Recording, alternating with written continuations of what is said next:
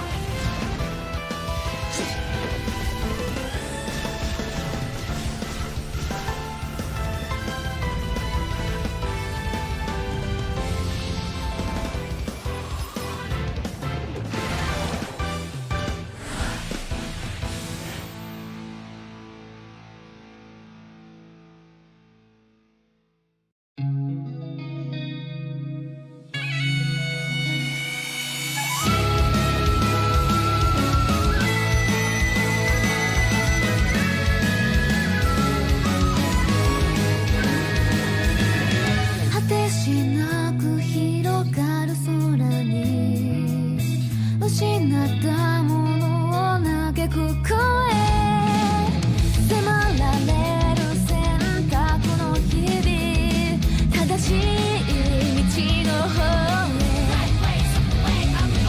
間違ってなかったと証明しよう生き様で邪魔されても席を読むさこの頭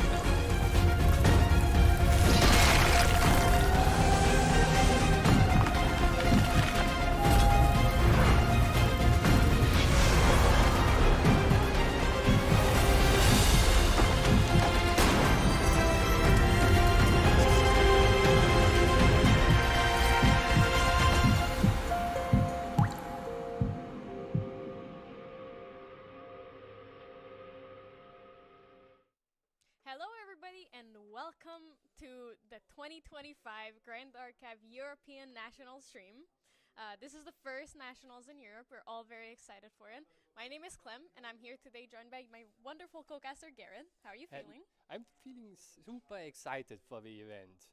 And I'm stoked to see all the players duke it out on the stream and on the venue to get this wonderful trophy that we have here present. Look at it. It's amazing, ain't it?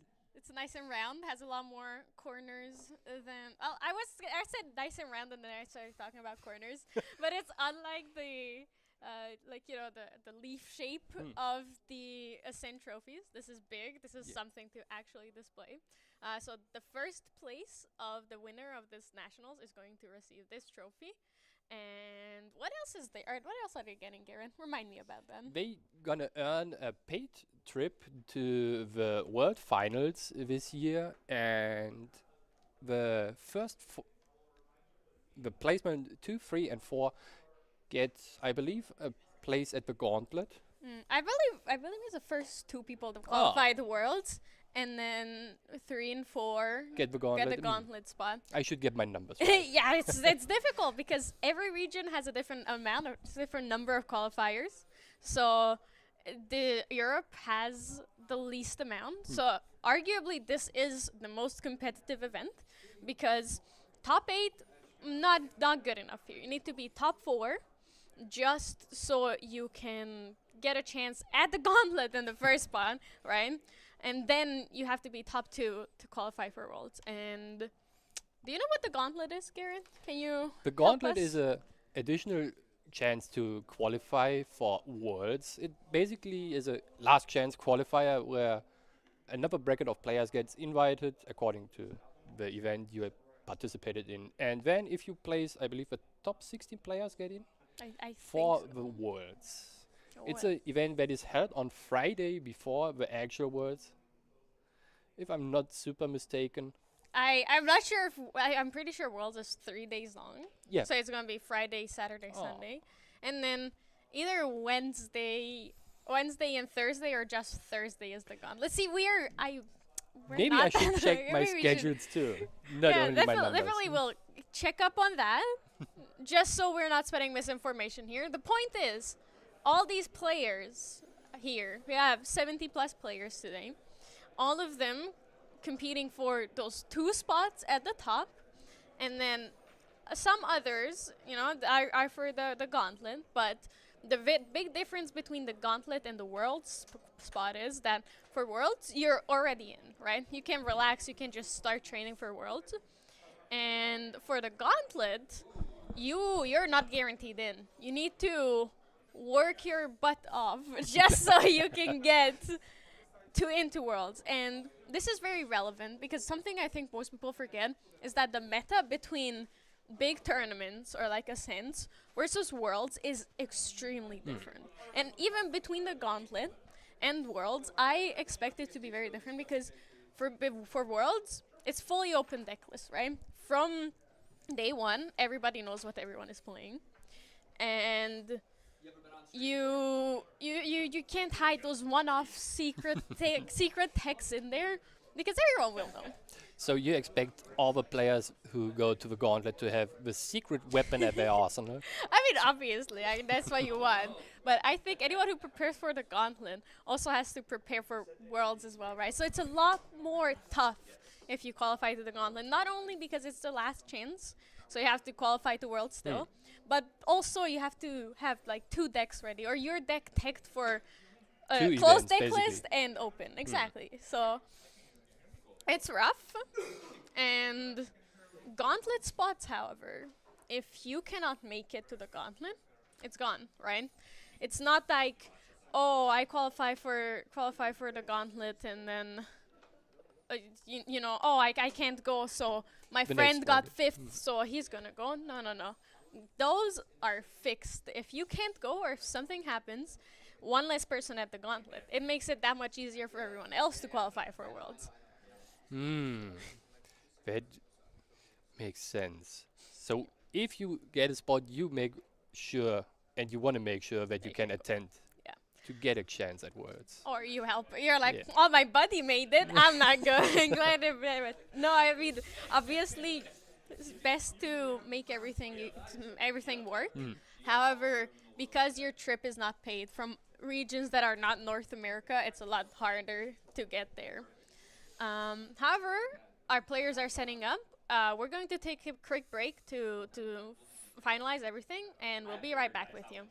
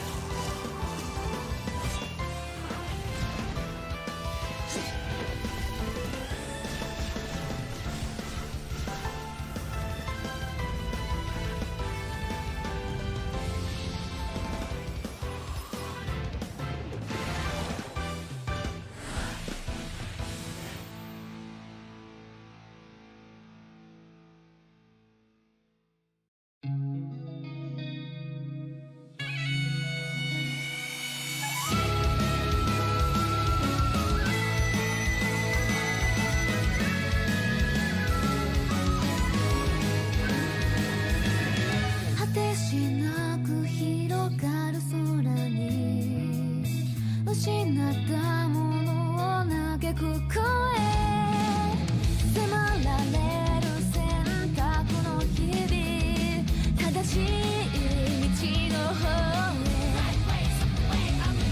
間違ってなかったと証明しよう生き様で邪魔されても席を読むさこの頭で全て手に入れる高く高く飛べどこまでも行こう不可能と思い込んでたものがなぜか小さく感じた見てる景色がそう先になったから叶うまで近い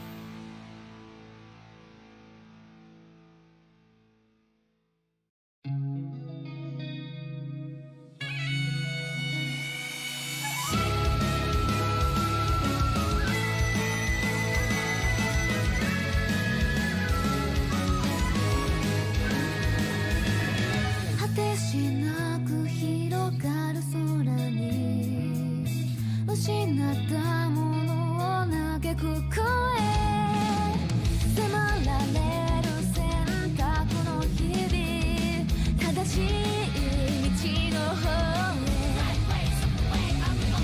間違ってなかったと証明しよう生き様で邪魔されても席を読むさこの頭で全て手に入れる高く高く飛べどこまでも行こう不可能と思い込んでたものがなぜか小さく感じた見てる景色がそう先になったから叶うまで近い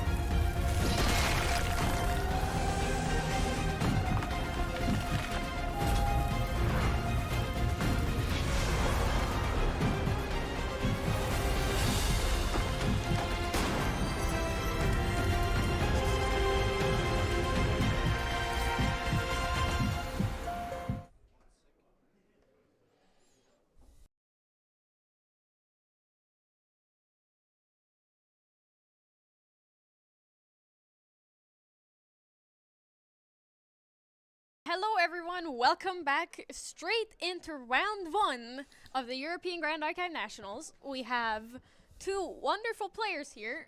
Terry on our, I think he's on the top, and Lucas on the bottom. Both of these players are playing decks that we have seen before, right? Yeah. They're not that surprising, but. Would you like to talk a bit about them before, as we get into the game, early rounds? Yeah. As we already see, Lucas starts with a Spirit of Serene Wind, and he is playing one deck I expect to see quite a bit today and tomorrow. It's his spin on Wind Xander, a deck that we saw getting popular from, I believe, the North California region. Yeah, it's somewhere. I think it's like a lot of people all of a sudden started working on the same idea with fractals becoming so popular. Wind is like the obvious counter to that. So people just started playing all of these wind decks and started playing around with it. And Luxem Xander, wonderful deck. Add wind to it, it survives anything. Indeed survives anything because it has a lot of weapons at his disposal to mitigate any incoming damage. Especially if you play against one of his stronger matchups that Terry is playing right now with his Fractal Diaochan deck. It is also a deck we might see quite a bit in the upcoming 2 days, not only in Europe but also in Kuala Lumpur, I suppose. Yeah. And the Fractal deck tries to establish a lot of fractals on the board and deal damage with certain cards that amplify the amount of damage put on the champion for the fractals you have on board. Yeah, well, speaking of fractals on board, Terry already out with 3 of these fractals, using each fractal's reservable ability to pay for the next fractal, ending up with a dissonant fractal, which, as long as you control 2 or more other Phantasias, it has reservable, which means it already has reservable. It's a 1-cost card, Glimpses 4 for you, and on top of that, it's immediately reservable in this deck. I think this is the perfect start, right? This is what exactly what you want to see here. It indeed is what you want to see. 3 fractals and one of them allowing you to basically fix the cards in your hand for free. This gives the deck a lot of stability in getting the cards you want to see in your hand. Yeah. Speaking of that, though, Lucas also immediately at the end of the turn, he went for Reprogram, which has floating memory without any conditions, banished it to level up, making sure he knows what he is going to lose for that level up, right? It may not seem like that much, but in this matchup, Reprogram, absolutely useless, right? There are no allies you want to like make weaker. There's nothing that you want to do. You're just using it to level up, make sure you have that floating memory guarantee, that fast speed, and yeah. Getting the floating memory and basically deciding what card gets banished is very important because it gives you more flexibility and you don't lose key pieces you want to have later on. And speaking of key pieces, it seems like Terry just lost one of his fractals due to one of the stronger cards in a wind deck right now, Scatter Essence. It removes a Fantasia from your opponent's board and it also gives you floating memory. 2 things you actually want to have. Yeah. That is something the Fractal deck don't want to see. Yeah, and this is exactly what we're talking about, of Wind being so good into a Fractals matchup, because what we talked about of the Dissonant Fractal had reservable, but now he's only down to 2 Fantasias in total, so only the Dissonant and 1 other, so he needs to play another one to make it go online. So that's a wonderful play from Lucas, very, very foresightful, making sure that Terry's forced to play another Fractal to turn that Dissonant Fractal. No reservable shenanigans here for him. Indeed. So that means Terry need to play at least 1 more Fractal to even be able to use the Dissonant again. Yeah. And he has, I believe, a couple options. He does have them, yeah. Yeah. Well, I think he only has the one fractal inside, I believe. They're very similar. The fractal that was destroyed last turn Yeah, here. the fractal of intrusion. Intrusion, thank you. Yeah. It's in yeah, it's similar enough. I remember Yeah, it like it that. is. So he does have, and he's forced to play it because he also has the Jing Jiao. So he will have to have 3 fractals with reservable for later. He also made the wonderful thing here. I did say that there are no allies in the deck, but I was wrong. I forgot we have A, 2 coup- of the best.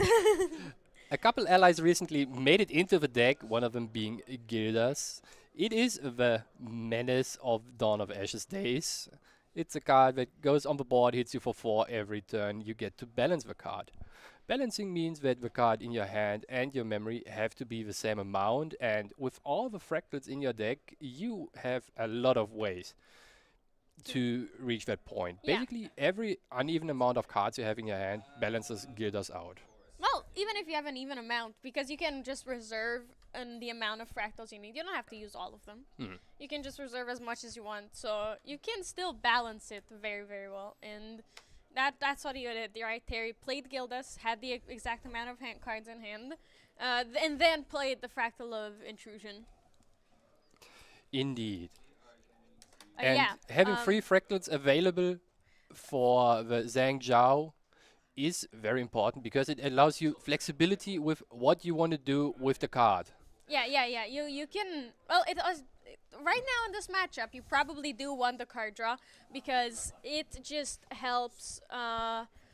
Because it helps you get to the point of killing Xander faster, right? Because at the point where you're dying, right, and then you have to survive, the recover is not going to help you. The glimpse, you already have so many cards in this deck that are glimpsing, and discarding a card at random, even for Xander, who wants all their cards in the memory, random is not good enough, right? You might discard, they can just put down fast cures and 2 fast cures and 1 life cures assault, and if you discard one of the fast cures, it doesn't hinder their game plan that much. So it's definitely at its peak. The card is definitely in its peak in this matchup with 0 cards in the memory.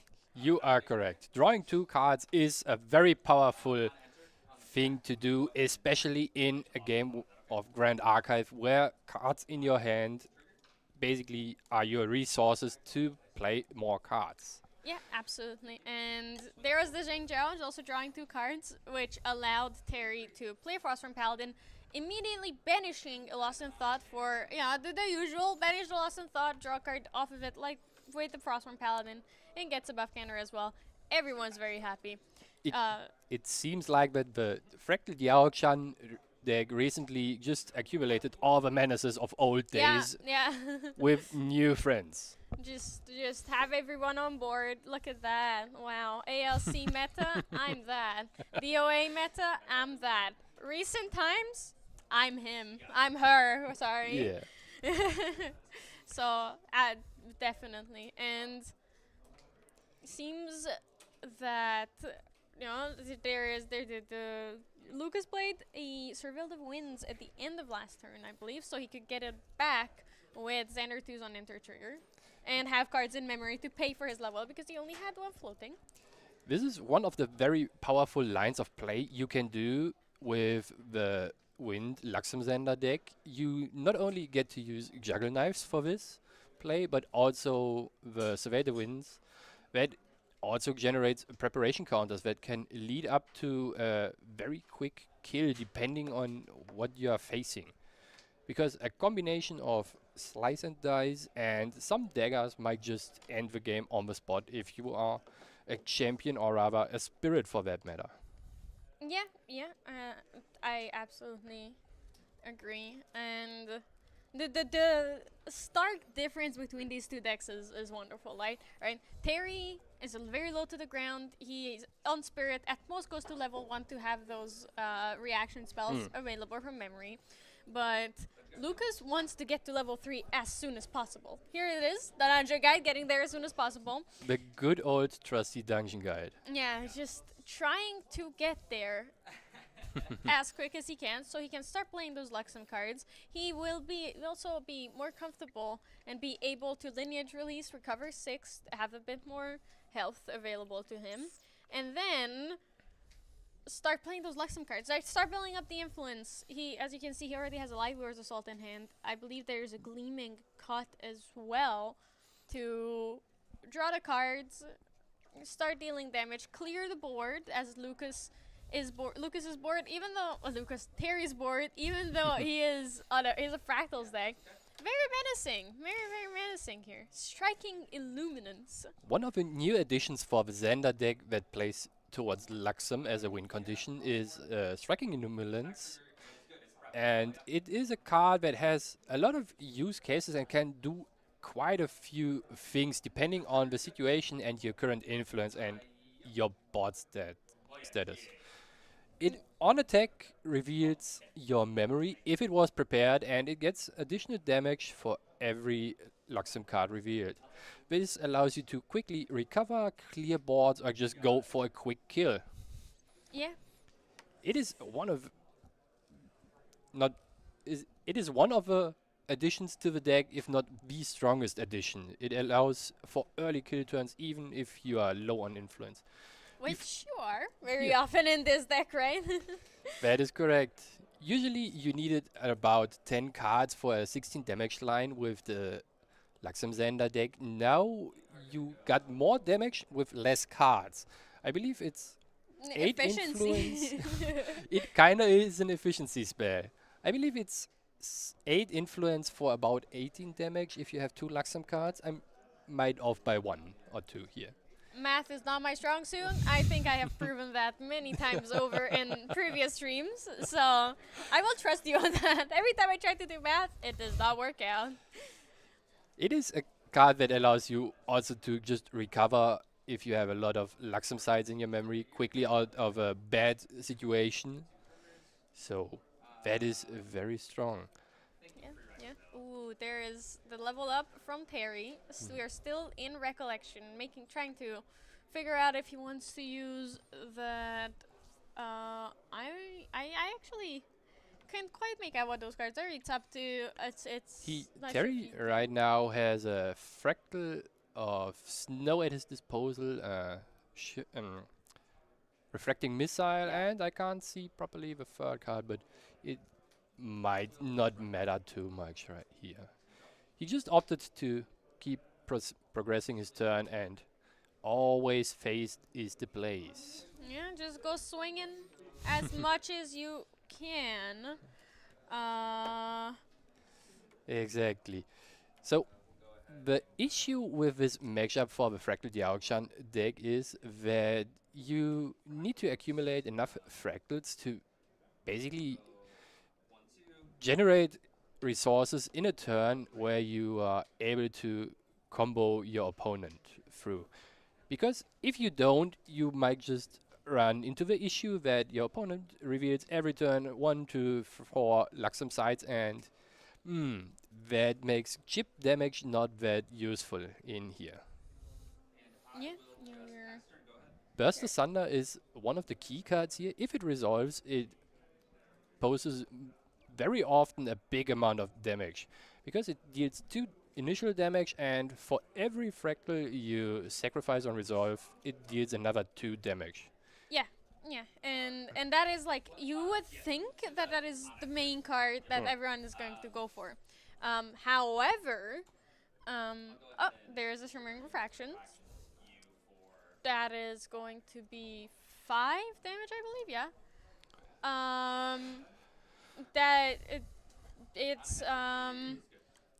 It's going to be 5 damage, and it was unfortunately not activated from memory, was it? It was activated from his memory, because as you see, the glimmer counters from the Dialchan are now gone. Right. It is gone. He got maximum value off of it. Exactly. I believe that is exactly what he was thinking about in the beginning of his turn, though, right? Because if he does it before recollection, he gets to play the card, draw a card into memory, and he will have that. However, he would need to have a lot more things, like a lot more cards in hand, a lot more available fractals, and you know, it's a bit iffy trying to do the math for that.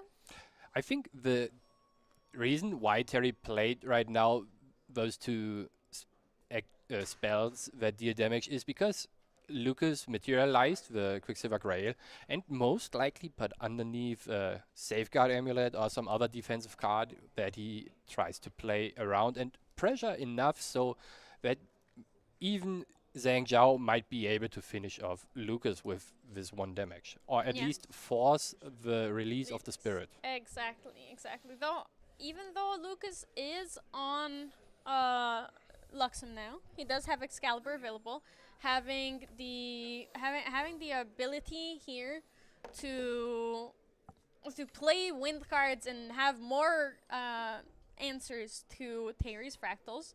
It is still very, very, very important to him, and it's as much as it works, as much as the deck works without wind. There's still a bunch of dead cards in his hand if he does release. So it's not that it's not that inconsequential forcing him. That is correct. Having dead cards in a Luxem deck is not that bad, but worst case, it is a resource you can use to play for other cards, but not playing that many cards actually during a game. You are more of a passive deck that wants to reach a certain point where you attempt to go for the kill and just end the game and survive until then. Oh, wow. Yeah, so Resolution is not that important in this matchup, so Lucas making sure that he is not forced to lineage release here for that. And Terry also brought out the Crystalline Mirror earlier for the Safeguard Amulet or any answers that Lucas may have. Ooh, there's a Dissonant Fractal as well. Another glimpse. And finding two pretty good cards there on top. The Shimmering Refractions and the Glimmering Refusal. One of the strongest negate cards in the game. Yeah, absolutely. Especially in the Diao-Chan Fractal deck. Yeah, that card is very, very, very strong here. It's not something you scoff at. To scoff at. Exactly. Terry also had a Sensor of Restful Peace under the Quicksilver Grail. It doesn't do too much now, does it? At this point in the game? Not that much. You are correct. It makes materializing cards that cost something a little bit more awkward, but not very unplayable. Yeah, definitely. This a lot of fractals from Terry's side. Yeah, fractals are the name of the game for him. Yeah, but he has to keep in mind, so obviously here, why isn't he going for the Burst Asunder, Garrett? Because he does have the cards in hand, he has a million fractals. Why isn't he going for it? If Terry goes now for the Burst Asunder, he wants to make sure that Lucas doesn't have ways to play around it in a way of either incapacitate one of the strongest negate cards also in the game. It's quite funny that those two decks play very strong negate cards, one might say. And first, you need to force the release of the Quicksilver Grail in some capacity as the Diao-Chan player, because you want to make sure what card is underneath there. That is probably one of the reasons why Terry materialized the Crystalline Mirror before, so he can force the flip of the Quicksilver Grail and showing what card is in there with a combination of Fracturize and the Mirror to force the sacrifice of the card. Yeah. Oh, there's the Fracturize on the Quicksilver Grail, like you see into the future, a visionary, Garrett. That's what you are. That's what I am. Maybe I just have a Maybe you just brain. know how it works. No, you definitely foresaw the future. There it is. The safeguard. Safeguard, yeah? That is an interesting card to have there. It's not unexpected. It indeed is not unexpected. It is one of the key cards you want to have protected in some way for especially this matchup. That's also precisely the reason why Terry pushed that much damage before the actual materialization of the card. Yeah, he tried to bait it out in a way, right? Because if he pushes enough damage, surely Lucas might just give in. He did not. Instead, he stood his ground and revealed three Light Weaver's three light Assaults. weavers assaults. Yeah, That is already quite pushing here. yeah. Lucas didn't drop return because he paid for Resolution with the alternate cost. So That is correct. he That did leaves have him to- with 6 influence, if I'm not super yeah, wrong. you are correct. Because he does have 6 influence, however, because he had a Chalice of Blood here earlier. If he is on 24 damage counters, so the Chalice was easy peasy. Not even a decision. It's just what You are do. correct. A +2 is a thing we take every day at any time, Yes. right? I'm pretty sure if Terry drew another Zhang Jiao here, easy, he would just play it without a second thought. Dropped another tomb, don't mind if I do, just go for it. I suspect that Terry might now, at Lucas' end phase, pop the mirror to force the release of the Safeguard Amulet. Yeah, banish And- it and prevent 4 damage of the nothing that's being dealt. Yeah, Terry's definitely holding that card in a way where it's going to banishment. There is no question about it. It is. Done. In response to the lineage release, he just uses Crystalline Mirror to destroy the Safeguard Amulet. So Lucas pops in, making nothing happens in the end, right? The end result is that it's still in banishment. Yeah.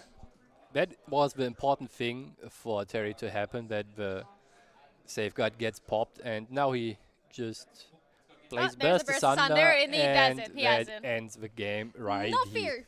I mean, as in no fear in terms of incapacitate. Don't know her. If you have it, you have it. If He's your opponent- forcing them to have it, and they did not. Indeed, especially because Lucas only had 2 cards at his hand, so the chance of playing Incapacitate is very slim. Yeah. Let's look at the players' sideboards. Want to talk about it, or should I talk about it first? I then? think one of the interesting cards that Lucas might bring in is just more striking in Numilans. Definitely going to. He has one more. One the more in his graveyard. sideboard, and I'm not sure if you would sideboard in Orchestrate Sieger, a card that No. It's a wonderful card. Don't get me wrong. I want to play that card in every single game. However, I don't think that it's going to do much here. Yeah, it's putting in 2 cards for that. Like you losing 2 cards for that, definitely not worth it. However, what I think is like 1,000,000% coming in, Blanche. Yeah, Blanche is a card that you want to have in your deck, especially against Fractals or every other deck that puts spell damage on your champion right away. So lowering the damage, especially with a deck being very influential as Laxamzender. Yeah. So What about what Terry might bring Terry in, though? Yeah. I think one thing you want to for sure throw in your deck right now is a extricating touch. You want to What does get extricating touch do, Garen? Remind me, please. yeah, for sure. It is a card that lets you look at your opponent's hand or memory and discard a card of them.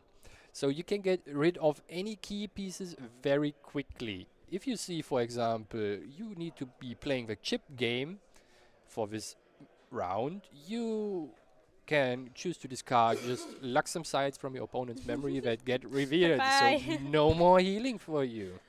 Recovering is something we don't want to have here right now. It's optional. It's not.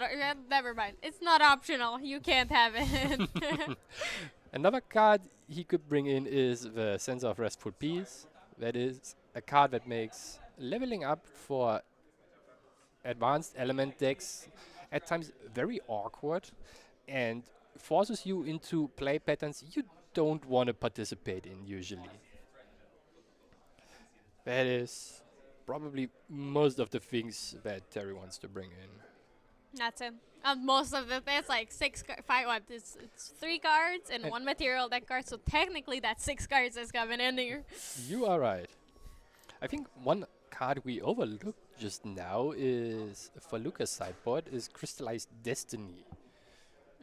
That Could is you a remind card. me what it does? Yeah, it is basically a shielding protection for any unit, and if you would if you negated 7 or more damage this way, every card your opponent plays this turn costs 2 more. Oh. It is one of the very strong protective cards from HVN that just released. I see. All right. And there are quite a few things that Lucas can just sideboard out for this. I think Resolute Stand is a card that he doesn't necessarily need, and so is Ensnaring Fumes.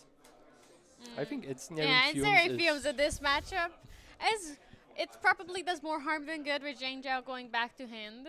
Yeah, Um, you are correct. Giving your opponent another free Zhang Zhao is not what you want to do, That's actually. not it. Yeah, no, it ain't it. Lucas glimpsed 6, put 4 cards on the bottom of his deck, drew another 4, then proceeded to play nothing. Bit scary.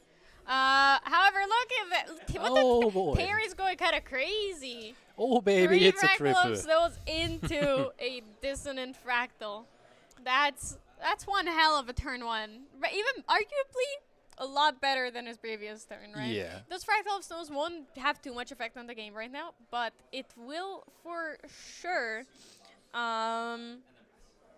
be good as fractals, right? You're probably not going to use their abilities, but you will absolutely use them for their fractaling abilities. Being They're being reversible, fantasias. being reservable and a Fractal Ender Fantasia is a very big upside. And as with the Fractal of Dissonant, Terry saw on top at least one Extricating Touch. That is a card you want to make sure to get if you get the chance to discard all of Xander's win conditions. That is basically Lux, like Weaver's Assault. You are in for a ride, and it is a ride you will be enjoying. Yeah, you also definitely want to have it early so they get no value off of those cards, right? You don't mind keeping those wind cards in their hand, even though they're powerful, they're great in the deck. They still are wind cards. If You they are lineage release, it's whatever, right? You just have to push them far enough where they are forced to lineage release, and then those are dead cards. We are already reaching a very big threshold of fractals on board that might force very interesting lines of plays from Lucas, because Terry can accumulate quite quickly a lot of damage. If you think about it, every fractal represents 2 damage. So we are right now looking at 12 damage for 1 burst asunder, just Yeah. right off the gate. And there's also 2 glimmering refractions in Terry's hand, so that is another 10 damage. If he has, he plays both of them, Yeah. 10 damage, then Lucas will be forced to level up next turn, and unfortunately right now he cannot use the Frostborn Paladin he has in hand, right? Because he has no floating memory, but I believe he did keep a Lost in Thought on the top of his deck for next turn to be prepared to, play it, have the floating memory, get a buff counter, draw another card, and plan for the future like this. This is the wonderful thing about glimpsing. You get to decide. It's very difficult, but you get to decide what you want to play for the next couple of turns. Yeah, especially with having multiple draw options available in your material deck, and also playing Gildas, because we saw one with the Dissonant Fractal on top.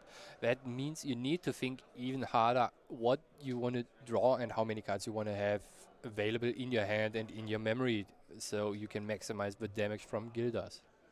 Yeah, definitely. Like you want to be able to have the math on point and perfect for Gildas. And it's hard, even with fractals and being able to just play around with influence. It's a very, very rough thing to try and do the math for. Luke is also going for the traditional Xander play. Round level up into a juggle knives, into, before recollection, juggle knives, then draw a card, get all your cards back, be happy. Like, oh, don't mind if I just get as much value as I can off of this turn. Getting value is the name of the game for the Xander deck. Yeah. Because it wants to go to level 3. And if you have a lot of influence on level 3, that means you are most likely not right away dying and surviving. Surviving means you get to play the game, and if you play the game long enough, you might just end up winning because you accumulate a lot of passive damage through the memory reveals. Yeah, it's definitely more of a mid-range deck in that way, right? You have to get to level 3, you have to get to the later game. Obviously, obviously mid-range is a very broad term, but Yeah. I think depending on in Grand Archive, any deck that gets to level 3 and then has to wait, it could be control. It could be control and mid-range both. I think Xander strikes a balance between the two pretty well. Xander for sure can play a mid-range version of the Luxem deck with just the inclusion of enough prep counter generation and Slice and Dice. That's right away 9 damage. If you have the Assassin's Ripper, that is already 15 damage for 4 prep counters. That's a very scary number and ends the game with Spirit decks, as I like to call the decks who don't go to level 1 actually. Yeah, and we were talking about, or we were talking earlier about how Frostworm Paladin into Lost in Thought. Frostworm Paladin trigger on the stack, Lost in Thought. That is exactly what Terry did. Started digging his whole hand. All of his cards are in his hand. It's where I think it's something to note here because he can have anything. He can, if Lucas wants to level up, he does have the possibility of going for a kill line on the stack, right? Before the level up resolves, you just go pew, pew, pew, pew, pew, kill them. Yeah. It's over. Because he does have, I believe, 3 Glimmering Refractions in hand? At least 2. It is at least 2 and 2 extricating touch, if I'm not wrong. If you think about it, his influence is even 5 cards bigger because of the 5 reservable fractals you have on the board. And I suspect Terry is just waiting for Lucas to go to level 3, put all the cards in his memory, because there's like a small time frame where you just have to commit to leveling up and starting your engine running.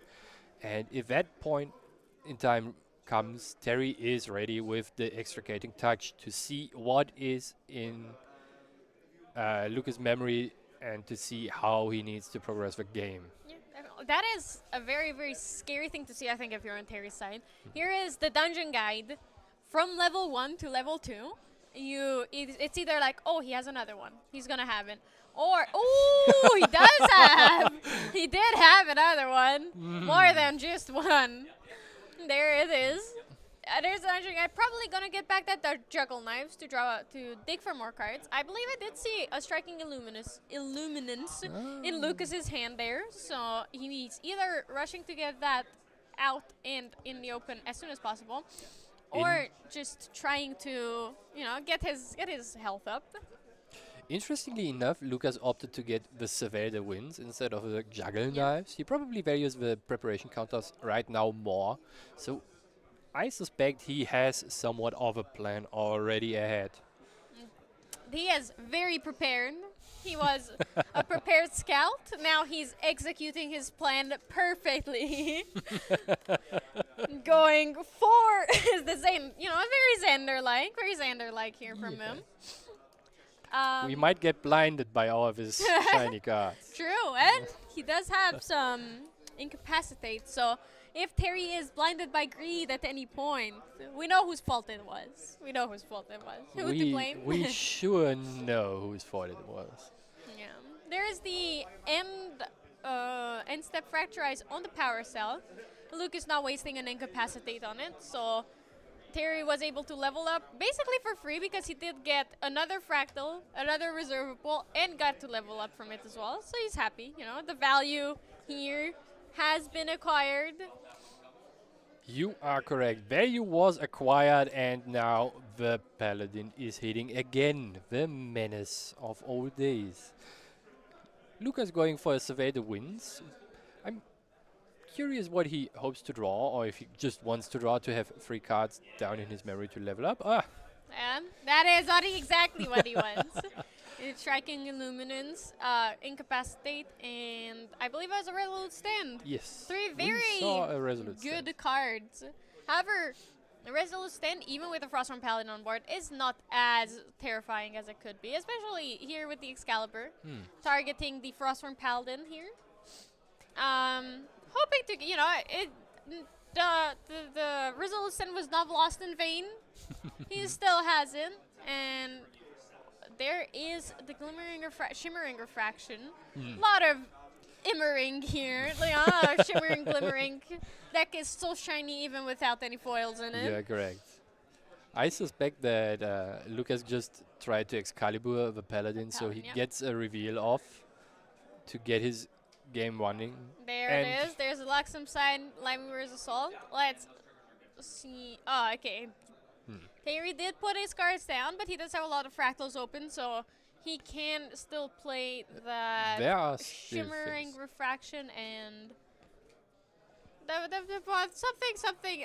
It's a card that protects him. That's what matters in the end. Yeah. I genuinely couldn't. Glimmering provide. refusal. It's Yeah. the negate that says your opponent needs to pay 1 more for the card activation for every fractal you control right now, and that would be 7. It's a card that makes your opponent cry. You can say Yeah. it, Brian. We're being honest here. Come on. I didn't know we are being that honest here. We can be real here. Okay, The event is for high stakes, very serious. However, you can still have some fun with it. The players. If the players looking back at the event being like, oh man, I misplayed so hard, or oh man, that was wonderful for me, can still have a little laugh here.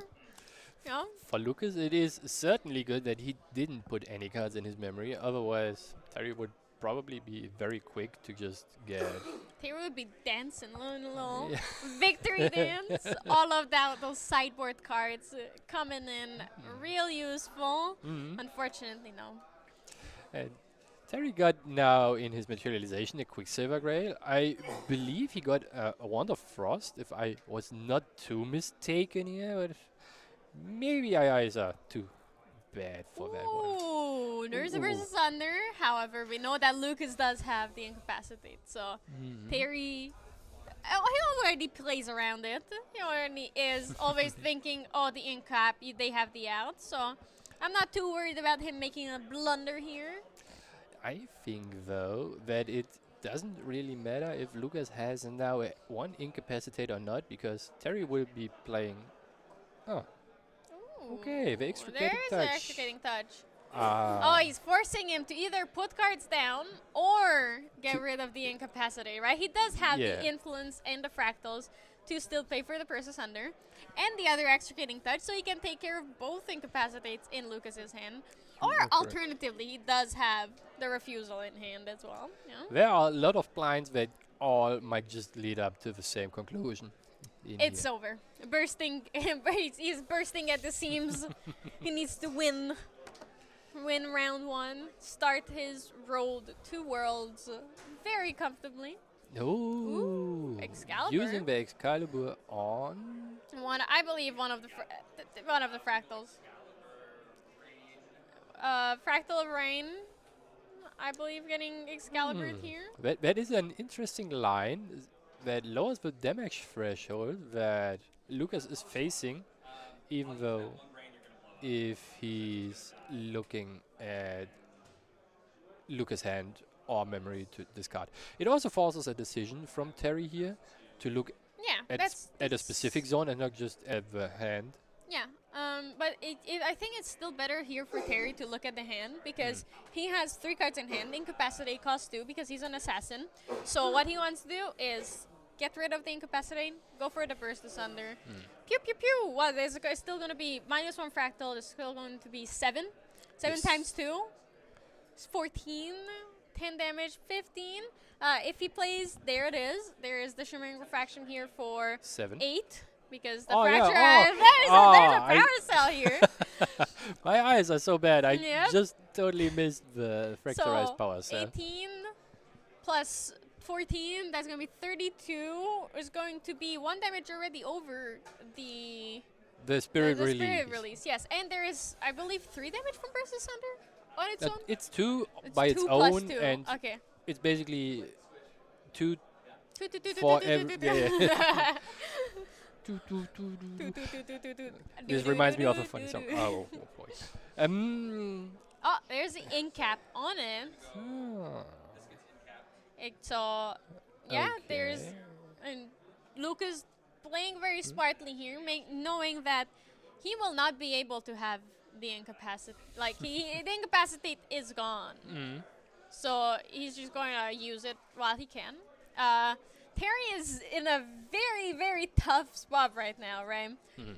4 Luxem cards were shown to him. Mm. Also, very, very important to note here, it is a reveal. So if he takes no matter if he takes something that is not the Gleaming Cut, Mm. Lucas still gets the effect of it, right? You are The correct. biggest hindrance here is taking the Gleaming Cut, so he cannot draw 2. And that is exactly what Terry does. He denies the draw, because Lucas will still get the 2 damage, the recover 3, because it is worded in a way where they reveal all cards. It's not look at. You are correct. And this now forces a very interesting choice upon Terry, what he wants to do with his remaining turn, and maybe play another extricating touch to just get rid of another card there. And I think there is just a small clarification on That is reveal, yeah. Like, I heard the judge and them talk about it, that it is a reveal. while it is a reveal, it puts every trigger on the stack, and Yep. for the Gleaming Cut to draw 2 cards from the deck, it needs to be banished through that ability, Yep. but because it isn't there anymore on resolution, you can't banish Yeah, it. because it says banish it from the memory. Banish a card You named are Gleaming Cut correct. from the memory. You are correct. Yeah, so now, if Taylor plays another extricating touch, the consequences are going to be a lot greater, right? He's also realizing that it is not child's play, but he is going for it. It is better to deny the Lightweaver's Assault every time, right? There's not going to be another Lightweaver's But- Assault. Just the 2 damage here is better than the 18 damage later. You are correct.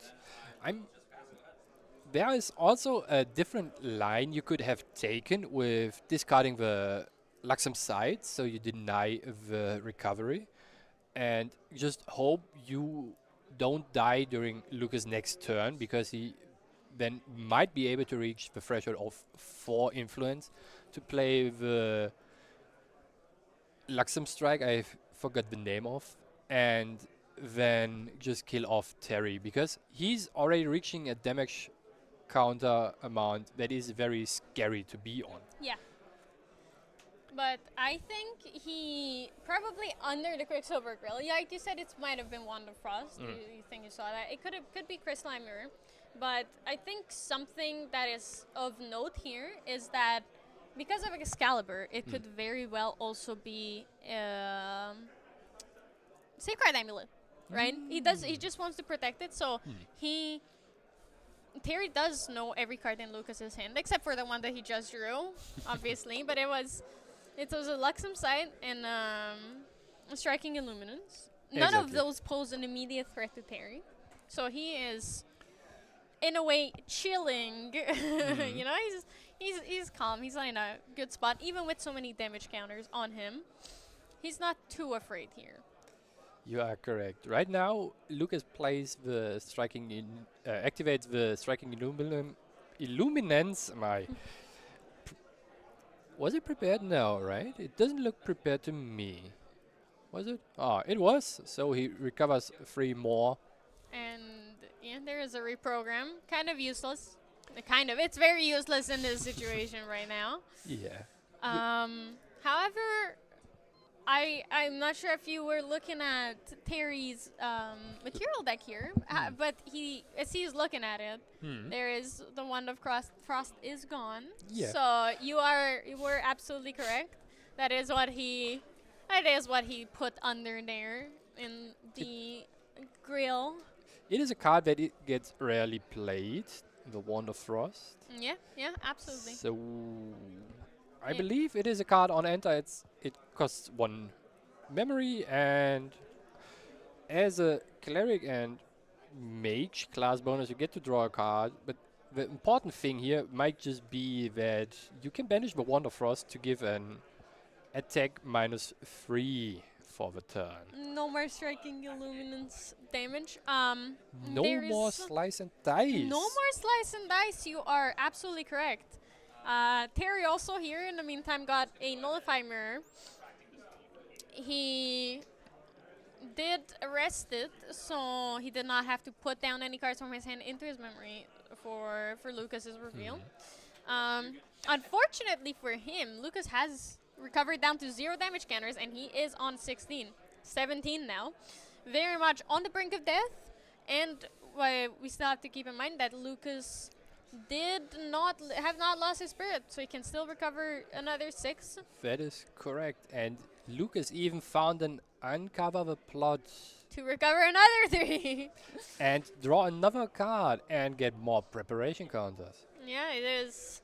This looks like the game is still going on for quite a bit.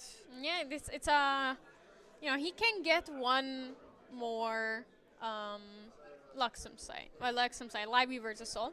It will be enough for Terry to get to that 19 damage counters. It'll be exactly enough, let's be honest. However, Terry also has a lot of cards in hand. Yeah, the thing is, though, Terry faces still 1 dungeon guide that chips him every turn for 1 damage counter on his champion, so... Yeah. There is the Wand of Frost drawing. Ooh, Dissonant Fractal. That is not really what he wanted to see here. Zheng Jiao, however. That is even more cards that he can draw. So first you want to make sure you see what you're What going to you're be gonna- drawing. Exactly. Because worst case, you could just Oh. choose to recover. Yeah. There's a Zheng Jiao. Could go into another Zheng Jiao. Why not? After Drawing all, more cards. And Why shouldn't might you? even get rid of the dungeon guide in the process. Oh, true. True. However, that is still only 2 damage if there's 2 Zheng Jiao. Yeah. Dungeon Guide is a 1/3, bit of a... I mean, Powerful we have hero. a Froststorm Paladin in the top 4 cards of True. his deck He too. does not, however, have a floating memory available for it. Sometimes you can afford to just play down the Froststorm Paladin for being a 2/3 for free. That is always a good stat line to have.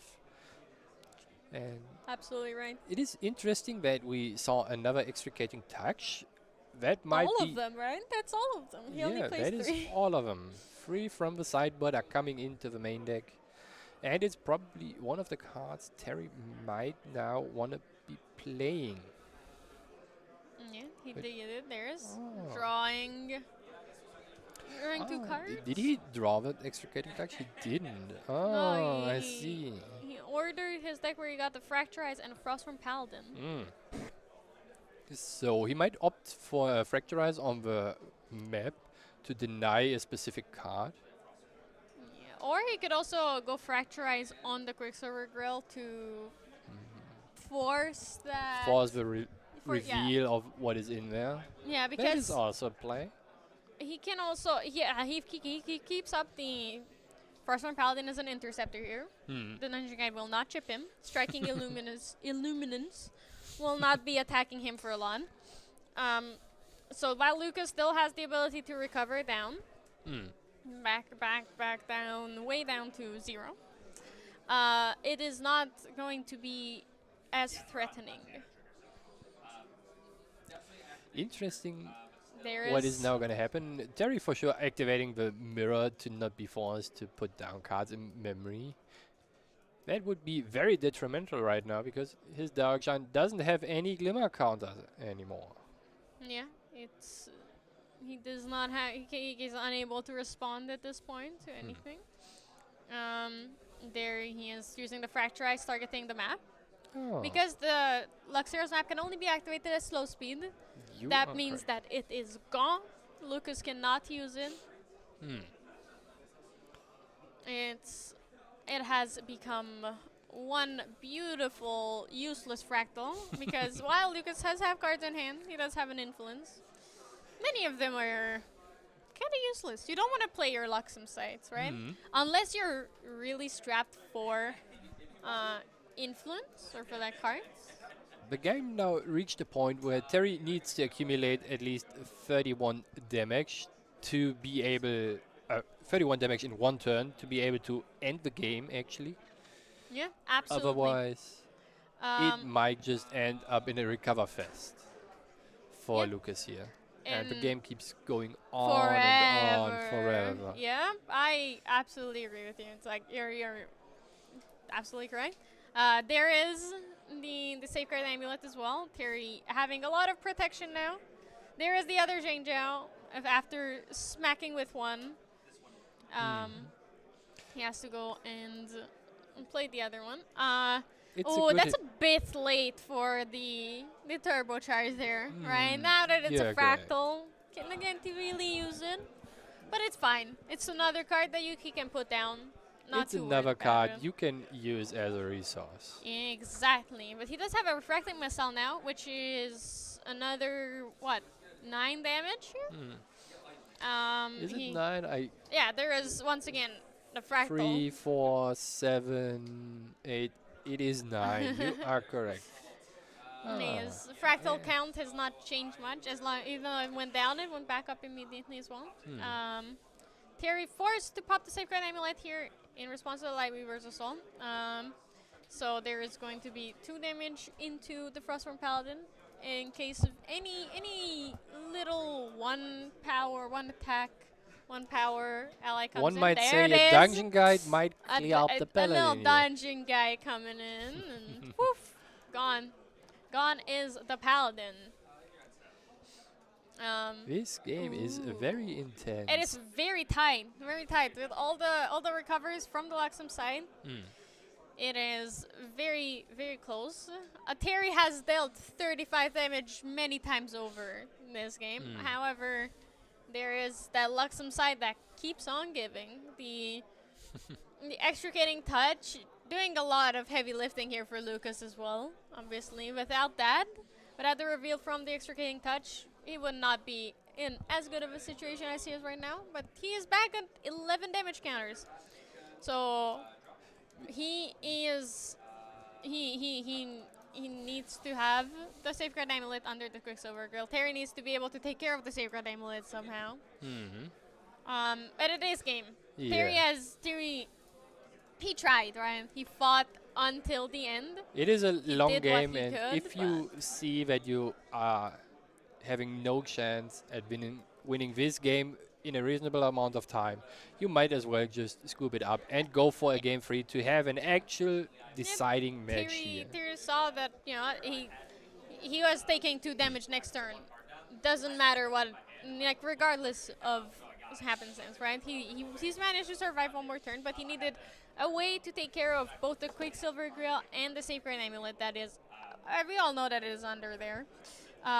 For it to matter, but it didn't.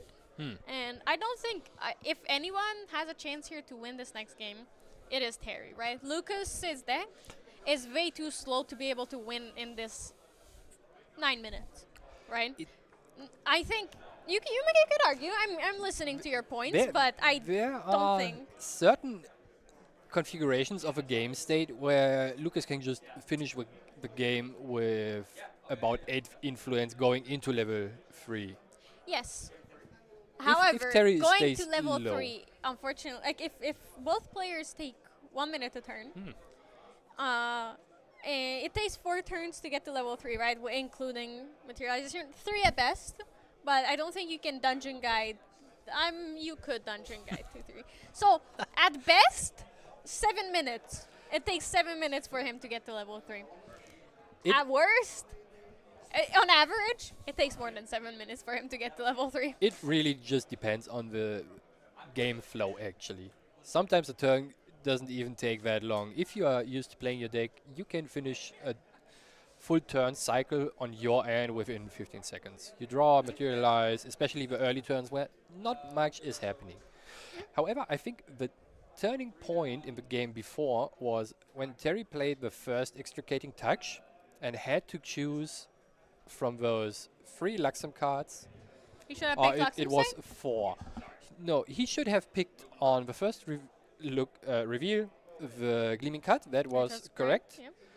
And he could have picked with the second extricating touch the Luxem Side to gamble that Lucas doesn't accumulate enough damage in the follow-up turn to kill him. Because But he was already on like 16 damage counters at that point, the dungeon guide on board. no.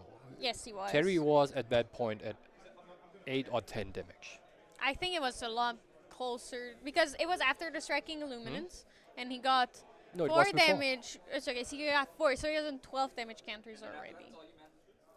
Because if because then so on the second reveal he was at 14 because he got 2 damage from the Yeah, from the first from live the- viewers assault reveal, and then on the second one he would have gotten that anyways, so he went up to 16, and at that point giving Lucas that Lux and like the live viewers assault is basically guaranteed death. He You reveals are probably correct. he reveals, he just has to play it and play it. Maybe I with just anything. didn't do the math correctly. Could I mean, it would have. It pushes you a lot because next turn he reveals 18 damage from the Lux and whatever the live viewers assault onto him, and then Lucas then had the turn up, leading up to at best 4 influence. That means he can play the do you striking remember if illuminance? that is exactly the turn he had the uncover the plot? So no, he had the striking illuminance before that. Yeah, that's what I mean. Yeah. If he plays that, Terry could just have Glimmering refuse it and the turn afterwards just killed him. But I don't think like he was already on 16 damage counters when. If Wait, before if he you was 16 Glimmering damage counters refusal after. and negate the attack card that is being activated, there's no damage happening. Yeah, but what I mean is there was no striking illuminance after the extricating touches. It was beforehand. Maybe I just remember wrong. Because it was beforehand because I'm pretty sure it was beforehand. Maybe I just remember wrong here. If it was after, you're right. If it was before, I'm right. So it's whoever. We'll have to go back and watch it. Interesting. In the meantime, though, there's been some fractals developing here. I have 3 dissonant fractals on Theory's side. There was a fractal of refreshment. Yeah, a fractal of refreshment was played, Got and scatter essence immediately. indeed, removing all the fractals from the board. That makes every win player happy. Yeah, but both players are also very much focused on winning this game And playing because quickly. they only have 7 minutes left. After the 2 minutes is up, it's going to go into 5 minutes overtime or 3 turns, whichever comes first. So we're not in a good spot here. This game is going interesting ways here.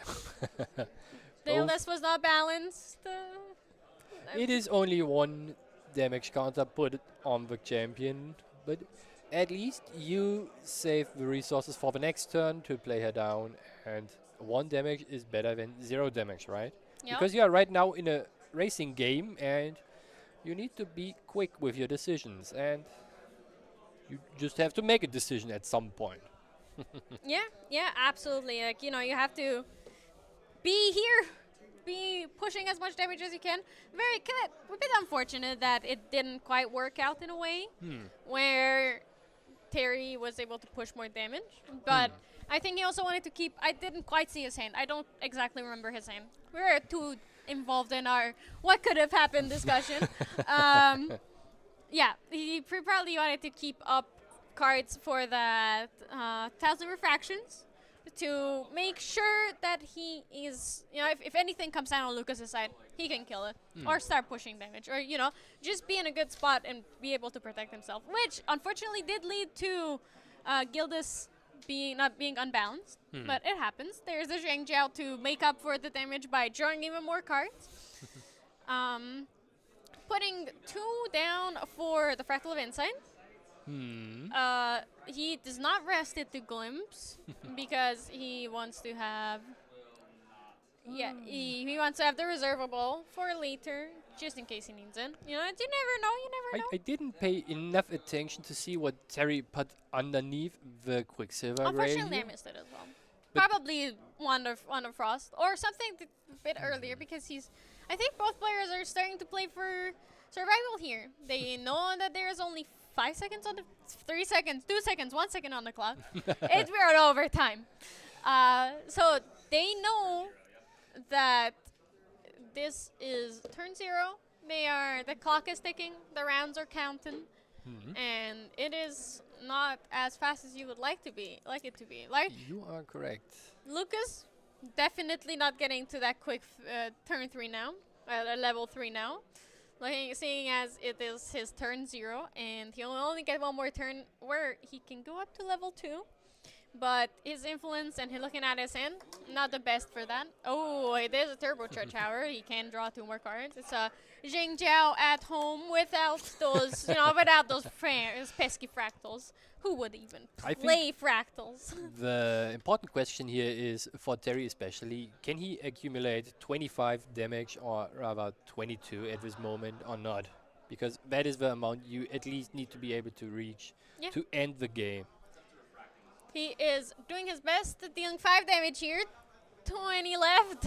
Well, 17 left technically, if Lucas has no other answer or anything to say about it.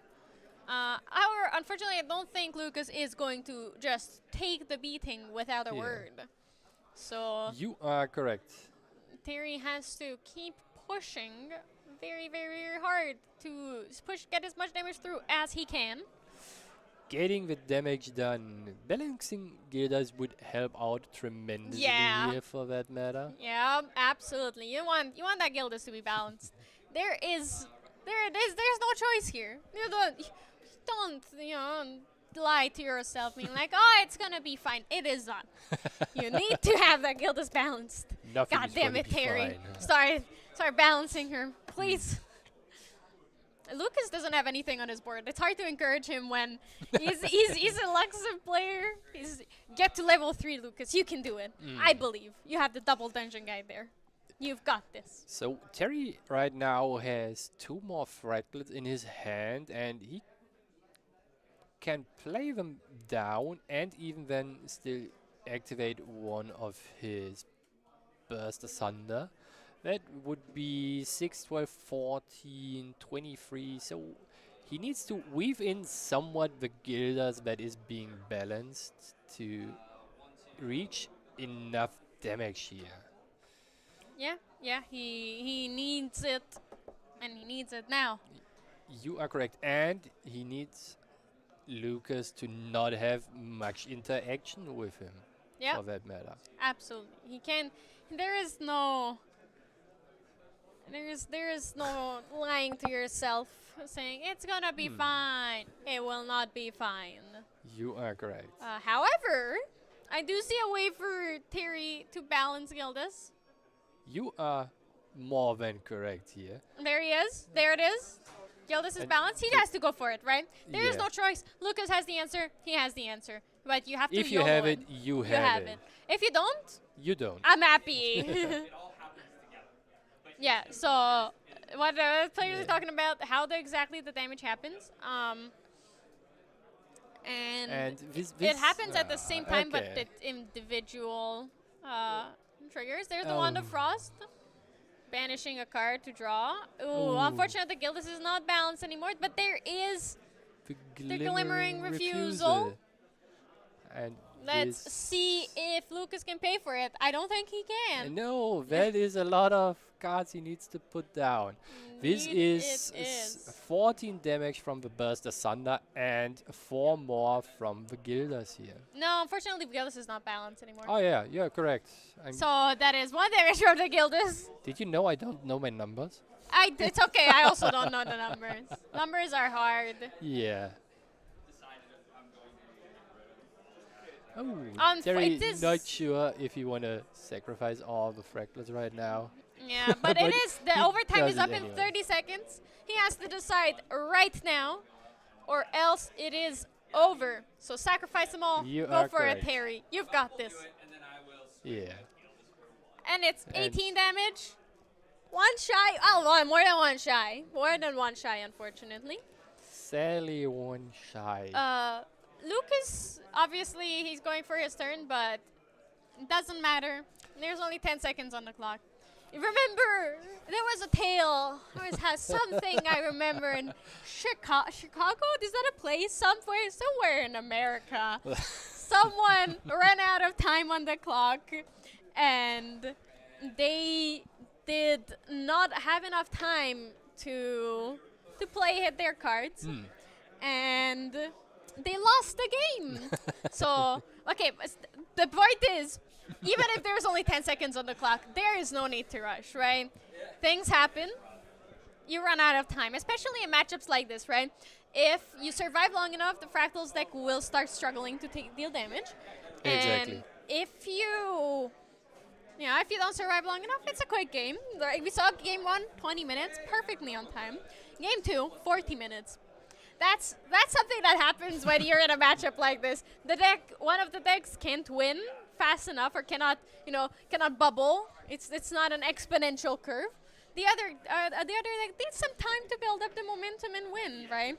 And that is exactly what we saw.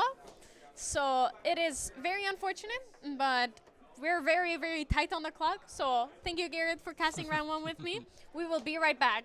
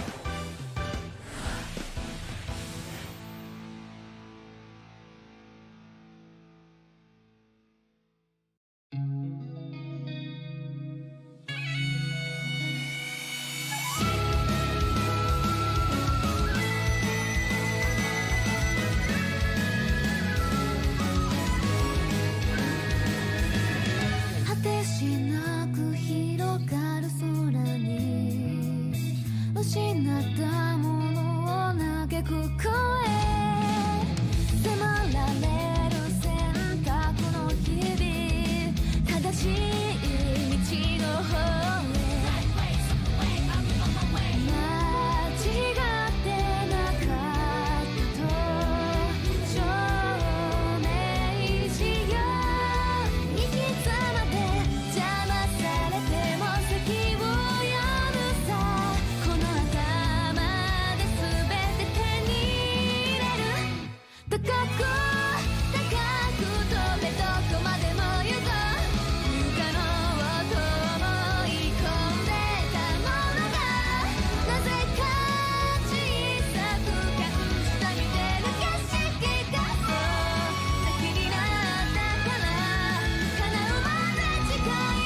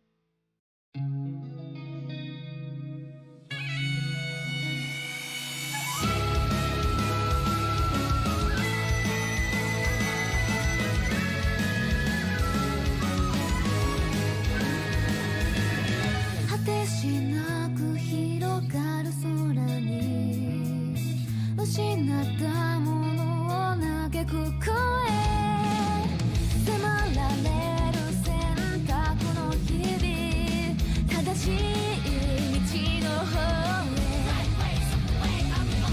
間違ってなかったと証明しよう生き様で邪魔されても先を読むさこの頭で全て手に入れる高く高く飛べどこまでも行こう不可能と思い込んでたもの Hello, everybody, and welcome back to round 2 of the Grand Archive European Nationals. I'm here with my wonderful co-caster, Alex. How are you Hi. doing today? I'm doing great. I'm doing great. It's great to see all of the top European players all gathered in one place. We don't see them very often. Yeah? But after Utrecht, I've been dying to see them all again. And like, I've been walking around the halls already and seeing some of the games. There's some spice. There's a lot of spice going on in this tournament here. The games are going great. The players are good. The energy's high. And this is, so far, it's been a pretty fun event. Oh, that's awesome. That's awesome. I'm glad you've gotten some experience. I've been stuck behind this good old reliable desk for this time, but I've heard you have something cool to show us. Yes. For all those who are lucky enough or, qualified to make it, we got special treat here for you all. Grand Archive official merchandise backpack. Merchandise. I cannot wait to get my hands on one of these for myself. I'll be rocking this at every event I go to in the future. Yeah, actually, it's so cool that it's something I don't think is used enough in the game are the class symbols. Yes. And all the straps in this backpack, as you can see, are the class symbols, right? Everything here, and the quality of the backpack is very, very good. It has a lot of support, has a lot of tension. I've already seen someone, Hanky, as you know, has already traveled through for some nationals. Yeah. I've already had a look through his backpack because he already got one for nationals there, and you will get one if you participate in any nationals this season. Don't forget to pre-register though, right? Yes. I think the OCE pre-registration is still open, and the one that will be open the longest is North America, as it is the last national. So everyone that, I didn't make it anywhere else, you will be able to pre-register for quite a while, so you can actually get your backpack there if you forgot for the other ones and still make it there. Something very cool about this backpack, which I haven't seen many people talk about. It has these plugs. It has external plugs. It has the jacks. You can charge your phone with the power bank. You can plug in some headphones if you want to. You can just put there's a it's hard to show. There is a little pouch here. It's like a zipper. Yep. Zipper part where you can. It keeps your phone safe. It keeps your electronics safe. You can put your battery pack in there, and then you can plug your phone in directly that's into the what pouch. I'm trying to get to. But It's almost as if this bag was designed by gamers, for gamers. for gamers. Crazy. Wow. It's pretty good. It's pretty It's good. one of those. By gamers, by for gamers. for gamers. I've already noticed I can fit all of my decks in here very comfortably. I can squeeze in my playmat. It's good on the go. Got a front compartment here. That's for all my dice and my tokens. I got merchandise. 2 side compartments. Yes. One for your playmat, one for your water bottle. Your monster the can. Arizona Sorry. monster can. It's a can of Monster. We're gamers. I We was, know I, what was we have. I was thinking the Arizona water bottle. Arizona from water Last bottle too. World. If we had the Arizona water bottle, yes. If we weren't lucky enough, unfortunately, I wasn't able. It's for my can's a Monster. Condolences. I know. You have monster instead of Arizona. I'm not sure. Yeah. Not sure if you're really winning here, my No, friend. no. I'll take what I can get. But speaking of some spice, we have a interesting deck coming up for you. One of the matchups is a Serene Fire Zender, which we've seen already around. The other one is a Wind Serie deck, which I am very excited to watch. It's piloted by Danny. If you've seen him, you know he's a really good player from the Netherlands. He was on stream at Ascent Utrecht, and he's already 1-0, and we're excited to have him debut.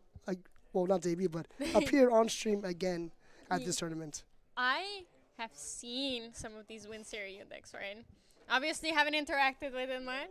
Don't have a local scene. I've been very much of an inspector, just a viewer from the outside. Yeah. I love the deck. It looks spicy. It looks fun. Have you played against it? I have not played against it myself. I've seen games. I've seen it played next to me, and it's scary. But it looks really interesting. You have cards like Byaku's Command that help buff Serio. You have Serio's Command, which is insane. Oh my god, Oh it my is god. so good. Wait, my Serio can trigger 3 times on attack? Every And then I'll time I wake read it up, the card. and I'll trigger 3 more times? Yeah, every time I read that card, I'm like, This card's insane. This is just twice, right? Even that is crazy. No. It is 3 times. No, Every Serio's single Command one. gives your beast the ability that when they attacks, triggers the on-attack twice. It does not include the original on-attack trigger. Yeah. So now you have you attack once, get 3 Arcane Blasts in your Banner Zone, then you wake it up, attack again, get 3 more Arcane Blasts in your Banner Zone. Get empowered. And empowered, and then get empowered, start blasting Arcane Blasts. You start blasting. Anyways, I start It blasting. starts blasting. The dragon It go is- crazy The with dragon it. goes hard. Yeah, you just go, "Wah." It's great. over. It's super. It's a very cool, fun take on the deck. It's super defensive as well. It has a lot of tools. It runs Scatter Essence and Sideboard, I believe, to deal with the Diatron decks. It has some funky. It has the Staggering Strike. To get rid of the prep counters. Yeah, just remove prep counters, good into assassins.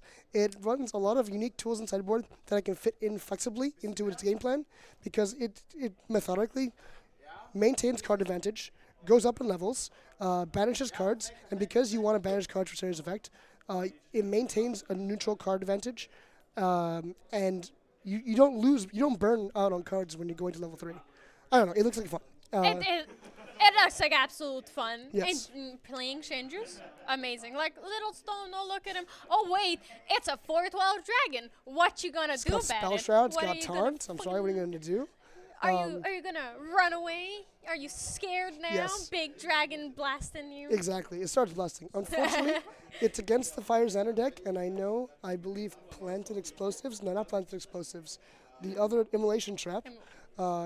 2 cost, Assassin Skill, gets around Spell Shroud, has the beautiful text, destroy target ally. Might be a little bit rough. I think we're going into the game now. Finally. Yes. Well, not finally. I enjoyed talking about the decks. Yes. Now let's see them in action. Yes, right? I am eager to see these decks in action as well. Yeah, it seems that Dennis is going ahead first here with the Spirit of Serene Fire on Xander.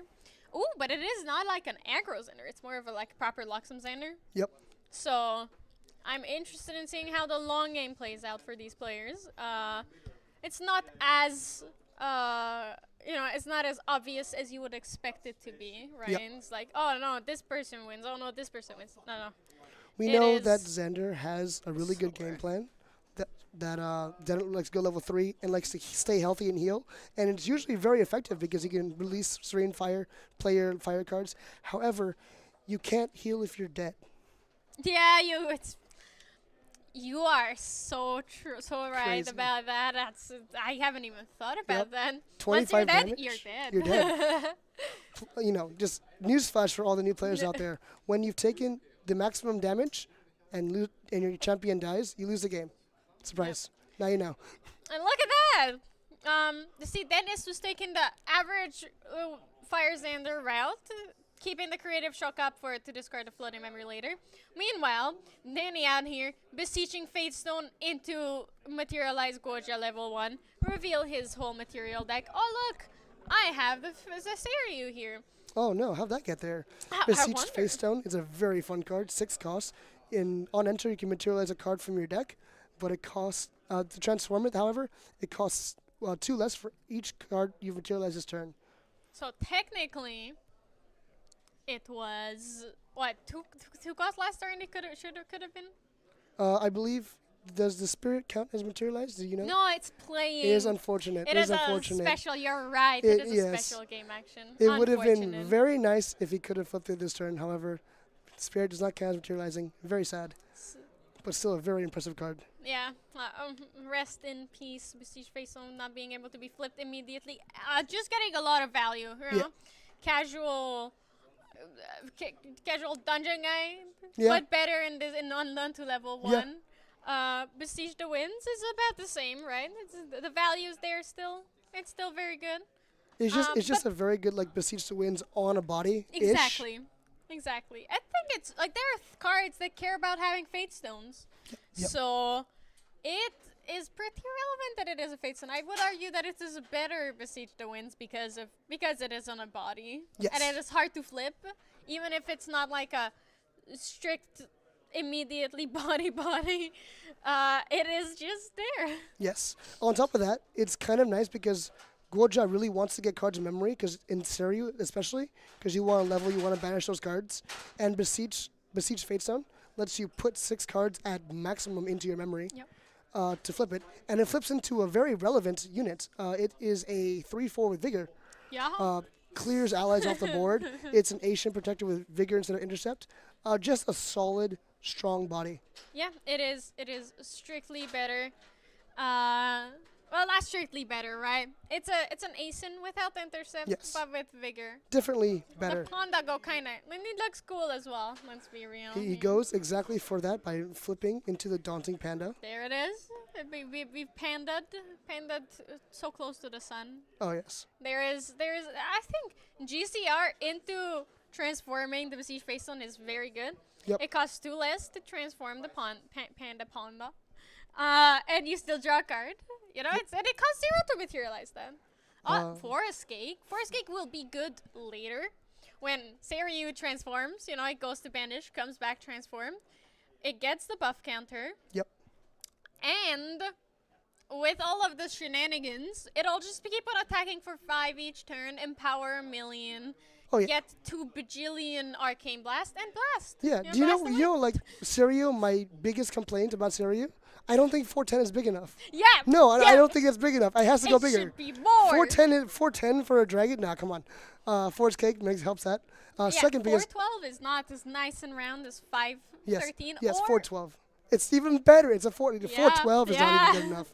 I'm sorry. I'm thinking of the Majestic Spirit from Incarnate Majesty. Yeah. Yeah, sorry. That card. Big boys, advanced element. Majestic 6 Spirit also not good enough apparently. Yeah. No, needs a force kick behind it. Exactly. Give me my force kick. Give me my crux. Yes, Tamer. exactly. That's all we need. Pendragon, but with animal. That'd be amazing.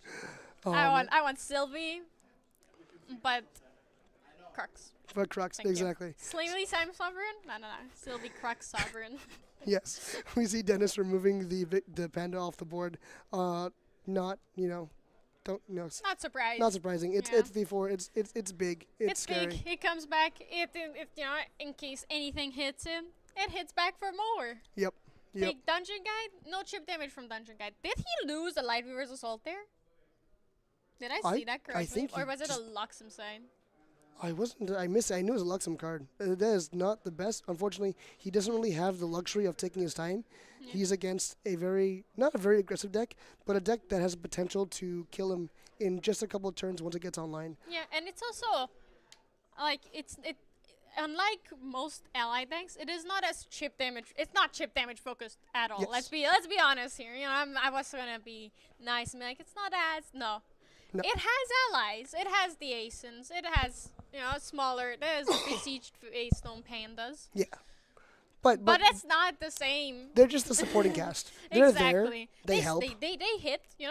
They get there. Yeah. But even if you recover all of that, who cares? Oh. The Serio go attack. Goja for cosplaying billion. as Sylvie for a second. Just green slime, baby green. The I have force cake. flashback. I'm having. It's like, whew, the Spicy trauma's coming nostalgia. back. Spicy nostalgia. No, Yeah. it's depressing nostalgia, Alex. I don't know what you're talking about. No, it's spicy. It's spicy. We miss these slimes deck. I believe It's Danny okay. might MRC Altar's coming soon. more slimes, more slimes. Yeah. I Your dream. believe this might be the only deck in the building that's still running baby green slime. I'm not entirely sure. I've been walking Even around. Henki gave up on Baby Slime. I haven't seen Henki. I think Henki is running his allies. Henki got tired of paying alimony, huh? Didn't want those children anymore. No more, to the no more streets. babies. No more babies. To the streets with them. Banishing Sario's command. Unfortunate. I'm saying unfortunate, but there has to be a reason that then he put that down into his Yeah. memory, right? He knew the risk. He has a lot of cards in hand. His influence is crazy, so Dragon coming out later. He doesn't need it now. yeah, It's fine. I don't feel like I don't think he is too pressed about one of them going down. It is Yep. what it is. It happens. Quicksilver Girl coming out. Wonder what he's gonna put in. Luxera's Put it in map. Luxera's map. Oh, never mind. Oh. Oh, It's a very good way to keep it safe. Crack Yeah. the Quicksilver Okay, Girl so on your opponent's end step. safeguard. Luxer. They're deciding between the two. Safeguard is planning for failure, in my opinion. No, safeguard is useless right now. Yes. I mean, oh sure, Arcane Blast -4. Yes, sure. That's only 7 damage. Oh no, but I'll take 7 7 damage. Yeah, but you're still getting hit for Yes. 4 or 5 each turn. So I don't think that that getting the safeguard amulet is really the smart decision here because this still has plays Arcane Blast, but it's not Rai. Yeah. It's not Fireball or Arcane Blast. It's Sarah, you attack 5 times in a turn. Yes. And maybe an Arcane Blast, for which 7 damage is still a lot, especially after you attacked for 10. Yeah. Most people look at Serio and they're like, "Oh, he makes Arcane Blast." No, Serio is the Arcane Blast. Yeah, he is. He just hits ya. There's Alright. Goja. Goja, going to level 2. Now we don't have to be that afraid of your immolation traps. Yes. There is the lineage release coming in clutch. It can now protect Serio from one immolation trap. Very Hey, useful. one immolation trap Yeah. versus plus 1 Yeah. plus 0. Yeah, I'll You'll take take it. it. You'll take it. I'll take it. Looks up these. Gonna be happier. Hi. we, Sorry. No, after we you. both had emotional reactions here for a second. Yes. It might sound like we're very biased towards one of these decks. Not gonna say which one. Yeah. But I just want to say that Luxem Fire Xander is still a very, very strong deck. Yes. It is that just because we're hyping Goja up here, It is also very strong. Yes. It is at a Dennis is in a good spot. Dungeon Guided up to level 3. He has the Gleaming Cut in his hand. He had a live. I'm pretty sure he still has a Live Viewer's Assault, another one in hand. He has that Luxera's map down as well. So he is in a good spot. Yep. Nothing to be like, oh, Goja's winning this for sure. Not Yeah. at all. Not at all. However, Gojo did just go level 3 and now has Yep. 12 close counters. Look. So- I'm already, just because I was 11 close saying counters. we have to be We have to be impartial here. realistic. Yeah, I'm trying to be impartial. Obviously, my heart pulls me to the cute tamer girls. Yes. I may have like a spiritual connection with them. I'm not biased, but Although to be fair, I remember casting back at Utrecht with once. If you were in this booth with us right now, he'd be gassing up the Xander Serene okay, but he's for a- sure. He's that. He's, For he's- sure. Yeah, he's. You know what? We're good pals. This is what me and once playing GA is Yeah. like. Just gassing it up. Gassing him, yeah. We would be fighting. If he was here, us two would be fighting You'd be him arguing over. in the booth. No, this next better. Oh no. yes. So you know how I said 412 wasn't big enough? Now we get the Brisk Wind Trotter putting 2 buff counters on Siryu. So what? Um, So a 614 is just- not enough. We need fine. more. 6 4. You know what 6 is not? 6 is not 11. You're right. So real for that. We There's- got Byaku's wow, command. I am shocked. Byaku's command. Wake it up. You know, 6. You're right. 614 is not enough. No, we it's not need enough. 715. Sure, Resolute Send is here, but guess what? It is 715. Hit a That's 715. not stopping enough. 4 damage still goes through. Plenty. You know, it's sure in any other world you'd be like, okay, that'll stop allies. Yep. Seiryu is not something that can be stopped. You cannot stop him. We He's see- back to his original, like, sure, instead of being a 715, he's back to his original 412. Well, 415, technically, power. yeah. This He's- thing's not he's- going anywhere anytime soon. He's attacking for 4. Okay, you negated my buff counters. I don't care. Doesn't matter. That's still hitting you. He's just a big dragon smacking face. Yeah. I thought for a moment Danny missed the arcane generation, but no, he just put it off screen. Yeah. He it's currently should have going 2 through. arcane blasts. So casual. casual 2 arcane blasts. Casual to working bus next turn. He can empower for what? 4?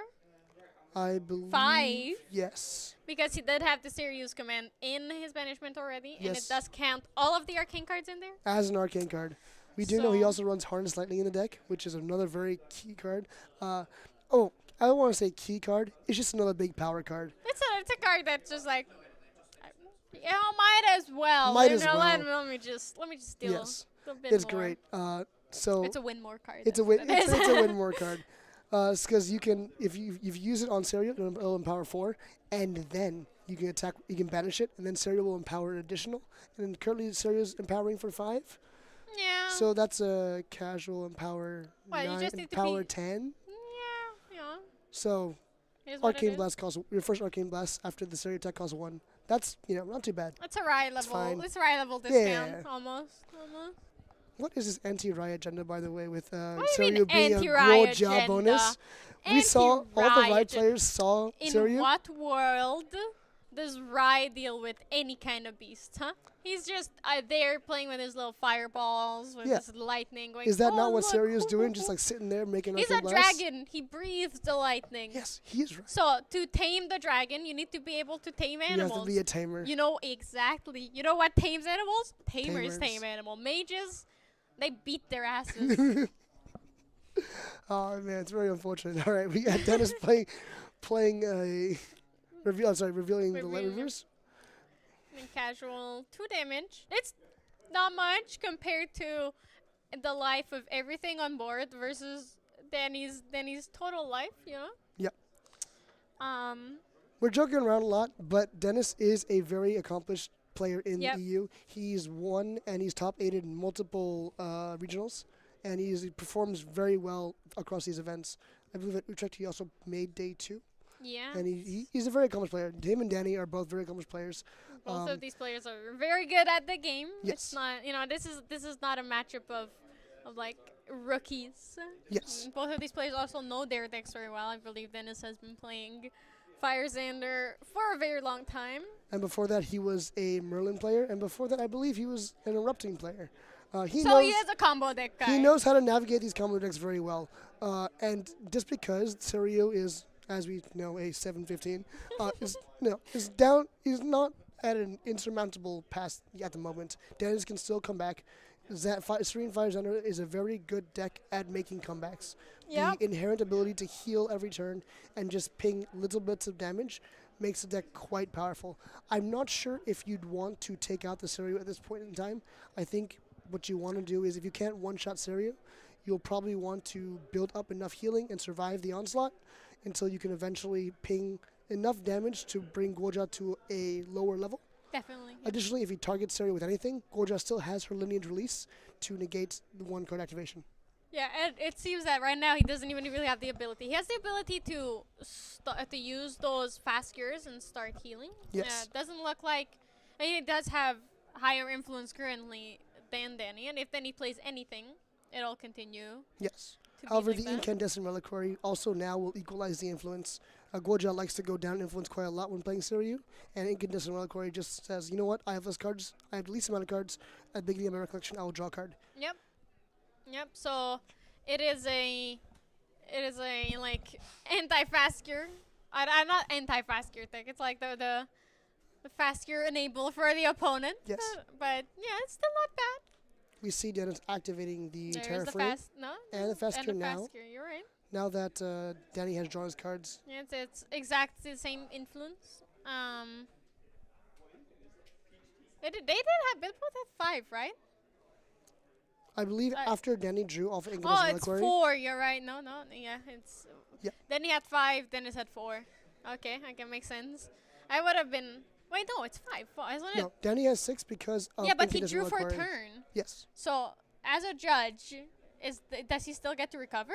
Oh, no, I believe if he played the fast cure during Recollection, he should not have recovered Yeah, because he has to wait until. the draw. Yeah.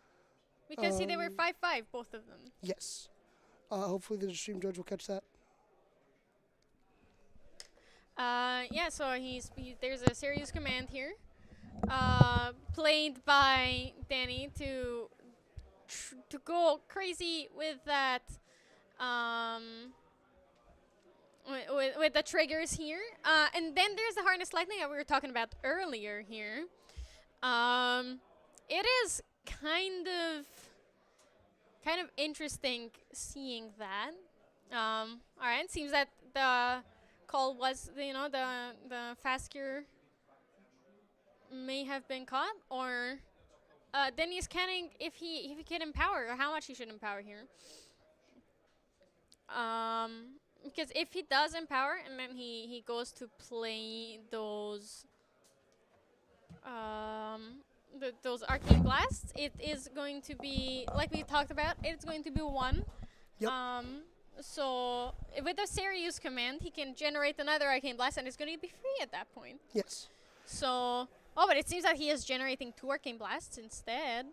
And going back to the beginning of the turn, so he did time it correctly to play the fast cure when the influence would have been lower afterwards. Okay, so you did get the information here. Yep, we heard from judges. There was nothing heinous about that. They did time it correctly.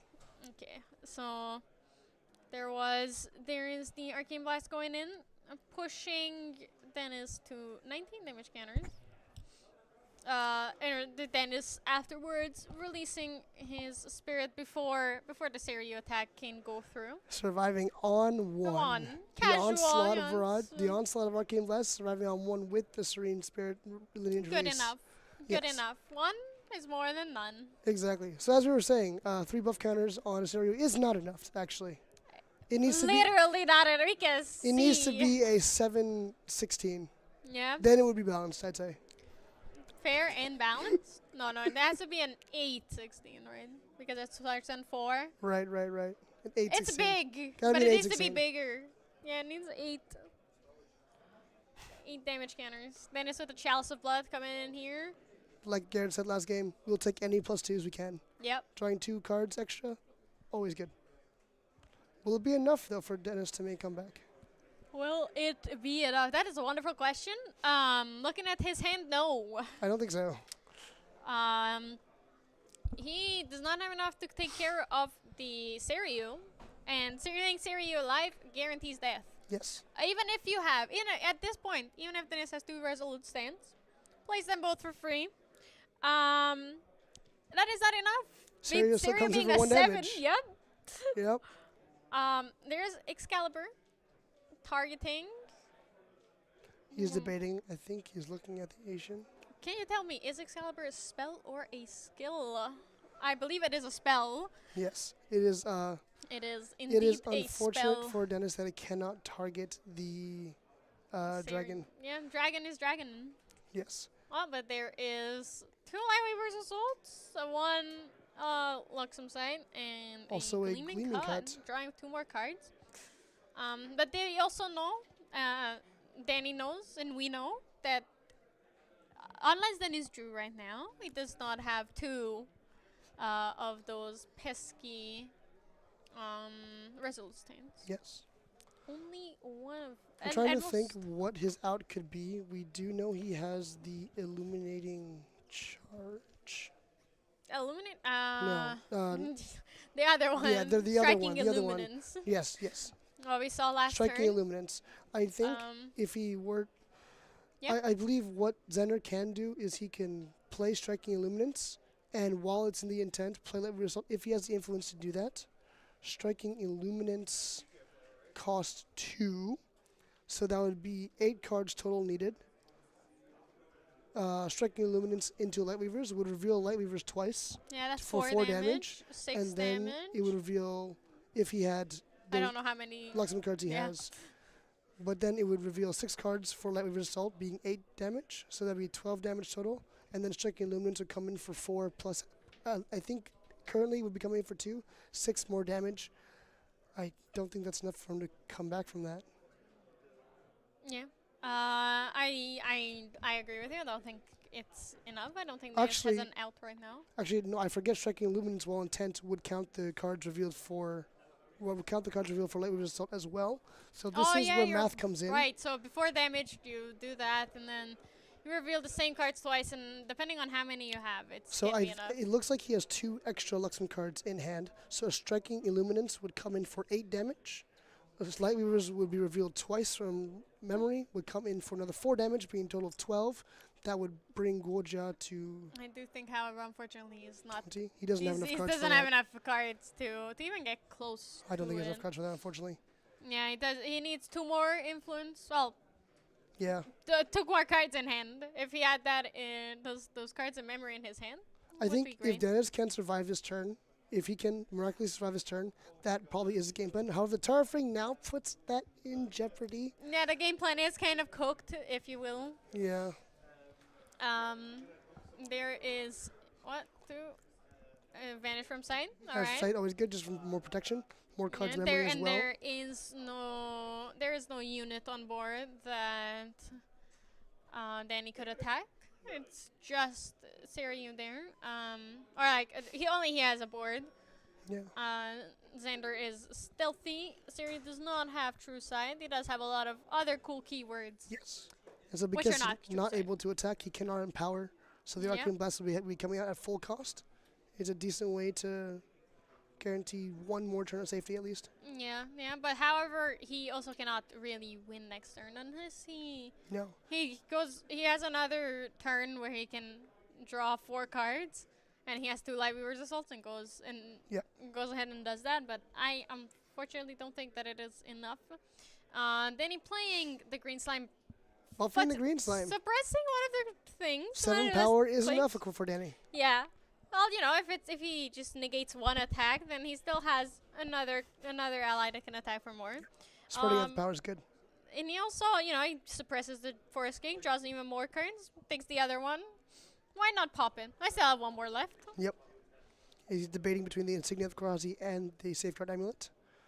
You I don't see, think defending 4 damage will do very much in this board state. I think you probably once want... again, yeah. Especially since he's most likely going to attack before playing an Arcane Blast. So unless you can negate the attack and negate those triggers, Yeah. it's irrelevant. So Insignia there is lets the him get more Insignia. cards in memory at least. Yeah, he gets to get more cards down, draw some cards, reveal everything. Okay, so We see 2 Lightweavers, an Excalibur, 1 Striking Illuminance, and a Luxem Sight. it doesn't matter. Luxem Sight is irrelevant here. Yes. The Lightweaver's Assault are what we are more focused on because that is going to, But the number of Luxem cards does help this case now with Striking Illuminance.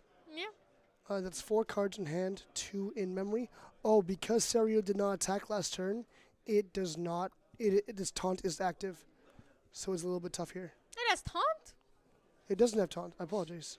I No, it does have taunt. I'm asking you. No, it does have taunt. It does Yeah. have. Yes, it does have taunt. It is because It does yeah, everything. It does everything you need to do. Like Spell Shroud has taunt. It is. So- So now Dennis cannot attack because if he attacks, he dies. Yes, if he attacks into Serio for 7 more damage.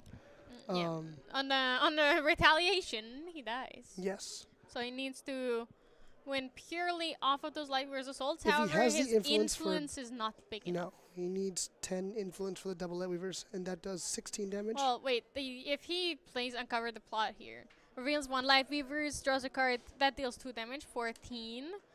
He will have 2 cards on influence. 14 plus 6, that's also still not enough. 14 plus 6 plus another 2 from Lightweavers, so that'd be 14. Oh, yeah. So 16. 16 plus 6, 14 plus 6 plus 22. 22. 22. Which is still not not there enough, yet, yeah. which is unfortunate. It happens. But It revealing happens. revealing Luxem Sight anyways just create a bit But of a now buffer. he can attack with Striking Illuminance because he will not die on the retaliation. He'll survive and that there hit. is no ambush allies on board. Unless for some reason Danny is going to whip up Immortal Ambition for us here. Yeah. Oh, taking care of the baby green slime with those 2 damage, with that 2 damage from Yep. the Very disciplined. revealed Lightweaver's Assault. That's pretty good. Very disciplined, just going for some threats, like building up that health buffer, seeing if he can survive another turn. If Seryu is able to attack and Dennis is able to survive, then the taunt is not active anymore, Yep. and that's his opening. So Dennis is just waiting for a key opening where he can come back.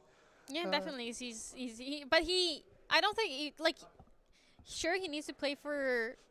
He needs to play for the win. Otherwise, it's kind of it is over for him, right? Because he cannot really survive next turn. He could this turn rather, because there is Danny swinging in for a casual 7. Yep, takes a 7. And Brisk Windtrotter now comes in for 2 and Dungeon Guide for 1. yeah. Ooh, the Byaku's There's the command. Byaku's command. Next turn, next attack is gonna come in for 8, which is plenty. Yep. If he can, and I believe I assume that then he empowered here. Yeah. Which is 5 empowered, 2 plus 5, 1 plus 5. I don't quite I remember. believe it just powers X, where X is the amount of arcane cards in your banner sound. Oh, okay. So then, even if it's just 5, he does have 6 cards in hand, so he can Yes. play the Arcane Blast. He also is level 3, so he's There's the effective 8. incapacity. 3 cards Okay. in hand. Incapacity Byaku's command. That's And good. it will not wake up.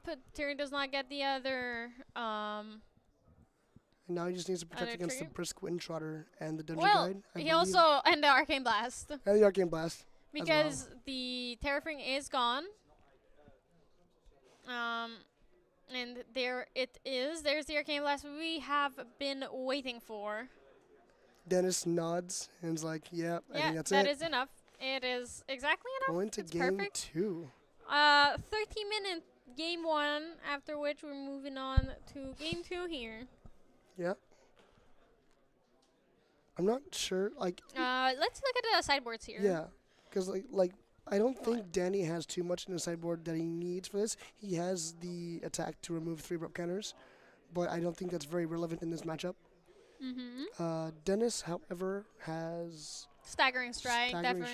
Strike. Well, yeah. No, Staggering Danny needs Strike to for bring, Danny, yeah, if he wants to add needs that in. bring And Uh, that's about it. That's as much as he has, I think. What about Dennis, though? Dennis has Blinding Orb, kind of irrelevant here, unless sure he can force Danny to put down cards at the beginning of his own turn, so he Yeah. cannot really play Arcane Blast, but it is not impactful enough. I think I see 2 Blanches. Nullifying Lantern, also irrelevant. Blanche Blanche could be Blanche fine. is decent for the Arcane Blast. Keep But that open in it's hand. once again, is Arcane Blast is hit for Yeah. more. So If you're in the situation where the Blanche is what saves you, you might already be in a dicey spot. yeah. 'Cause What you want is barely the Gawain as well. the Gawain is really nice because then you can get rid of some key cards. You can get rid of the Sario's command. You can get rid of the Byaku's command. Get rid of the commands. They're pretty good cards. Yeah, Who would've thought? getting rid of the commands is Yeah. something that you really wanna see, right? Because it commands enable the deck to be as powerful Yes. as it is.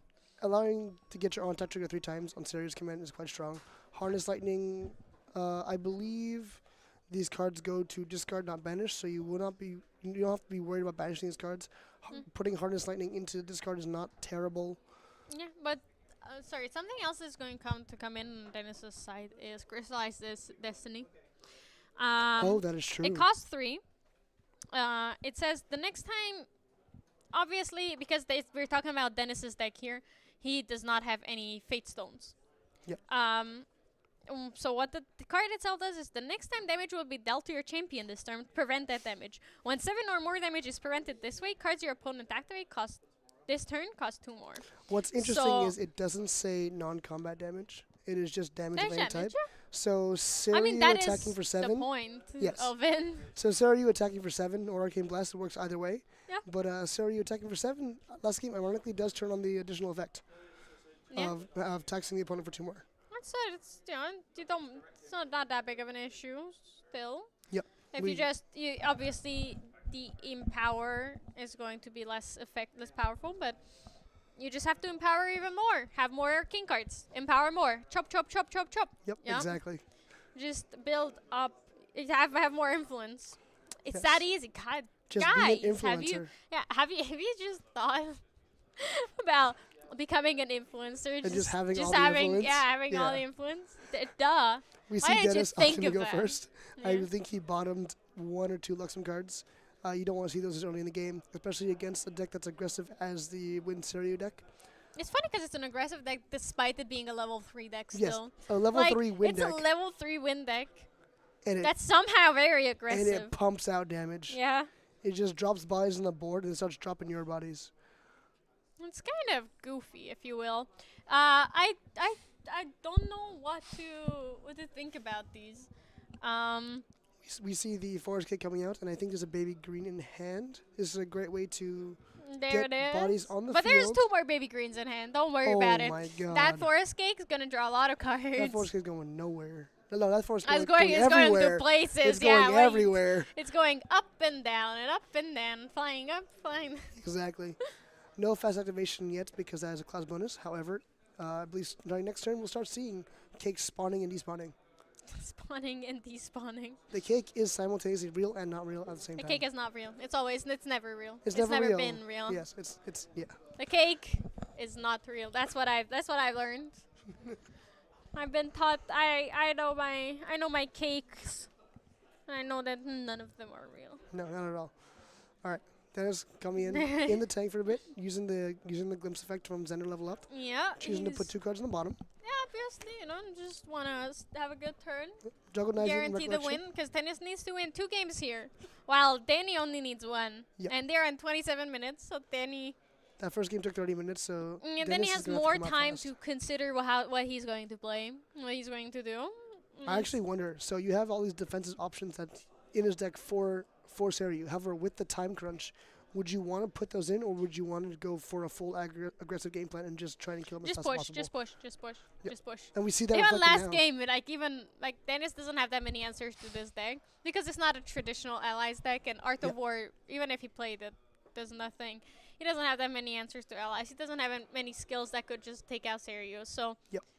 he, I think we're Danny seeing doesn't the really double need dungeon to guide here. need to do anything. He just needs to push, just be aggressive, push damage. That's a lot of dungeon guides on Dennis's side. You're right, but it's needed. He needs to get to level 3 as soon as possible. However, he does not have any Luxem cards. Will Yes. it be good? Is there a point in leveling up here? Who knows? I don't think so. I think the one benefit of doing that early is you can Quicksilver Grail into your Luxera's Yeah. map. It's a guaranteed Luxera's map, and it's easier to start stabilizing and building up your game plan if you are already a level 3. Not wanting to go down too many cards though. Still wants to play that Juggle Knives as well. Yep. Notably, even though when you play the Dungeon Guide, sure, he's actually just going for it. I think he was Amen. worried about a potential stifling trap because these are Yes. closed deck lists as of now, so he doesn't know if there's stifling trap in the deck or not. I think he decided, you know what, I just have to go for it. If I play around it, I'm just giving him value anyways. Yeah, he needs to. Like, there is. Oh, is that two Ooh, incapacitates? 2 incaps gone is Ooh. rough.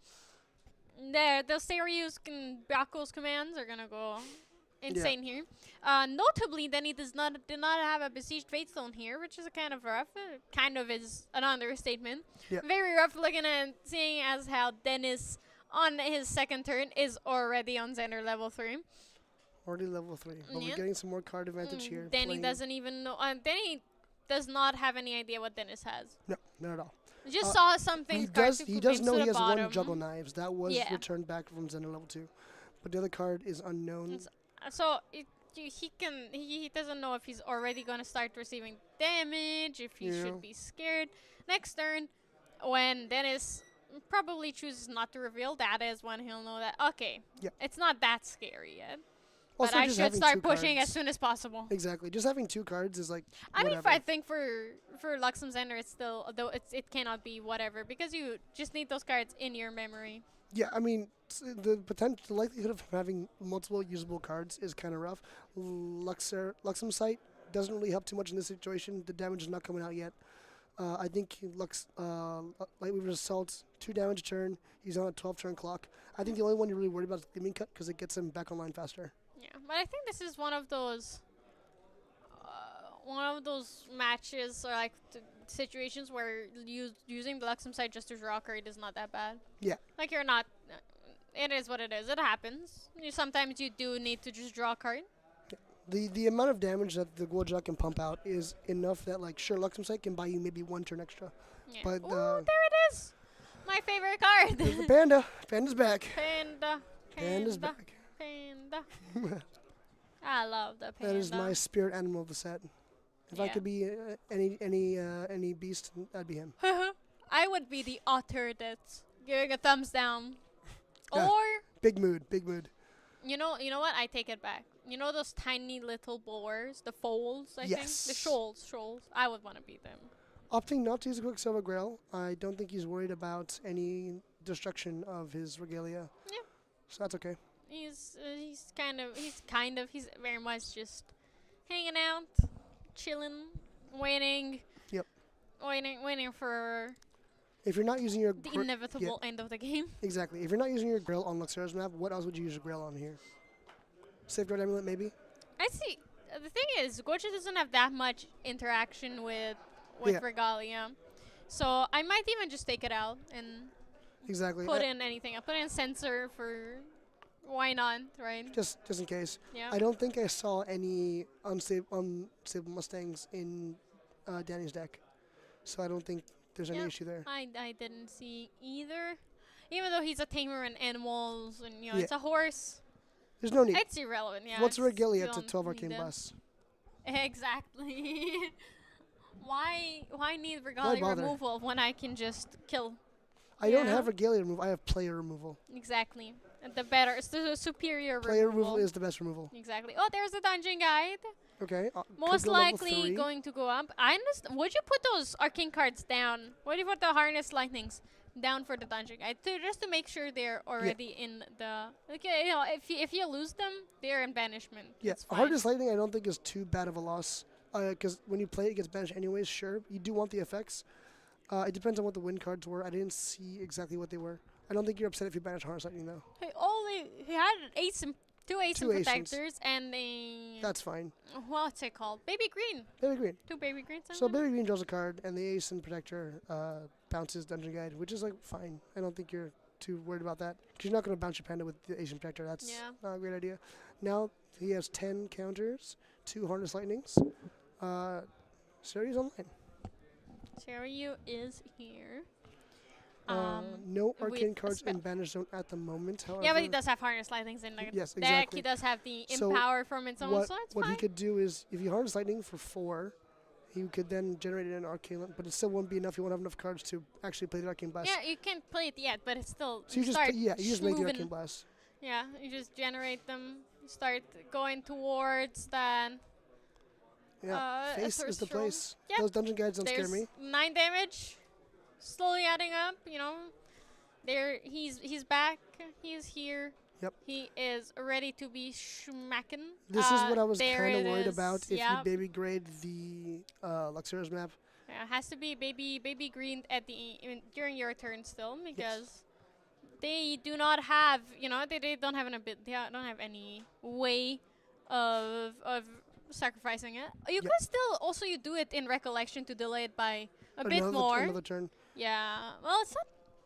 I actually no. It It's comes. not It comes delayed, in yeah. rested. It comes rested. So it doesn't matter. So you can't. You can do it on your end step or in your opponent's recollection. It'll Yeah. the end result will be the same because you cannot do activate Luxurious Gleaming map Cut that fast. to draw 2 cards. Nice. It's 2 per programs. Those 2 Oof. programs I saw. That's not the best. That That's is not what you want want to see. Yeah. Looking for gas. That's a fast cure. It's not gas. Not in this case. No Luxem cards means no gas. There's an incapacitate for one of the Serious commands, but that's not it. One of the serious commands you know Danny doesn't have. Unfortunately, Dennis doesn't know that. Yeah, and only just one being taken care of. Who cares? Yeah. Funny Come on, enough, Incap does not banish the card it negates. So It's the better in that. So the Harness yeah. Lightning goes to discard and not to banish. Yeah, it goes to your graveyard. Oh yeah. You still keep it. Well, you keep it. You don't have it in the place where you want it to. Yeah. So it is good for the Harness Lightning, but I think that Dennis might just keep it up for an Arcane Blast Yeah. or something more impactful than a Harness Lightning. You're not gonna want to. You're not gonna want to negate Yeah. a Harness Lightning. As good as a card it is, Yep. as it is, this Another still doesn't Asian. mean- I there think is that's the a Stifling Stifling Trap, Trap. yeah. An Asian Stifling Trap, 2 Harness Lightnings, and a First Kick in Danny's hand currently. Probably just still go smack face. Just go I in think. face. Yeah. I think now you can actually smack face and empower, or smack face and make a Arcane Blast. Both work. If he Smack if he plays Harness Lightning, empowers 4, and then empowers 2 with Siryu, that is a total of 9, and then he pays 2 for the Arcane Blast. But it doesn't.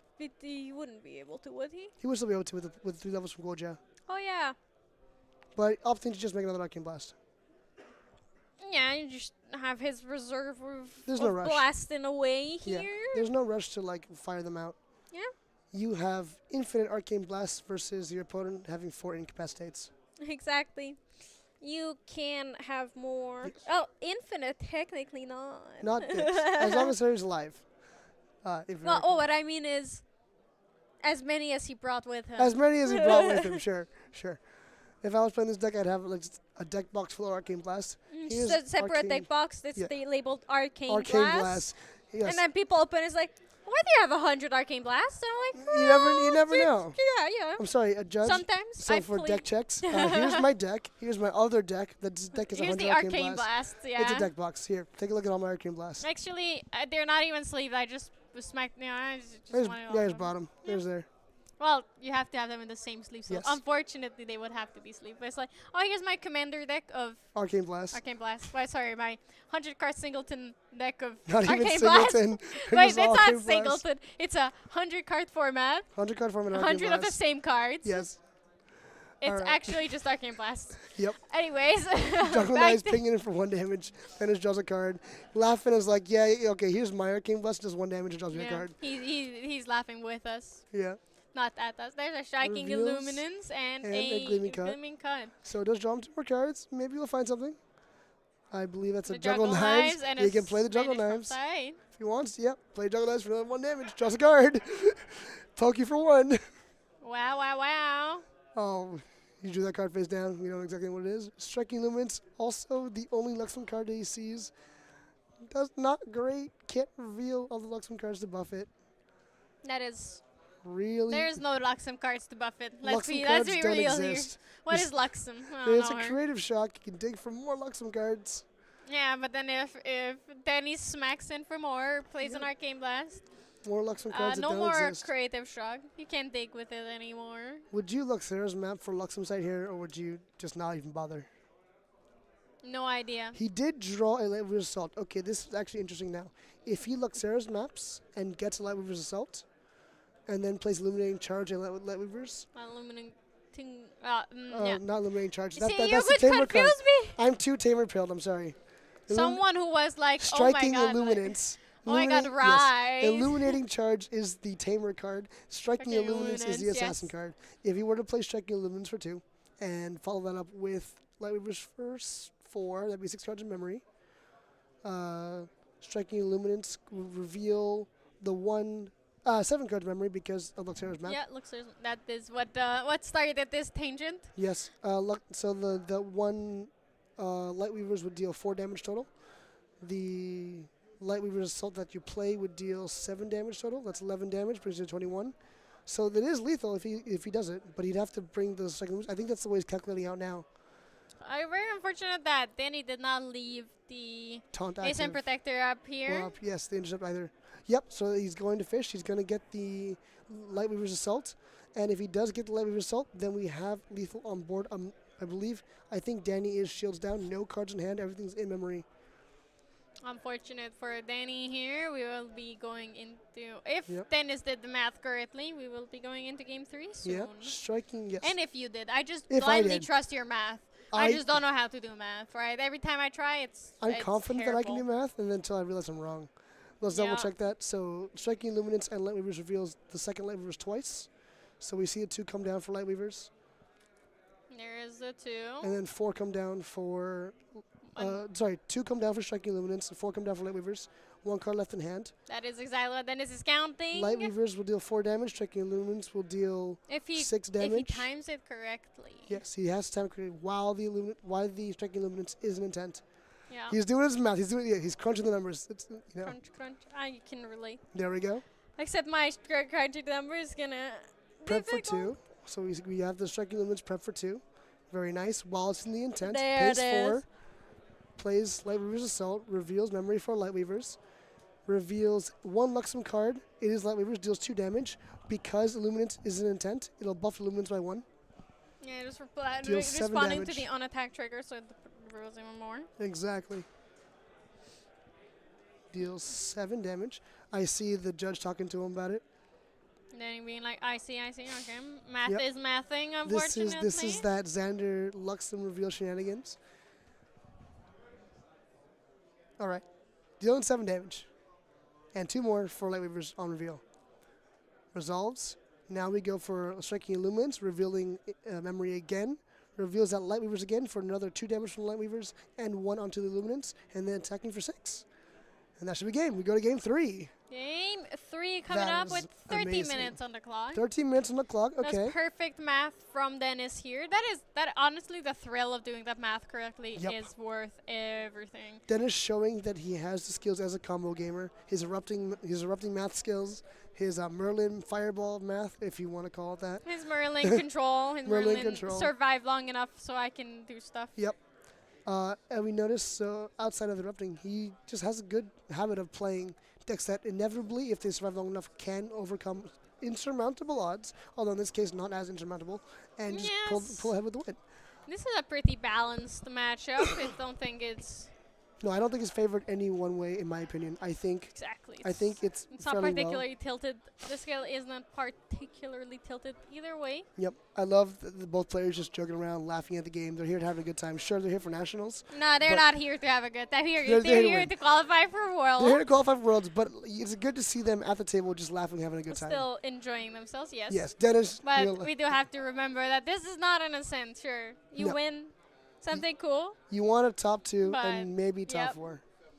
If you can afford to go out to America, you want to top. You don't mind top 4. yeah. But if you want to be at Worlds and comfortable and I've seen both of these players' collections. They'll be going to America. They know they have the good stuff. they can go. All right. Yeah. I really enjoy watching these games. I was really excited for this meta because it seems a lot more open. We have the one core deck, the Daotron Fractal deck. I don't think so. I think that is the deck to beat.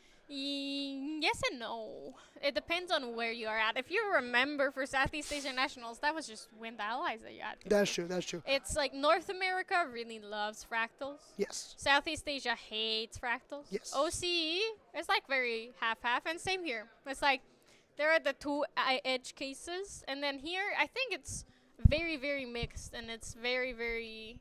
It's open. It's more open. Yeah, it's like there is no deck to beat, even Yep. like sure. It's better if you have you're teched for it because it has a lot of it is Starting more with the panda. like it pops off, but it is whatever. You don't worry too much about it. And yeah, there is the Besiege Faithstone immediately. Perfect turn 1 from Danny here. They're getting Goja level 1 before Dennis even has a spirit. Yep. Already starting to get them quest counters. I do like him rolling 2 dice, just like, hey, I'm going to roll for the Seiryu end of turn and my Besiege Fatestone at the same time.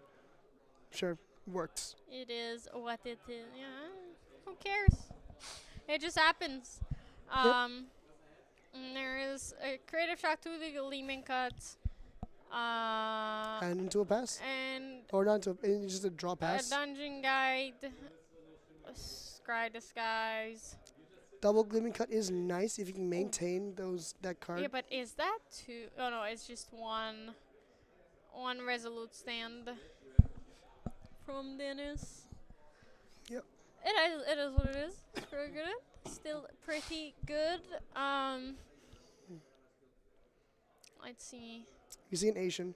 I think he's debating if he actually wants to bring out the panda now. Is he gonna go for the flip or do something else? There is another Besieged Fatestone there for him. Did he? Oh, he played the Grand Crusader's Ring. Yep. Immediately banished it. But he could play the Besieged Fatestone again, materialize it. That is 2 materializations this turn. So each Besieged Fatestone now transforms for 2. I don't think he has that many cards in hand now. Definitely one. Yeah, Looking at him, but he is leveling up at a breakneck speed. Yes. He's Not just worried. zooming. Asin and a the remove 3 prep counters staggering strike. Yes. Immediately, you know. Debating if he wants the end of turn trigger. We'll do the end of turn trigger. Like, why not? Yeah. He also once again has a protection for his Fate Stone. Yep. Turning individual later, turning to Seiryu. Goja on enter, Dennis also choosing to before. draw a card and not get the... Yeah, he has, you know, if he's going to take the trigger, it's fine. Yeah. Dennis also having the Creative Shock out here, just, you know, starting that floating memory. And then using the 2 cards to transform one of the pandas. Yeah, because it is not at slow speed. So as long as you have the cards in hand, you can just get the transformation. The Vigor does not trigger because it is not at the beginning, because it triggers at the beginning of your end phase. This is all during the end phase. Yeah, we were already in end phase, right? That's when you can do the as a right Fatestone trigger, and that's when everything went down. So there is no more Vigor here, no waking up, and there is just passed along to Xander. Well, Dennis playing Xander. Yes. The Gleaming Cut's very strongly in his grasp still. Another striking illuminance. Another? This was last game. Yeah, this yeah, is yeah. a new game. Oh, look at that. No. We see I've it never again. seen this card in my Never life. seen What it does it before. do? Thieving Cut coming out, targeting the champion. Face, Yep. obviously. Not bothering with the panda.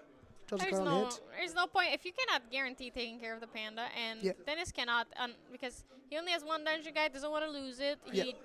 She wants to be able to level up to level 3 for. We see 2 cost cards in memory, which means he'll level up to Xander 2 next turn. Yeah, and then bring back after the Thieving Cut. Yeah, after that he's gonna go for the dungeon guide into level 3.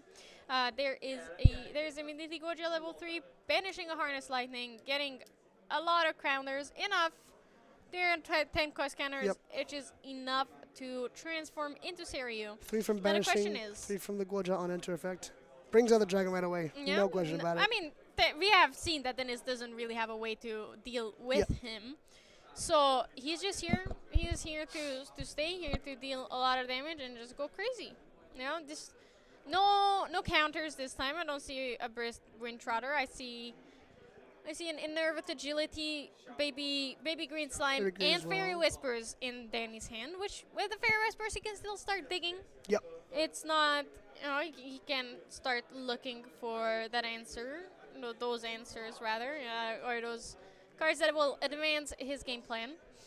But right now, it's not in. Not too much. Yeah, he can just also do it before Recollection, right? He materializes whatever he Dungeon wants. Guide. And he can then it doesn't also- materialize. I know No, no, you're, yeah, that's he what you're materializes saying, it, that yes. it's He plays Dungeon Guide Dungeon is Guide. happening here. But yeah, he materializes something, and then after that he can decide if he wants to On Fairy top of Whisper. that, he has the 2 Gleaming Cuts and an Incapacitate in hand, which means he can then pay for the Incapacitate with the Gleaming Cuts, guaranteeing that he gets the draw 2 off each of the Gleaming Cuts on his next Yeah, but then Recollection. what is he going to incapacitate? Ideally, Yeah. a Serious Command. And there is no serious command. Oh, unfortunate. So I think banking on an incapacitate coming in later is not it ain't Is it. he going to incap the Frame Whispers? No, he's not. No, he's not that desperate. I think he wants to have the value of the incapacitate more. Worst case scenario, just he the can bring out Gleaming the Cut. Insignia of the Karazi. Yeah, you can always do that, and before the trigger, you just pay 2. Yeah, that's fair. Yeah. There, Danny brought out that little fast cure enabler regalia, everyone's Yes. favorite. Incandescent Reliquary is a very powerful card. As we've seen before, Goja goes down in cards, Goja goes up in cards. Goja exists. Goja exists, draws cards. Wait, is this Rai? Oh my god, it's Rai. No, it's not Rai. Rai wishes he could be Rai Goja. wishes he could play Goja. Oh my god. Yeah, exactly. So, then he does have a Forest Cake in hand, but he doesn't have enough for a Forest Cake into Bravey Green, so he just passed the turn, I believe. You see the Innervate Agility. You see the Innervate Agility in hand. Kind of Protect. nice. Protects, as well as he goes down to level 2, and Goja level 3 costs 3 less if you control a Shenju ally. Oh, yeah? Just goes back to level 3. Plays Horus Lightning. I think he's going to opt for the Empower 4.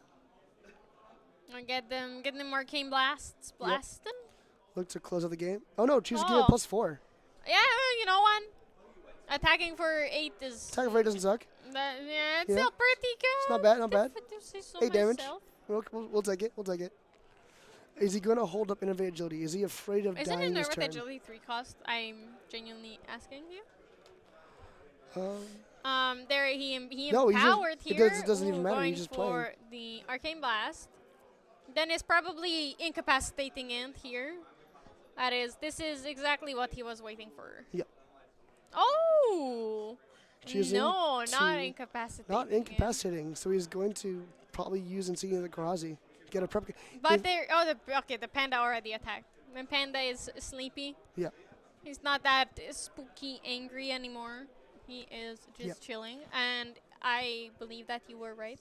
I was wrong. I cannot do math. Innervate fine. agility is 2 cost. I was wondering if he was going to hold it up, if he was worried about losing the game. But of course, he couldn't know that Dennis had 2 Gleaming Cuts in hand. Yeah. Opting to get the prep counter as well for the Thieving Cut, so you're going to draw 4 cards off of the 2 Gleaming Cuts.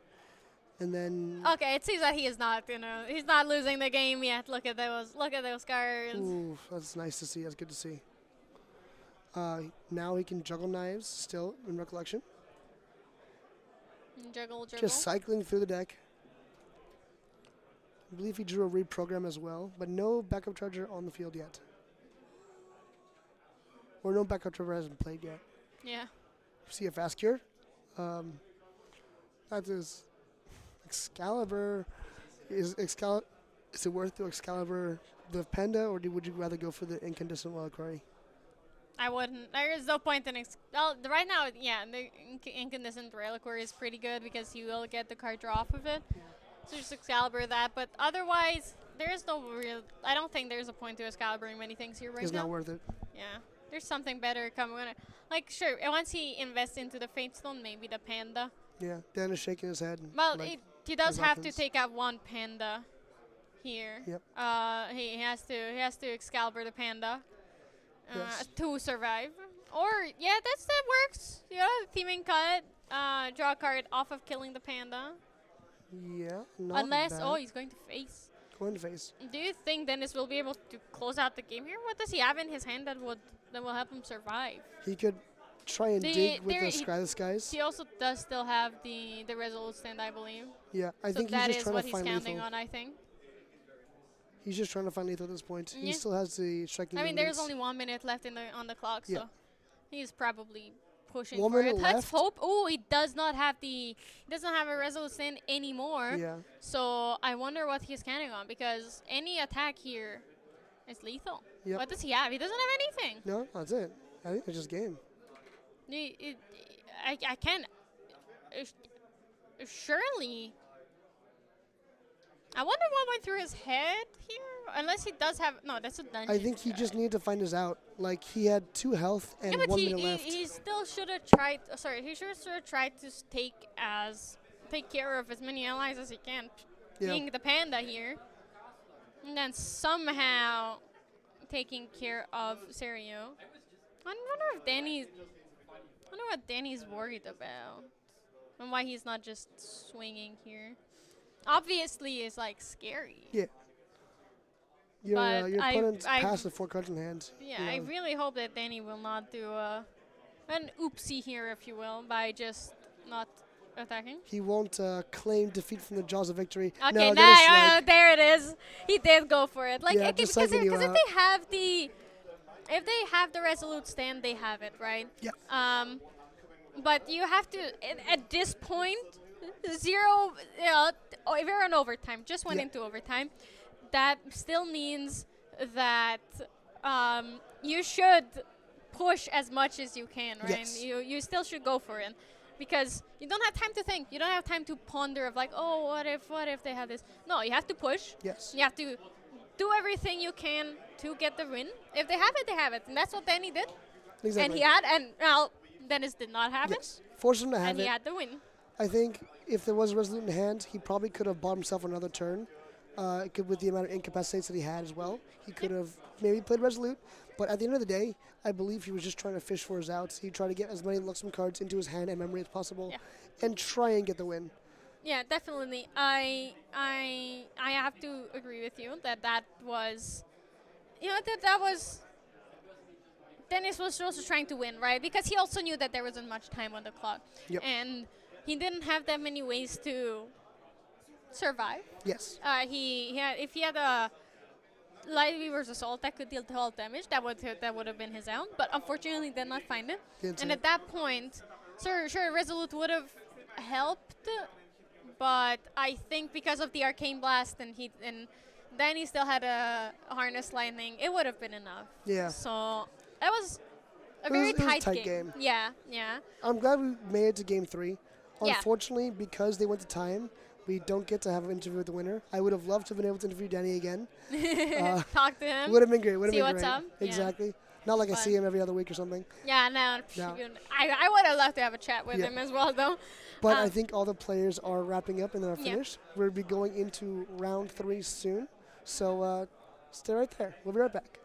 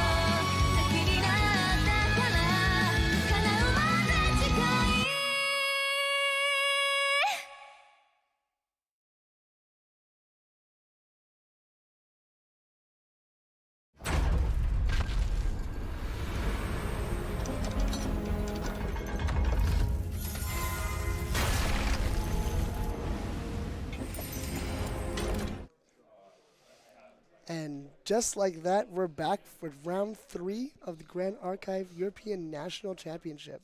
Welcome back. We have an exciting match for you guys today, for this round. It is a Water Genbu matchup against a Wind Lorraine, which I believe is running an ally plan. For those unfamiliar with the Genbu deck, we just saw Serio on stream. What does Genbu do? What is the general game plan? So the Gembu deck wants to mill itself quite heavily to get multiple different abilities online. It is a Gojir Tema deck, first and foremost, and has also access to quite a few interesting cards. The idea is that at some point you want to get your big turtle on the board that has a lot of health and a little bit of attack, and then flip the stats of said turtle with just around with the resonating fugue. It's a card. It's a fast Tema skill that just says you swap health and attack of target beast. If I'm Yep. not super wrong, Target here, beast end of turn. What's really fun about it is that the turtle also has a ability. You pay 3, it gets plus X health, where X is the amount of water cards in your graveyard, and so it turns into a giant beat stick. We saw Serio last game. We're like, oh, cool, 7 power. That's cute. What about 20? What about 25? What about 30? Yeah. It's a snapping turtle. It hits hard. It is indeed a very big number, and Yes. it hurts a lot. However, even if this game plan doesn't is succeeding for you, you can swap around to one at least, maybe even 2 different win options. Another one is milling out your opponent with the Fractal of Polar Depths. Yep. That lets you on. You can sacrifice it and then choose a player, and he mills for the amount of water cards in your graveyard. So if you milled yourself quite a bit, you can mill out your opponent quite heavily. And as we all know, if you can't draw a card, you lose the game. Exactly. So it's similar to the mill decks in Ravishing Finale and Icebound Slam decks in the past. It just goes aggressive. You mill yourself first for a little bit, get your cards online, then you mill your opponent. Very cool. What I do note about this is the deck is, I believe, a little bit slower than the Icebound Slams we know of the past. And so I think this matchup is a little bit interesting. We have a Lorraine Allies deck that likes to put on pressure right from the get-go. It plays allies. It fills the board. And sure, you have a big turtle with taunt, but the big turtle with taunt is not immortal yet, depending on how big your graveyard is. So if they can overwhelm the board and start putting in a lot of damage early, it forces the Genbu player to kind of slow down their own self-mill. We're often in this situation where ally decks will, like some players, will hold up their allies because they're afraid of negates from their opponent. And I feel in this game, you have a lot more allies as the ally player than your opponent has negates. So I think in this situation, if you just force your opponent to have negates, if you just have enough of the negates, then I believe in this situation, you just want your opponent to have to use negates. Because the theory is, if the water player is left to their own devices, they will use their influence to gain even more advantage, either by drawing more cards, developing their board state. By forcing them to use their negates, you are thinning out their hand simultaneously while thinning out yours, but your cards individually, I believe, have more instantaneous impact, whereas your opponent cards, they need synergy and they need time.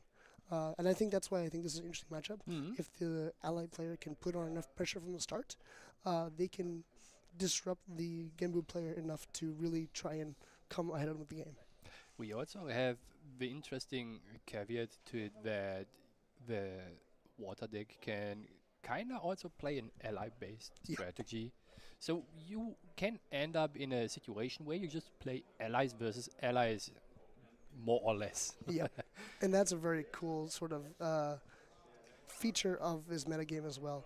It's a lot about board control. We've seen recently a Seiryu deck that just played the Pandas, the Beseech Fate Stones, and played the Asian Protectors go for board control. We've seen the Seiryu just be a big body with taunt.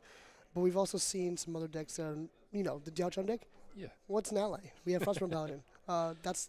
Allies are like unique, as in you can only have one ally in your deck. Something like that, right? So It feels at times like that, at least. Exactly. So we see these dichotomies of decks at the moment, but they all seem to sort of like merge together And we have sometimes these cool matchups where we are an ally-focused matchup. We know that there are water ally decks currently in the meta game as well. There are wind ally decks. Tristan sometimes runs even more like the Sirocco Operative and the Backstreet Broker. And like suddenly you have these decks that don't typically battle for board control, now battling for board control because they have that alternate game plan where they can battle for board control and overwhelm the opponent. And it's really interesting to see now how these decks navigate that new, well not new, the old avenue of just like battling for the field, making sure that they have an advantage on the field, maintaining card advantage, and just making sure that like they don't overextend too much, but they also keep a healthy board developed that they can protect themselves from their opponent. You want to have a board established, but also enough influence and ways to protect your board, to keep hitting your opponent over and over and over, to put those missing damage counters on the champion. Exactly. And the way the math works out is very interesting because most allies in this game are 2/3s. They will need two allies to attack into one ally to kill it. And how you navigate that avenue is very cool because you have allies like Gildas that do attack for 4, sorry. And then you have the cards that Shang Liao, what is the norm ally? Shang Jiao, the ally that when imbued takes 2 less damage from non-norm sources. That also messes up the math a little bit. It is now a beat stick that cannot be easily removed.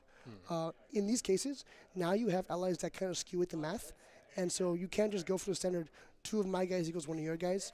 On top of that, you have cards that protect yourself. If your opponent commits to a game plan where they drop 2 allies on the board to remove yours, but then you just either reclaim or you increase its health by 2, or with a Song of Nurturing, or you remove one of their allies or return to their hand, suddenly you're skewing with the math and you're developing and you're maintaining a healthy board state, and you have allies that are strong. Versus your opponent who basically just sort of quote wasted a turn. They spent all the resources to develop 2 allies, but they did not remove yours. Now you have the advantage, and it's vice versa. It goes back and forth between these sort of math, all at the same time developing your other game plan. That's the reason why allies that have a stat line, either attack or health, above 3 are so powerful.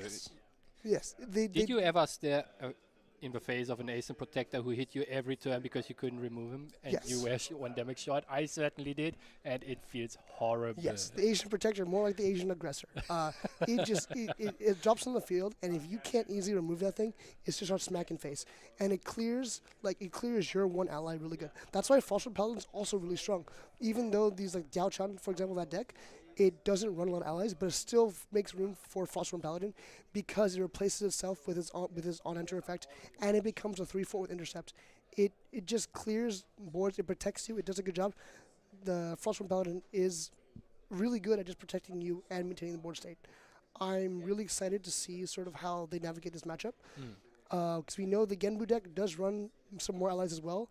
It runs the Bovine, which sure, not a big stat line, but 1 attack still better than nothing. It runs. I know some of them run the Rippleback Terrapin. Yeah, that's a Froststone Paladin in disguise. There's a Froststone Paladin in disguise. Great. There's also the Seaside Ringleader, which then buffs your beasts.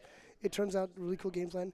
And suddenly, all these like 1 attack beasts are now trading with the lurking assailants, trading with the Asian protectors, and stuff like that. And I think that's a really cool feature of how the Water Genmu deck can sort of shift into a more board control focused matchup and sort of like overcome the allies or protect itself from the allies. And I think as we're saying that, we're getting into the match. Vayne is going first, deploying the Spirit of Wind. Goes to draw 7 cards. I'm curious for what game plan Vid is going here right away. He probably just wants to mill a couple cards and see what he hits, if there is a lot of floating memory or not.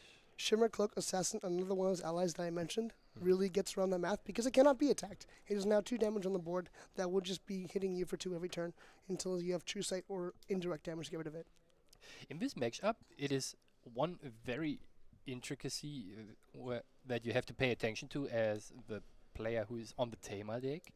Because every time you play against the Wind deck, the deck can play 1 very threatening card to any Gojira deck.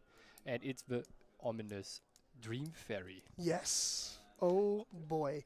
if you do not have access to your Gorgia level 2 lineage release, that Dream Fairy sends that Genbu right back into your material deck, and yeah, good luck getting more Fate Stones, more quests.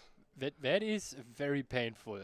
Luckily, it is not an right default loss for you as the water player for that matter, because you have access to multiple win conditions here. That's one of the cool things about this deck. Yes, you still have the Fractal Polar Depths. Some decks still run Stratagem and Mirrored Ice. I'm not sure if Vid is running Stratagem, but that is another thing. You have Vid is as well. actually running 2 stratagems. Oh wow, that's a That is, commitment. so he is going for 4 different possible win conditions. That is very cool. That's actually something that I find very impressive about these current Tamer decks. Hmm. They have multiple avenues of winning the game. So even if one of them gets shut down, they're so versatile in how they play that they can go too much. We see the Fracture has come out on the Power Cell. Just, good value. Get that float memory. Get that Fractal. Sure, it is rested for this turn, but it'll be in use for next turn. That is not a big issue. Did you actually ever think about the line of bumping up your Rippleback Terrapin quite a bit and then just using a Resonating Fugue on the Terrapin? Yes. That Way is- back oh in Dawn of Ashes, if you remember, way back in Dawn of Ashes, if you remember the Sylvie Sarah deck, it came with Miss Resonance and the other turtle. I forget the other turtle's name, but it was a 1/6. And I remember my quest to find 2 more Miss Resonances for my deck, just so I could have giant turtle beat sticks. So I'm glad that they took that sort of idea and they moved it forward. And so now we have the Ribbonback Terrapin also potentially hitting for that much. Turtles are just big. Yeah, turtles are freaking crazy creatures in Grand Archive. Yep. Interesting is that Vid is actually running 4 of the Coniving plans. That is a card not every Genbu deck likes to run. Yep. It basically just accelerates your milling for resource consumption. It is a net negative, or rather positive. Honestly, I It think does what's minus you a card at Yeah, least. it does minus your card sometimes. If you have Deluge 4, you have 4 more water cards in your graveyard. It does put a prep counter on you, which can sometimes be relevant if you're running Quasi Choppers, maybe. But what more importantly, it also draws a card into memory. So it is a 2-cost fast skill that accelerates your game plan and net neutral on cards. Sure, for the turn you're down cards, but your overall influence is net neutral, which is very powerful. All right. Sorry. Luckily, you can just use it pre-recollection because it's a fast skill. Very impressive. So- We see the Verdant Protective String come out already. We see him trying to protect himself. I'm not sure if there are any Frozen Dismissals in this deck. However, that is a very viable threat.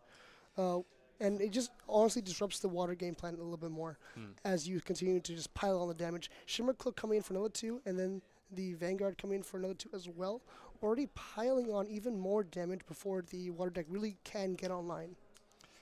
Putting pressure on the water deck is something you want to do, especially early on. So you put the water player in a position where he has to use his influence to deal with your board or just do things to not lose the game right Yep. away.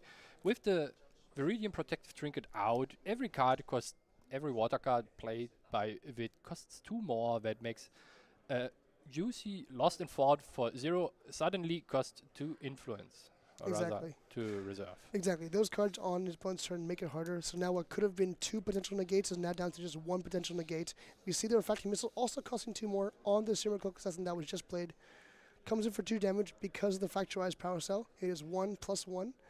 Going Exactly for 2. enough to pick up the Shimmer Cloak Assassin here. Oh, Vayne waiting. He might have a response for this. Ooh. We see the Reclaim. Protecting, getting the floating memory, protecting his ally. Because, sure, you may have spent the resource to try to remove my ally, but now I have floating memory, and I have the ally still. Sure, I don't have it this turn, but now I can still put on more pressure next turn. Because now you have 4 damage coming at you. You're really going to want to level up. Goes into Gorgia level 1, reveals his material deck, brings out the Genbu. The good old trusty turtle that might come soon.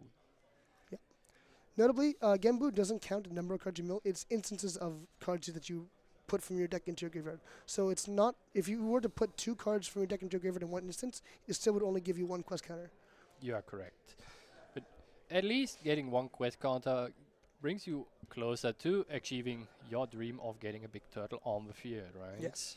3/9 Spell Shroud and Taunt is a decent buffer between you and all of those pesky allies coming at you. Taunt is a very strong keyword here, especially in an ally matchup. So if Genbu once comes down, we might have a pretty long game ahead of us. Yes, these war decks notably do take a while. I also see coming some kind of, not very spicy, but kind of nice. The Lorraine deck Vayne is packing some smoke bombs. Throw that onto the Genbu. Suddenly, it's no longer a valid target. Where did that giant turtle do? I can't see it. Wait, what giant turtle? I'm just going to attack you instead. Yeah. It's hiding in this. I can't see it. So that's a kind of nice deck. If you want to close out the game, it gets around that taunt very easily. Tidestone Bovine coming out. Very cute card in this deck. Either puts top 2 cards of your deck or your opponent's deck into the graveyard. Has floating memory. And as you've seen from, I believe, National Championship SEA, it can also mill Lightweaver's results. Very powerful. Turns out putting your opponent's win con into the graveyard is not a bad move. That is indeed not a bad move. It is actually the best move. Removing your opponent's win con brings you closer to winning the game. The Tidestone Bovine is a very strong card, especially in those Tamer decks, because it enables 2 of those 3 win conditions you play to anyway, because you accumulate floating memory in your graveyard for the Stratagem of Meridian Eyes, or you just put on enough quest counter on your big Fate Stone. We see the Huaji of Heaven Rise come out. That is one of the notable UR weapons from the latest set.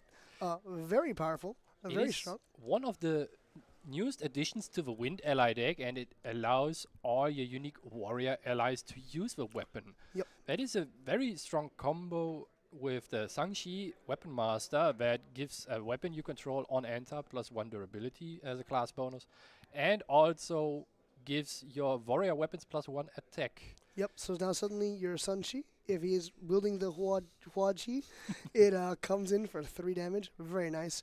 Before you had to play Galahad to use that, now Oh it's boy, as Shang if Shang. we have seen the future. Yep, is that Sunshi or Shang Shang? The color schemes are very similar. That is Sunshi. Very nice. It is. Puts another durability counter on the Huaji. Now attacks for 3. Is he going to kill the Bovine or just go face? If you were the ally player, would you kill the Bovine or would you go face here? So there's a saying, face is the place. Face is the place. But we see this Cerulean Decree coming in, imbued. 5 influence. Yes, it's coming in for 5 because of the Verdant Protective Trinket. Now it's, I believe, is going to -3 attack and also replace itself by drawing a card into memory. You are correct.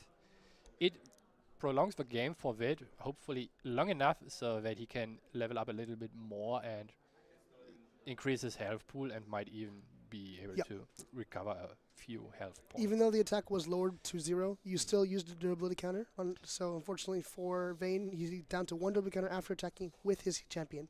Shimmercloak Assassin coming in for 2 more damage. Putting Vid on a bit of a clock here. 5 health left. Probably going to level up to 2 this turn just to get honestly to regain some more health. Maybe get some more quest counters. I don't think he's going to go for the draw. I mean, he might.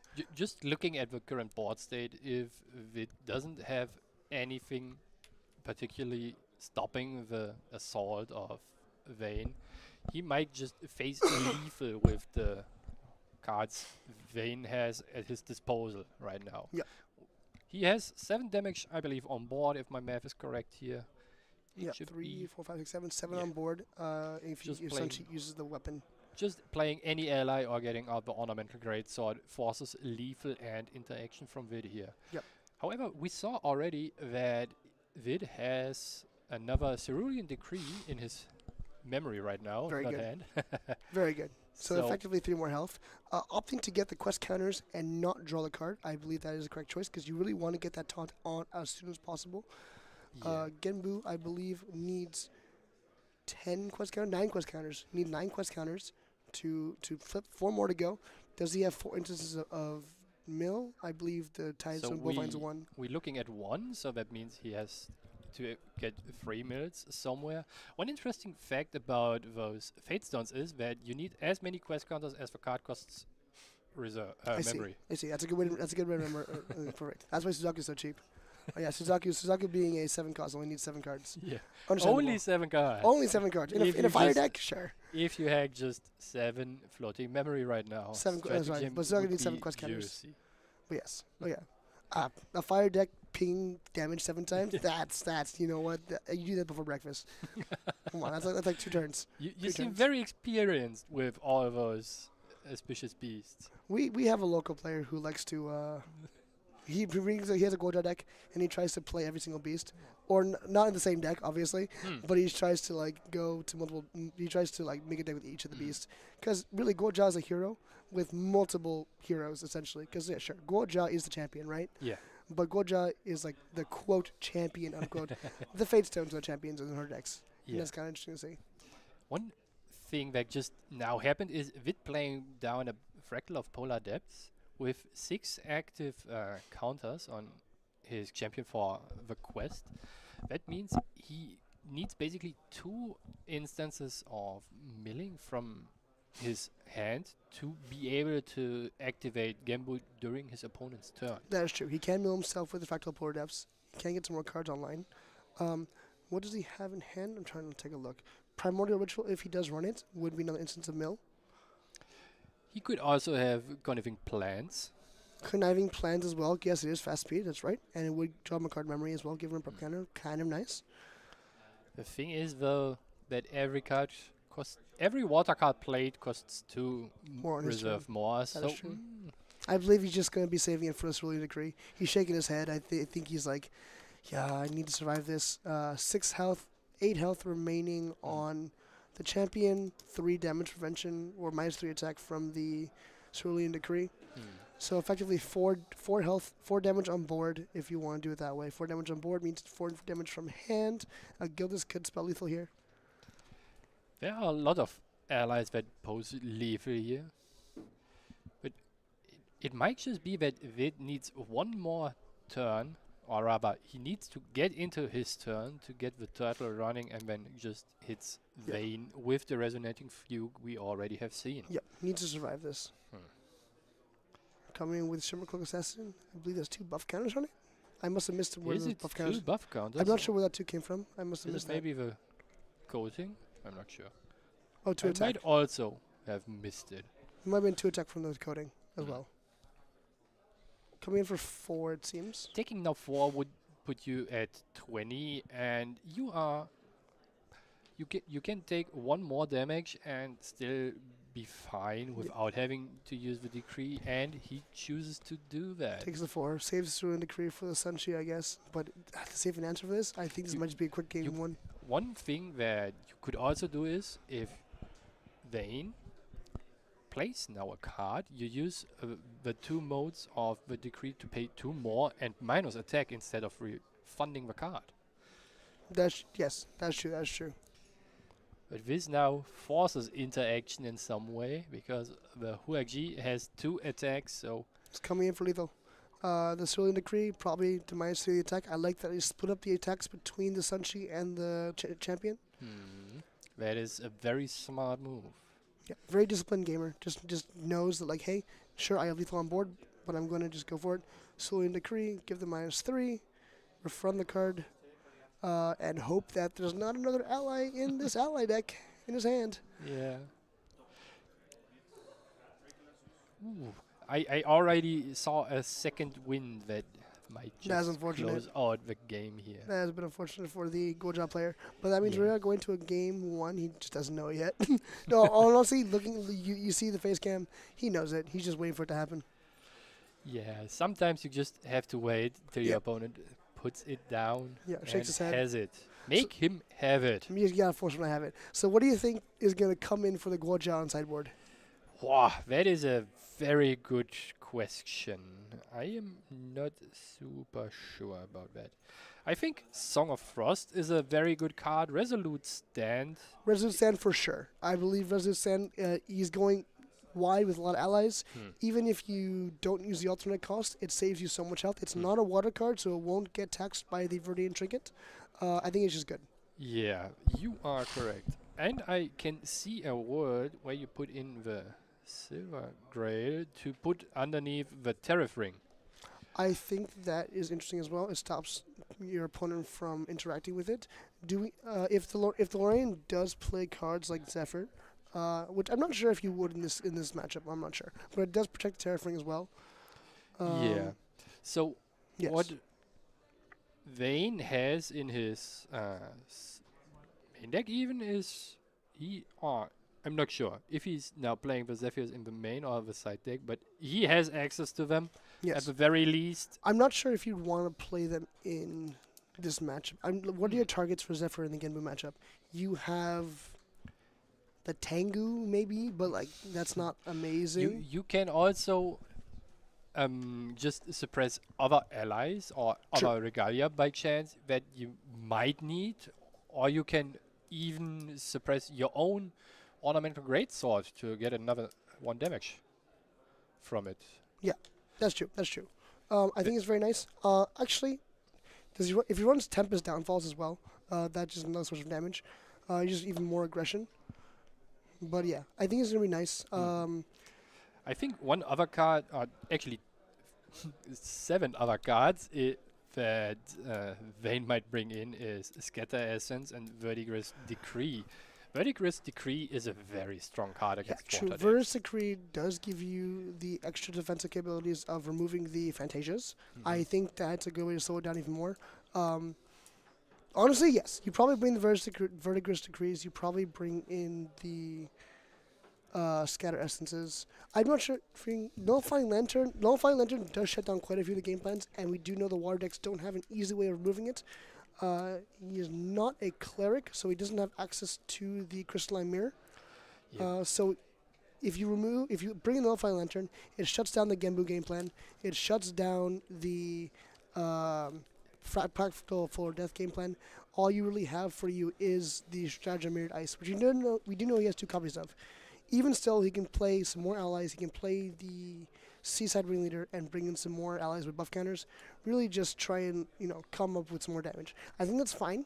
I think it's okay. We're starting off now, going for Fracturize. Playing the Fractal of Rain. Just good classic start.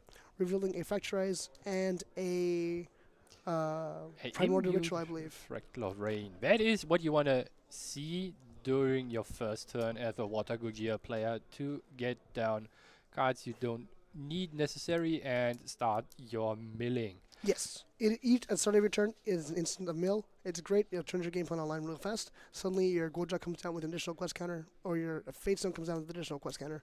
Very Yeah. good. That is very strong. And we also saw a very interesting card in Vid's hand. It's the Unbroken Mustang. That is actually the only universal answer to the Nullifying Lantern and any cost 0 Right. reserve Right. cost, 0 memory cost, and 3 reserve three or cost less. Yes. item It's- that is that's put true. on the field. That's a very good thing to have in your deck for these, because especially as the water decks don't naturally have a lot of answers to Regalia. Looking at them coming in, hitting for 2, doesn't care about the stealth. He's not afraid of any allies really from Vid's side. An interesting thing that you can do with the Unbroken Mustang is if you use the Seaside Ringleader, the Unbroken Mustang suddenly becomes a 2/3/2. That is true. That is true. Suddenly the Unbroken Mustang is a 2/3 ally, starts hitting face or hitting other allies. And Opting he- for the backup charger, taking a turn, not turn off, but just taking a slower turn to reset up and get more influence, build up that card advantage. That is very interesting. Usually you see the Gojira players leveling right away to level 1 to get the quest counter quest going. I think in this case, Vid's just taking his time. He wants to build up a bigger influence so he has more ways to answer allies. He knows the turtle will come out in a while. It's not easy to mill that many cards. Also, we see that there are not too many instances of mill in his hand at the moment. Trying to see what to play. He probably had early on available the Fracturize, so he planned out getting first the The power cell. power cell Yep. to Fracturize it and then have a floating memory available for his next turn. Exactly. Floating memory to Goja level 1. Has 2 fractals on board. Suddenly his cards are a lot easier to play. Those 2 fractals can pay for whatever pay for the Verdian Trick attacks for one of those cards. Reveals Fairy Whispers reveals Asian Protector off the top. It's about to hurt. It is indeed about to hurt. The Asian aggressor is hitting The Asian board. aggressor is starting to come on board and hit hard. Hell yeah. What is it protecting? It's protecting me? No, it's oppressing you. Why do I have to protect my guy when there's no one to protect? Sometimes the best defense is a good It's a good offense. offense. Exactly. Indeed. Sorry, it's a 3/5 with quote intercept. Yes, your opponent wants to intercept me. Let's be honest. It actually has taunt. So Right? it has taunt. Yes, it has taunt even while rested. Your opponents just want to get rid of it. It is so true. Honestly, some would say it has taunt, especially while rested. So your allies don't die. Yeah. Having the free attack stat line is very powerful and removes most allies played in the board. Yeah, exactly. So we're swinging with the Lurking Assailant now. He's looking like he's going to be playing the Asian to bring back the Lurking Assailant. Maybe replay Lurking Assailant afterwards if he has the influence for it. Putting down 4 cards, signature Asian Protector move, bringing it in. Any responses? Interesting. There's a Refracting Missile. He could Refracting Missile the Lurking Assailant, forcing the Asian Protector to return itself to his hand, and that's exactly what he does. One of the important intricacies here is that you have to respond to the correct timing Yes. and not to the on-enter ability. Otherwise, Yes. the Asian Protector is just being on the board. Exactly. You have to respond to the activation. So Exactly. he has to choose the only legal target that is himself right now. Yep. If you respond to the on-enter effect, sure, he targeted the Lurking Assailant, but the Lurking Assailant's gone. Doesn't matter, still targeted it. Very well played. That was a classic 2-for-1. Temporary 2-for-1, I should say. Stops the allies' deck right in its tracks. It is a very strong tempo play and gives you basically a turn for free. Yep, exactly. And he has now his 2 floating in his graveyard. One of Brings them out. gets used right away to level up. Yeah, I think he just put the Refracting Missile right in this batter zone. He was like, you know, I'm with this anyways. Fractal of Rain triggers. Mills a card. Swirling Decree. Not really what you want to see, but it's fine. It's another instance of mill. So we're okay there. Did Vayne also mill a card? Because the Fatestone ability is symmetrical. That is true. That is true. Oh, he did. Otherwise, there would be no Relic Advance Yep. in the graveyard. This is also one of the stronger cards in an ally-focused deck, especially for Wind, and one of the main reasons why you want to play Wind, especially as a warrior. Waking up one of your allies that already hit for a big number to swing again. We saw that last game. You know, Sarah, you just being a classic 7-15. What Yeah. if it attacked again? Why not? Yeah, what could just Got this happen, man, right? wake it up, smack it with it again. That's like fine. Yeah, that's pretty good. I believe second wind, and what is the other wind attack? I believe it It's is Relic Advance. Rallied Advance. Rallied Advance, second wind, both wake up your allies so they can attack again. Rallied Advance is an attack itself as well, which is quite, puts in a little bit extra damage. Also costs 2 less. Not bad. Yeah. It costs 1 less, costs 2. Putting pretty on good. damage for more damage is a Yes. very You know what goes well nice with damage? More damage. Very, very strong. It reminds me Looking- a little bit of cheese, right? Exactly. More cheese on cheese. Lurking Assailant comes out again. Still not worried about any retaliation from other allies, so I don't think he's going to stay awake for very long. It's going to go in, go for an attack. And then are we going to see the Asian come back? No, we see the Brisk Wind Trotter putting a buff Breeze counter Wind Trotter. on the Lurking Assailant. Brisk Wind Trotter is a 2-cost tamer animal and has on-enter put a buff counter on another ally you control. If you're level 2, it puts 2 buff counters. So at level 2, it's actually a 2-cost 3/3, which is very powerful. The very interesting part about this card is that it distributes the stats how you need them. Yes. It cannot put the counters on itself. However, if you have 2 different allies, you can then put that counter on one ally and the second one on another ally if you're level 2. So it does. It turns 2 2/3s into 2 3/4s. More Asian aggressors apparently. I hear the stat line 3/4 is very strong. 3/4 allies is not bad. It's not bad. Math good. Numbers do go. Numbers go well. But okay, so we have the Brisk Wind Trotter. We have the Sun Chi getting milled, which is fine. Sun Deluge getting milled, which you're not too upset about. It's fine. 5 quest counters already going much better than last game. 4 more counters to go. Plays to Tengu. Activates Tengu's ability. Gets another quest counter. Getting all those quest counters, Oh no, Did- the Tengu on enter gives you a quest counter, and then activating draws you a card in memory. you are correct. And if I saw it correctly, Vic just drew a Tightstone Bovine for the turn, and that gives him his 6th mill option if he chooses to attack and clears up the Wind Trotter. That is certainly something you want to do, Yep, not bad. especially if you don't have to use any influence besides the one card you put down on your field. Yes, and I think there's still only 1 floating in the graveyard for Goja, which is not the best, not what you really want to see, but it's not terrible either. Like, you know, filling up with water cards, that's okay. as long as it is watery, it is good enough. Exactly. It is very interesting that Vid also plays the Tidestone Claymore was, I believe, the Yes. name of the big sword Yes, that hits the you big for sword. a big number. Tidestone Claymore, it gets more damage for all your water cards. Uh, I believe it is a 2-cost material deck card that has 5 attack and 3 durability, and you need to pay 1 reserve for every. You need to pay 10 reserve, and but it costs 1 less lowers. free for each water card in your graveyard. Exactly. Right. And it hits for 5. Yeah. It hits a lot. It hits a lot. It's not bad. It's another great alternate win con, I guess, if you want to include it in your deck. You mill yourself a lot, you do a lot of damage, and it's fine. The Claymore is a card that can catch your opponent quite quickly off guard. Yep. If you get it out and suddenly, oh, you're presenting 15 damage. Exactly. 15 damage over the course of 3 turns is not bad at all. Tidestone Bovine attacks, mills, and then passes over back to Vayne. Oh, it's actually Tideholder Claymore, not Tidestone. I should remember the cards better. Tidestone Bovine, Tideholder Claymore, they're all very good. Yeah. Looking, Assailant comes in for 3 more damage at Goja, really laying on the game plan. However, you see the influence of Vayne and the lack of allies on the board. I think that's kind of not. It's not great for him. You want to be putting on pressure early. The longer the game goes on, the more Goja has time to build up her quest counters, more her Yeah. mill, or her win cons go online. At some point, you probably want to say like, hey, we have a time match. I'm not sure if I can pull ahead on this. Maybe I should cut my losses. We go to game 3. I don't know, but again, level 3. Rose is quite an interesting card to play. I do like the look of that. Rose has Intercept and True Sight, so it's a good way to get rid of other, in ally mirrors, get rid of Looking Assailants and Chemical Assassins. Has fast activation on if you're a warrior. And at level 2, you can change the target of attack, so it changes the target of attack to itself. In this case, it is just a 4-cost 2/3. Not really what you want to be playing in this case. It really speaks to what Vayne has in hand, but I guess it's it's good enough for now.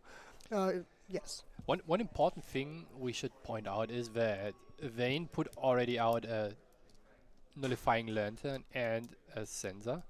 Right. So he's basically stripping Vid of all his accumulated resources, and he has to live with what he has. Yes, Nullifying Lantern notably does remove elements from the graveyard. The Sensor as well is a very key card. It removes all abilities from the graveyard. So all that floating memory you have, congratulations, it's gone. Nothing floating anymore. We still have some answers. We have the Unbroken Mustangs in deck. If he sees one, I think he has one in hand. It might be worth playing it. The Unbroken Mustang and the Tidestone Bovine combined still can't quite clear one of the opposing allies, but it's progress. If you have Vid and using your Unbroken Mustang to remove one of those 2 Regalia cards, you most likely want to get rid of the Nullifying Lantern Yes. here. However, there's a caveat to it, because a Wind deck can also play one of the afraid cards that you don't want to see if you use an on-enter ability on an ally, the Stifling Trap. Right, Stifling Trap is very scary. And Stifling Trap, the Unbroken Mustang, does shut down that completely, and also kills the Unbroken Mustang. You are correct, and if you want to successfully activate the Unbroken Mustang, you need to have 4, 5, 8 influence in total, because in case your opponent hits you with a Stifling Trap, you just Primordial Ritual him. That's true. That's fair. We saw 2 floating memory cards get milled, so I think there's 3 floating in graveyard now. Next to we might see a Gordo level 2. We are at 8 quest counters. Attacking with the Bovine gives you the 9th. Now Genbu comes out, so he's a little bit more protected. What do we have? We have 5 damage on board for Vayne. If he plays the Smoke Bomb next turn, even with Genbu out, it won't matter. He can play Smoke Bombs next turn, play another ally that is lethal on Vid. Goes for the Unbroken Mustang. Let's see if Vayne has either the Zephyr or the Stifling Trap here available. Because Yes. one other interesting thing is that you can do is you just Zephyr your own Nullifying Lantern to protect it. In this case, nope, just lets it go to the graveyard. That's fine. It gets to go to Banish Zone. That's fine. We see a Primary Ritual in hand. So He Vid could flip already him would have had every answer he needed to get rid Yeah. of the material deck card. I That is honestly, very strong. yeah. Vid very just disciplined in his early game, just taking it slow, drawing more cards, building up its influence.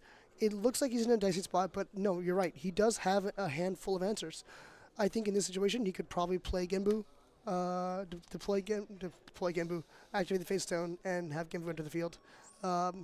That's not a terrible idea. It forces Vayne to play Smoke Bombs from the material deck to go for lethal. He could also just keep a full hand, full grip, go for more negates, try to prevent more damage coming through.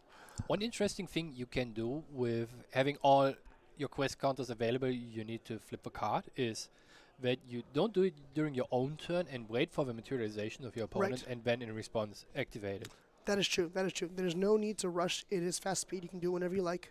And if you wait for a last possible moment, then you're probably okay to like play around. You see, you kind of play around certain answers, certain cards you know your opponent will have. I think in this situation, yeah, it probably is not worth playing Genbu. The only reason why you would is probably to play Fugue, buff the health, and go for lethal, and Or just clear an ally on the board. or clear an ally. Genbu does have 3 health, so that can kill the Rose as well. He's opting to just flip Genbu. Interesting to see what he now wants to clear, most likely with the turtle.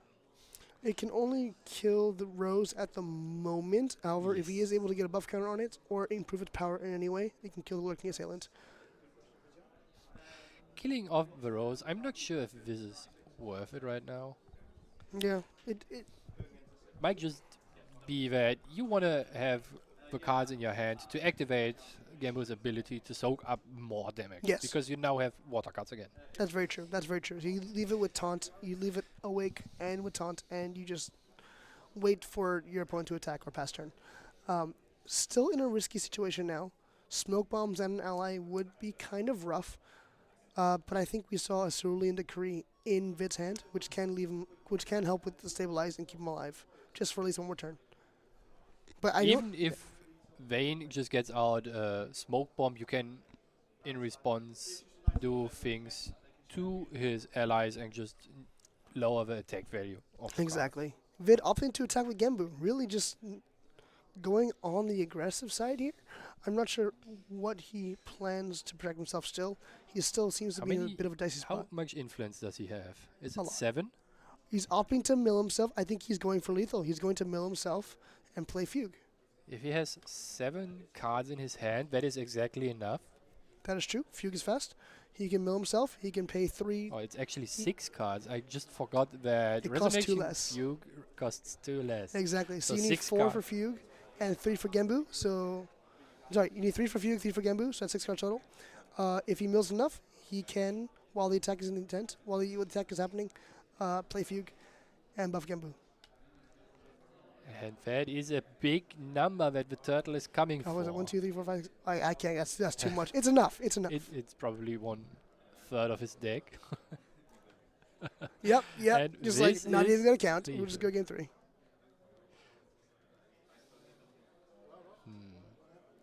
I'm not super sure what is happening now. There seems to be a judge call. I think there's. I'm he did curious. it It's properly. probably about the ruling how the fugue and the interaction of Genbu's ability is. Yeah. No. Okay. So it seemed that the broadcast team was talking to the players and to the judge. That was fine. We're going to game 3. Very nice. That was actually a very quick one, right? Yeah, It that was came 12 out of nowhere. minutes. Yeah. Also the Genbu, I guess not really come out of nowhere. It's you take your time, you build up your influence. But now we know the magic number 6 cards in hands means you could just die. If I have a Genbu, if I have a turtle and I have a polar fractal, 6 cards, lethal. That happens very quickly. Yeah. And it also enables you to play a lot of games. So you're most likely never going to be in overtime and losing due to time Yes, With very the true. with the water Yes. Genbu deck. 'Cause we've seen with other decks so far, other war decks so far, that they can get their strategy mirror dice online pretty fast. They can get their burst thunders online very fast. Now it's good to know that Genbu is just another avenue that you can play. Sure, it still needs you to play around Nullifying Lantern, but it gets online very fast. It already has 9 health naturally. It has 9 health naturally, and just comes out swinging really hard. Sure. Sometimes 9 is also enough. Yeah, 9's also just like fine enough. Resonating Fugue, very good card. I wonder if the deck. I don't think he does play Miss Resonance. I don't think it's very useful. No, Miss It- it- Resonance it- is not it's not a good very. these It days. it is strictly worse Resonating Fugue in this situation. You know, it was like one of my first decks I started to play. Sylvie Yeah. Starter deck came out. It's water. We have turtles. We have Miss Resonance. Seems like a good game plan.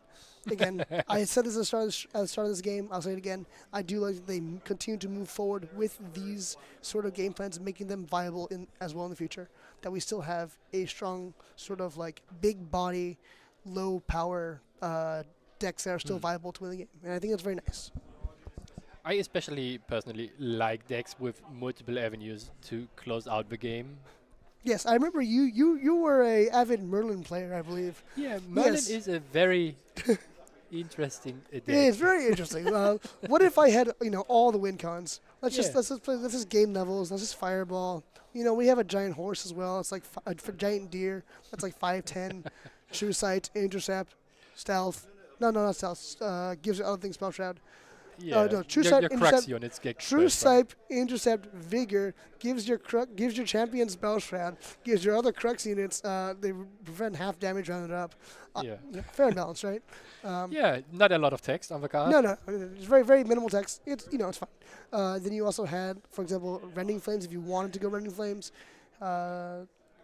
attacks in general, I draw think your whole deck. Though that Pretty good.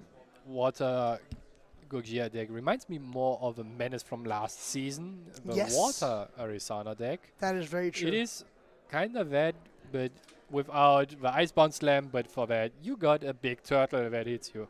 Yeah. That's very true. Yes, but instead of a turtle attacking, I am the turtle. Now I have the Icebound Slam. I smack face. Ravishing Finale, mill your whole deck. Yes, very fun. Strategy of Mirrored Ice still. Same good old game plan. And we're already getting started into Game 3 now. Windmill Engineer coming in imbued. Drawing a card into memory. This is basically the start you want to see. If Vayne now even has a reclaim in case it gets contested, you are off good. Yep. Just We are eating good here, Vayne. Just going card neutral and getting a floating memory. Very nice. I'm curious how quickly this game might conclude. Looking at what Vid has, he has at least one Primordial Ritual, another Decree, the Governing Plans, Seaside Ringleader as well. Seaside Ringleader. I'm not seeing too many fractals though, which is not great. Playing the Seaside Ringleader outright shows you just exactly what kind of hand he has. You know what? I guess I'll play it. I'll remove the Windmill Engineer, and if my Ringleader dies, it dies, and I have an effect. You are correct. Playing the Ringleader on your first turn is actually not a very bad move. It's actually pretty strong You because can still Primordial Ritual it as well. yeah, exactly. It gives you a body on the board that your opponent has to deal with, and if he does so, you just use the ability of the card in your graveyard if you are a tamer and buff the next Exactly. ally you basically play and draw a card into memory. So it's a neutral play. Yeah, it looks like Vid's going to gear up to just play a backup treasure on his next turn as well. Just build up that influence even more. No rush. We saw last game that it's actually, taking it slow is what he wants to do. He doesn't have to rush. He just has to make sure he has answers for all the allies. Vayne thinking a little bit harder on what he wants to play. I see a Fray Whispers in hand, which he probably could do. Playing 3. Plays a Vanguard. Goes 2. Doesn't have Vigor now, though. The good old Wind Rider Vanguard. Plays Oh. Primordial Ritual, I believe, That is on interesting. his Seaside Ringleader. So Vid probably wants to get a floating memory for sure in his graveyard Yep. with the Primordial Ritual. We got the Lost in Thought. So- Perfect. So can go to Gorgia level 1 now if he wants to. You are correct.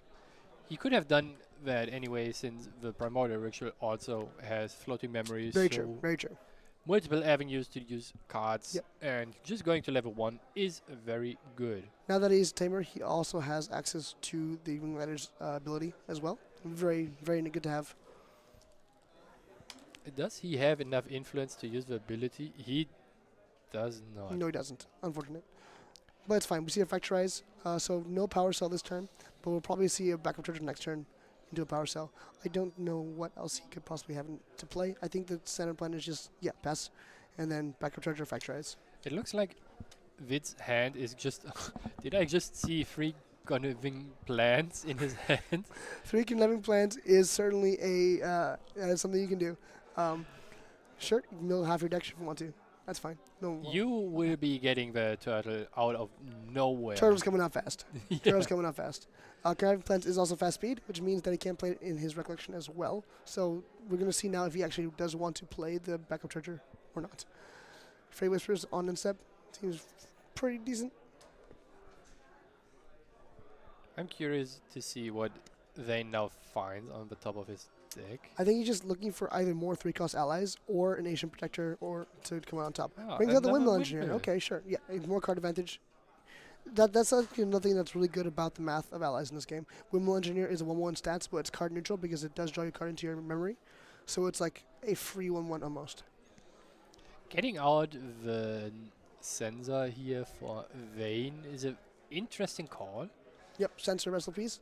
There- Removes all the floating memory from his graveyard, It actually removes all abilities Yes. from cards in graveyard. including so the Seaside Ringleader. That is you true. are correct.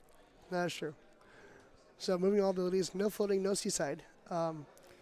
Draw that natural Unbroken Mustang. Should be fine. One possible play for Vid could have We been see the Unbroken Mustang in hand. Yeah. One possible play for Vid could have been that he uses the Seaside Ringleader during Vayne's turn just to get the card in his memory in response Yep. to the materialization. However, he opted to not do that, so he most likely has a plan for that and doesn't want to expand Yeah. his influence right now on Vaz. And also, Sensor Wrestle Piece also is susceptible to a Fracturize. I'm not sure if he'd want to Fracturize the Sensor instead of his own power cell, but it's another option that he has. An interesting play that you can do in water decks in general is that you play the Sensor of Restful Piece in your material deck to annoy your opponent. And Fracturize it when you need it. Yeah, Gone. exactly. Yeah. That's actually quite clever. Like, you know what? I don't need my abilities in my graveyard at the moment, so you don't get yours. Oh, wait, now it's time for me to pop off? Sure, I'll Fracturize my thing. I'll get another floating memory in my graveyard, and then we pop off. Oh, now Vid is going for the Gunnerving plans here. Recycling cards in his hand and also milling a bunch. Yep. Those are water cards, so he does get to draw a card into memory. I believe that was another Seaside Ringleader. Are you sure he has Deluge 4? I'm not super No, I'm sure. not sure. No, he's gonna have to count that. Maybe someone call a judge, make sure he has 4 water cards in graveyard. Just to be safe. Don't think he has it just yet. All right, going now into his materialization phase. He just played 1 Gunnerving plans, right? Yeah. One brings out the GCR. Could go for another Conniving Plans now if he wanted to. Opts not to do that. First he checks the mill of the Ooh, Fadestone trigger. That's very nice. He mills the Pelagic Fadestone floating memory, and when it gets banished to pay for memory cost, he can play it the Slick Torrent Strider, the Dolphin, into play. And at the beginning of the recollection phase, it then mills 1 card off top of your deck. Very nice. That means though that it needs to get rid of the sense of He restful does peace. need to get rid of the Sensor soon. He still has the Unbroken Mustang in hand, so he could do that. I think you just don't care enough about it right now because it also hinders Vayne to go up to level 1 for free with the floating memory that just That's got true. minted. It slows him down as well. And I think at this point, Vid's just taking his time. He has consistent sources of mill. He can get the Goldjaw quest counters. Sounds very good. Graveyard is looking full. Maybe saves the Unbroken Mustang for the Nullifying Lantern because Genbu will come out eventually. The floating memory is not necessary at the moment, but the water is necessary for the deck to win as soon as possible. You are correct. It looks to me like Vid is just waiting for one of his win conditions to more or less appear, so he knows where to go to. In this case, Vid just needs more allies on the board. He's kind of, I don't want to say he's dirtling, but he's having a hard time finding more bodies to put on the field. He's forced to play his Rose, a 4-cost 2/3, because it's not what you want to be seeing at this point in the game. At this point, Vid is taking his time and he's building up a big influence, and this is where you really want to be flooding the board with allies. This is where you really want to be putting in the damage, and he's just not getting that damage through. And the longer this goes on, the closer Vid gets to deploying Genbu, the longer Vid gets to deploying Genbu, more water cards in graveyard, the closer Vid gets to just outright blowing him out of the game again. So Vayne really wants to find his allies and dig as fast as possible, and he's just having trouble finding those allies. If he levels up right now and has a Relic Advance in his hand, he already presents 6 damage, 7 damage. If you get out the Huagi, Rose can actually use the Huagi and is also an automaton. That means you get to double dip.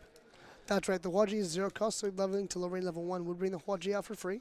Exactly. So you can have the Huaji on Rose, but that's not what he ends up doing. He brings up the Nullifying Lantern.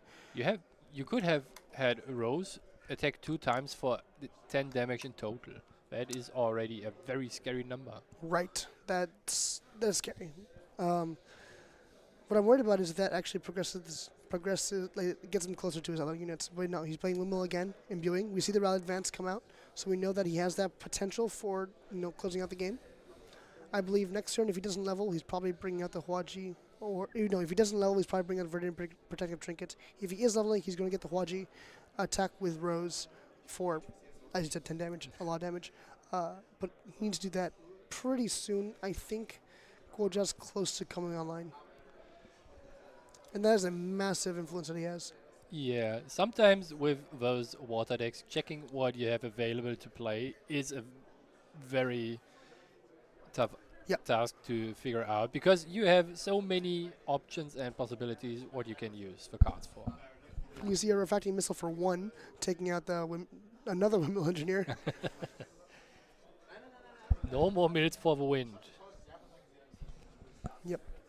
As we see, Fracturizes the sensor, and he's probably going to go for the Unbroken Mustang on... Yeah, he's going to fracturize the sensor, and then he's going to use the Pelagic Fate Stone, probably for level 2. Doing that will give him another avenue of milling cards off top of his turn. He'll then play Unbroken Mustang onto Nullifying if he needs it.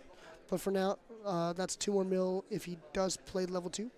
That's another 2 potential quest counters. So that would bring Guoja up to 6. And then Genbu 7, Pelagic Dolphin 8. We need 1 more source of mill. We know he has the Deluge. So he is online for Genbu this next turn. if he wants to, and Yes, if he wants to do that. if he has any of his win conditions in his Did he hand not or use might draw into it, that is already enough then. Did he not use a Pelagic Fate Stone? Didn't pay enough attention to that, to be honest. It might not have been like that. Maybe he plans to use the Claymore next turn. Yeah, perhaps. He is right now at 2 influence. Oh, Seaside Ringleader as well. Activating Seaside Ringleader. To just getting more cards. Yep. That is always a welcome addition to your hand. You see a Pelagic Fate Stone in hand as well. No? So he's waiting whatever for- happens, I think Vid has at least 1 more turn because he has a Resolute Stand in hand. Yes, of course. I'm more yeah, 1 more turn in hand. Can get the Genbu out now if he wants to. I believe he had 2 deluges, correct? And that's 3 He deluges had at start of hand. 3 Conniving Plans in hand at 1 point, that is correct. Right, conniving plans. But right now it might just be that that you just play the Unbroken Mustang and wait for your opponent to do something to interact with it. Getting Yep. rid of the lantern might be good enough, but he chooses to not do that. Yep. I'm curious to see what he has planned now. Flipped over the sensor. Put the Fracturized token on that. Or you should put Fracturized token on that. Just make sure that the effect is not active. That's pretty big. It should be active, so... No, it was going to level 1. Going to level 1. Do you have a hunch what might happen? I think we'll get the Huaji coming out. Rose will go attacking for a lot of damage. Not looking... The situation's not looking very healthy for Vid here. But it looks to be fine. Going okay. I think he's alright. He most likely is going to be fined. Just double checking, making sure that the sensor is fracturized. Oh, he even got out with Huaji, so my guess was probably spot on here. Yep. Let's see. All right, look, it's not coming down. He didn't use the power cell on the rose right now. What you can do is use a pre-recollection, so you have one more influence to work with during your turn, but it also gives away quite a bit of information to your opponent. Exactly. I think it's like normal cases of burn. You'll save it when it's lethal. You don't need to use it yet. Don't need to. No, you can save it for when it matters more. Opting to pay 2 for Resolute Sand. Pay no. Plays the connecting plans. Gets another quest counter going up to 8. Does he have something else to mill himself? I wonder. Get Genbu out now if you can to protect himself. Slight miscalculation here on Vid's part. He forgot that the nullifying lantern is out. Yes. So he doesn't have Deluge at all active. Yep. I'm still worried about the sensor still flip face up, making sure the players understand that it has been fracturized.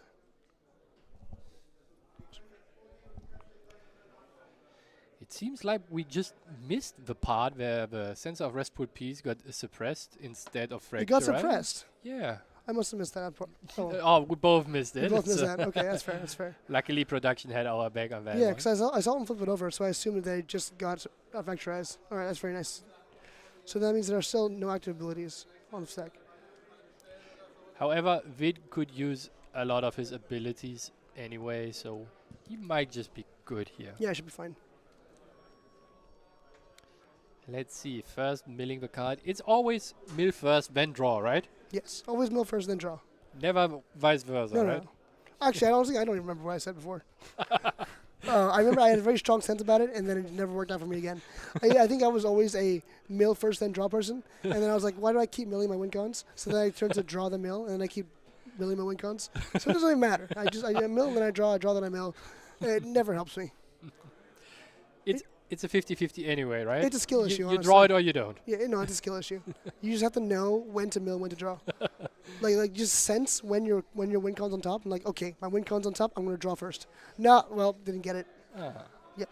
Sometimes you just have to see the future, right? Just gotta be better. That's why you choose to mill your opponent with the Tidestone Bowvine, to mill 2 Light Weavers. Exactly. Mill your opponent with Tidestone, get their 2 Light Weavers, and win the game. Easy.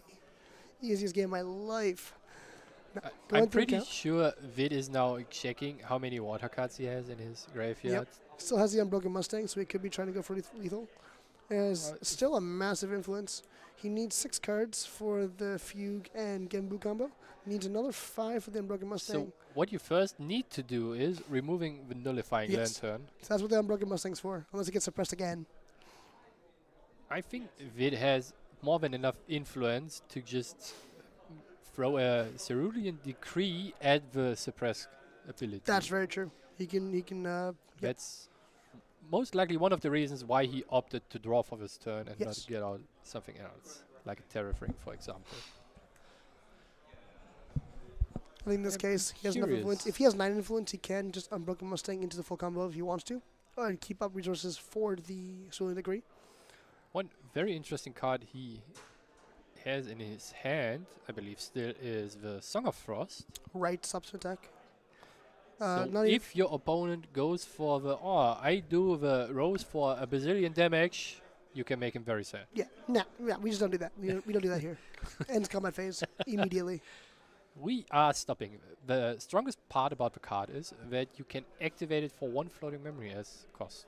Yes. Instead of paying the reserve cost. Yep, as a tamer, you have that cost bonus available to you. That is very nice. As opposed to when we used to see Water Arsana play it with as a cleric. No, it didn't work out that well. But looks very strong. Unbroken Mustang coming out. Take another Nullifying Lantern, I would assume. Yep, targets Nullifying Lantern. Very good. This is where, if I was Vayne, I'd start to sweat a little bit.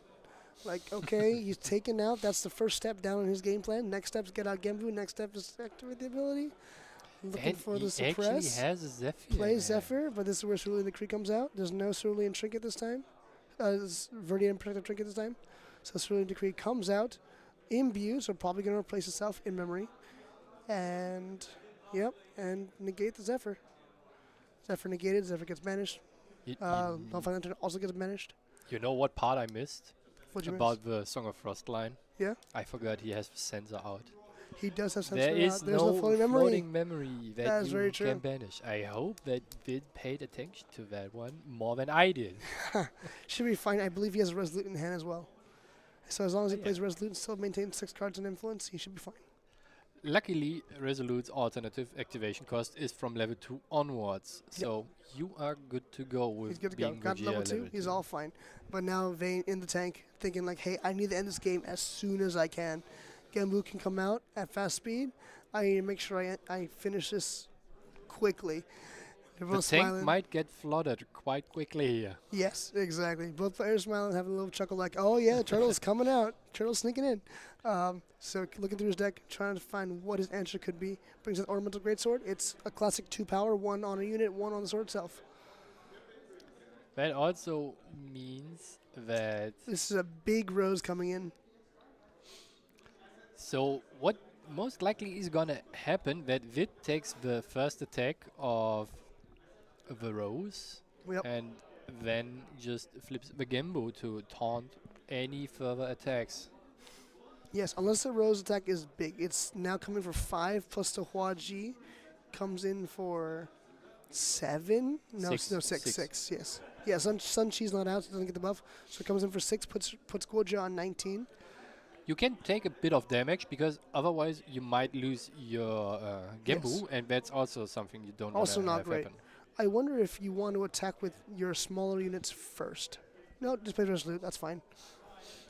I play Resolute and we play another turn. Let's go. Exactly. 2 minutes left in the round, but I think the game is approaching its natural conclusion. Gembu coming out any second now. And Vayne struggling to put that last bit of damage together. I think he's doing the math. He's in the tank still. He thinks he can get it probably. Is there a way? So, I'm not sure if you can finish the game right now with an active Resolute stand. Probably not. Probably goes to end his turn and tries to play for overtime. What you can Clears do is out the Unbreakable clearing of the horse for Yes. sure. It's 1 less damage. Take your the horse opponent out back. takes. Take care of business. I think that's it. What is Vayne planning here? A reclaim on the road? Oh, is that what he want to do? Okay. Reclaims the rose. Ah, I see why. To Keeps it intercept. active. Yeah, keeps it active, has an intercept. It protects against a Genbu, so now he doesn't have. Now he can't lethal him out. Buying time for another couple turns, which But- is great. It was a very interesting line I didn't see coming. I was more thinking along the lines of using Relic Advanced or Yeah. Second Wind Just to go for it do again. 1 more damage and just wake up your Rose Yeah, exactly. instead of using a I reclaim. mean, if the Genbu had deployed, it would have been Rose coming in for another 6 potentially damage. Your Lorraine would attack for 1 on the Genbu as well, for 7, and then the Vanguard would have take out another 2 damage. That would take out the Genbu. So what you could have done is if your opponent doesn't use Second Wind during Yeah. damage calculation of Rose, you just take the 6 damage. Yeah. And then your opponent has to attack with something else, right? Yeah. Then you just take that attack and see how much damage it is, because you have a total health pool of 22. That means if you are at 19, life is a resource, right? Life is a Might as well resource. use it. The only life that matters is the last one. So we see Genbu coming out now, playing Yeah. Genbu, activating the Fate Stone. 3/9 taunt on the field. Where do you go from here? And now we are also in overtime for already 30 seconds with Vid having the first turn, because Vayne was the Yep. active player during overtime call, and it puts him at turn 0. Alrighty. So if the players are quick, Vid gets maybe 1 more turn. Do you see if he has the cards he needs? I'm curious to see. Yeah, exactly. You know what he could do? He could no, primordial ritual is a spell. Can't do it. Never mind. Primordial ritual, the Genbu for sure. That sounds pretty good to me. No, don't do that. No, unfortunately not. Is Primordial Ritual It's a spell. skill? It's a spell. Okay, Can't do it. No, Okay. just for the memes. No, practical polar depths. Is this now an angle where... Going for the mill angle. Yeah, it might be. How Opting many- to pass keeps a taunt on the field. Honestly, keep all your options open if you can. it looks like he has just 14 or 16 water cards in his graveyard, so that's not enough to win through the mill If he plan. gets a second practical polar depths out, maybe he can, but I don't think he has one yet. He needs to find an answer for the sensor. Then I think he has a strategy of mirrored ice in his hand. If he can get through the sensor, maybe he can pull off the stratagem win. He I might don't- also be able to pull off a win if he gets to draw another Fractal of Polar Depths. Yep. That would be also enough. So you mill yourself one time and then 2 times your opponent. No, that would require 3 fractal polar depths. I think Yeah, that's what at that point He has yeah, one more in hand. He has one more in hand. Oh, so he has one more in hand. So then if he gets 3, then that Yeah. could be game. So you're digging enough for that. Otherwise, he can just double mill himself and maybe play stratagem if he has if he has. I don't think he has the influence for that. To be playing a stratagem, he also needs to get rid of the sensors. So Yeah. So That that is is impossible. I think his tough luck here. his out. Oh, Dream Fairy on the Embu, but don't worry, we still have the Get Out of Jail free card of the Lineage Release Gorgeous level 2. Negates Gorgeous level 2. You can Lineage Release, negate target activation or trigger that targets a fate bestowed or fate bound object you control. So hey, 1 Dream Fairy down, that's good. Is there a second one? Probably I not. wonder if there was now a reclaim. Oh, Oh, where went this one?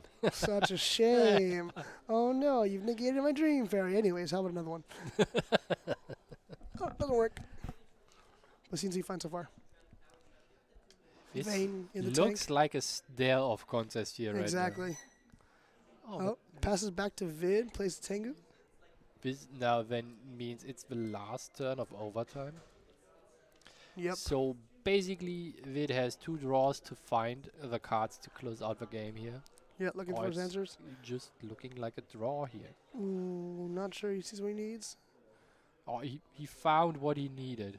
Oh my god. He got the fugue. Yes, he he got the found a fugue. fugue. He has to get rid of the Rose somehow, though, because Rose still has intercept. That is correct. Fractal Missile, maybe? Fractal of Polar Depths and then Refracting Missile, but then he's no, He doesn't he have enough doesn't influence for have that. enough influence. No, he's in the tank, he's shaking his head. 2, 4. Doesn't think he can do it.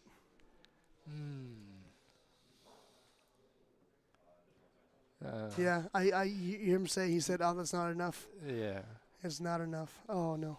You hate to see it. But, he's still, Is it not enough? he's looking for, It is enough.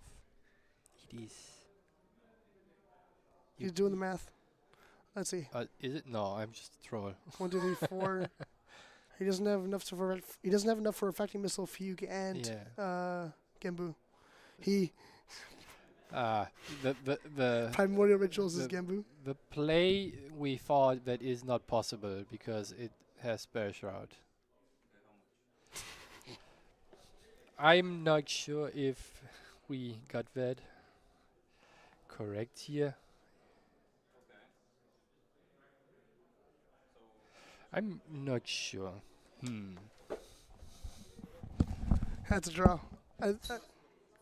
Is he won? Oh, he Primordial Ritualed to get enough cards into his. He Primordial Ritualed enough to get cards into his graveyard, and then the double Fractal Polar Depths was enough for the game.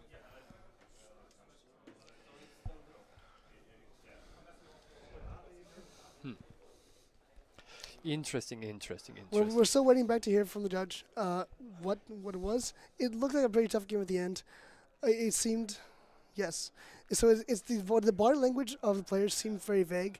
We're still waiting to hear back from the judge if it was a draw or if they got the win. So what we're hearing now is that he did manage to get enough water cards in his graveyard for the 2 Fractal Polar Depths for the win. It looked like very confusing for us because the players were like, looked a bit defeated. They gave the fist bump and they were kind of talking about the game. It wasn't very clear, but it turned out they seemed to have enough water cards in the graveyard for the double fractal polymorphs to mill out for the game. We're right back in last meta with Water Arsana. Pretty cool to see. Back in business. Yeah, exactly. That was a tight game to watch. It was very close. It looked like it wasn't going to happen, but it turns out the last primordial ritual at the end did manage to secure the few water cards needed to win the game. It seemed pretty good. I'm happy to see it. Now Very intense and surprisingly long game. Yes. Remember what I said, that you usually don't go to time with the deck? Yeah, yeah. I thought the games Turns would go out a lot you do. faster. It turns out the Win Allies deck packs enough like threats, enough the Dolphin Lantern Center is enough to slow down the deck enough to go for longer games. At the end, it looked like the Win Allies deck I think wasn't drawing enough heat. The allies weren't coming out strong enough. It seemed pretty cool. The turns were in. The players were in the tank for quite a while, but it seemed like it was pretty nice. Probably early on, Vayne was missing a little bit of pressure Yep. to put Vid in a position where he had to interact forcefully with the board and the game state. Yeah. And Yeah. as it turned out, Vayne had not enough to force that out of him. Yep, exactly. And it looks like we're in overtime. The rest of the players are done. So I think we're going to be setting up for round 4 coming up next. Oh no, we're having a lunch break, and then the players are coming in for round 4 next. So after our lunch break, we'll see you for round 4. Take care, guys. Don't go anywhere.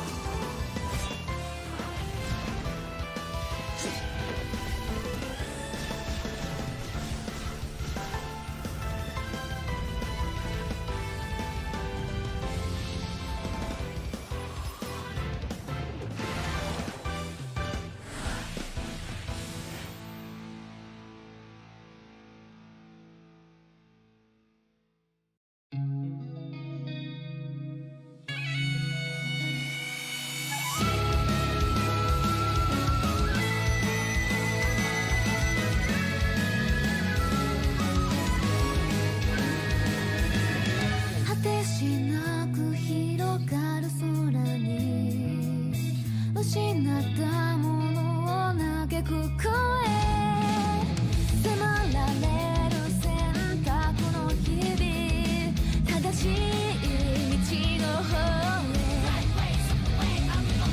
間違ってなかったと証明しよう生き様で邪魔されても先を読むさこの頭で全て手に入れる高く高く飛べどこまでも行こう不可能と思い込んでたものがなぜか小さく感じた見てる景色がそう先になったから叶うまで近い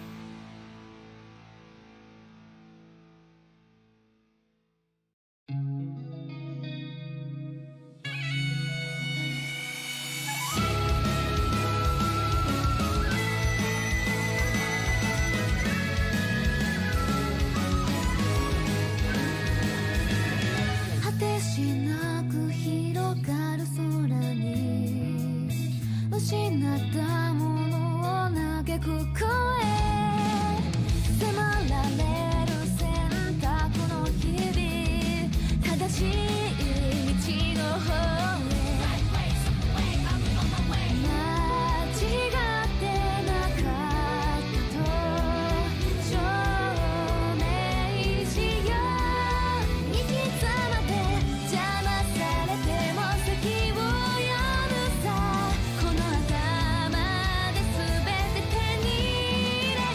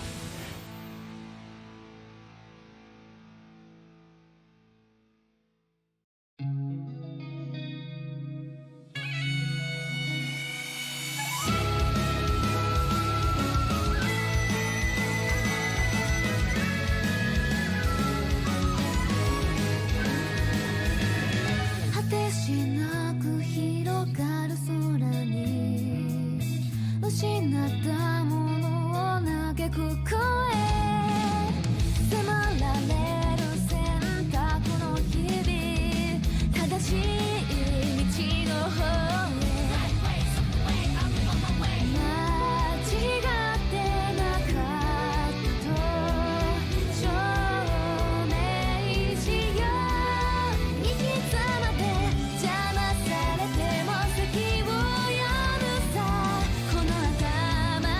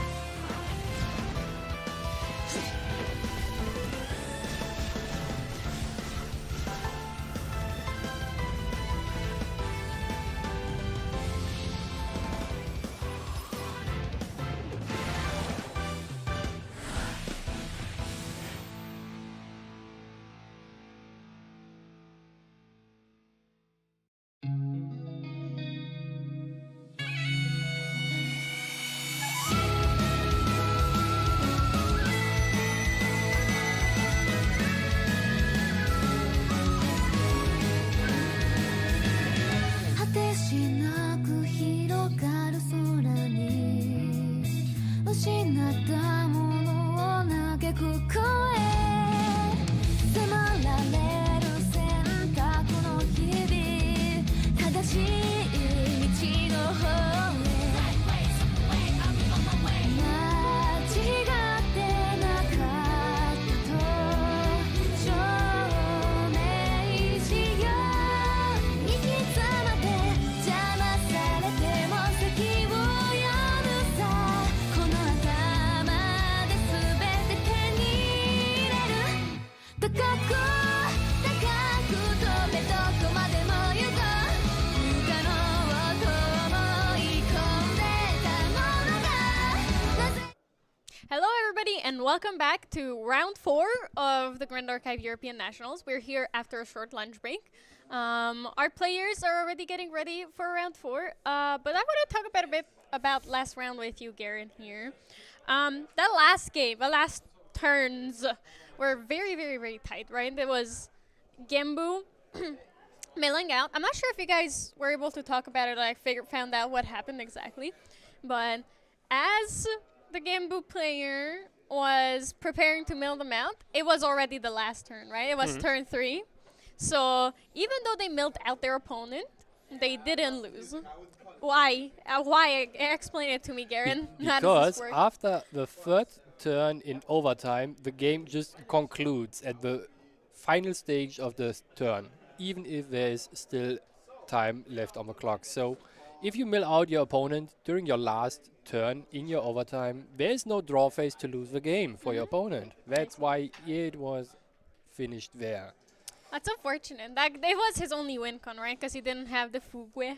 It was But very sad. He couldn't do anything. It was just like mill or die. And either way, unfortunately, it was not the way. He couldn't win and bring the thing, bring the game to a finish. But it was a very well fought fight, right? He did his but he could. Unfortunately, it wasn't enough. So now we only have 2 undefeated players here.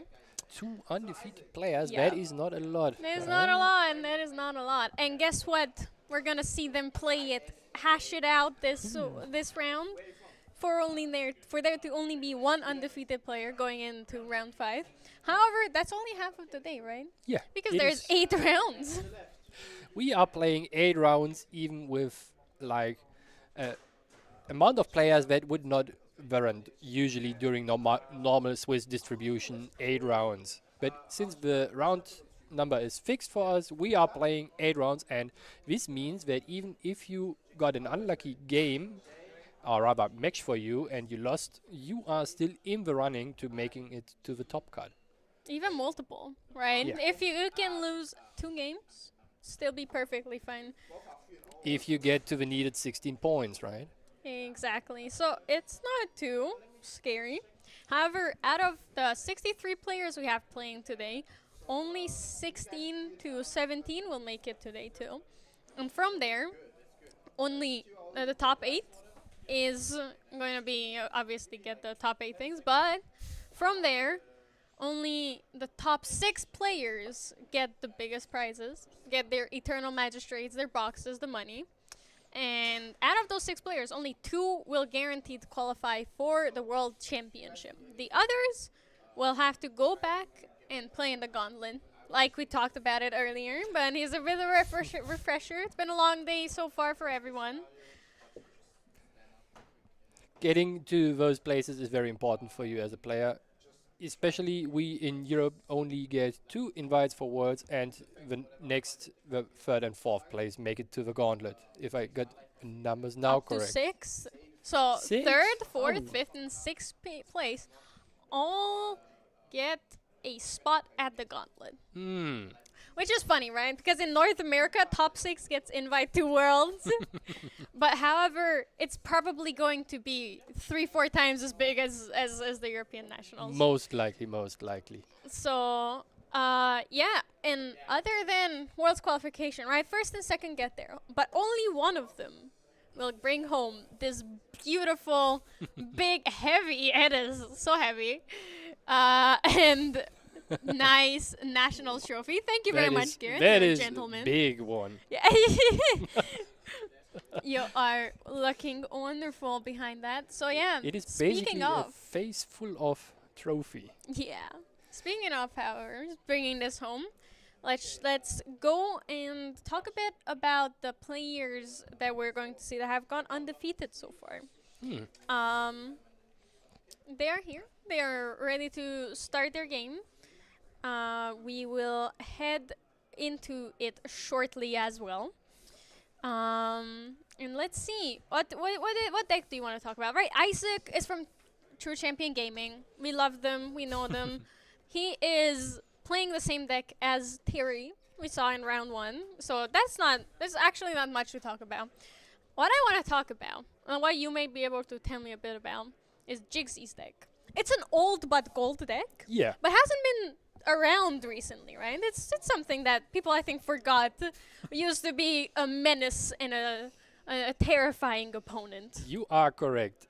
The good old trusty Fire Warrior deck, where you can put out a reasonable amount of damage every turn. And as we already see, Jixi starts very strong with an Arthur as his first turn play. It's the ideal first turn play Yeah. That's what we want to see. It is very hot, especially with the on-enter ability used, so you for sure get to keep Arthur for 2 turns. And oh lord, is this the red Hara? It's the red horse. It's the red hair. He gets buffed. Arthur is a human. Is a fire unique human. So red hair loses pride. He gets to immediately go and start swinging with a buff from Arthur. This is quite frankly the best turn you can have on your first turn as the second player of the game. Having the red Hara active with 4 damage that you can put on the opposing champion right away, that is very strong, especially with Arthur being for sure present for the next turn as well. Yeah. However, because he put all the right, he only did 8 influence to do this, so he wasn't able to utilize Red Hair's ability. However, you're not in a rush to get floating memory in the graveyard and just start leveling up because you're Lorraine. You don't care. You can just, what you want to do is push as much damage as you can. But what is important as well is that this is specifically a Lorraine deck, and a Lorraine deck that goes to level 2. So in ally matchups, you want to go to level 2 and flame sweep and draw a million cards. I think newer players might not have the experience of a Lorraine coming at your board full of allies of 2/3s, swinging for 4 so you can have favorable wins to save them, and then killing like 3-4 allies, drawing 3-4 cards with one single attack. Refilling your hand with 1 attack card is very strong, especially if you, in the consequence, clear up the board of your opponent. And it also puts damage on the champion. Yeah. So Cleave, huh? cleave is very strong, especially in ally matchups. To say the least. But it was a wonderful first turn from Jigsley. Isaac is a bit slower on the fractals, but he does have that dissonant and unstable fractal out, as well as a Frostborn Paladin banishing the Lost in Thought. The usual, nothing new. He earlier had he also has a power cell for later for Fracturize, or if he does draw the turbocharge, draw 2 cards. Putting Pump more that influence power up. on Yeah. things. more power in his hands. He's turbocharging his hand. He's just going as fast as he can, going crazy with it, if you will. I think it was very important for Isaac to clear up the red Hara here, Yeah. otherwise he faces a lot of damage. And what a Fire Lorraine deck usually wants to do is put fire cards in your graveyard, so you can enable quite funny cards. The red hair. Good old back in the day Rending Flames. If you go to level 2 and play Rending Flames and banish 3 fire cards from your graveyard, you hit your opponent for a big number. A big number? What is that big number? It's 2 plus 2 plus 2 times 2 is 8, isn't it? It's actually, isn't it 10? 3 from the Rending yeah. Flames, 2 Plus from the 2 on-enter ability, and then and then you also just have a double it. sword, so you can. It's 12 actually.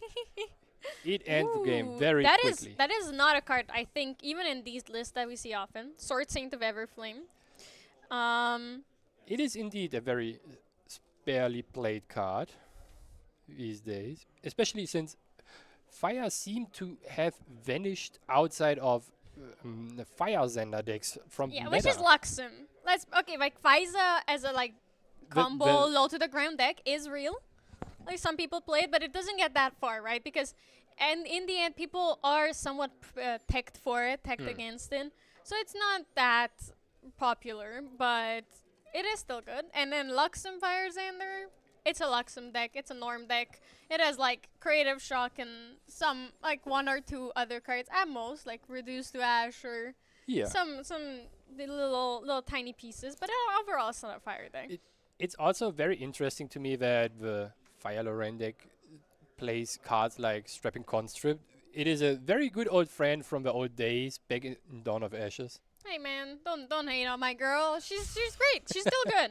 Yeah. She's in this deck. She's wonderful. Now in the meta and at large, the deck itself might not be as great, although it is 3-0 right now into a Fractals meta, and you know there's a lot of Goja, Gembu both, and Seirus. Yeah, So you- it's still going. It's still 3-0. So it doesn't mean anything, right? Just because it used to be good and it's not as strong anymore, doesn't mean that it's not a very, very good card still. It's a very underdog deck for being in the meta, very barely presented. However, it is a very strong deck that suddenly can hit you for big numbers and close out games in situations where you don't expect them. I think definitely, but it's a lot less combo-y and out of nowhere than other decks, right? Because you still are building up your damage slowly, fairly slowly. So it is not like too out of left field, right? It's surprising, but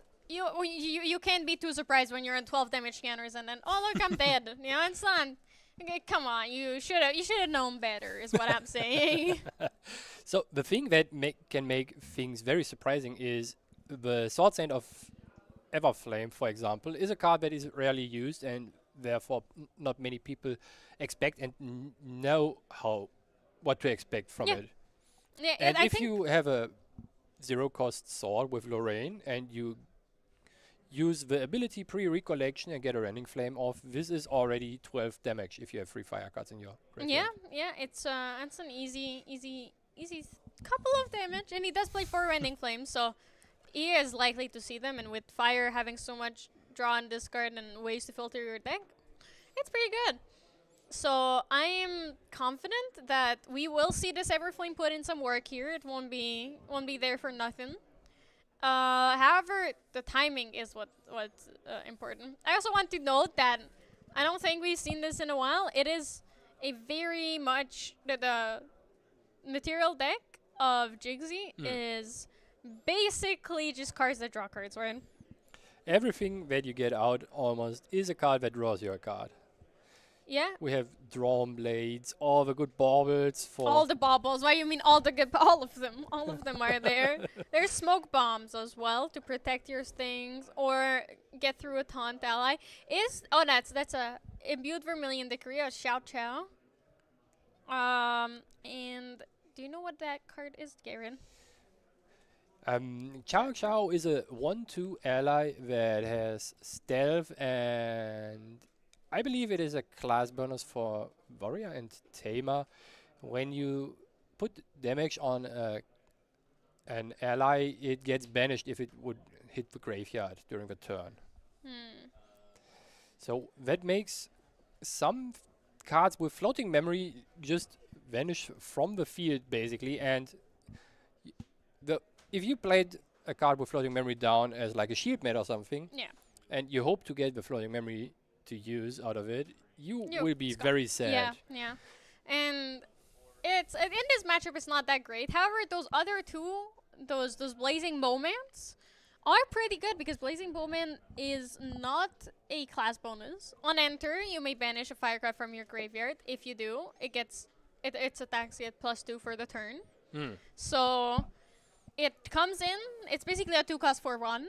But its attacks cannot be retaliated, so even if you kill an ally with it, it's gonna survive. You can be confident in that.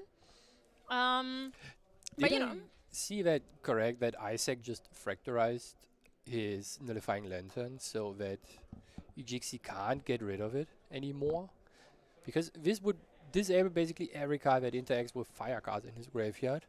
Yeah, I believe so, because he does not. Jixi will not have an answer anymore to those to a Fracturized Nullifying Lantern. He doesn't play anything that could take care of it. So right now, it's definitely a tough spot. However, he can't just still play your regular, reliable allies, right? Just go smacking, just go hitting, who cares? No, You what are if? correct. So what if there is no fire cards? It's okay. I still have my allies to hit with. Allies are good enough, and so are attack cards. That is a thing. You Just need to hit. using Rending Flames for 3 damage with a weapon. Yeah. Ooh, fiery momentum. Unfortunately, that fire momentum is kind of useless here.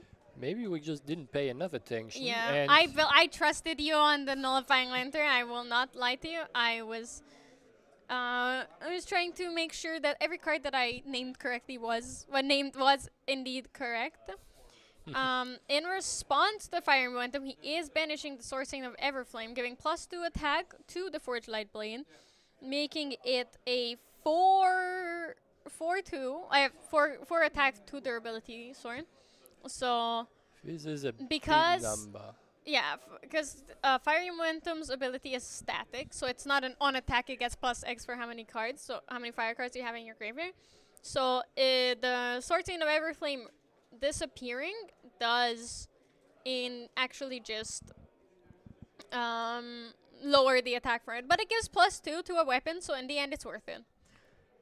Yeah, you basically -1 for the fire card in your graveyard and add 2 to the damage. Yeah, just so 'cause it's the a +1. damage goes down by 1 but grows by 2 in the end.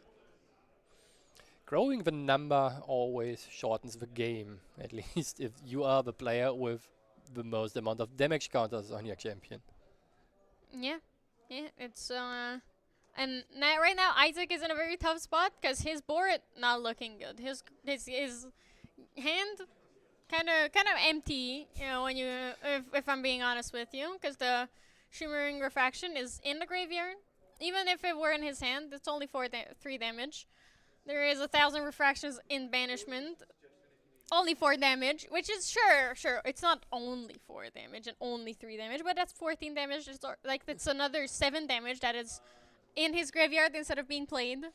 Getting to enough damage right now might pose a very difficult task for Isaac before he runs out of remaining damage counters that can be put on his champion. Jixi just needs 2 more damage next turn. Did I just burst Asunder there? I don't think if that is a burst asunder, I don't think it's enough, because it's a burst asunder for what? It's 8 now right now, 10, 10, 12. It is enough. And ooh, wait, hold up. You're right. Okay, my bad. You just started putting out fractals and then boom, game over. If you suddenly have enough fractals, the game just gets closed out. Suddenly. We're just, oh look, next game it is. If you are Jixi now, would you take the call and start the game? Probably, right? Oh, yeah, definitely. Like, if even though you are a fire deck, you still want to go just... Like, even though you're a attack-based deck or combat-based deck, you just want to start pushing as much as you can. You don't want to wait around for them to be able to... Especially against fractals. You don't want to give them the advantage of starting to build their board early. You just want to smack them. So, let's look at the sideboards. Sensor coming in. Fire Bubble coming in. Terrafring coming in. Extricating Touch coming in. Well, actually, Extricating Touch might not come in because fire cards in the graveyard. You don't want that. You don't want them discarding fire cards. Even if you have the Fracturized Nullifying Lantern and even if you have all that protection. Giving extra cards is still not that great. I think Jixi for sure is throwing in Disenchants No, I to was get... talking about Isaac. Yeah, but I think Jixi is throwing in Disenchants to get rid of the Fracturized Nullifying Lantern. So that would make the Extricating Touch in your deck more valuable. So you can, by chance, discard those cards. Yeah. And still be good to go. Yeah. It kind of depends on what you anticipate as Isaac now, what your opponent might side in actually, because Disenchant, I'm not sure if I would consider the card being sided in by a Fire Lorraine deck, because I mean, usually I they would. just I want to think kill you you should quick, right? consider it any time, Hmm. but I don't. I think like I don't think that'll affect his what he does too much, because if they have it, they have it. If they, like it's one card that sure will take down the fractals, but the fractals are the main game plan. So why would he? Why would he compromise his main game plan just because there is disenchant? You are correct. Mm, Maybe but I'm just too much thinking into it. I mean, I'm also very much of a YOLO player. Whatever happens, happens. It is what it is, you know. So you could be right. But I don't think that it would, he would sideboard so metagamingly. Like that's You're kind of anticipating the anticipation, yeah, kind of. there's no need to anticipate the anticipation, because sure that it might just be that he's going to put Nullifying Lantern under his Quicksilver Grill, so he lives a bit longer. But I don't think that overall it's going to affect him that much, even though like it is a very very powerful card. You should play like single target Fantasia removal regardless of if they have a million or not. But I don't think that it'll affect how the Fractal player plays around or like plans for the game, because they have to pump them out. If I saw it correctly, Jixie There's already has Two two. Rending Flames. This might be a very quick one here. Oh, depends. You need to have, what, 3 each? You need to have 6 fire cards in graveyard, and he has no ways to discard it, so I don't think it's going to be that quick. It might. However, look at the hand. There's fractals in there. There's shimmering refractions. There's a Frostborn Paladin. They put down the shimmering refractions. There's a fractal of snow. There's an unstable fractal. 3 fractals That down already. 3 fractal start, basically the dream for every fractal deck. Yeah, and you saw last turn. He only had a few fractals, but it was enough. That was plenty. Every fractal in a Water Diaochan deck poses 2 damage that are on the board. It's not even like it at least, but I think of how often we've seen people glimpse their Burst Sunders to the bottom as well. I think people are learning that that's not the only way. That's not the only thing you can do. You can also 1,000 refractions, shimmering refractions. Or was it? There's many things that you can do. And also playing allies down is a valuable way in the Diaochan deck. Smack them. Just go down, go face, go wah. You Ooga just booga need punch. the good old friends from Dawn of Ashes, that are namely Gildas and the Frostborn Paladin in the water deck, to make your day. Hitting Absolutely. face. You need a few. Oh, there is just a fire momentum for 2, I believe. 3. I forget. I thought it was 2, and then you get on top of it. But okay, it was 2. Okay. I'm not with the stupid. ally hitting face, Thank it you. accumulates to 3 Yeah, in total. I just saw the health go down from the fire momentum to 3. Well, I go up, the damage counters go up, and I was like, wait, that can't be silly. And that is already the first fire card in Jixie's graveyard, for that matter. Next time it will be hitting for 3. And then If you get the class bonus active, at least. true. See, I completely I didn't forget about that part. I just said 2. I thought it had hack for 2. Yeah. But that's why I think oftentimes people also just swing with everything at the same time, forgetting that you can have individual reactions. Like it's very important for both you and your opponent that each unit has its own combat phase. It's not all at once. Ooh, Ooh, Isaac with a Vasker. very strong play here with the Frostborn Paladin. On enter ability on the stack, he uses Fast Cure, so he gets to low enough influence to even recover.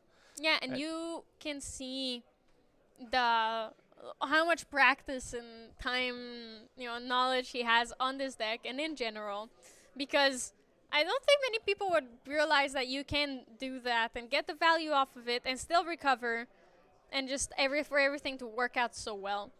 Indeed. It takes a lot of practice to see those lines, even if you want to see them quickly. So being used to playing the game and knowing the rules and also having practice on the specific deck is very important. Yeah, knowing what's Especially best. at high stake events like the nationals we are at right now. Yeah, it might seem very friendly because there's not a lot of people. We're having fun. We're talking so much. But it is still a very, very high stakes event. Even though both of these players are undefeated, that doesn't guarantee anything. And they want to have the best possible score going into day 2. Because the better their score is, the less they need to worry about tomorrow's 4th Swiss rounds.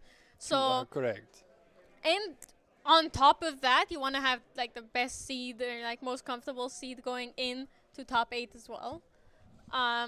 So because if you're 1 through 6th, you're almost guaranteed your spot. Like 5th and 6th are the most uncertain for the gauntlet, because if 7th and 8th win, then they're in and 5th and 6th are out. But if they lose, then you're in, right? So you want to have the top four seed going in to guarantee a spot in gauntlet, and then you just want to win obviously your top 8 matches to get into the world championship. You already then can book your trip forwards. Exactly. So there's a home by fire onto the Sword of Seeking, and they're learning when attacking with the Sword of Seeking. It got buffed +2. It had +2 attack from the Home by Fire, and then finished the Froststorm Paladin off with Xiao Chao. However, that Froststorm Paladin, because it was killed by Xiao Chao, should be in banishment. It should be indeed. So I believe it will be maybe rectified. It it's doesn't just affect the game class too much. bonus, and I'm not sure. I think it's like the general ability of her. Might be one or the other. Ooh, is- Gildas. The good old Gildas. She is coming in hot.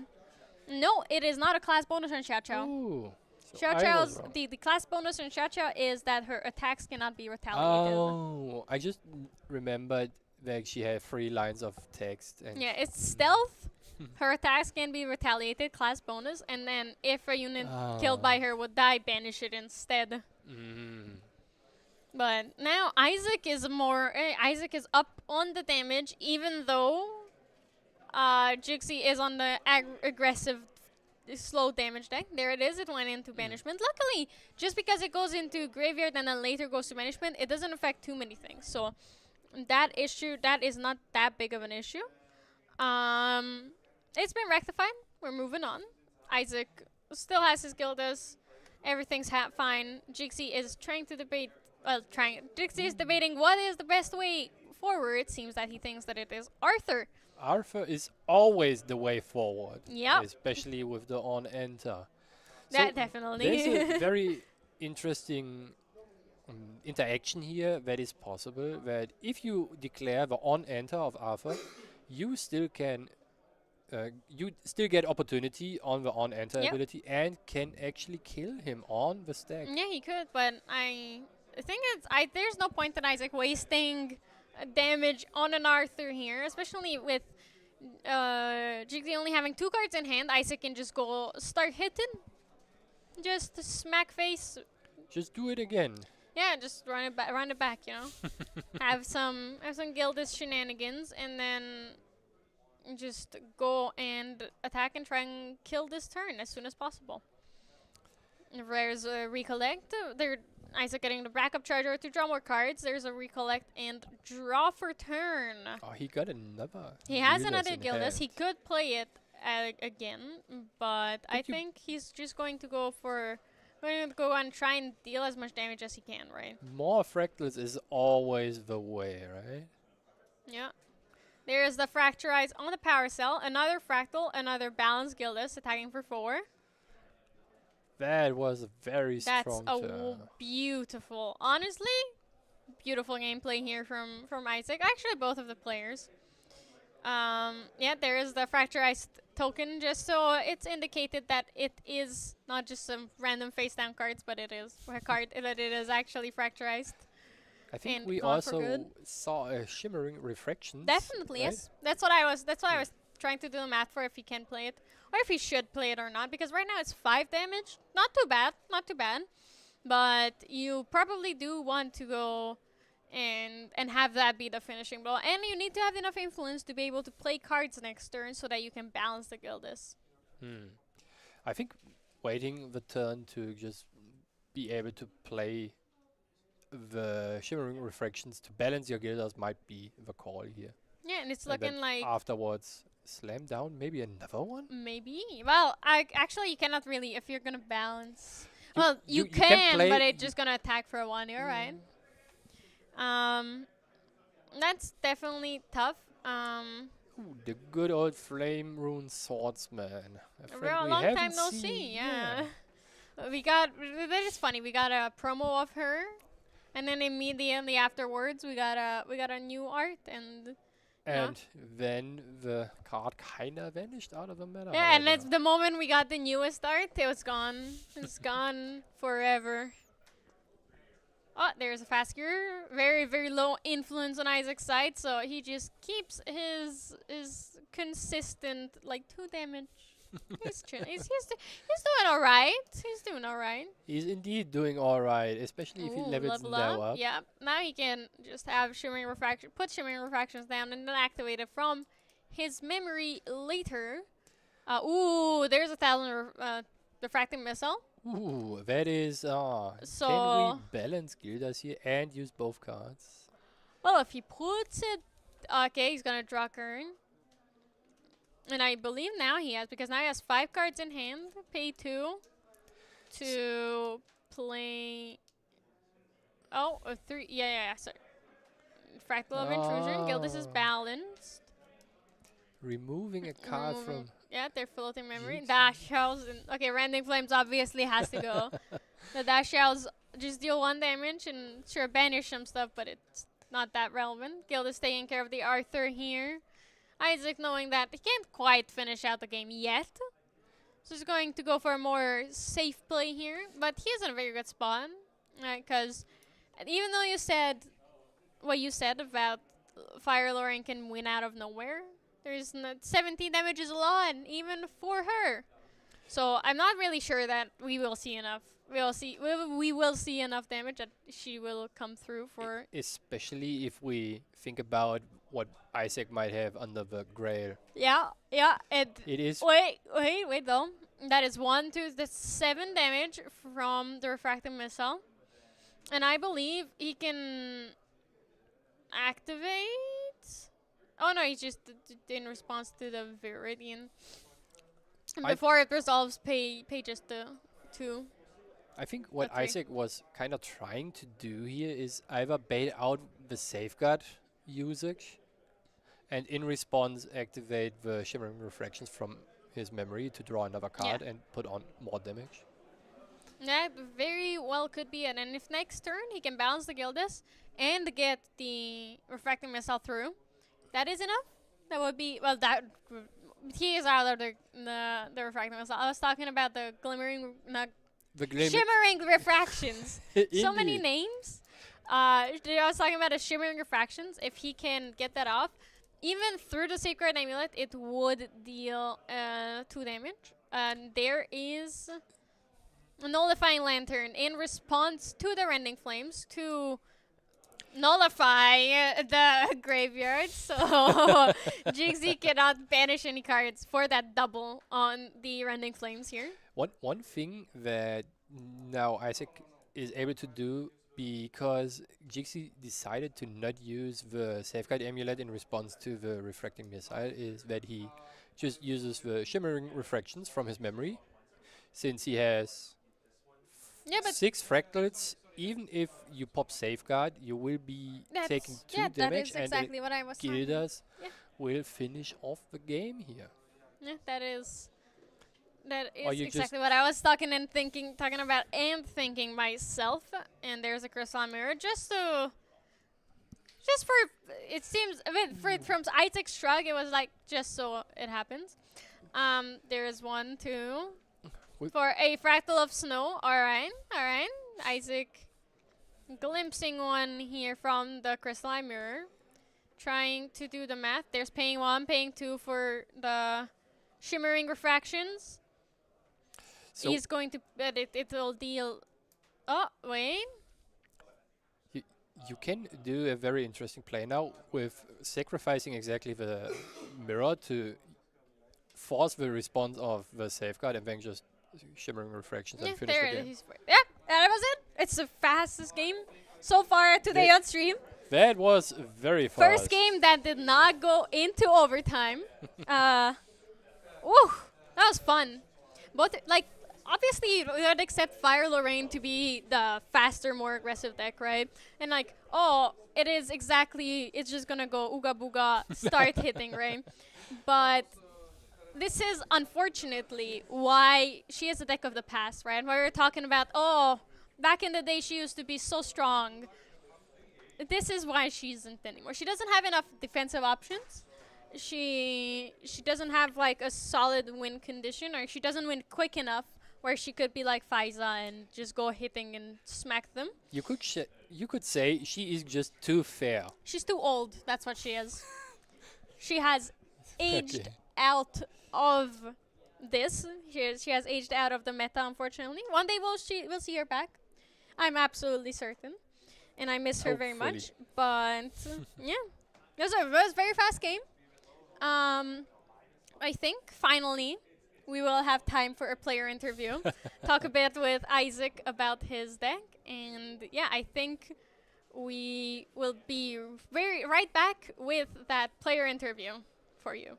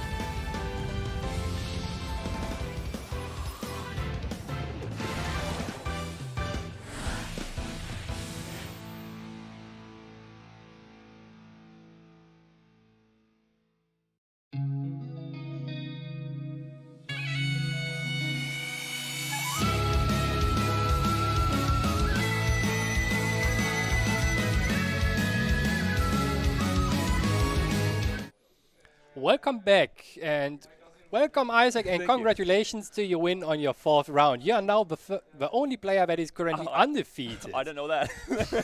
That's awesome. What made you pick the Fractal Dialog deck for this event? Yeah, I mean, it's a deck that we, back for Seattle, we were on the deck, and we really liked it then. And then we've seen other people play it and do some upgrades to the deck, and stuff like Gildas and Frostborn Paladin being in the main. We had in our older builds Paladin are in the side and stuff like that, but never in the main.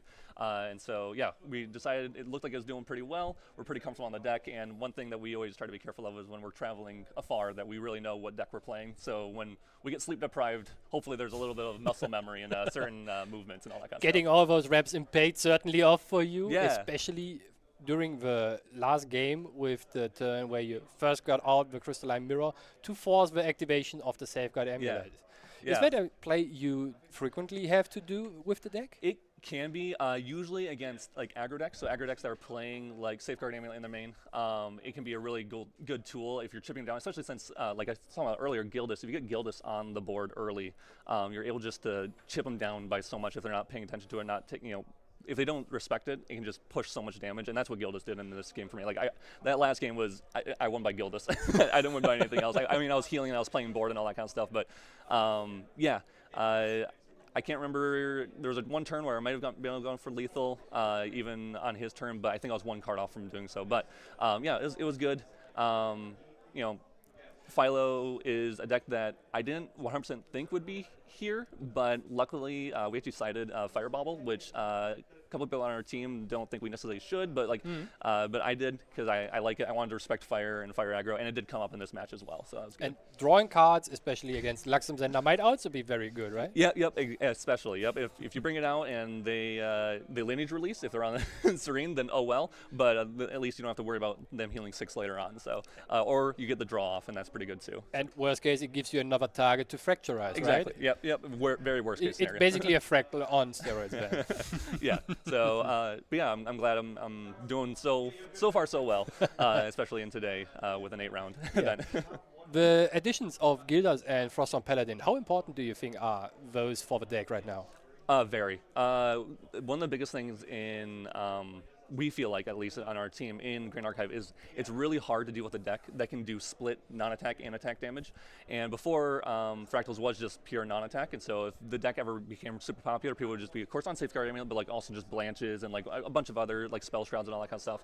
But since with the addition of Gildas and Paladin, now you're pushing so much more damage in other avenues. So it was really, really good. I mean, it just makes the deck feel so much stronger than it was, for sure. Thank you a lot for all this insight in the deck and the plays you can do. I think we will be back with the next round and go into a small break until the players are ready to play the next round.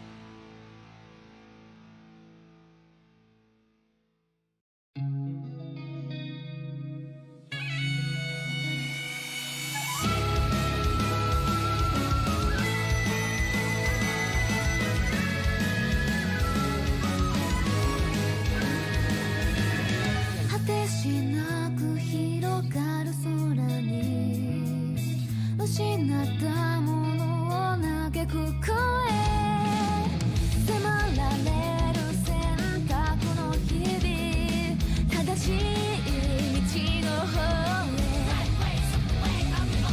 間違ってなかったと証明しよう生き様で邪魔されても席を読むさこの頭で全て手に入れる高く高く飛べどこまでも行こう不可能と思い込んでたものがなぜか小さく感じた見てる景色がそう先になったから叶うまで近い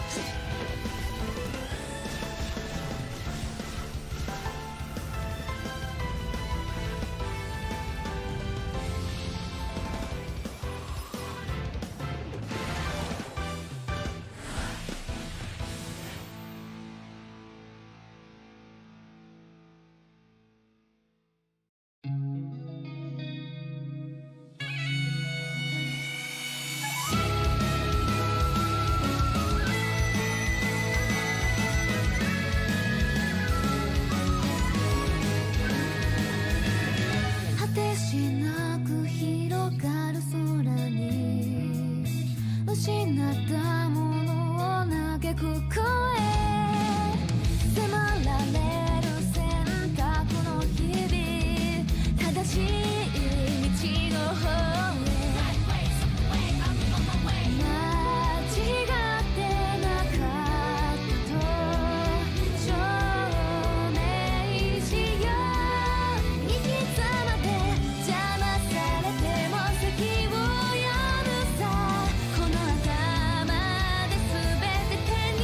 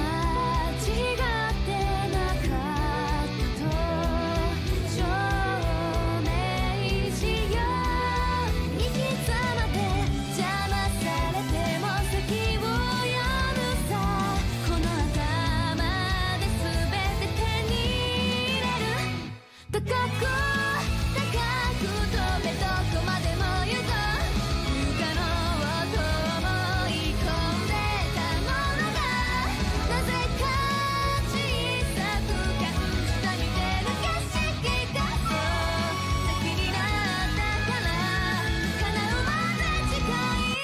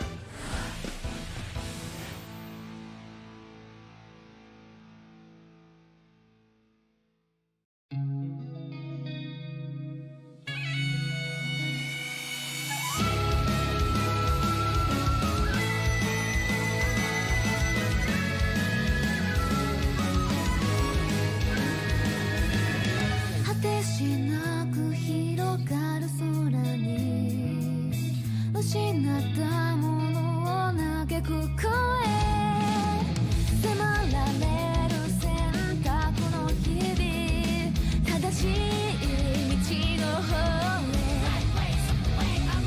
へ間違ってなかったと証明しよう生き様で邪魔されても席を読むさこの頭で全て手に入れる高く高く飛べどこまでも行こう不可能と思い込んでたものがなぜか小さく感じた似てる景色がそう先になったから叶うまで近い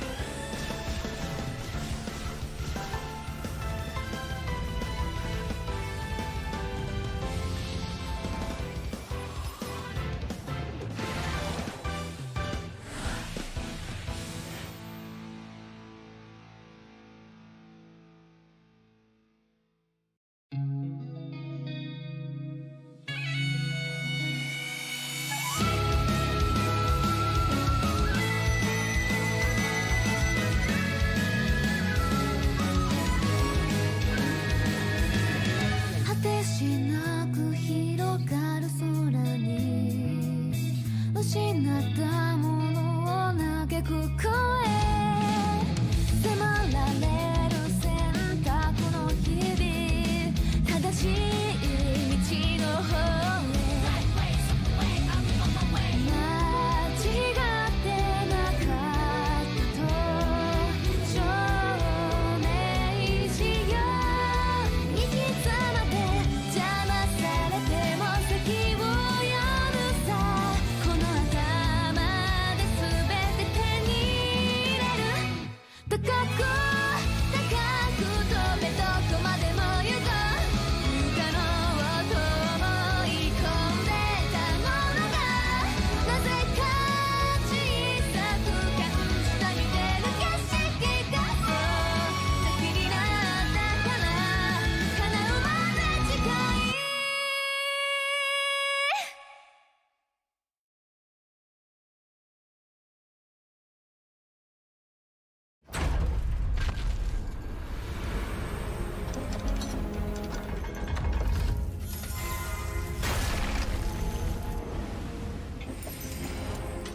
Hello, everyone, and welcome back to round 5 of the Ascent Europe of the 2025 European Nationals. I'm here with my wonderful co-caster Alex, and we are going to have a wonderful matchup for you.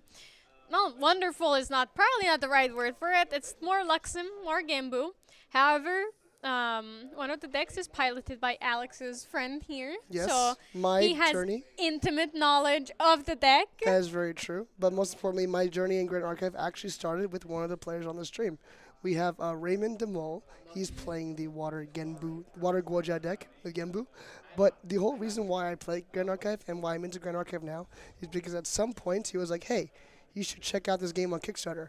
And of course, I procrastinated and I checked it out the day the Kickstarter ended. So it doesn't feel great. It always be like that. It always yeah? be like that. But it's thanks to him that I'm here, and I'm very happy that I'm able to now cast one of his games, and I'm looking forward to see what he brings. He's playing Genbu, which is kind of cringe, but it's okay. Kind of cringe. I think it's one of the better decks. I would rather someone play Genbu than play Luxem's. It is a very cool deck. I just like to diss on Raymond every chance I get. Yeah. It's a very cool deck, and he pilots it very well. I saw one of his games just recently against a Serene Fire Luxem Zender, and lo and behold, he's against yet another Serene Fire Luxem Zender. So maybe he can keep the win streak going. I'll be as impartial as I can throughout the game. But you can be partial. You know what? I'm gonna be very partial towards the Luxem Zender, Yeah, sure. and then we balance each other out, Yeah, right? sounds good, Earlier sounds we were good. talking about how if Mr. Once in Love would be here, then he would be rooting Yep. for Luxem. So That's I true. will just channel my inner him and root for Luxem Zender and be Sounds like, good. you know what? Luxem Zender is a great deck. It is. It is. Wait, seriously, it is a very good deck. It is just games take so long with it. Yes. Like it's a combo mid-range later game deck, so having to play it and play against it, it takes a Yes. while to get there, right? Because the early turns are just like, yeah, have some floating, a juggle knives here, some little things, vanish from side, creative shock. Yeah, we're doing our things. Yeah, going through the motions, playing the same sort of early games. We're going to see both players sort of develop their field early, develop their game plans early. Fire Zender has a way to potentially go a little bit faster. If they have Slice and Dice in the deck list, if they have some more Burn in the deck list, or Rococo's even, they have a way to sort of get ahead of the curve and start putting a lot of damage. Immolation Trap as well, which is very useful against Genbu. Just like nice turtle, nice stats. Anyways, it's gone. Oh, look, it's wait, that was the earlier matchup Yeah. as well. Oh my god, is this a skill? Wait a second. I don't see Skill Shroud on your Genbu. No, that's Spell Shroud. Now it's a nice little tech for the Fate Beast, Fate Bound Beast. The Shenjus. The Shenjus. So it's a nice little tech for them. Sure, they protect themselves. The play sounds free sound. I think that it's going to be a fairly balanced matchup. The game may go on for a little bit, but I'm very excited to see it because this is a very skill-intensive game. I mean, Grand Archive in general is very skill-intensive, but this is going to be a very skill-intensive matchup for sure. Yeah, definitely. I think their players are setting up here soon. Yep. I don't think there's anything like that insanely incredibly notable about either of these decks here. So It is what you would expect, right? The Gembu has its multiple win cons. I do believe Fugue being the Raymond. more fun one. I'm yeah. not entirely sure if Raymond is running the stratagem of mirrored ice. I believe he decided to cut that out and just like, you know what, if they nullifying me, at least I can still hit them with big units and big damage. Oh, look at that. It's one of our few. Obviously, we saw some North American players here earlier. Yep. However, it One of is our few one from of our the sea few region. for Southeast Asian friends here. Yeah. Yep. Adam versus Raymond. Adam being on the Serene Luxemfire Xander. Yeah, that is the name. Yes. It's Let's like when you see. introduce a character with all their titles. This is this is the Serene Fire Luxem Xander player. Yes, exactly. Yeah, lots of words. Adam having the fast cure already there. So there's some floating. He has the Luxem sight. He has a thieving cut, and those two cards. The rest of the cards are a mystery. We're gonna Yep. find out later. It could be the potential dungeon guide with the new Mortal Ambition art, Yeah. but it's hard to see just out of the corner.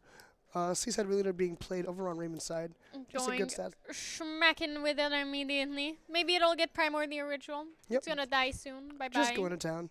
I saw in one of his earlier games that the Genbu was taken out by a Malicious Trap, and Raymond just went to town playing the Seaside Wheeler, just like, you know what? I'm just going to hit face, and I'll keep hitting face. Or you can just kill your own. Just kill your own Seaside Ringling there. It's fine. Yeah, just Primordial Ritual it and get the Primordials floating, get the Seaside in there just for, some extra value. Draw a card into memory from the backup treasure. Draw for turn. No, look, there's a dungeon guide. There's a dungeon there, guide. but I don't think any of the other cards are dungeon guides. It's a No. reprogram looking card and a It does fire indeed. card. Ooh, there's 1,000 refractions. Yep. Dealing 1 whole damage. For the Refracting floating Missile just memory. to ping for Sorry, one you're little bit of right. damage. For some reason, I always mix those two names up. Yes. 1,000 refractions and refracting missile. Even though I know it's refracting missile, the art is somewhat similar Yes. to the lines. You're two, And it's like two Xander pilled. damage. I'm too Xander pilled. That is, yeah, probably. I spent too much time talking to Xander players, so I'm Yeah. just like, Luxem cards everything. All right, They're Fable, good. Fatestone. Yeah. Fable, milling Sapphire, a- Fatestone coming in. Yep. Gembu milling as the, expected. Milling the bovine. Nice. Bye More cow. floating. The sad cow. We see the unbreakable Mustang. Unbroken Mustang. Unbroken Mustang. Yeah. It's funny how you have to play bad cards because they're good. You know, Yes. it's like you don't want to play this bad card, but it's so good in certain matchups and at certain times that you just It's have just to. so important to have because Yep. a Nullifying Mirror really shuts down your deck. The Frostborn Paladin already immediately eating up the bovine in graveyard. I Getting mean, the buff counter, drawing a card. yeah, it's better. It's exactly what you want here. It was a reprogram. My eyes are Yeah. not deceiving me. Going for it immediately at the end of the turn, using it for floating memory and leveling up to Xander here. Yep. We see the refracting missile as well in hand. Possibly glimpsing 2 to bottom. Yep, there it is. It's gone. Let's see. Oh, so many fast cures though. It's like honestly, it's not that bad, but unfortunately, I don't think Raymond is really gonna start pushing damage for a bit. Well, no, never mind. I This is an completely ally misspoke. It is allies based. He already started pushing all the damage. What's Yeah. the more unfortunate part is that Adam's influence is not low enough. Adam's influence is pretty high. It's way too high. If Raymond chooses to hard level here, it turns off all those fast cures. Yeah, Adam can put all 3 fast cures on the stack, but it's not gonna push his influence low enough for it to matter Oh, it doesn't seem so. unless Raymond goes for the GCR here, draws a card, and then maybe Yes. it's hard to tell how many cards he has in hand. Oh, his influence is quite high. It's pretty massive. Mills a Primordial Ritual, more floating. You love to see it. Ooh. Gets another quest counter for the instance of Mill. Start accumulating those and going questing Yes. with Goja. Okay, Going on the Adam quest. seems. This is a lot of damage. Yeah, Adam seems very comfortable with it. Although he does have 19 health available. Yep. So 12 damage Yeah. counter is still Okay. 7 away. You see that he forgot the quest counter earlier on, but now he's doing it. Yeah, keeping it up, using the floating memory once again for the Frostworm Paladin. Just hyper efficient use, just making sure that is always getting used, never just sitting there. 15, is that just... No, because he is Xander level 1. That's right, He did level up last turn, so Yeah, he's our not dead yet. wonderful judge here forgot to Update that far. update the graphic. However, we do have enough. Like we do have, he does have enough health here. He's Yep. not dead. Yeah, exactly. He hasn't died yet, and he's Oh, responding. there it is. There No is responses? double Heals 8. fast gear, recovering 8. Back down to 7 damage counter. So it's basically resetting, undoing Raymond's turn. Yeah. Not terrible. Yeah, and then leveling up for free. Unfortunately, those two Frostworm Paladins are going to be sticking around the field. They're not the easiest allies to get rid of, especially in a Serene Fire deck where, like, Yeah. you have Thieving Cut, sure, but then you need an ally to, like, do that last bit of damage. Yeah, but as long as he can keep pushing, it's gonna be fine because he just needs to remove one, and then with the one Luxem site in his hand, he can absolutely just start recovering enough. Yep.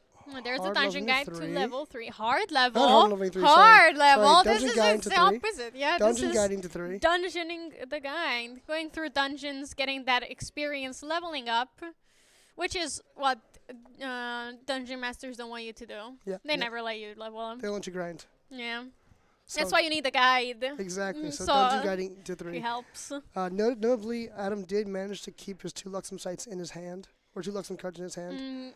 I believe, yes, because absolutely, because of the Vermilion Decree. Vermilion. The Cerulean Decree was not imbued, if I saw correctly. It wasn't. It wasn't Butte. imbued. Okay. It wasn't Butte. So he did. So He- Raymond so did replace the Raymond card drew itself. a card as well.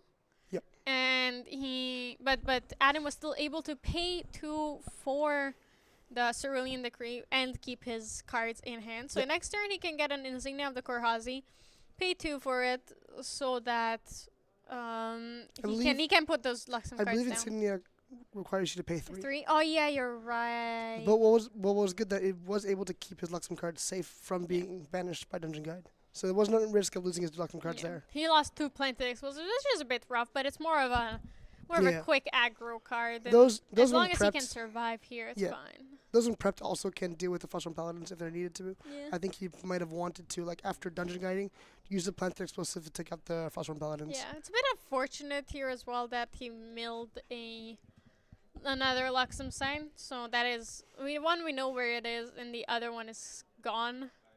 Yeah. Which is Yep. Raymond questioning if he forgot a quest counter or not, but no, they did. 3rd quest counter on Yeah. the. he on the didn't board, since yeah. the first one. Yeah, he didn't see the first one, but no, now he's questioning everything. But we're all right. It's better. It's better to question things than to just fold and be like, yeah, whatever. I'm smart. I definitely never make mistakes. No, totally. So massive influence, doing okay, but this is where the game starts to turn a bit in Adam's favor. At level 3, he starts revealing his memory. This turn, he doesn't have the Luxem site in his memory, but soon he'll be able to Ooh, wait. start regaining health. That was an interesting way to put a card under Yeah. Quicksilver Grill, because I believe that the way he grabbed it, he just showed the card to Raymond.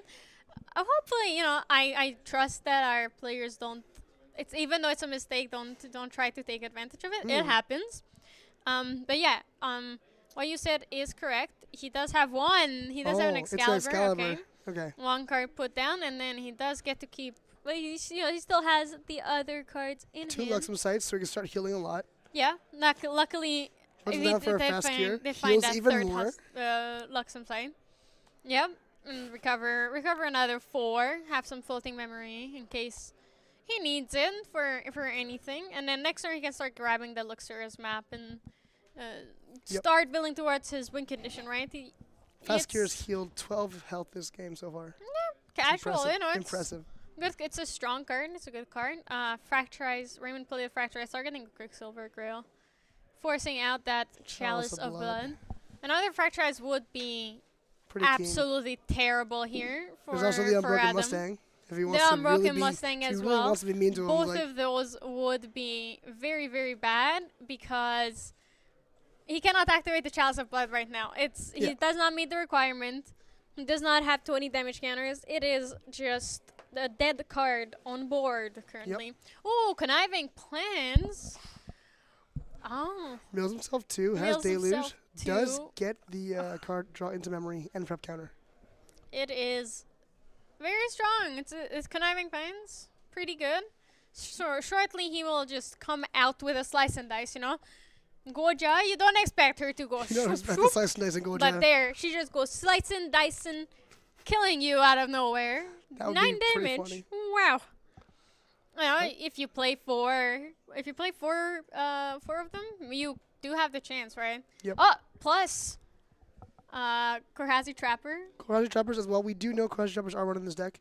You could run a slice and you could absolutely run slice and dice with the trappers as well. No one would see that coming. That would be pretty funny. 9 damage is 9 damage. Yeah, 9 damage is 9 Don't damage. discriminate the origin. A vanilla Genbu does 9 damage with the Fuge. Yeah. Fuge? Fugue.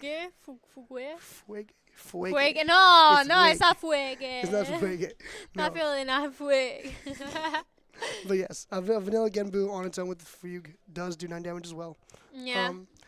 It's nothing to scoff at. And I think if there was room, it's definitely a risky play. I don't think including it makes your deck, it's funny. You don't expect it, but I'm not sure if you want to include them in your deck. It does dilute your water cards as well.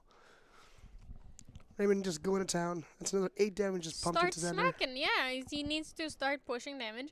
What is, he can't really push Adam too close to 20 here, because if he does not immediately kill it, so if he doesn't immediately deal 9 damage here, then Adam can indeed banish the Chalice of Blood to draw 2. If he has a Luxem Alivior's Assault in his memory, he could deal 2 damage to himself, pop the Chalice to draw, and then recover 6 with the Luxem signs. It's obviously, we know that he doesn't, unfortunately, have a Lightweaver's Assault, but it could absolutely be a possibility here. So 18 is still a dangerous number to leave him on. Yep, very true. Now, while Adam is shields down, Raymond's going to take the opportunity to capitalize on him not having anything to react with. See if he can get some damage in. There's a fracturize, yeah. Fracturizes. Like, okay, there's no risk of incap, no risk of paying for anything. We're okay. It is gone and fracturized. There's another conniving plans. Yep. Milling 2. That is an unfortunate mill, but Good. It's water cards in the graveyard are water cards in the graveyard. More water so who cards, 2 cares? prep counters. Slice and Dice is online soon if you were to have it. Yeah, Slice and Dice is online. Gorgeous Slice and Dice is not a meme. There is only 2. No, it's only Luxem sites. 3. Yeah, 2 Luxem sites and Excalibur. an Excalibur. So it's only 3 Luxem cards. Doesn't matter to Raymond because he did go hands down. I believe that's That is finally a Lightweaver's Assault. Damage is now going to start piling on. But is it too little too late? We don't know yet. We cannot know for sure. Genbu comes out next turn for get 9 quest counters for sure. Yeah. If Adam goes shields down here, There's he could be in Turbo trouble. Charge. Getting that value, drawing 2 more cards. Sacrificing that power cell to draw 2. Yeah, he just Oh turns around. my god, that is perfect. Holy. He is revealing it. He's dealing how much? Too much damage. He's going to use. Raymond is probably going to use Safeguard Amulet here. However, because live result is choose, it happens Yes. on resolution. So Exactly. he could just use it to Clear the board. clear the board. Indeed, that is 2, 4. What? 1, 2, 3, 4, 7, 14 damage from Lightweaver's Assault. Oh wow, that is very It's impressive. 14 that he can 2 Gleaming distribute Cuts as he well. wishes. 2 Gleaming Cuts as well. Has him draw 4 more cards. Yeah, he's Just keeping that influence really high. Refueling. Yeah. Wait, wasn't that 14 damage? And he only took care of 1 seaside and 1. I believe it was 7 damage because 7 cards were revealed. Oh yeah. Oh, Yeah. I Burst doubled. Yeah, I burst this under logic. But burst there is he drew into another one. Holy, that's a lot of healing. This man, he's just better. He's just Lux drawing. of Xander is his deck, and he will not let anybody. No, it's in no just- one's business. Yeah. That is 2 levers gone from the deck though, so finding lethal might be a If he little does bit more have, challenging. he does still have Luxera's map.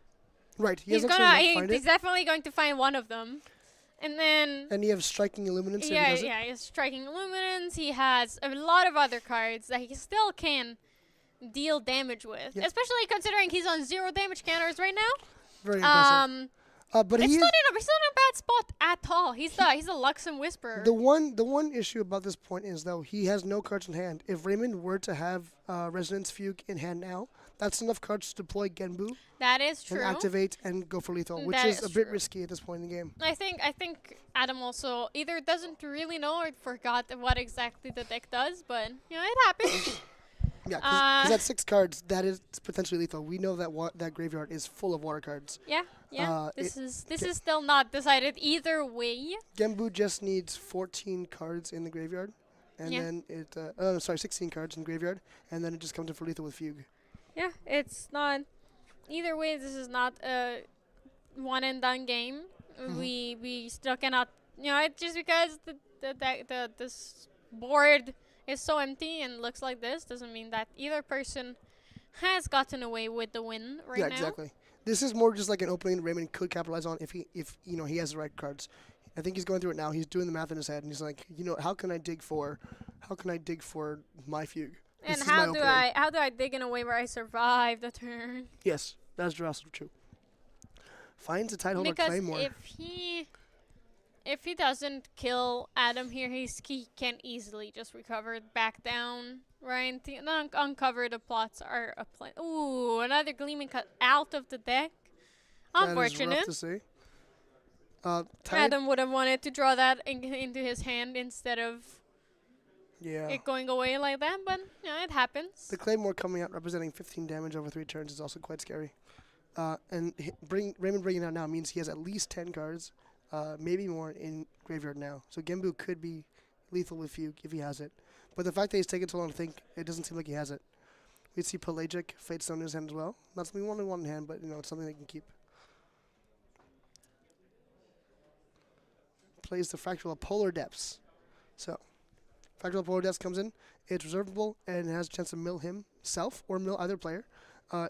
2 Fractal of Polar Depths with at least 14 cards in graveyard could potentially mean lethal through milling. Seems to be okay. Now we have the alternate win con now. Also, Raymond saving the Unbroken Mustang in memory in case a Nullifying Lantern does come out. But the 2 Fractal of Polar Depths represents a really big threat to the Serene Fire Zender because we know that he's already milled quite a bit over the course of the game. He's drawn quite a few cards, and there's at least 15 cards, I want to say, in Raymond's graveyard. That's 2 Fractal Polar Depths milling 30 more cards, 45 cards. Yeah, he can. However, what's something to keep in mind is that he does have 3 Excaliburs. Did Raymond just let the Fractal A Polar be Depth destroyed? be destroyed? I think so. I don't think so because I think in response to that, Adam played the other Excalibur. Yeah, on the other Fractal. So I think he's going to crack them both. He's cracking both Polar Depths, forcing Raymond to use them now.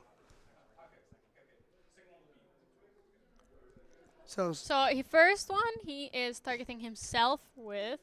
The Yep. second one he is targeting Adam. targeting Adam. Okay, because he has to. So the way it has to be declared is that at first Raymond. With each time he sacrifices the Polar Depths, he has to immediately declare the target. Yep. And because he declared Adam as the target of the second one, he only mills as many cards Raymond already has in his Yeah, graveyard. we don't see a lot of Luxman cards getting milled, which is not something Raymond wants to see. It Now is targeting himself. actually very, very good for good. It's not too bad for Adam.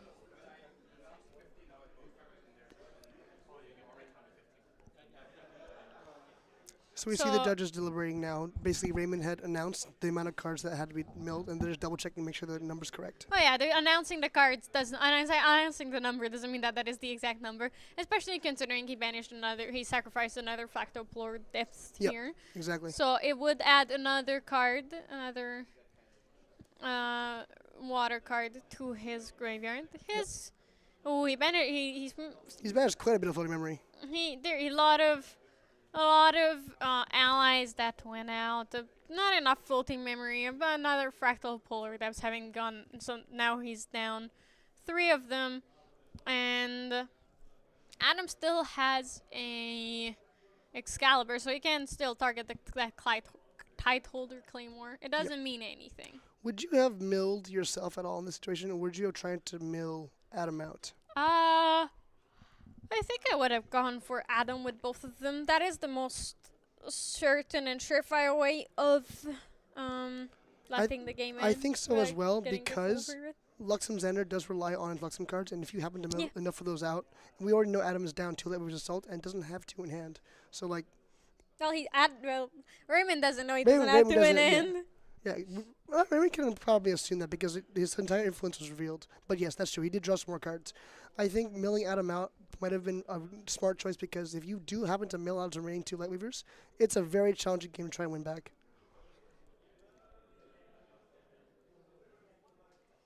You see Raymond going to level 3 Guoja and without having Genbu on the field, mainly using that for the recover. He needs to do it.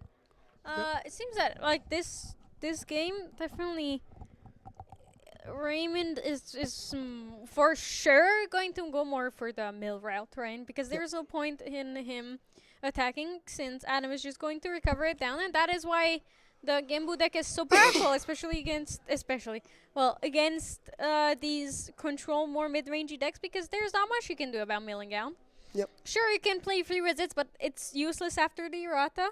You can play it in a fire deck, and it doesn't do that much. Yep. So yeah, there is Adam is going to reveal his memory recover from 0 to 0, forcing Raymond to put down 2 cards from his hand. Thinking about how to proceed next because he only has those 2 Luxem cards in his hand. So he's not able to do much. He also needs to look through his graveyard / deck to see what exactly and when exactly he wants to use Luxera's map. Obviously, he can only look through his deck once he has the Luxera's map banished. Yep. So looking through his graveyard is the useful thing to do here. I do appreciate the discipline on Raymond's side, not activating the Fate Stone and having Genbu enter the field, because he knows Genbu can still die to Immolation Trap at any time. He's going to wait until he needs the Genbu for lethal. And because that's the main risk now. His main win con at this point is to one-shot with Genbu. And if Genbu's on the field for too long, it runs the risk of Immolation Trap just taking him out. Yeah, Immolation Trap just trapping him and boom, gone. He's dead. And he's gone. No more Fugue shenanigans. Yes, exactly. This also guarantees that Adam will be milled each turn. Exactly. Although it does seem to be he's going to activate and get Genbu on the field. Raw, Angry Turtle's here. Pre-recollection, activate Genbu's ability probably if he has the Fugue in hand. So this is a big telegraph. Activating Genbu pre-recollect. So now it's like telegraphing like, hey, I might come in for game this turn. Do you have a response for this? Doesn't even have the nullifying lantern out.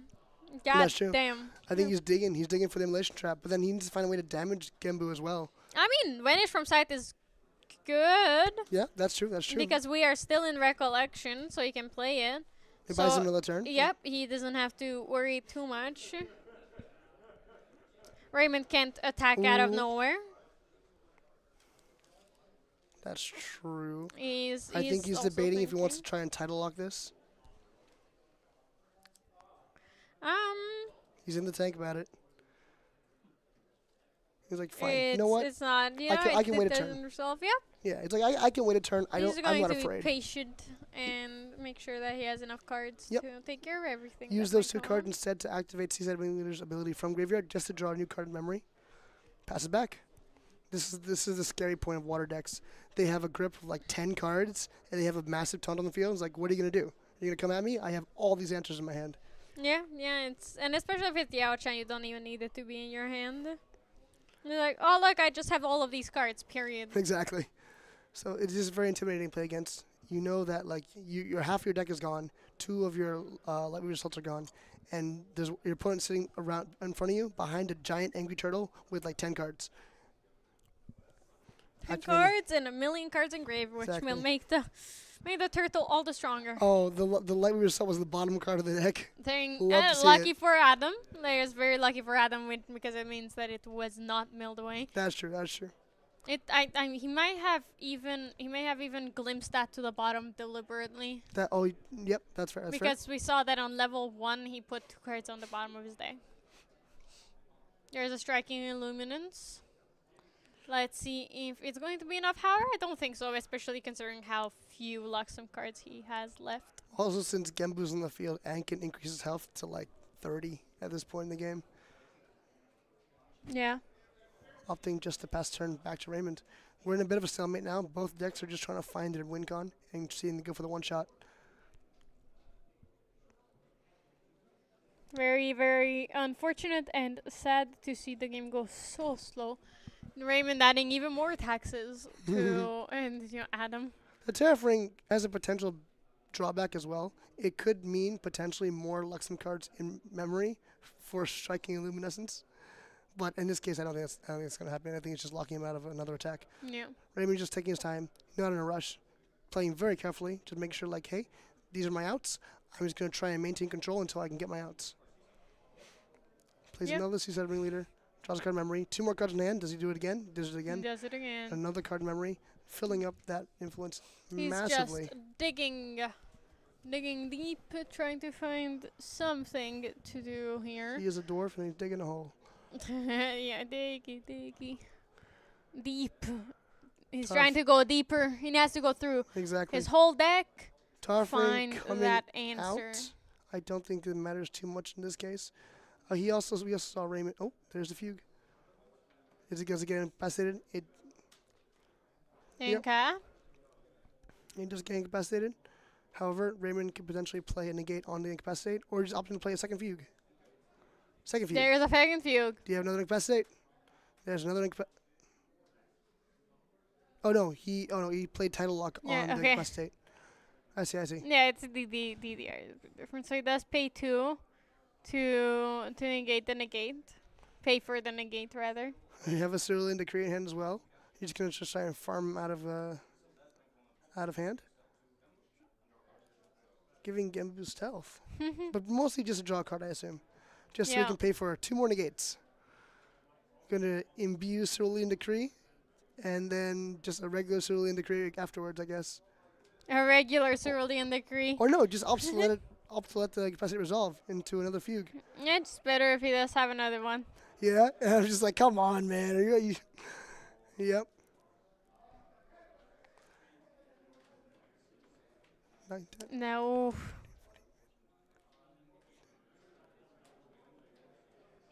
24, 25, 26, 27, 28. It's a 36 power Genbu. You got it? I would also be like, huh? Like just like how I was right now, I was counting the cards and trying to figure out exactly what Genbu is up to, and it's like, what the? Genbu is on 36, and he paid 2 for Terraforming because he had to pay for it.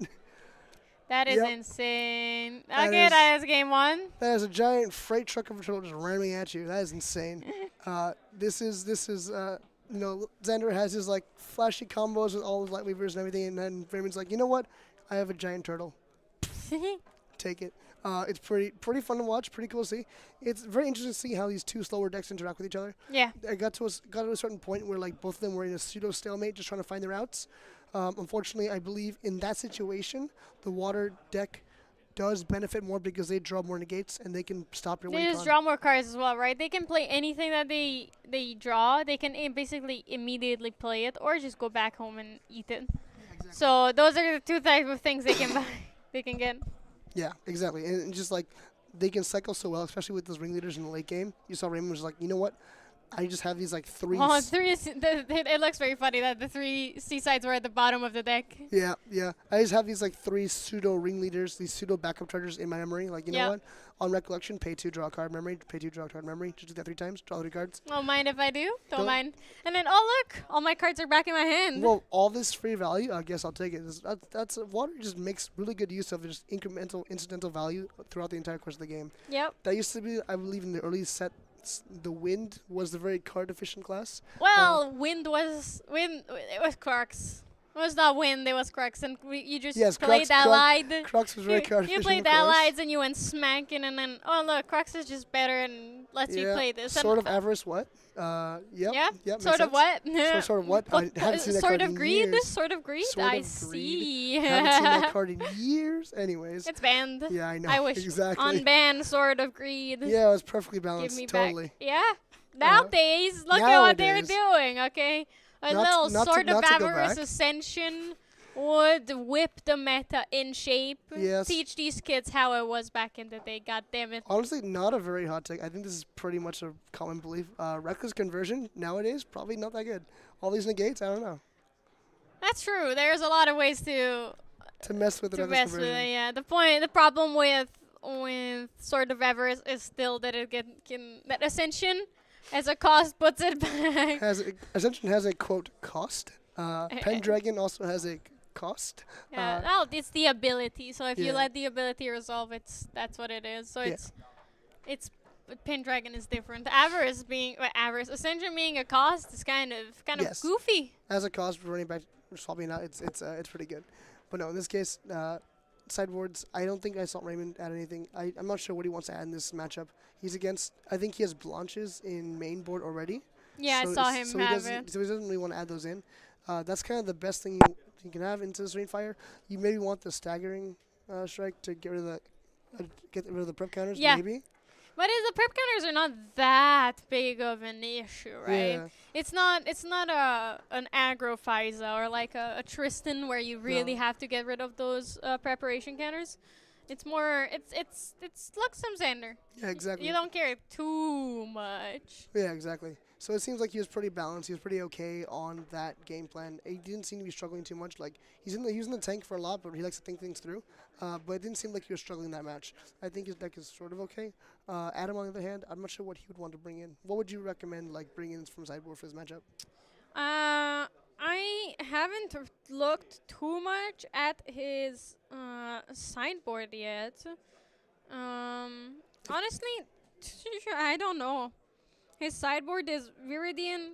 That's fine. Like I think maybe Viridian could Viridian's come fine. in. Blinding Orb definitely, and definitely Lantern. I forgot. I didn't Yes. see that he didn't have Lantern in the Nullifying main board. Lantern. Lantern's coming in. Sideboarding, having Nullifying Lantern in sideboard, I feel In is this meta, very it's crazy. greedy, I think. But he does come from Southeast Asia, where they do not, and nobody plays fractals. Everyone That's true. is That's a true. fractals hater. Like, I understand why. Like, having it in sideboard shores up your other matchups well, whereas Nullifying mainly is for the water matchup.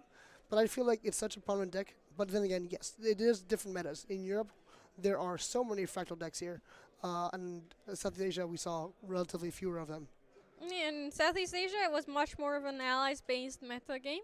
Yep. So locally, he's probably used to that, right? And because Europe doesn't really have any major tournaments or like major regionals like how Southeast Asia does, Yep. it's very different, right? Europe So- is still so he very can't- much a growing community. Yeah, and he can't really prep for a meta he doesn't know at all. Exactly. Very much a growing community at this point. Very nice, very dedicated player base. People have been playing this game from the very beginning. Raymond, for example, from Dawn of Ashes at the Kickstarter, has been playing for a long time. And yeah, it's a very dedicated player base, and it's good to see that like these two continents now coming together for the tournament. Yeah, it's I think because Europeans travel a lot less. The European tournaments are where you see all the continents clash, right? Utrecht, Yeah. the top 8 was everywhere, right? It was everywhere. There was It was all Europe, over. there was North America, there was Southeast Asia. So these events here are where all of the events, like all of the regions clash. Yep. It also It helps. feels weird saying regions while we're here at the Nationals. That the is true, that Nationals is true. like a big event. It's where all these nations clash. True. Yeah. True. Amen. All right. So now we have Raymond going back on. Already going to level 1. There Bringing in is the Fabled Sapphire Greatstone. Fatestone. angry turtle stone. Angry Turtlestone coming in. Snapping Turtlestone. Rah. It's true. It is exactly that. Yep. And we have the Phosphorus Paladin coming out with the buff counter. It's going swinging Yep. again. It's already 6 damage from Frostworm Paladin. Yep. Imbuing Fractal of Rain, also very good. Just more instants of mill. We see a Refracting Missile in Graveyard as well. More floating. Just game plan already online. Such a smooth, just early curve from Raven's side. We do see reprogram in Adam's Graveyard as well. So also just a smooth early game curve. Yeah, it's easy. Lot of free floating memory. Yeah, exactly. Like both of these decks seem to just like on their first 2 or 3 turns be playing solitaire almost. Just like they have their own engine they want to build up. They want to get their early levels, their early fractals, their early floating memory. And once they both sort of like stabilize, you like have a mutual agreement. Hey, it's been like 3 or 4 turns. Now is interaction time, and that's when all the interaction comes out. It's like, oh, okay, we both just build our little sand castles here, and then later we can both go and try and hit each other's sandcastles, then like destroy them. Yep, exactly. Both of these seem to be going very well. They're playing to their strengths. It seems that the habit of non-interaction continues. We see the Grand Crusader ring come out, opting not to use the backup charger, I believe. Yeah, it's interesting, but I think he wants to keep his cards in hand, so he has interaction if he needs it. Yep. So it's probably the better choice here, but later he might not have the influence available Yep. to Conniving be able Plans to play played during Recollection as well for Yep. even more value. He luckily Love to got see that that. got that 4th water card and floating memory and lost some Yeah. thought, drawing the extra card and prep counter. Look at there's just water getting all this extra value. Yeah, it's definitely interesting to see. Conniving Plans seems like an assassin card, right? You wouldn't expect it here at all. Yep. Um, Prep counter largely irrelevant in this case, but mostly just it replaces itself and fills your graveyard, which is quite nice. yeah, and it's good. You'll have to see any card that replaces itself, so Yeah, exactly. It's just so so efficiently, yeah, right? exactly. Because it mills cards, and then on top of that, it also draws cards. Yeah, it's just a super efficient deck. It's like a pseudo draw 3 in this case in the water decks. Because like, look, let me fill my graveyard, get more value, and let me draw a card memory. This is still a pre-recollection, I believe. Opting, going for the sudden day, going for a title lock onto the Planted Explosive. Planted Explosive does not get negated because it gets paid for by Adam, so we're okay there. Now we go finally into the main phase and after post-recollection phase. So recollection has happened, now we're in the main phase. All that happened during the recollection, which is very impressive with the water deck.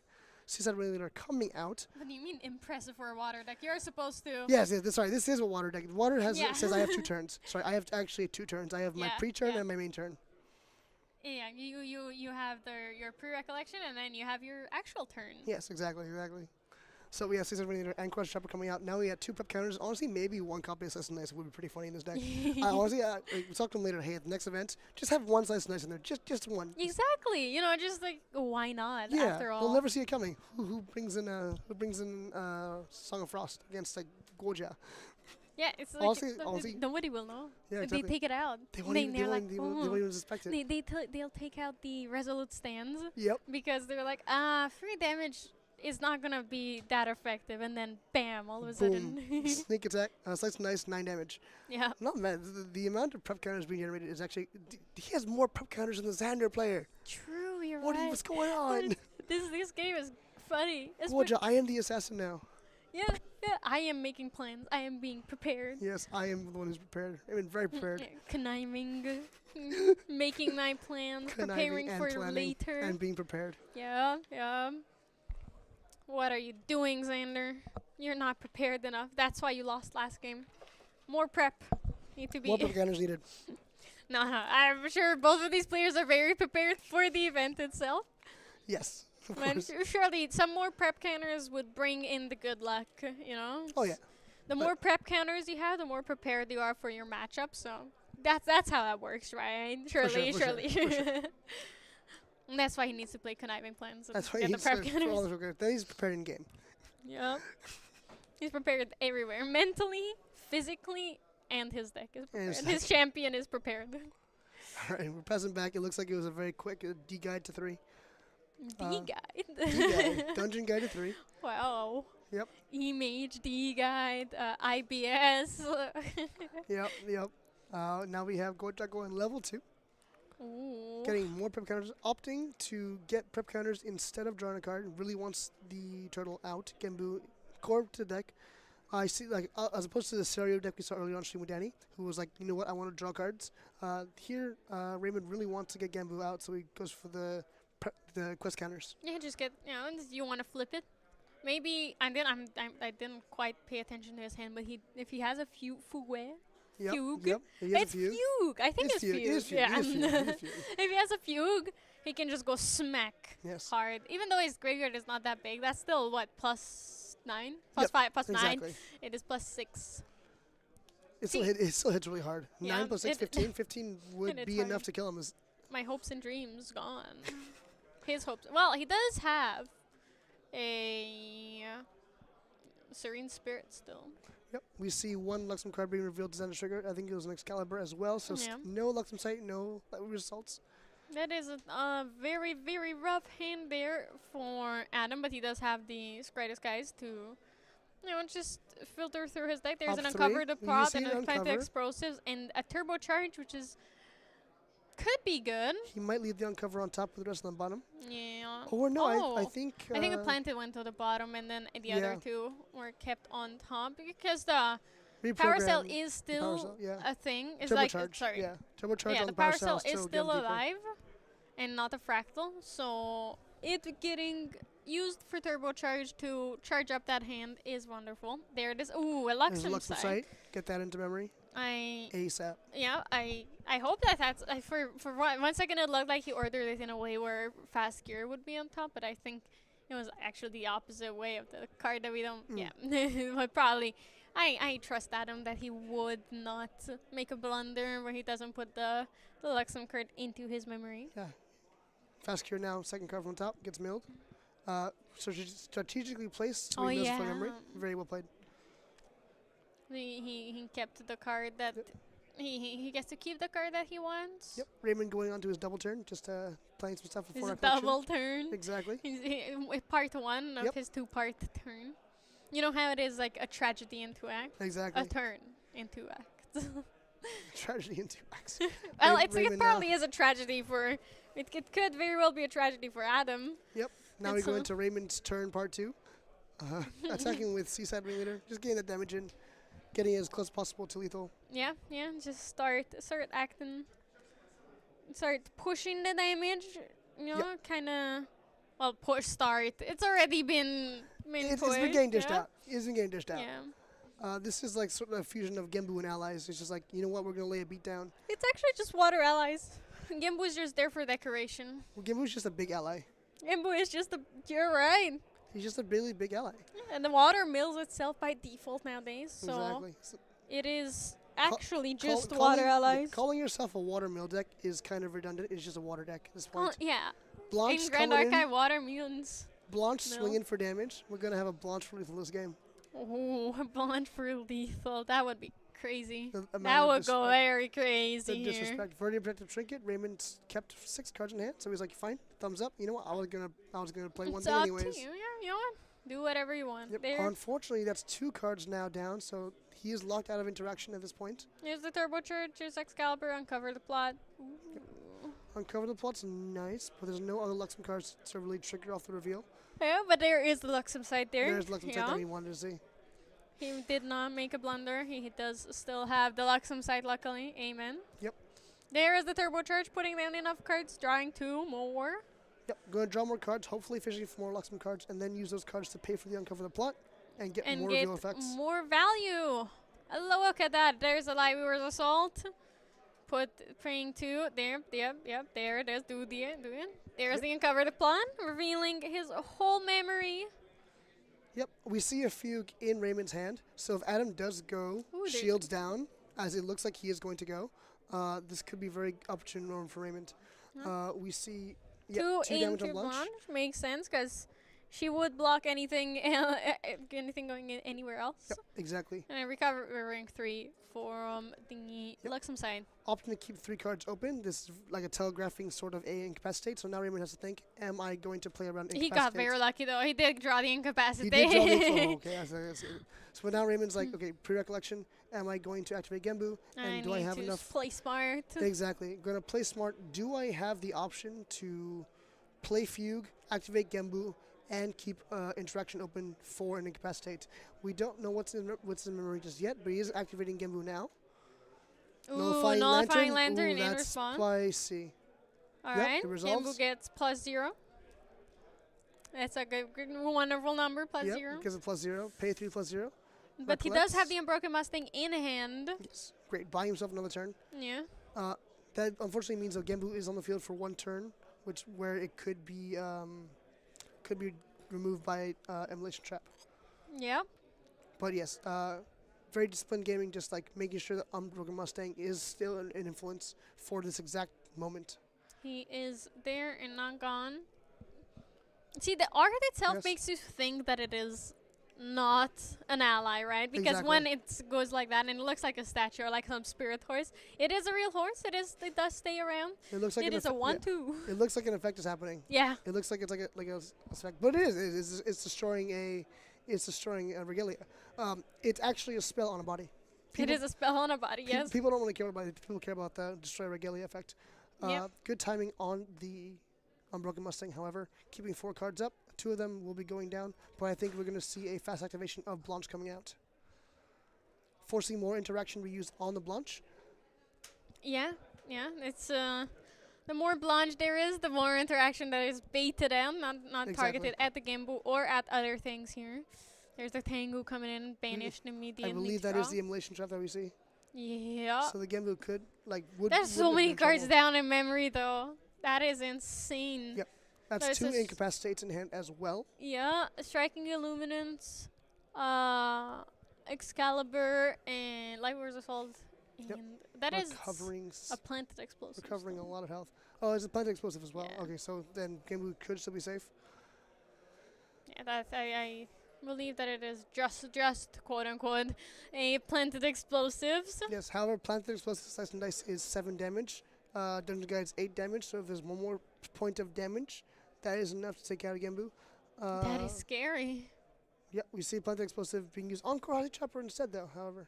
Well, 1 to -3 Xander's attack, so he cannot attack comfortably anymore. Into Genbu, yep. Yeah, Genbu will survive.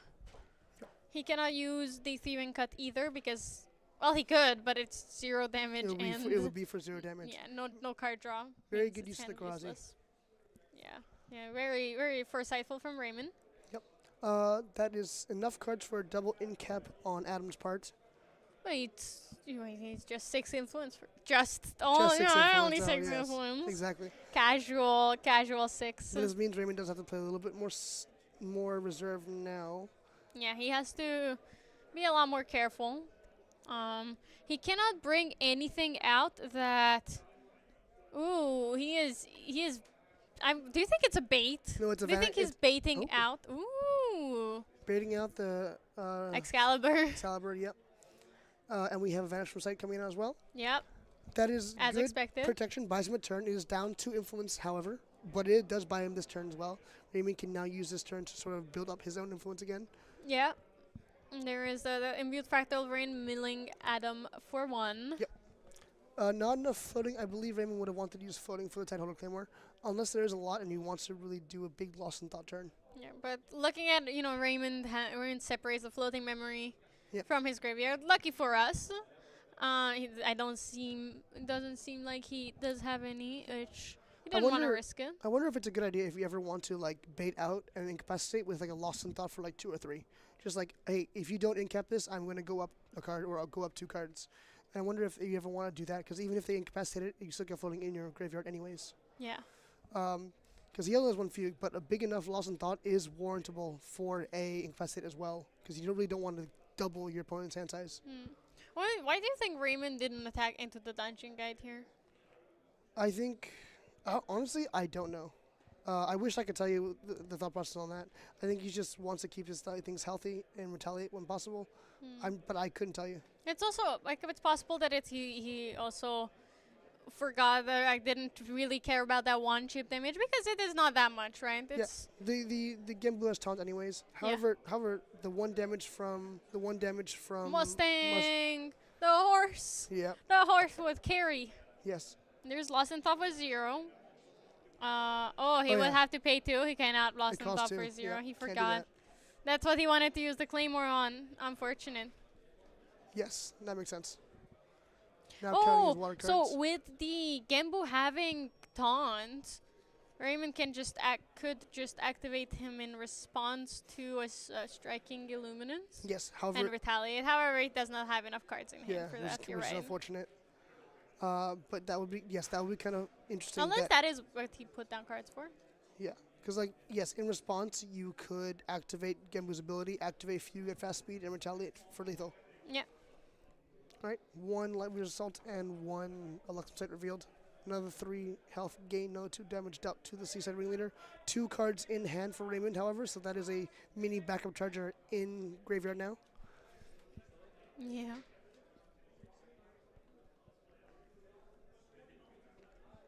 Building up more influence. Yeah. Adam. Also counting the water cards in graveyard for Raymond. Yep. This is a tight spot to be because, if either player is too reckless, they can see their game plan shattered. If Raymond doesn't hold up enough interaction, Genbu could die. And if Adam doesn't hold up enough interaction, Genbu could just kill him. Fun. It sounds very fun. Very aggressive game. Very interesting game. These both sort of mid-range control-y type decks. Or let's be honest, these are both combo decks. Yeah. These are These combo are both decks. combo These are decks. combo decks. Well, no, I Turtle think combo. that it's more controlled than Yeah, combo yeah. because it's not like a full. You could argue that Genbu is a combo deck, but I think Xander is not because what's the combo? Yeah. Life Reverse Assault twice. That is not no. really a combo. It's a 2-card combo. It's great. It's a one card It's a twice combo. 1 card twice combo, yes. One And card also you squared. need 8 other random cards, but Yes. that's irrelevant. Oh, we see Adam deep in the tank here thinking of what he should do. Prioritizing healing, putting down the Luxem sites. Putting down 2, paying for... You definitely attacking with the striking Illuminance just means that he's going to take damage and not going to do much else. Yeah. So there is no point in I think him he's just doing looking at a it. way is there a way for him to take out the Genbu? And Yeah. no, it's not. It seems not, so he just passes, keeps up another incap. Yep. Terraframe probably comes out here. Raymond very much has There's not much else he this can really inning. want. I don't think he wants to lose a card for Smoke Bomb, so he brings out Terraframe. It Yeah. also just makes the Striking Illuminance that much harder to use. Yeah. Does he go pre-recollection for the Lost in Thought? No. Ooh, milling a few. Yeah, you always That is unfortunate. you always draw before you mill. Draw before you mill. Come Yeah, on. just mill someone else out. Smile. Yeah, that's great. Nice You light shoulda- reverse there. shoulda- Mill them shoulda both. targeted Adam. But then obviously for your opponent it's always positive. For you it's always negative. So you do, Yeah, you do that's your thing. always most of the time. Unless you're playing actively self mill like Polar Depths or Yep. Oh my! I wanted to say it so fast. The other card that deals damage based on the floating memory you have in your Stratagem Mirrored Ice. Stratagem? Also Thank you very also much. very powerful. Yes, if you go for that mill plan. If you play those, then you would be. It would be fine, right? You can mill yourself. Otherwise, no. Exactly. 7 minutes left in round 5. Even if Adam wins this game, it'll be hard pressed to play a game 3 in this time. So at this point, I think you gotta evaluate. Yeah, Adam's playing for the draw. Yep. Raymond is playing for the win. Exactly. Because as long as the game goes on longer, Raymond should be fine. He'll get the win for the round. But if this goes to a game 3, it's gonna be a draw, and it's 1 point for each player. It makes it that much harder to go to Yeah, day 2. Adam is forced to win here. Raymond is fine either way. Obviously, a 1-0 win is not as good as a 2-0 win, but it's Yep. better than a 1-1 tie. Yeah, exactly. Goes for the Fracture Eyes on the Verdian Protective Trinket. You know what? I'm not seeing my pieces, but at least I can try and stop you with yours. You know what? I'm gonna slow you down. I'm gonna do what I can to Yep, survive. exactly. And that is exactly what he's doing here. Obviously, he doesn't have as many good answers and ways to slow his opponent down as Xander with the incapacitates and various removal spells and skills. Exactly. Juggernauts and prereq for 1 damage.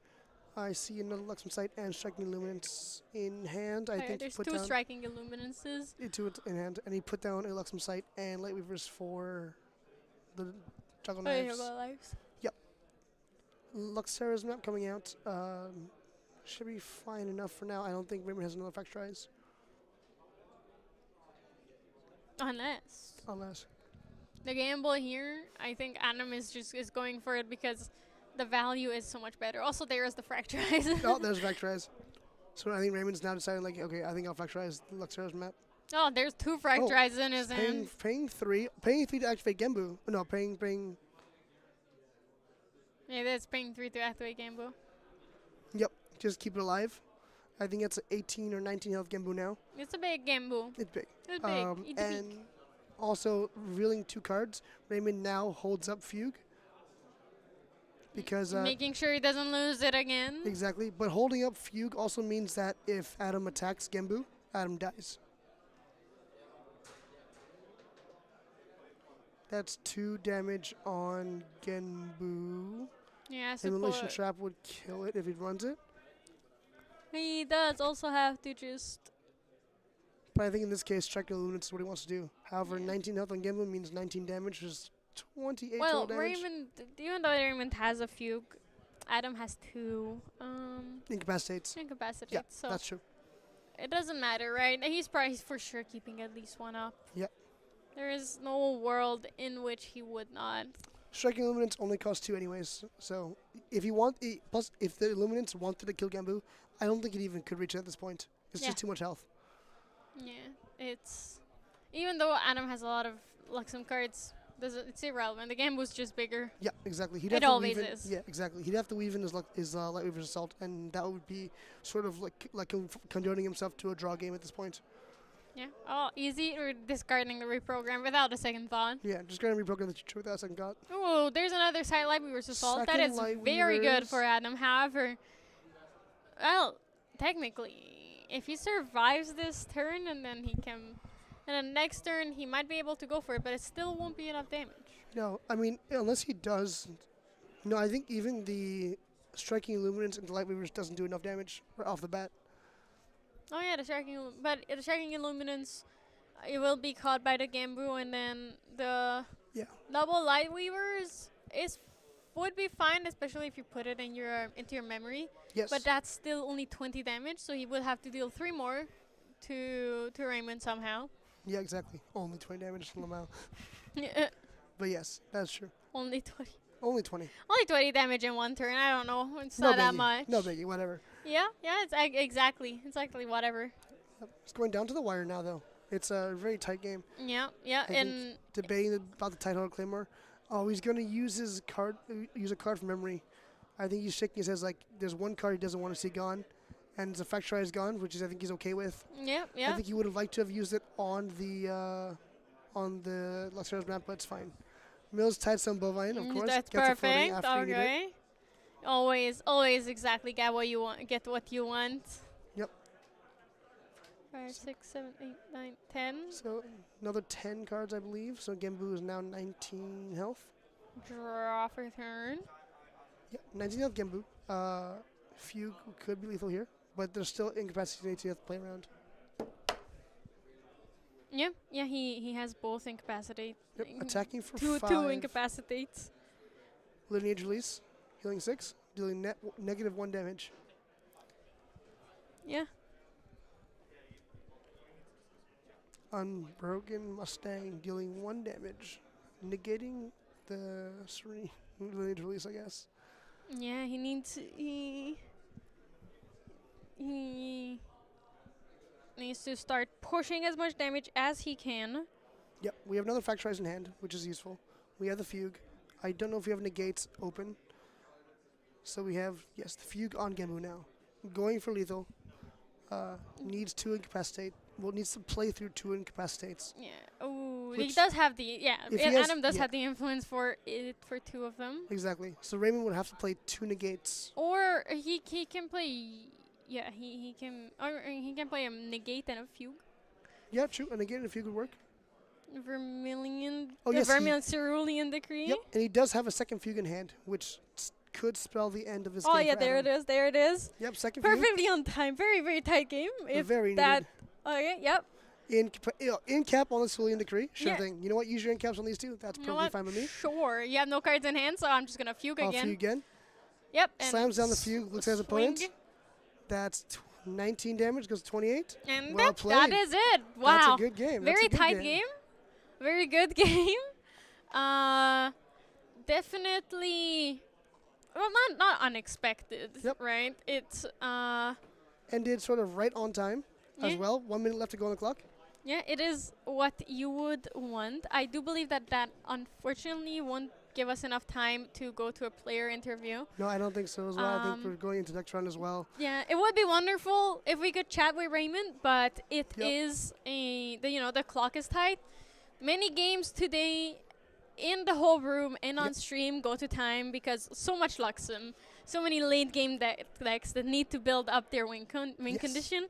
So unfortunately, we won't be able to talk to our players here. Yep, it was great to watch. I'll definitely be congratulating him after the Yeah, after the stream yeah. as well. Speaking of congratulation, I think I'll let you do that right now. We Yeah. will go on a very, very quick break and Sure be thing. back with you for round 6. Alrighty, don't go anywhere.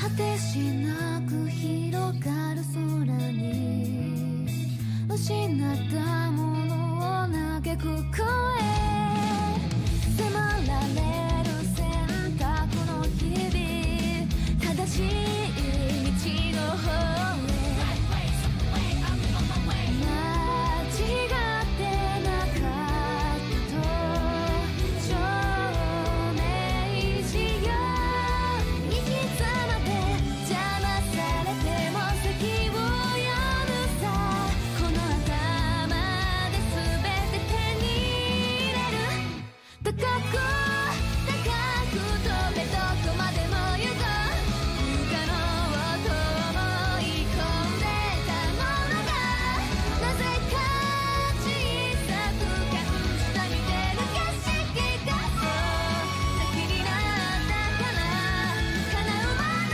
近い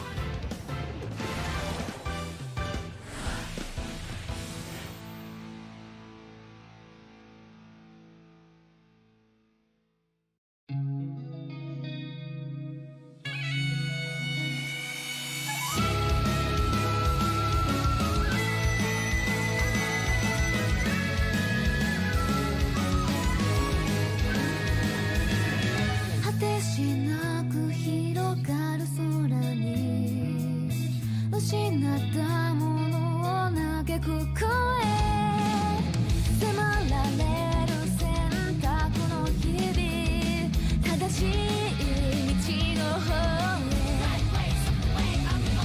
間違ってなかったと証明しよう生き様で邪魔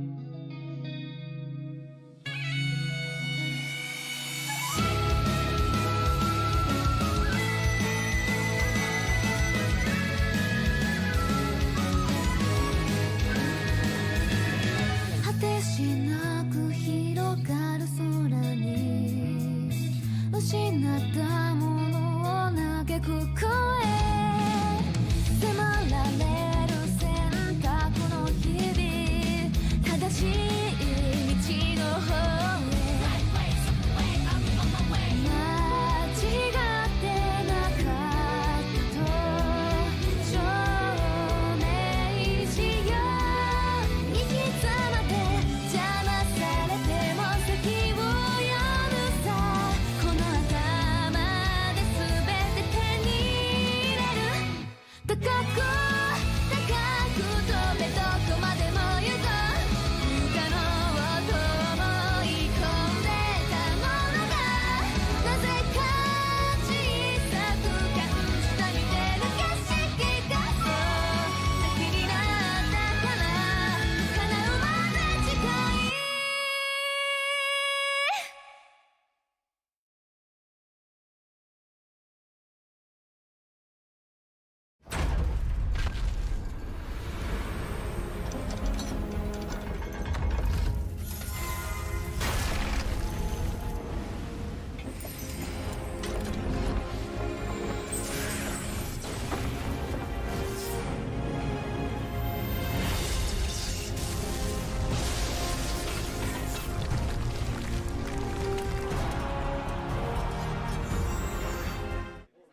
And we are back with round 6 of the European National Championships. We have a very fun matchup for you for this game. We got some spicy decks, some stuff that we haven't seen. I think both of these players are representing the only copy of their deck at the event.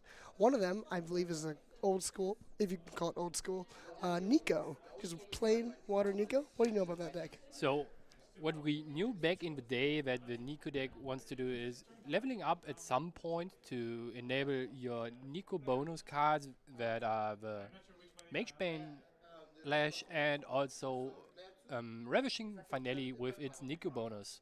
This gives us basically 2 win conditions in 2 different cards, with milling out your opponent or just hitting them for absurd amount of numbers for banished floating memory cards. Yes. So we are doing the floating memory stuff in water again.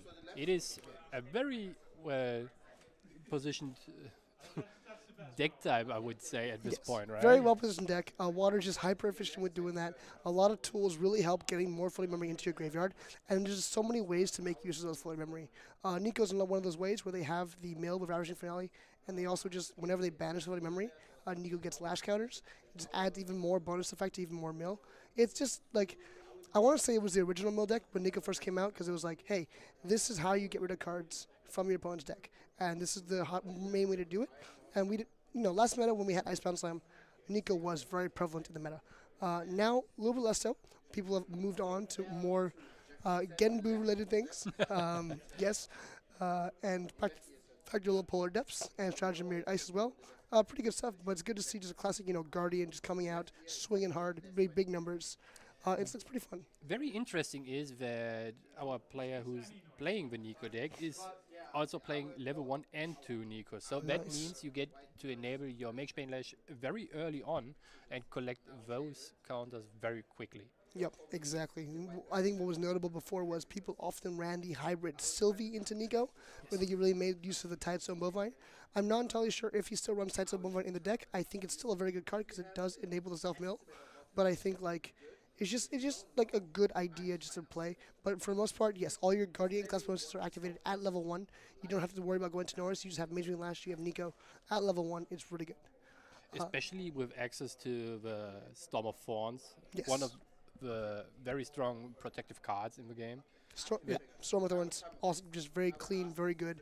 Good defensive option, more floating memory, all the floating memory. Especially into, for example, Burst of Thunder. It Yes. would negate one of every source of damage. Right. Now you need more fractals at least on the field. Good defensive option. I believe also Nico has the Vapor Jet shield as well. And yes, of course, Mage Rain Lash to really heal back some damage, but of course it's not small increments unless Burst of Thunder.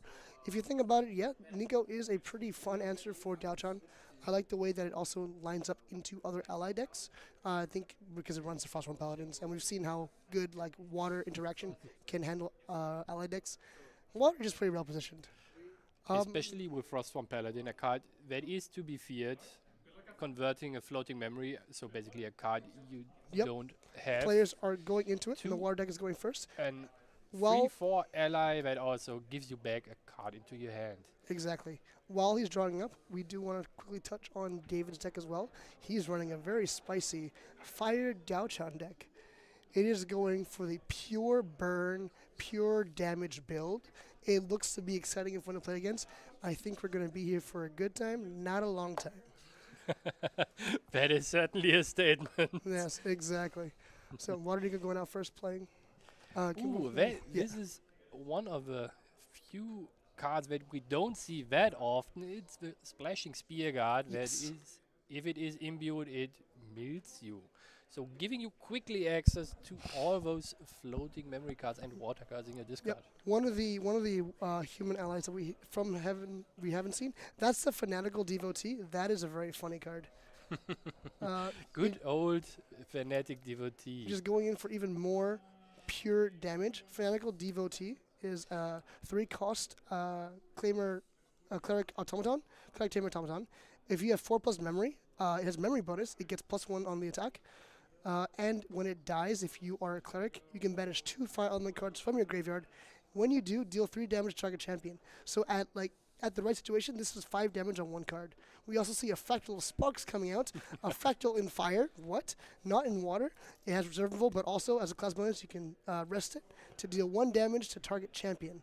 The burn plan's already coming online. We're just going to see here and see how much damage we can just launch at the opponent. The Fractal of Sparks is especially interesting because you can chain it with a couple other cards to, if you need to damage yourself, and trigger abilities. For example, for Heated Vengeance to enable the damage bonus. Yep, Syrian Rebuke as well. Indeed, Serum Rebuke is one of the prime targets you want to use the card on, because then you get out of one Serum Rebuke up to 9 damage to your opponent. Yes. That is a very big number. It's very impressive. All this comes online at level 1. I think we see a sensor already coming out. Just like, you know what? You are a floating memory deck. Let's just shut that off right now. I don't even need my level 1. I am just going to kill you. Xiao Qiao coming in as well. Another burn all-star, really for its stealth. We see David just coming out swinging. Ooh, and the red hair. And the red hair, the classic bread and butter combo. Luckily, Jeffrey has a Cerulean Decree to Yep. imbue, and But uses the last card and the Fractal to pay for the Cerulean Decree. Now we're just going to see some big damage come out. Xiao Qiao for 1, red hair for 3, and the Fanatical Devotee for 3 as well. this is going very quickly, very quickly. And David is not here to mess around. yeah, he is certainly not here to mess around. The Red Harry also has the nice upside of, if you have it enabled and you attack with a fire deck, you basically get to choose what to discard, and if you are trying to level up, you can even choose to discard any cards with floating memory. Yep, exactly. It is basically a 3/3 hasty messenger when you have another unique ally. It is very impressive. Bulwark Sword coming out, Nico's like, wow, that's a lot of guys. I need to deal with some of those guys. Yeah. We're going to come out swinging. It does 3 damage, so you know what? Let's go take out that horse. Bring that horse out back, swing my sword at it. We're going to need to do something quick, because otherwise I'm going to die. You're bringing the horse back to the stables, I would say. Yeah. Luckily, Jeffrey seems to have some kind of protection in his hand right now with the Storm of Thorns. Yep, So Storm of Thorns is great. he is a little bit protected, but first he needs to get rid of a couple allies on David's board to not very quickly. Yep. Oh, the Unbroken Mustang as well The coming out. Unbroken Mustang on the Peaceful Sensor, just so he can use his floating memory finally. Exactly. However, that is basically a turn that Jeffrey took off. He developed not too much on the board. He did clear the red hair at least. Red hair and dealing with center, but David just, going to keep on swinging. I see an Allied War Pieces in there. Class bonus not yet active. That's okay. It's just another 2/3. Or 1/3, I believe, without the class bonus. We see some more allies. We see a Syrian Rebuke in there as well. Again, not too relevant without the class bonus, but Guild is coming out. It is balanced. Someone's coming in for even more big damage. Fanatical taking out the horse. Xiao Qiao dealing 1 damage. Guild is coming in for 4. This is getting very We have Rococo, heavily who here might for doesn't him. come out yet because influences to white. Another fanatical devotee just coming in for even more damage. They're already 15 damage dealt. We have a wide board. We have a Rococo in memory. If Nico doesn't heal or level up fast, this could be game one over in just over 5 minutes. That looks certainly like it. We have already on David's board by default 2, 4, 5, 6 damage, even if the devotees are not having the memory bonus active. Yep. So if Jeffrey uses his Storm of Thorns while David has still only 3 or less cards in his memory, he can negate quite a bit of damage, Yep. but then Gilda suddenly gets balanced and And then hits you it's for game and then the show's numbers. over. What Storm of Thorns I believe costs 2 or does it cost 3? It costs 2 and it says you basically subtract 1 of every damage source you get Yep. during this turn, and if it's a unit that attacks you in some way or shape, it Yeah. takes 1 retaliation. Okay, that's fair. That's fair. So, but that means he would have to hold up 3 more cards to that. Opting to just pass. Gonna go for the double Storm of Thrones because hey, I need to stop some of this bleeding. Yeah, David's just like, you know what? Okay, awesome. I have another turn. Let's play this. Your Storm of Thorns now costs 4, unless you want to respond to it. Yes, going to respond with double Storm of Thorns. Just force him to use it. That is certainly a turn David's where got that Jeffrey's, sinister grin as well. He's and like, Jeffrey yeah. is like, oh, maybe next time. Yeah, you Let's know what? wait I'll around. play it now. So it's like, cool. Oh, yeah. I have 6 cards in hand. Well, I can't exactly balance Gildas like this, but you know what? I wasn't blocking anyways. Hey, I'll just pass back to you. You know what? you negated my turn. Fair play. Well played on you. But next turn, I'll have 7 cards in hand. Gildas will balance. Deal with this, or you're dead. This is Vapor Jet Shield. Option to go for the Vapor Jet Shield just whenever. Vapor Jet Shield, very good regular item. You can link it to your champion. If damage would be dealt to a linked unit, prevent 1 of that damage. so negating even more damage, and in response, Oh my David- god. Cinder Geyser just dealing 4 damage just because, like, hey, you know what? Before you prevent it, let's just get some more damage in because Yeah. apparently, well, we haven't doing enough. You need to play cards that deal the maximum amount of damage for resources used, and David's deck certainly excels at those cards. Yes. David's deck is just is exercise in counting to 25. Can I count to 25? Yes. I have counted to 25. You're dead. Nico, on the other hand, is like, okay, crap. Let's practice some subtraction here. I need to stay alive. It's going pretty well. He's like, I think he's on the verge of stabilizing. Bulwark Sword can take out the Gildas. The fanatical devotees don't have their class bonus active yet, so they won't have to worry about the burn. But you really want to get rid of those quickly before David levels up, because once David levels up, that's a lot of burn damage when they die. Yeah, but most likely David is just able to resolve 1 of the devotees here because you need to banish 2 cards. 2 Yes. cards. So 2 fire cards from graveyard. So not the easiest. We have the red hair. We have the geyser. Often just pass the turn here. Going to level 1. to enable all those class bonuses. Enabling all the class bonuses, maybe making balance easier because now we're going to 5. Rococo, I believe, costs 1. So no, won't be able to balance just that with Rococo just yet. But if you can get 2 cards down and then use your fractal play Rococo, then you're in for a good time. If you just put down the red hair you have in your hand, you're most likely Or good, right? or you put down 2 and use your fractal for Syrian Rebuke, or just play red hair. Yeah, just play red hair. You know what? That's fine. Let's just play a 2 cost 3/3. Hit you for 4, hit you for 3, hit you for another 2 with each devotee. This is looking spooky. Storm of Thorns, okay, stacks great with the Vapor Jet Shield, preventing 2 damage in each instance now. Red hair does 1 damage, Gildas does 2 damage. I mean, it's still insane. But It is. Vermilion Decree, opting to just ping and wait. Oh no, he just discarded and drew. I see. He's at 4 influence now, which is crazy. Rococo would come in and deal 1 more damage if he were to play it. He's a red hair. He could play another red hair, killing his first red hair. Maybe not the play he wants to do at the moment. He can take his time. I'm sure you don't need to deal the remaining 3 damage right away. No, in this probably not. instance. Probably not. He's in a very good state. Has full tempo. He's on the aggressive warpath. So the issue Jeffrey is facing right now, he has to get rid of David's board. However, if he does that, that he enables the Fanatic Devotees on death ability and Yes. will just cause at least 2 damage to his champion. Yeah, for not every looking 2 very fire good. card. Yeah, it is a very sticky situation. Yeah, David needs some way to recover. I'm not sure if the deck has any way to heal. Mage Bane Lash might come in clutch here if he Mage can. Bane Lash would be very clutch. Oh, Temptations for sale. It's a way to protect his other regalia. Not bad, not bad. He replaced itself as well. Gets a draw card with the floating. Trying to make out what card it's. Trying to make It out is what the the card is. Stallion who gets free attack if you have 4 or more water cards in your graveyard. Oh, I see. Not bad, not bad. That is a very recent addition to a lot of water decks in general, and especially Gembu decks. Yep, because he does hit hard as well. Yeah, and if your opponent doesn't have a lantern, you will be able to have your own 3/4 ally. 3/4 is a stat line. It's basically a paladin without having to have a floating memory. Yep, it's a good stat line. We see the Bulwark Sword using to take out another red hair. That sword has killed 2 horses. There's a 3rd horse in hand though. At 4 influence. We also haven't seen David's best card yet. There's a card called Fire Bloom Flourish, if you've heard of it. 2-cost Fantasia Cleric spell. Class bonus, at the beginning of a recollection phase, deal 1 damage to target champion. If you have Serene Rebuke, that's 3 damage to your opponent.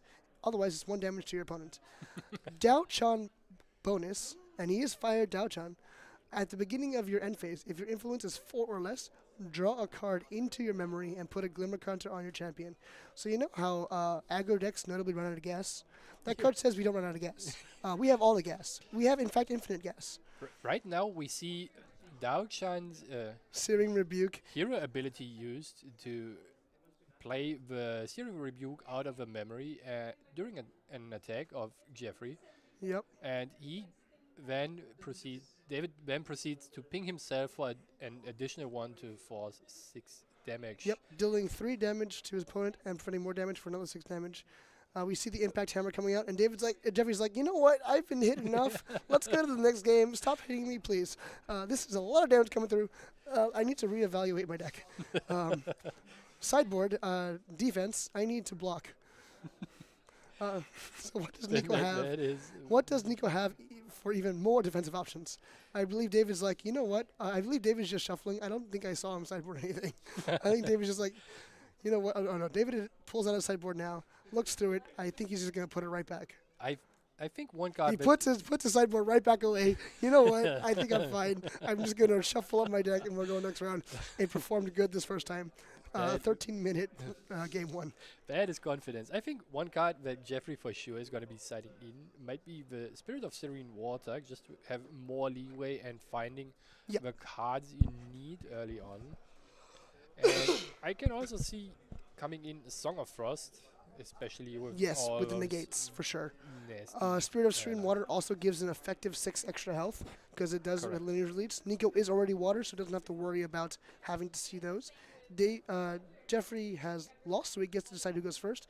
I think he'll decide for David to go first. That way he can get the extra card off the Serene and not have to worry about too much burn right away. However, I think you do want to get into Nico first, so I'm not sure. Would you go first or second as Nico here? probably would go first just to have more, or rather the first materialize Sure. every time. That is also very Just to valuable. Be able to spirit release early on if I need to. Yes, that's also true. Plus, we have level 1 Nico that does actually help put more floating into your graveyard as well. So it's like you're not too worried about the 1 card being lost. I think you're okay. That is correct. Having access to 6 more effective health is quite a lot, even though it can run out very quickly, as we have seen with a Cinder Geyser. Yes, the Cinder guys are just 4 damage surprise. I just want to say I love the confidence again of David just shuffling up his deck, putting it to the side. He's like, wait, I should probably check my sideboard.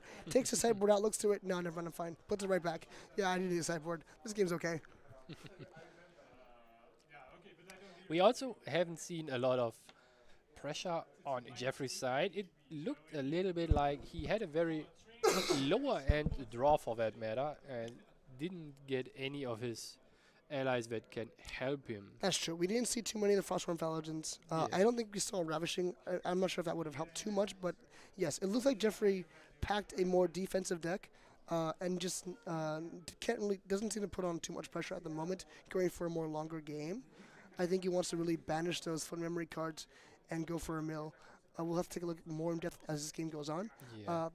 Also, not having a Fractal of Rain right in the beginning is always hurtful for those Yeah. water decks that rely on being milled, or rather milling themselves. Yes, that does quite hurt a bit. You really want the Fractal of Rain. Also, when you're going down in influence for the Serene Spirit, you would like that Fractal to at least start helping you catch up with your mill and also catch up with just being reservable as well. That is correct. We see good sportsmanship here. Players are having a lot of fun just Yeah. joking around. It is always nice to see. We love seeing them. Oh, he did opt to let David go first. That probably means he did swap in the Serene Spirit and doesn't want to go down a card as well. Also, David going first means, hey, you can't burn me if I'm not here. So don't burn me, please. Xiao Xiao, good, solid first option. Has stealth, is safe. Oh, a Ooh, fire and the fire bloom flourish. This is what you want. That probably means we will see an early level up from David, so he basically gets to refill his hand Exactly. early on. At an influence of 4 already. And at the beginning of end phase goes down. Yes. Beginning of phase does damage. Yes. David is just in a good spot. Just like how Nico wants that Fractal Rain. David wants that Fire Bloom Flourish. One interesting thing in this matchup is if you are playing a cleric Firebloom Flourish kind of deck, you will inherently be low on influence, right? Yep. That also means that those negates you face in a water matchup will be hurtful even more. Yes, they're going to be extra effective. Those negates are basically not a negate or pay to. Those negates are I am negating your card activation now. Yeah, that is a very strong thing that those water decks have access to. Lost in Thought for 0 just for the Floating Paladin. Very nice. Just to get that floating into graveyard, get the card draw, cycle through those cards. Paladin and the Floating Memory. Yep. Name a more iconic duo. Exactly. Frostborn Paladin unfortunately cannot see Xiao Xiao. She is hiding, so just attacking face. Steph is a very... Oh, not attacking at all even. Yeah, he probably wants to preserve his life total Yeah. right now, so that you don't get hurt that... And having a heavily. 3/4 interceptor as well makes it harder to like push through damage, because now if David plays the red hair, it just dies to the Frostborn Paladin. That is correct. Fire Bloom first, pinging 1 damage to David. Rococo in hand. Oh, I think we might see a Fanatical Devotee into Rococo, or Allied War Priest into Rococo.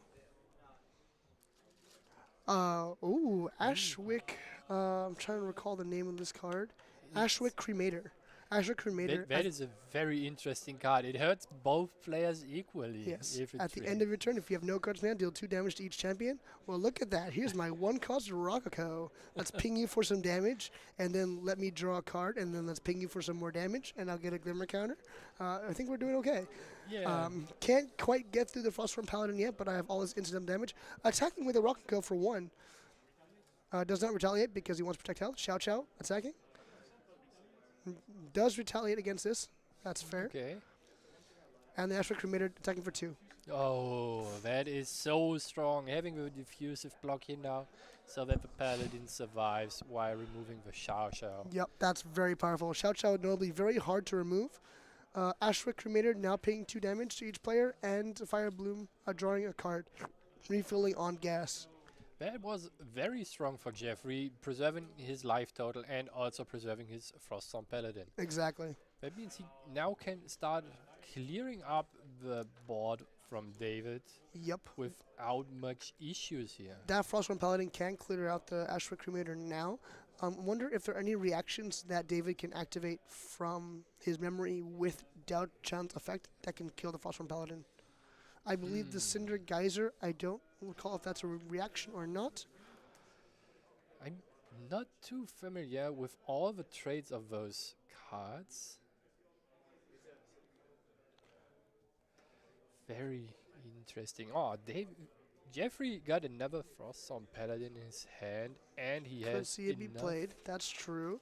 And he has Cinder enough- Geyser is a reaction. So as long as an opponent has 4 more cards in their memory, this card costs 2 less to activate. Dao Chunk with 2 Glimmer counters can then activate it for 2 Glimmer counters and deal 4 damage to target unit. So that is a very nice way to either burn the last bit of 4 damage with Downtown's ability or take out a Frostborn Paladin. Very good card. Not sure if he has one in memory though. Takes out the Rococo. All right, this is a complete polar opposite of the first game. First game, David just flooded the board with allies and started pumping in lots of damage. Jeffrey now stabilizing the board control. Those Frostborn Paladins really coming in clutch. That is why the card is so feared. Yeah, just all-around versatile card. Interestingly, the Daoxan deck has a lot of burst damage with a couple cards, especially with now the Everflame staff out Yes. there. If you collected enough spell damage sources and put refinement counters on him, he can just explode into. He your just deals another opponent. 4 damage. Yeah. It's great. It's just more burn. Finagle Devotee deals 2 more damage. Fire Bloom gets another card in hand. Oh, no, it does not Glimmer counter. Does not get another card. Does get another card because influence was 4 or less. The interesting thing now is that David now can activate the Geyser out of his memory, even though Jeffrey doesn't have 4 cards in his memory, because he collected 4 Glimmer counters and you can remove them all if you need to.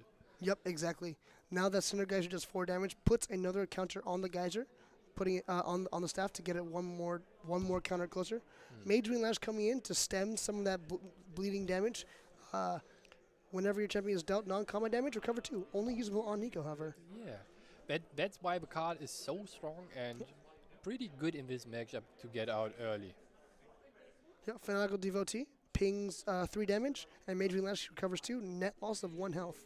Still progress on David's part. Every damage marker counts. Every damage counts. David's deck just trying to count to 25. 20 in this case, but I think it'll be 25. He just needs to count to 25, and that's his game plan. We should not forget that Nico is one of those champions who has more health on the level 1, so Yes, the Guardian heroes do have quite a large health pool level 1. Her and Tenoris both, I believe, have 20 health level 1. yes, Very beefy class. indeed, very beefy class. He Coming is in. going in with the Mage Bane. Why not, right? Why not? You need to be progressing the game at some point. Yep, Jeffrey just passes back, holds 3 cards up, does a Storm with Orange in hand, and a Diffusive Block. Very nice. We see a GCR come in for David, looking to refuel on his influence and pump in some more damage. 1 Frostborn Paladin still awake, though. Yeah, and we already saw a glimpse in David's hand of a Ooh, heated Yes, and we saw the Fire Bloom deal 1 damage to himself. Yeah. And I think that's what they're joking about. Jeffrey's like, wait, 1 damage to yourself? Am I smelling something hot? Something vengeful? Vengeance is the dish best served hot in this deck. Coming in for 5 to take out one of the Frostborn Paladins, perhaps. Or, you know what? He could just say, you know, ignore the Paladins, I'm going face. Yeah, why not just go face? Oh, Opting to just put pass 1 the turn. damage on himself, and okay. Interesting. Seems like he wasn't too sure what direction he wants to go with this turn right now, but that is certainly a thing with many options. He seems to also have quite a few reactive cards in his hand. Yeah. I also believe I saw Vermilion Decree. Vermilion Decree, very good card. 3 damage to a ally and 2 damage to a champion. 2 instances of damage, which means if you were playing a Suzaku, that would be 2 quest counters. No, but we're not going for anything fancy like that. We just want to burn face. Let's go for more damage on the face. Yes. I wonder, so currently the Everflame staff has 1 counter on it. If Yes. the Fire Bloom Blossom dealt 1 damage to David, I wonder if there should be another counter on the Everflame. There should probably be 1 more counter on the staff. That is correct. Probably also the Fanatical Devotee as well. Unfortunately, these are his triggers to be responsible of. So if he, forgets his triggers, this could be a warning, or if it'll maintain gain state. But that is for the judge at the table to decide. So for the devotee, I'm not sure if he should get a counter there. I believe it's not a spell source, so it should Oh, it's not a count. spell source. That's true.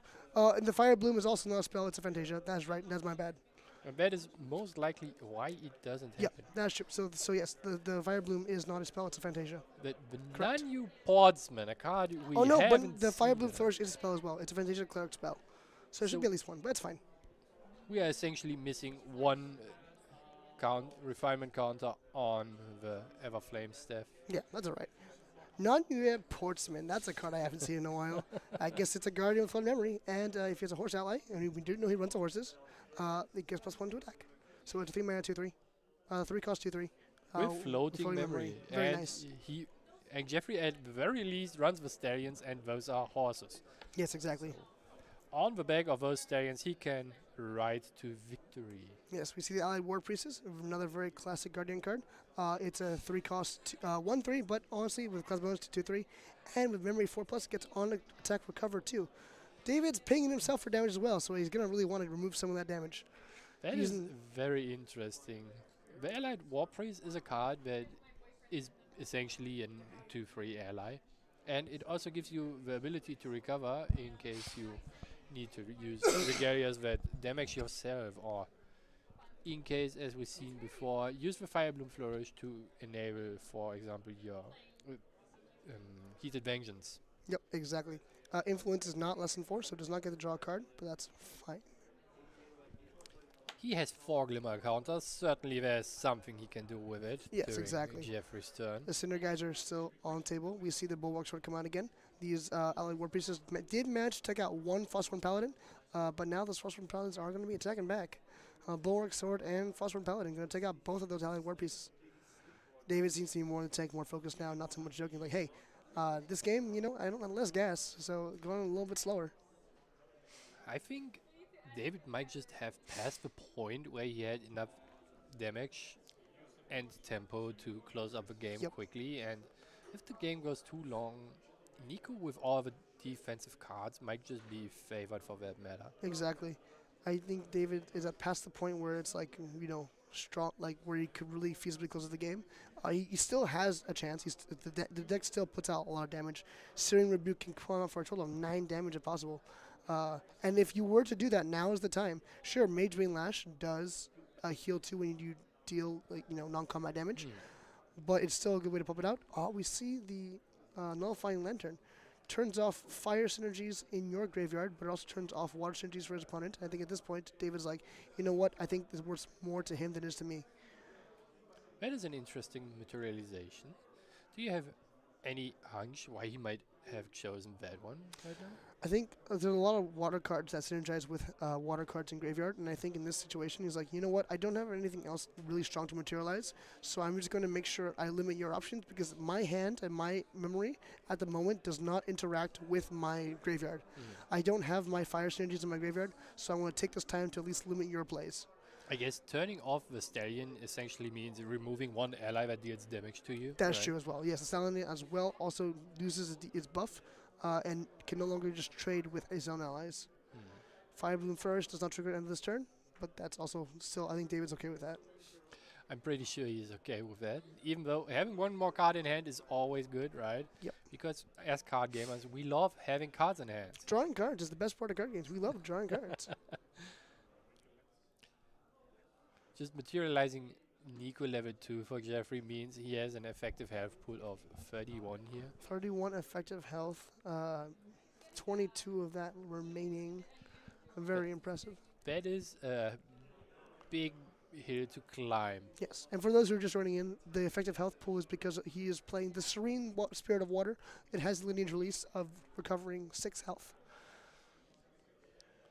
I'm curious what Jeffrey plans now. He could keep clearing the board with the Lash and the Bulwark Sword.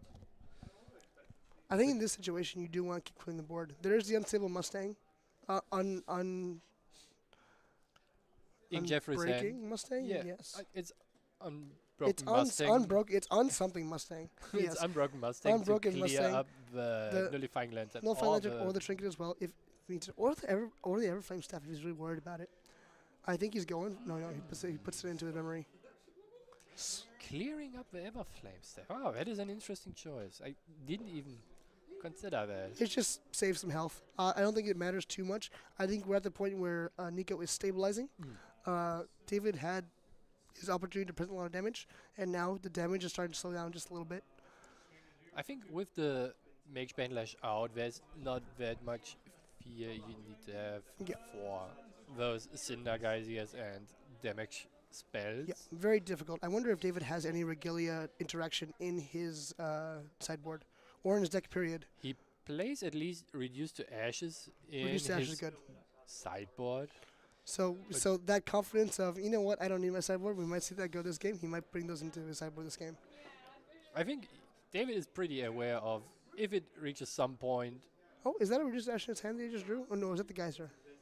It's a Cinder Geyser. It's a Cinder Geyser. It's a Cinder Geyser he drew. All right, it's a reaction, so putting that into your memory is a viable option.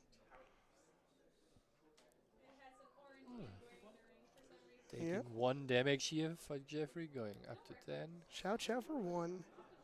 Oh, we see the Cinderwick again. Can he empty his hand right now? Ashwick Cremator. He could, yes, because he has another Oh, the Searing Rebuke. Searing Rebuke. But that is interesting. So he wants to preserve his life total while not doing that much damage to Jeffrey. Yep. So what that will do is that'll ping 2 damage at him. That will mean the Searing Rebuke does 3 damage to Jeffrey. Jeffrey will heal 2 from that, so he'll only take 1 damage net. And that also is another source of damage, I believe, from a fire source, fire spell. So the Everflame will get its 4th counter for another 4 damage to Jeffrey, So which will be a net 2 damage after Mage Wind Lash. what you also could do is that Jeffrey plays the diffusive block on David so that the Searing Rebuke doesn't even trigger at Oh, all. wow. That would be quite funny. I think, is that what happened? I think that is what happens. No, you're not hurting yourself. I'll protect you. I'm Yes, the Guardian. I'm the Guardian. You're the burn deck. I didn't think you were going to burn yourself. I feel kind of bad about this. I'll block for you. You know what? Don't take that damage. You're fine. That This is a very strong play. Some forced camaraderie on this game here. Jeffrey getting out the good old trusty Grand Crusader's ring. Yep. All reliable. If nobody's got you, Grand Crusader's ring got you. And he has another Unbroken Mustang. No, he didn't use the first Yes. Unbroken Mustang. I'm just... Oh boy. These Mustangs refuse to be broken. They're fixed. They're all okay. They're good Mustangs. What is Jeffrey planning here? It looks like he just needs to collect a few more lash counters on Nico to... Non-US swinging for 2 because he controls a horse. Swing with Mage Wind Lash. Yeah, choosing not to mill. David pointing out, do I mill? And Jeffrey saying, no, it says you may mill. I don't mill. No, I'm not going to. You're good. Always good fun. Yes, exactly. Oh, and look at the card again. Wait, it's you may. Oh. So, if Jeffrey now puts down the Unbroken Mustang, he basically presents lethal with removing the Nullifying Lantern here. Oh, yes. Unbroken Mustang for lethal. Ooh, that is a very interesting card. I don't even remember this artwork. I think David's just scooping it up. We're going game 3. Yeah. Going to game 3 might just be the right call here. 26 minutes left on the clock. That is enough time to play a wonderful game of Grand Archive here. Yes. That game, I believe, it took about as long as the first game. But yes, these are, both decks going pretty fast. A little relatively slower than the first game, but still a very fast game. At this point in the last game, I think Genbu just barely won his first game. So we're doing okay. Oh no, in the last game of the game, yeah. So we're doing okay now. David shuffling up. I don't think I saw him sideboard anything. Did you see him sideboarding? No. I don't think so. I think he's just like, you know what, we're just go right into it. Let's go. I know exactly Don't what I'm here need for. to reduce anything to ashes here. No, I'll just kill him. Reduce the ash. Sideboarding is planning for failure. You're not confident enough in your main board. He's confident in his main board. He doesn't need a sideboard. Just not making your deck weaker with putting in cards that do 0 damage for Yes. 2. Well, yes. Spurn to Ash notably does not damage your opponent. Therefore, I do not want it in my deck. I see this card. It does not say damage. I do not want it. No damage. That is actually how you build fire decks, right? Yes, welcome to the Fire 101. You look at cost, you look at damage higher than cost into the deck. We're doing okay. Is that how you work? Is that how you build actually a fire deck? That is why I'm back here and they're over there. That ideology is why I'm casting and they're playing. And they don't actually know what to do. I'm like, oh, damage. Why would I play cards that don't do damage? That's weird. Yes. Be an ally deck. Wait, you want me to play non-allies? But they're not allies. My allies I could be playing allies here. Yeah. What do you mean I'm playing allies? But yeah, no, they're doing a good job. I do really enjoy watching these like really fast-paced decks. You just see them crunching the numbers, making sure they can hit the actual cap. I want to say like I say the deck like counts to 25, right? But of course, it's more complicated than that. But it's just fun to be like, yes, I am doing a counting exercise. David opting to go first again. So both players, I think, prefer if David goes first. David likes to go first just to get more, allies on board and maybe develop the board. And Jeffrey likes to go first because of the Serene Spirit and draw next card. So it's that weird situation where like both players want the same player to go first. Going first certainly gives you a resource advantage because you can put down costly cards early on, like Red Hare or the Chao Chao. But it's a red or hair other that cards. cannot attack because it does not control a unique ally. Yeah, but it doesn't matter because it's the first turn, right? You don't have an opponent, so No, might exactly. as well just put it down. Just and put it on. I guess it may as well make them waste it. make him have it. Yeah. Make him have it. Yeah, exactly. And I believe David does run Arthurs in his deck, so I guess he could put an Arthur onto field next turn, and that red hair attacks for 4. You're correct. I think the only out that Jeffrey has right now in his deck to the Red Hair at turn 1 is a Frostborn Paladin with a floating memory banished. Yep. And I think we see the Fracturize, no target though for the Fracturize. I don't think we see a Lost in Thought in hand. I don't even see a Frostborn Paladin in hand. So we have the Nanye. Oh, Which that you could might play. be one. Oh no, I think the middle Yeah. card is a Frostborn Paladin, yes. But So Jeffrey might just enable his Fractal of Rain here and just take the next turn from David about 6 to 7 damage. yeah, just imbue it, and then on David's turn, ideally he'll play ideally for his sake, he'll play a unique ally and start like hitting face with the hair. Nullify Lantern coming out already. He's like, you know what? No, you deal with that. Waste your time dealing with that. I am going to just go for my game plan. I see a Xiao Xiao in hand, so we're going to go Xiao Xiao. I think there's also a Cinder Geyser in hand, so we could realistically Cinder Geyser the Frostborn once it comes down. Red hair That for would 6. be also a player. On attack, he gets to discard a card and draw a card. Will he do that? Okay, diffusive block here just to protect the life total. Mm-hmm. Ooh. Fire Bloom Flourish, the good old classic. Influence not less than 4 does not get the end of turn trigger, but good enough for him. You want to find a suitable point to play the card since you need to invest resources Exactly. for it. So might as well just do it, even though Might as well do it now. Yeah, Exactly. isn't it? Yeah. We see a Sea Sprite Diver get milled. That's not bad. It's not a bad inclusion. The Sea-Type Sprite Diver is a very cool card you can put in water decks to mess with your opponent's graveyard. Yep. For that matter. Exactly. And sure, it's 4 cost, but realistically, in most games, it'll be a 3 cost, 2/3, and no banished cards from graveyard.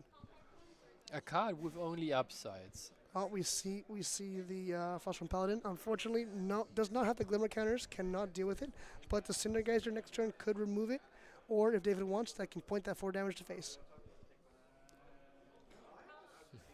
Interesting game state here with both players seem to have slowed down significantly here. And David just getting out the good old... Yep, there's Protective another Fire Bloom Trinket. Flourish. oh, another Fire Bloom Flourish. And a Heated Vengeance. Interesting. Oh my, oh my. I wonder, yes, I think he just plays the Geyser on the Frostborn Paladin. You saw how much damage the Frostborn Paladin did last game. No influence, cannot play that Cerulean Decree. It requires 3 cards to pay for it. Right now, actually 5. 5 cards, yes, with the Trinket, 5 cards to pay for it. So good, David, exercising some more Pressure more on pressure. the board. Being a very responsible gamer, removing threats. Sure, I'm aggro, but you know what? Maybe not everything has to go face. I guess. I'll deal with some threats. Fine. Face is 90% times the place. If there's an ally that clears your damage, you have to clear the ally. True, first, exactly. Right? I am investing in my future damage. It's an investment. We get another Frostborn Paladin in hand. I don't know if there's a floating in graveyard yet for it. Might be. Or it is just Unbroken Mustang time for Unbroken one of Mustang those time. regalias. Get rid of the nullifying probably. Yep, going Yeah, after nullifying. as we suspected, the Unbroken Yep. Mustang has to go. Yep, and it's fine. It's a fine tempo swing for David. Sure, you spent your turn playing that, and now I have my turn to play more aggro. The thing is now that this gives Jeffrey access to the Stallion, who gets soon the 3/4 Yes. deadline that clears most allies very easily. Yes, it is now the Asian Stallion. Asian horse. The good old horse. Banishing the Gildas for the level up. It's not it's not the best card you want to see, but it's, you know, I don't think David's not unhappy about it. He has some, Sacrifices have to be made. yes. Yep, missed the trigger, so it now pings damage. That's fair, that's fair. Good sportsmanship. Yeah, exactly. No, it's the judge. The judge was like, hey, you missed that trigger. Second Fire Bloom Flourish, more damage coming through. Oh, wow. Loading up on numbers on the board here. That Yep, is we're just going big numbers. That Searing Rebuke, if he ever plays one on his next turn, is going to go hard. for sure going on. Going down to 3 influence, I believe both Fire Bloom Flourishes will trigger. He'll draw 2 cards to get 2 Glimmer counters. That's really good. That is very replenishing here for Yep. that matter. He can play 3 cards turn, draw 3 cards turn. It's not That bad. is very strong, and the dazzling courtesan. Dazzling Corazon with Kindle is nice. Turned off by Nullifying at the time, but Nullifying gone. It's like, you know what, I can play this now too. Yeah. But I think he just paid for it. Kindle is one of those new keywords that got introduced with HVN. Yep.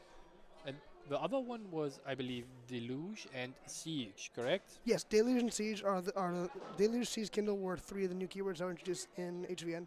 Very, very prominent. We haven't seen too much Kindle currently, mainly because these Fire Aggro decks have mostly been Xander, Yeah. and they haven't been playing these kind of cards. But David's like, I'm filling up my graveyard anyways, I might as well make use of it. And sure, I don't need it because I play Nullifying, but if I have it, I have it. I think that's why I don't think I've seen a Blazing Bowman yet in David's deck. I wouldn't be surprised if he doesn't have it. It's still a good card, but you know, I wouldn't be surprised if he has it either. Banishing another floating 4 Frostborn Paladin. Frostborn Paladin coming in with buff counter, going to clear even more of David's board. David's like, hey, I'm investing in damage here. I need you to stop, divesting. Stop spending. Stop spending my money. Stop giving me my gains. Over time, if the dazzling courtesan keeps being on the board, it needs to be removed, right? It definitely needs to be removed. What- It's a 2/2. one- It just keeps hitting. Interesting thing that might just happen is that if Jeffrey gets out the Magebane Lash, that David needs to ping himself during his recollection phase. Yes. Otherwise, he basically says, "Oh, Jeffrey, Oh. enjoy 2 recovery every time." That was why he pinged himself last game for damage. I think that's probably why I remember that. Okay, I understand. I get lost in some of these things. I'm sorry. I'm a small brain aggro player. I don't think about these sort of things. Oh no, that's not true. Aggro players have the biggest brains. yeah, look at because David. the number goes big, Number right? goes big. No, Yeah. David knows what he's doing. This is a good deck. Honestly, I have the most fun watching these aggregate matchups because it's like, what are you gonna do next? Oh, paying 4 with Glimmer counters for the Geyser. I think. Is it Gaza? No, he forgot. I think he forgot that he. Interesting how this now gets resolved. I wonder if he forgot he played the Geyser or if he just decided not to play the Geyser. Hmm. Because that Geyser on the Force Paladin would be very effective. Super effective, some would say. Seems more like he Oh. just doesn't have it right now. Yep, or the Everflame Staff. Gets 2 counters on the Everflame Staff because of the 2 blossoms. I keep forgetting those names now, but yes. Fire Bloom. 2 Fire Flourish. Bloom Flourishes, yes. Ooh, the Searing Rebuke draw for David here. Searing Rebuke could go kind of hard. At the start of his turn, he pings himself. Ooh, that is. Ashric Cremator, dealing more damage if his hand is empty. 3 cards in hand, so he could play the Searing Rebuke. The Searing Rebuke with the Ashwick Oh, Could- and a Fractal Sparks. Ooh, that is. Oh, I think I see where this is going. Yes, unfortunately, he cannot use Daochan's ability on his own turn. I believe Daochan only works on his opponent's turn. So, You are correct on that one. However, I think David just wants to wait for his next recollection phase yeah. to activate. So he's not playing for the next turn, he's playing for the turn after next, so 2 turns later, Yeah. where he can activate the Stream Rebuke and have 3 pings for 9 damage. There is the Mage Bane Lash, the one card you didn't want to see here. This makes the game a little bit harder. We see the Searing Rebuke, and we're just going to go for the damage now on Searing Rebuke. So in response to the Mage Bane Lash, he's going to play Searing Rebuke and then ping himself for 1 damage. And then he's going to get the Everflame Staff, and he's going to burn the Everflame Staff for 4 more damage. That is, That is 7 damage total. That is 7 damage. You are correct. I believe Curious it had 3 counters. Oh no, but I think the Searing Rebuke on himself was the 4th counter. I saw 3 on the dice. I think they might have just banished it in response to the 4th counter, or like they didn't manually add the 4th counter. They just banished it. Searing Rebuke does. So he, the Fractal of Sparks should be a spell, right? Damage was prevented, but I guess it was intended to be dealt. I'm not entirely sure. I trust the judge who intervened knew what he was doing. It looked like they simply just did not adjust the dice and they were banished anyways. Yeah. So that that is was fine. pretty sure what happened Yeah. here. And then Jeffrey just recovered 2 damage off the floor from the Everflame Staff Yeah, and exploding Searing, here. exactly. Searing Rebuke still preventing 2 damage. So one of those Frostborn Paladins, if it were to go face, would deal 3 damage, but then you heal to net 1 damage to Nico. It would basically deal 1 damage to both players here. Yes, exactly. Searing Rebuke on David's turn. No, Fire Bloom would deal 2 damage to David though, because he wouldn't want Jeffrey to heal. This is a tougher spot now. It is very tough here. I think at this point in time, red hair would be lethal. Nanya is interesting. So we should not forget that Jeffrey still has access to the Serene Spirit. That is another 6 Right, another 6 health. damage counters. So that effectively David 26 health at the moment, yes. So would have to do 10 damage total. Right now, 10 damage are needed basically to win the game. Yep. Ah, Splashing this Spear Spirit Guard. Guard's coming in again. Very nice. Milling all of those cards. Passes back to David. David now forced to, not forced, but would preferably ping himself with the Fire Blooms. Not attacking here for Jeffrey was a smart move because otherwise he would essentially taken 1 damage for no For reason. nothing, exactly. So might as well just wait for it. Grand Crusader's Ring, go for that card draw. Fire Blooms, gonna ping himself probably. Yeah, pings himself, denies the heal. That is how you want to approach that. Heated Vengeance would be very nice right about now. A Vermilion Decree is not terrible. Heated Vengeance. Didn't David actually have a Heated Vengeance in his hand? I believe so. So attacking for 1 with Xiao Xiao, Heated Vengeance would deal 5. I don't see This is prevention. 6, 22. We are looking at 22 damage right now. There's Heated Vengeance for 5. Yes. So Heated Vengeance, as long as your champion has taken damage turn, gets +3. Class bonus, irrelevant because he damaged himself, and also he's not a warrior. So Cinder Geyser would actually be lethal here because you take the damage before you heal off Mage Bane Lash. So if he's able to get the Geyser off, that'd be really clutch. Plays the hair, attacks for that- 3. That is now 3 more damage, putting Jeffrey at 19 here. So Opting to just clear the board, I think. Yeah. So just clearing the board, but then the Primordial Ritual clears the ally anyways. Used it as fodder for the ritual and mill 2 cards. Alrighty. Draws a card off of 1 Fire Bloom was Blossom. that the mysterious Cinder guys here? Cinder Geyser would be pretty pog right now. The issue is, as an additional cost to activate a card from your memory, you have to. Oh, you have to rest, right? He's attacked. That basically means he needs to wait another turn. Wait another turn, which is 9 more damage, and that Frostborn Paladin's going to take out that red hair, I think. Or the Bulwarks are going to take out the red hair. This looks like a bit of stabilization on Jeffrey's part. It indeed does. I The think- Froststorm Paladin being there and being a menace is very strong. Yep. And Honestly, now the also- Magebane Lash is really, I think, one of the linchpins in this matchup. The Magebane Lash makes it so much harder for David to just ping instances of 1 damage or 2 damage. Yeah, it prolongs the game quite a bit. That's what I said a couple Yes. turns ago. Yeah, it If you get does. it out early on, you remove quite a lot of damage. This is one of the big things about the level 1 Nico I mentioned as well. Because you're like, yes, you get the Nico bonus online at level 1, at level 2. All right, Warlock Ranger The coming out. Waterlogged Ranger, also a card we don't see that often. Yep, but enters Distant and attacks for 4. 3 cost, 4/2. That Well, is the turn you play it. 4/2. Basically reads remove a nasty ally on your opponent's board that has 4 or less health. Says remove an Asian Protector or Frostborn Paladin. Remove target Asian Protector. Remove target Frostborn Paladin. You think we will leave the Asian protectors today? No, the Asian Protectors are they're there to stay. Or in this case, remove target red hair, which is kind of nice. Sea Sprite Diver banishing a card from graveyard. Not super relevant, but you got the cost reduction on that. Removing cards from the graveyard for fire decks is always somewhat of an annoyance, Yeah. since some cards just do things with your graveyard. For example, the Kindle Allies or Kindle Allies, yes. the Fanatic Devotees Fnatic who want Devotee, to banish right. cards with floating memory. Fnatic Devotee would be kind of clutch in this spot. I think I see an Impact Hammer. No, it's Terrafring. Okay.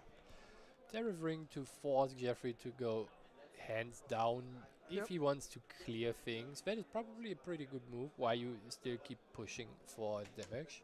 Yes, exactly. I think I see another Ashra Cremator in hand. You exactly do. And Yes, and the Cinder guys are removing the Frostborn Paladin.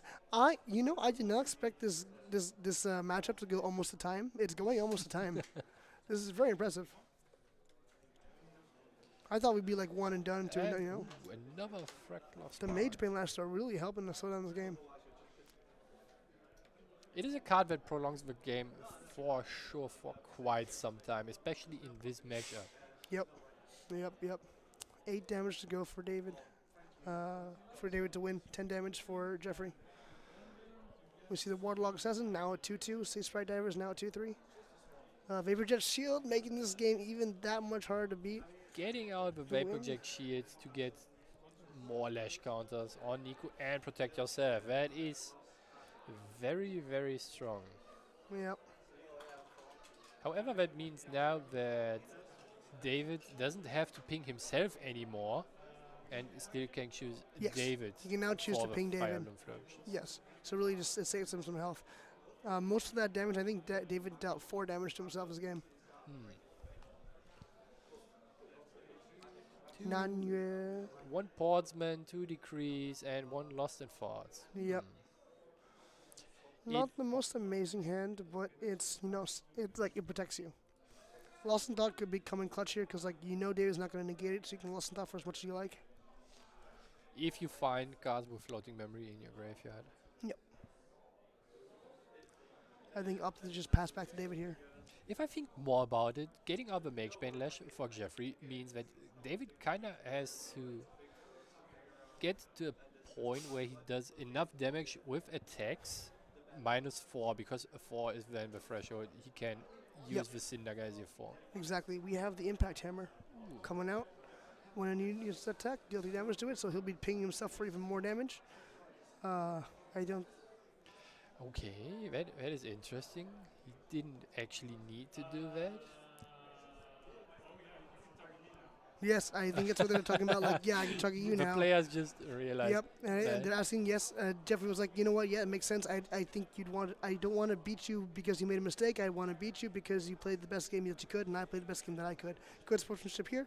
I respect it. I'm gonna take it back. That is very lovely of both players. Yeah.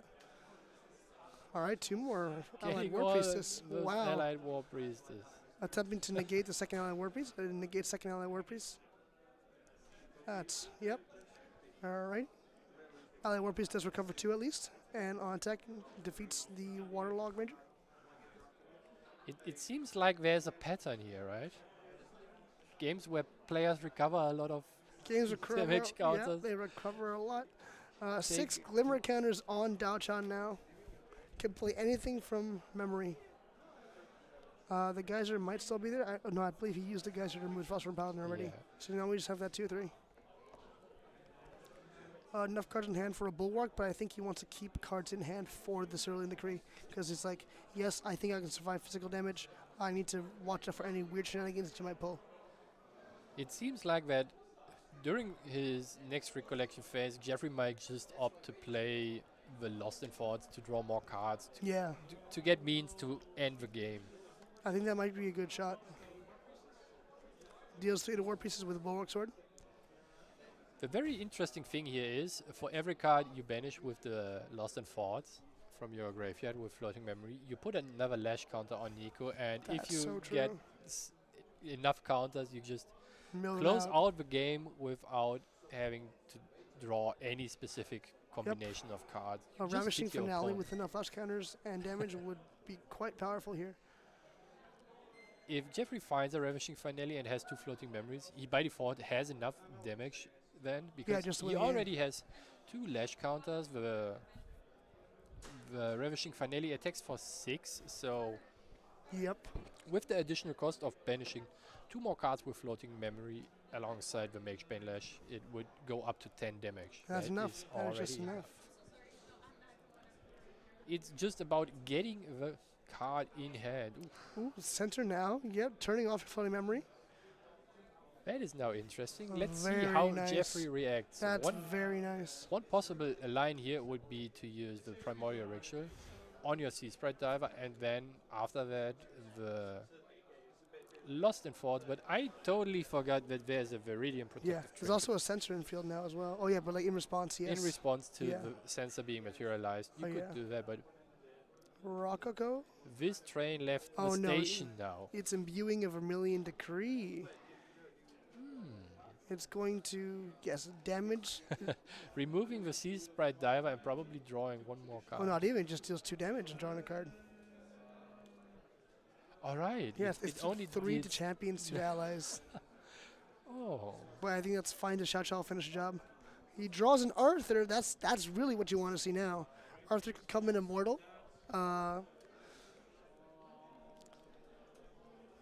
Let's However, see. if is- Arthur comes in, it leaves him open to a negate. Ah, Oh, ooh, shields down. Arthur can be played now. Can Arthur be played? Oh yeah. Yeah, with the do we have a- fractals.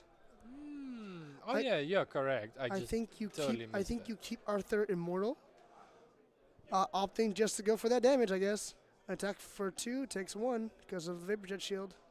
Oh no, he But did put him. He put him in immortal. Yes, okay. that is what you want to do, so Yes. you at least He guarantees the have damage 2 too. damage on board.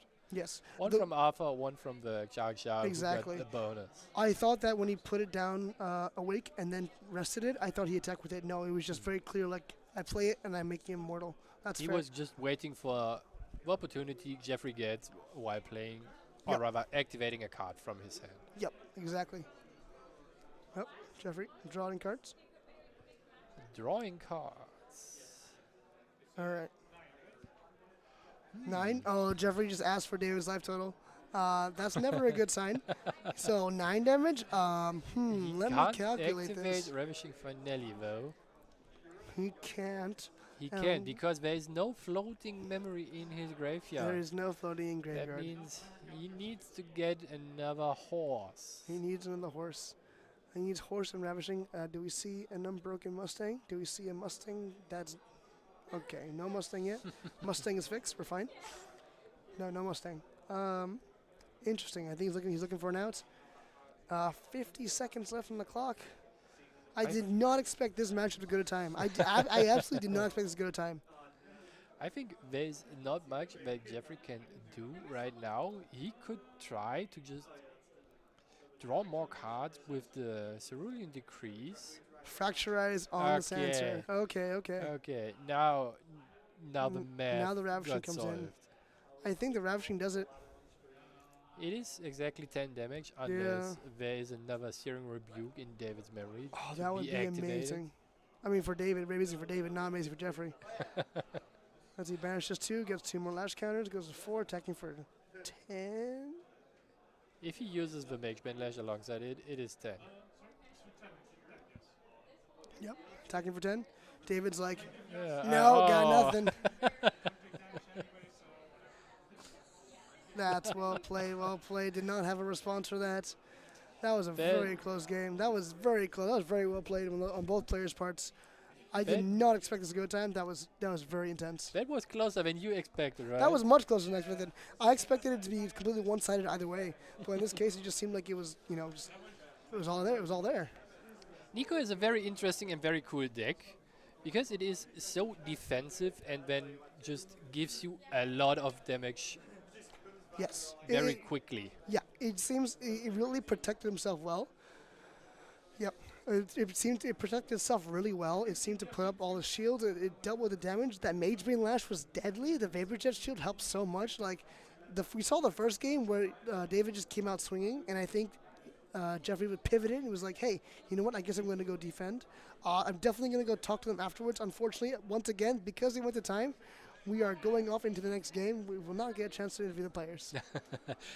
Yeah, that was certainly a very intense game. And as you said, during the game, getting out the Mage Bane Lash was the linchpin here for David. Yeah, it was crazy. It was very well played. Good timing on that. It showed level 1 Nico really benefited. It was great. I was really, I was kind of open for a fast round, but that was exciting to watch the entire time. Yes, and I think so we'll be going into the next round. So I guess here's where we say we'll see you again real soon. Thanks for watching, guys.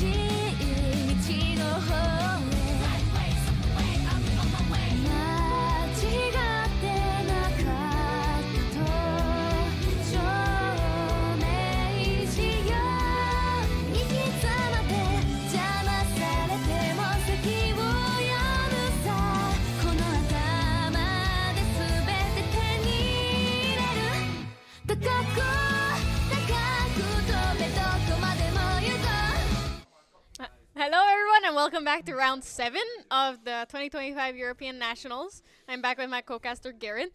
Next up, we're gonna see a matchup that we've seen a million times before. Well, not a million times before, right? If anyone was watching Southeast Asian Nationals, Day 2, they know this matchup to a T. There was 2 players involved with both games we saw on Day 2. One of them is here again, and then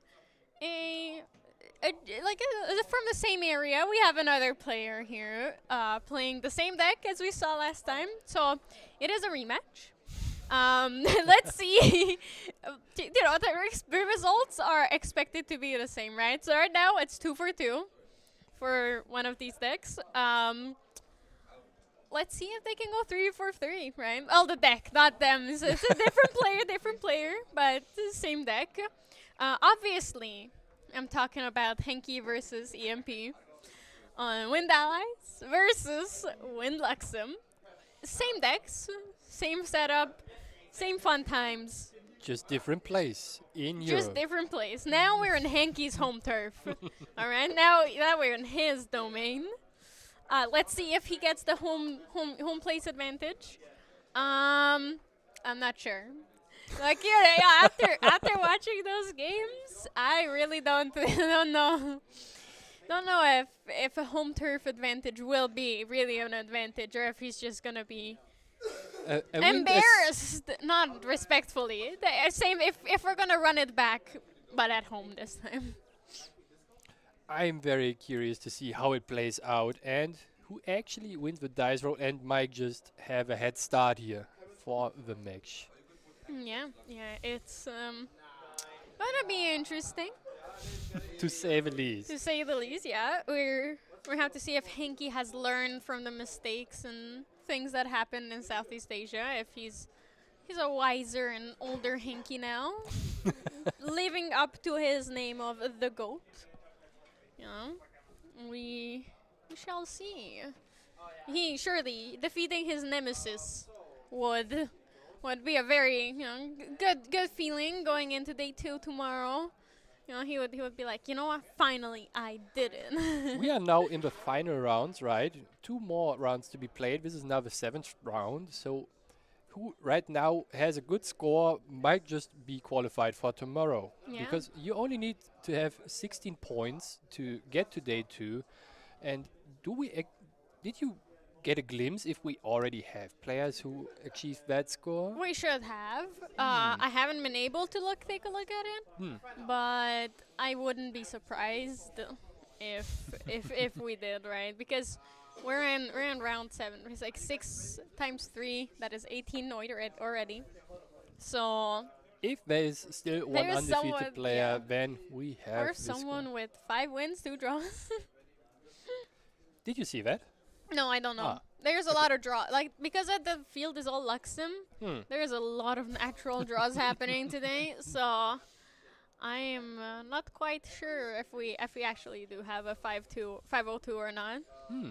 Unfortunately, I don't have the points here and quick access, so I can't just pull it up for you guys and give the information. However, the Omnidex link, as for all events hosted by Grand Archive, are down in the description.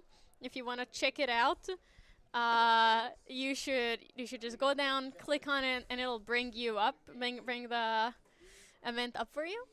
And then you can let us know in the follow the YouTube chat scores as live. well if it's okay or not. As it seems, Henki won the dice roll and gets to start here. Yeah.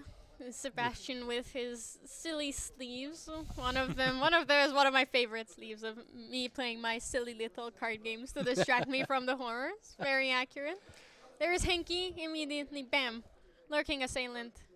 2 free ally for free. Not much to be said. Yeah, it is what you want to see. Exactly as expected. It stares there menacingly to follow up the next turn with 2 damage counters to be put on Sebastian's champion here. Yeah, Sebastian is also thinking what to play here exactly. So if these players tie, if they win next round, they can make it in. whoever wins this match still has to fight to make it into day 2, and whoever loses this match is over. Whoever I loses think. this match Yeah, because it's their 4-1-1. loses for sure the access to day 2. Yeah, so it is cooked, if you will, for whoever is losing the match. Obviously, Sebastian already has a Luxem side in his hand, so if he preparing for their level 3 already. he's gonna be chilling. You're right. he will be staring menacingly with those Luxem eyes. Staring menacingly. He's just gonna be leaning back in his chair, hands behind his head, being like, "All right, do what you want. I am happy." Yeah. So, yeah, it's the windmill engineer into pass is an iconic move from all wind decks, especially Luxem. The strongest wind players also combine this with a reclaim. The strongest one there. You're just insulting Seb here casually. Being like, nah, you're weak. Where's the reclaim, Seb? He will find one, I'm pretty sure. I believe. There is Asim Protector. Hanky looking very menacing here though. I'm scared that there is. I'm not even on the other side of him, and I'm just like, oh my god. Scary things happening here. That glimpse is interesting. I think I saw ensnaring fumes and a Ooh, stifling Stifling Trap. Yeah. Obviously not using the Stifling Trap on the ace in here. If he did, that would be kind of silly, right? Because it it's not like the only time I think you would consider it is if it's like a Windmill Engineer being returned. But then you can just Stifling Trap the Windmill Engineer and it's gone. So We are seeing a Shang Zhang imbued here from Hanky, so that means that Sebastian needs to put a reasonable amount of effort into clearing her. yeah, it's his deck is not the very best at playing norm threats. However, he does have that thieving cut in his deck available. 0 damage prevented. And also a Sadie Blood Harvester. Oh, true. Your favorite. Your It second is- favorite. Yeah, there's Tristan and then there's Sadie. Yeah, the That is hierarchy. If you have enough influence available to you, you actually can play Sadie, attack, bounce her back, and attack again. Okay, millionaire. How much influence do you have that you're You saying? need 9 for that. Yeah, it's a lot. That influence is going crazy, if you will. You are actually going crazy if you have 9 influence. You're correct. Yeah. It's a lot, but you're right. It can happen. It's not impossible for it. Let's see. Let's see if Sebastian has anything, and what else he's going to do. There's putting down 3 for it. There's a Sadie. There's your girl. He's going to bring out the Mercenary's Blade from the prep counter, and then with everything, attack into the Eastern Protector, kill it with the Sadie, getting this trigger. Agility being available for him is very strong. Just getting the card from memory back to his hand and having more interaction available. Yeah, there is a lot here that can be done. I mean, the Stifling Trap is in there. He has Scatter Essence, though it's not relevant at all here. But he can use the Scout the Land, I believe I saw there. Veiling Breeze, definitely. Although, so do you think Agility is better or worse for Veiling Breeze? It depends on the other cards in your hand, right? If you have other interaction pieces where you can do something meaningful with it, it might be very good. If you don't have anything meaningful, that means you don't want to pick up so many cards. And if you have 3 cards available, you need to be picking them up by the rules. Yeah. So, at least Sadie gives you an outlet to put very big amounts of cards in response to any interaction in the memory. Because you can respond to your own Sadie's activation with another activation, if you have enough influence to pay for. The only downside is that you only get 1 prep counter for all those influence he used up. Hey man, it's not that bad. One prep counter is more than no prep counter. That don't- is correct. Don't dog on my prep counters, man. I need my prep counters. I love them. Be Yeah, a 1, be a 2, be a 3. free. I love them all. 1 is just on the way to 3, you know. 1 is 1/3 of 3. It's almost like 3 is the magic number of Grand Archive. Yeah, it's like 3. It's very magical, right? The 3-headed dragon, the 3 daughters. Grand Archive follows the 3 prep counters. The you 2 know, free for same. free. The 3 for free, exactly. You know, 3. It fits in the magical, like, you know, Arthurian legends. Now we're going to Alice. It's very European mythology as the 3 being the magic number here. And then look, Seb has 3 cards in his memory. He has 3 cards in his hand. Wait, 4 cards in his hand, unfortunately.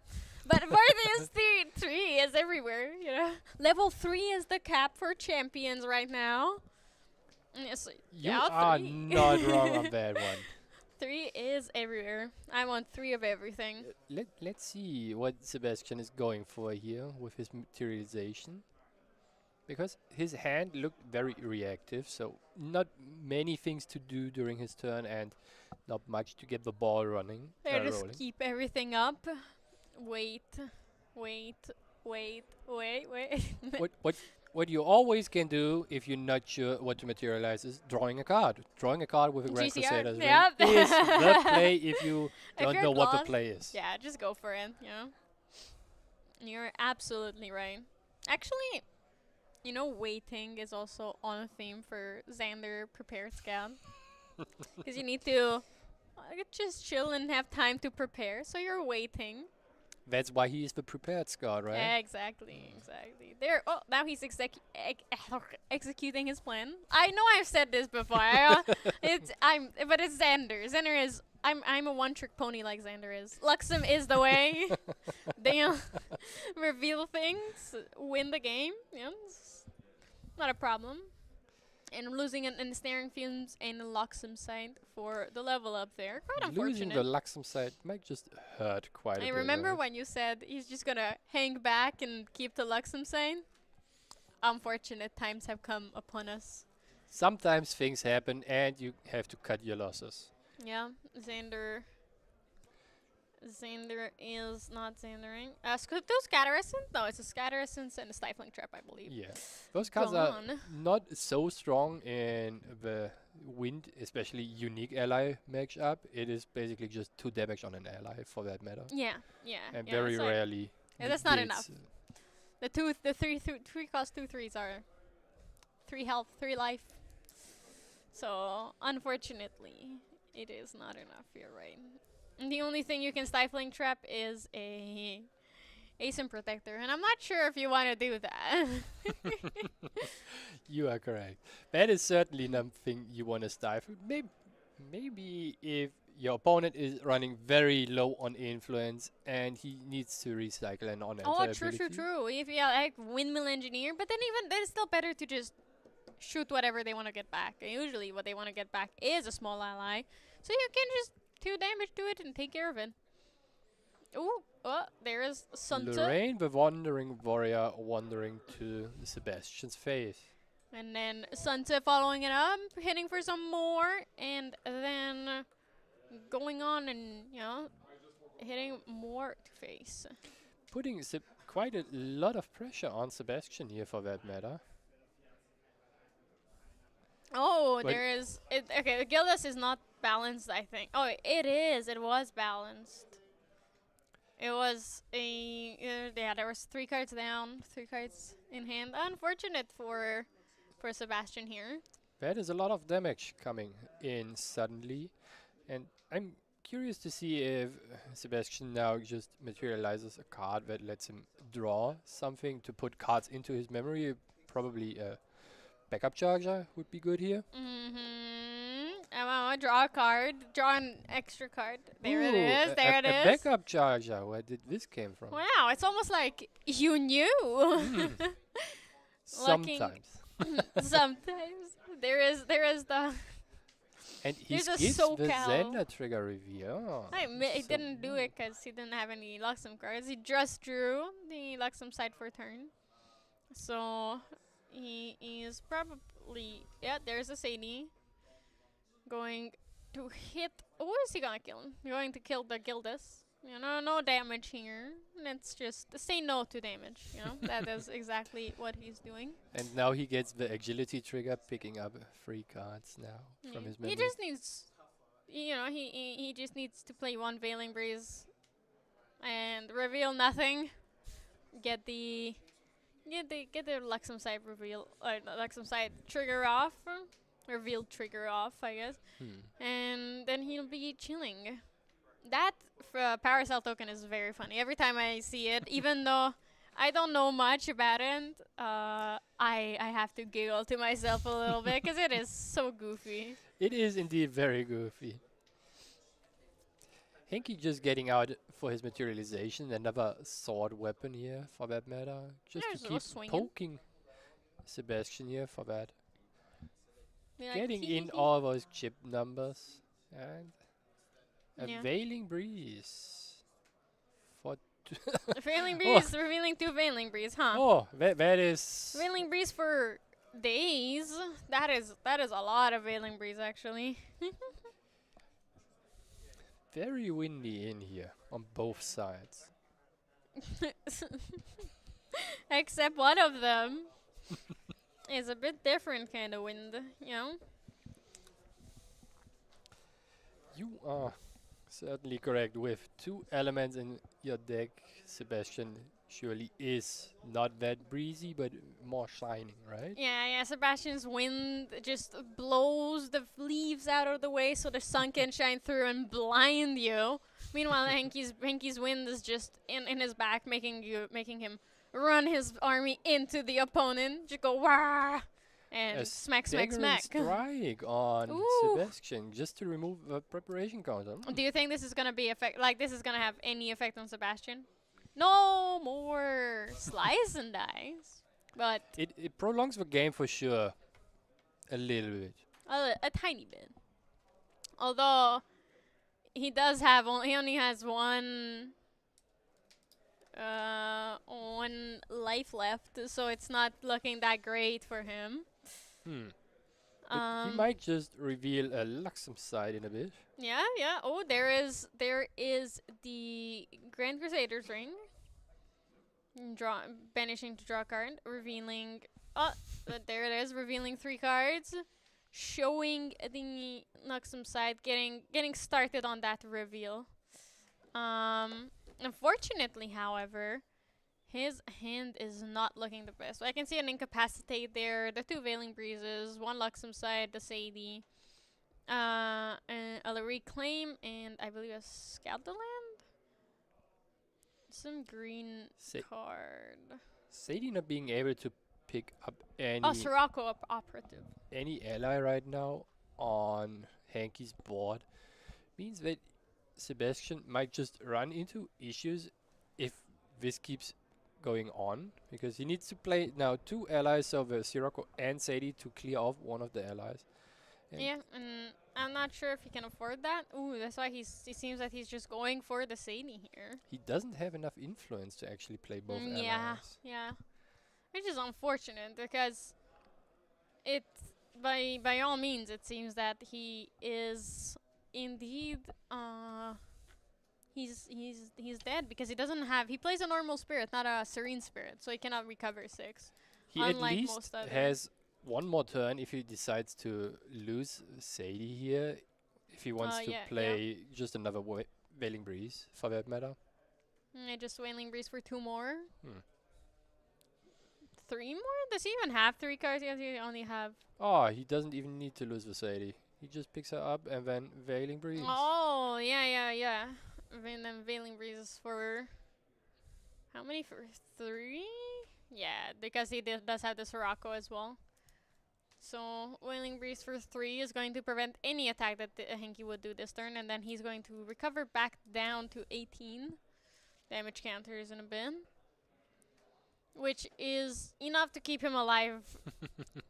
But plenty enough to keep him alive.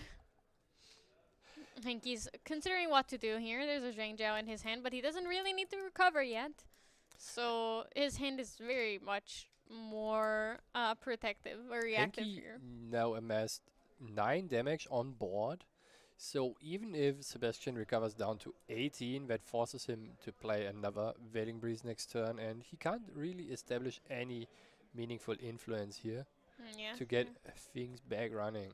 Thank you. Looking at Sebastian's hand, making sure he sees everything correctly and remembers all of the cards. Yeah.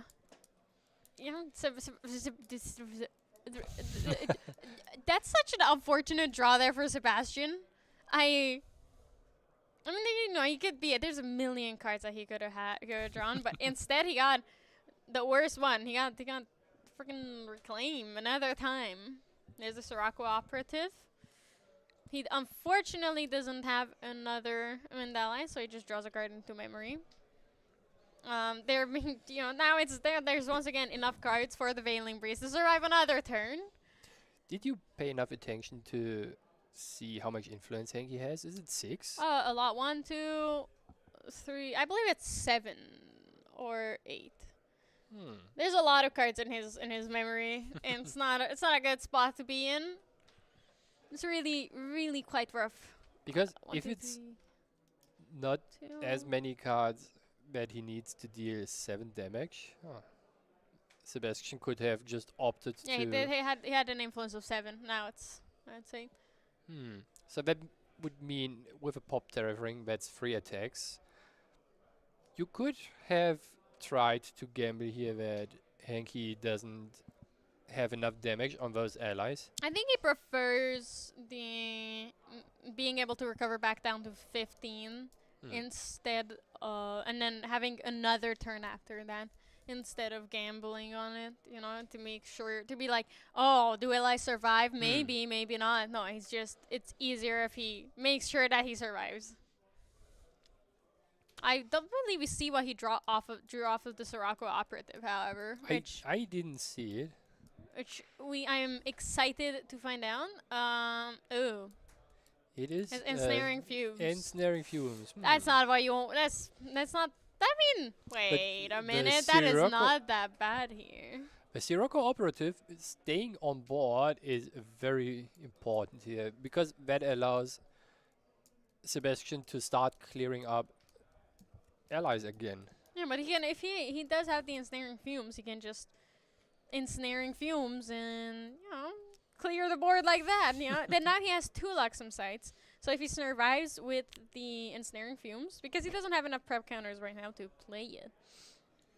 But if he survives with an ensnaring fumes, then he is going to be in a very, very comfortable spot. Ooh, deflecting edge no means that there will be no on kill agility from Sadie here, making Sebastian big in a lot tougher spot, right? Because if he did have the agility, this play would have been perfectly fine. But because he risked it and he doesn't have the agility now. Oh, there's the incapacity. Ooh, and that is interesting. Why do you think he went to incapacitate? Oh, he wanted the ally gone, right? Yeah, and also to get the agility trigger running, so he can savage the situation maybe. Someone definitely trying to do it. Alright, there is a safeguard amulet for a possible Lightweaver's Assault later. Seb just needs to survive here for 1 more turn. Because if he does, then he can start stabilizing very well with the Luxem sights in his memory. That's 1 damage from Sun Tzu. 2 from... What, is it 1 or 2 from Sheng Cheng? It is 2. Yeah, and then 2 I'm from... curious. Yeah? There's one line that Henki could have taken to just retaliate with the Lurking Assailant on the Sadie here, because the Lurking Assailant was waked up and he has the ambush keyword without having the ambush keyword. Oh, yeah. It could be... is it level 1 plus? It is level 1 plus, you're right. So he could have retaliated there. That Henki could also have just killed off a Sirocco if he wanted to. Ooh, look at that. But it seems like we are just going face here. Oh, that is exactly 1 damage. That is game for Sebastian. Do you think that game would have gone better if he just ensnaring fumes?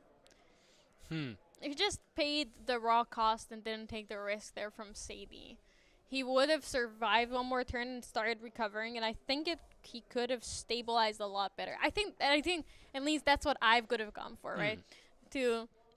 I'm a scaredy cat. I don't want to go for the win. I want to go for the survive. It's more a game of chicken, right? If you give your opponent 3 cards back from his board to his hand, that means he can essentially play at least 1 ally again. Yeah. So you most likely want to wait until he activates a card on board, because Henki mostly plays allies, right? Yeah. And if you then ensnaring fume, you are good to go because you delayed your opponent by basically a whole turn. Yeah, definitely. You're right. Just go react. Or react to the forced attack, right? Once they already committed to playing an ally and then swing with it. 5 down, ensnaring fumes. It's over for you, right? You're bored, gone. Me, I have another Sirocco operative. What you gonna do about it? What do you think Sebastian is bringing in for his side deck here? Yes, I saw him bring in the gleaming. I believe he does have. Yeah, I saw him bring in the gleaming cuts. Definitely, I would bring in the slice and dices.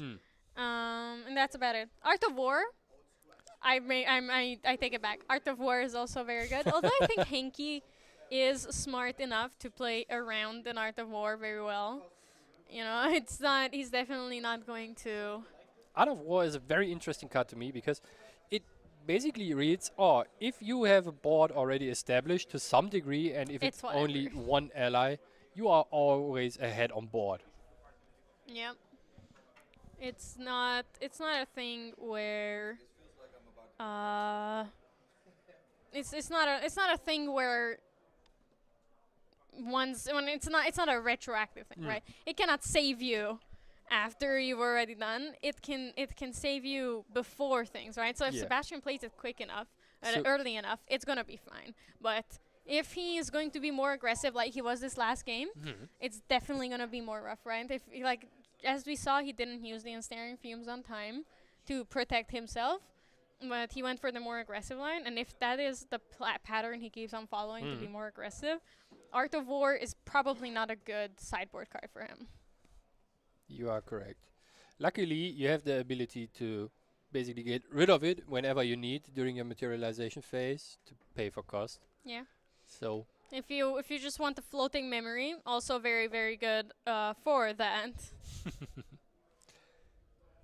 It is a non-random card you basically lose a turn afterwards. Yeah. Or whenever you need, right? Because it slows your safety down a lot. But in general, I think it's still fine, right? Because it slows Henki down more than it does your Sadie.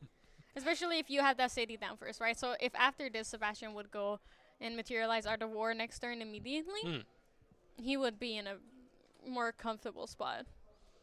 It is a very strong spot to have on turn 1 Sadie already. Yeah. Because it's what you want to see, right? It is what you want to see. It opens up a lot of lines, especially if you have another ally of some sort in your hand or accessible soon. Because then you can clear off allies with 3 health very easily. Yeah. Yeah. And ally decks do like the 2/3 stat line, right? That is the understatement of the century, I think. The 3 stat line, the 3 life is the lifeblood of these decks.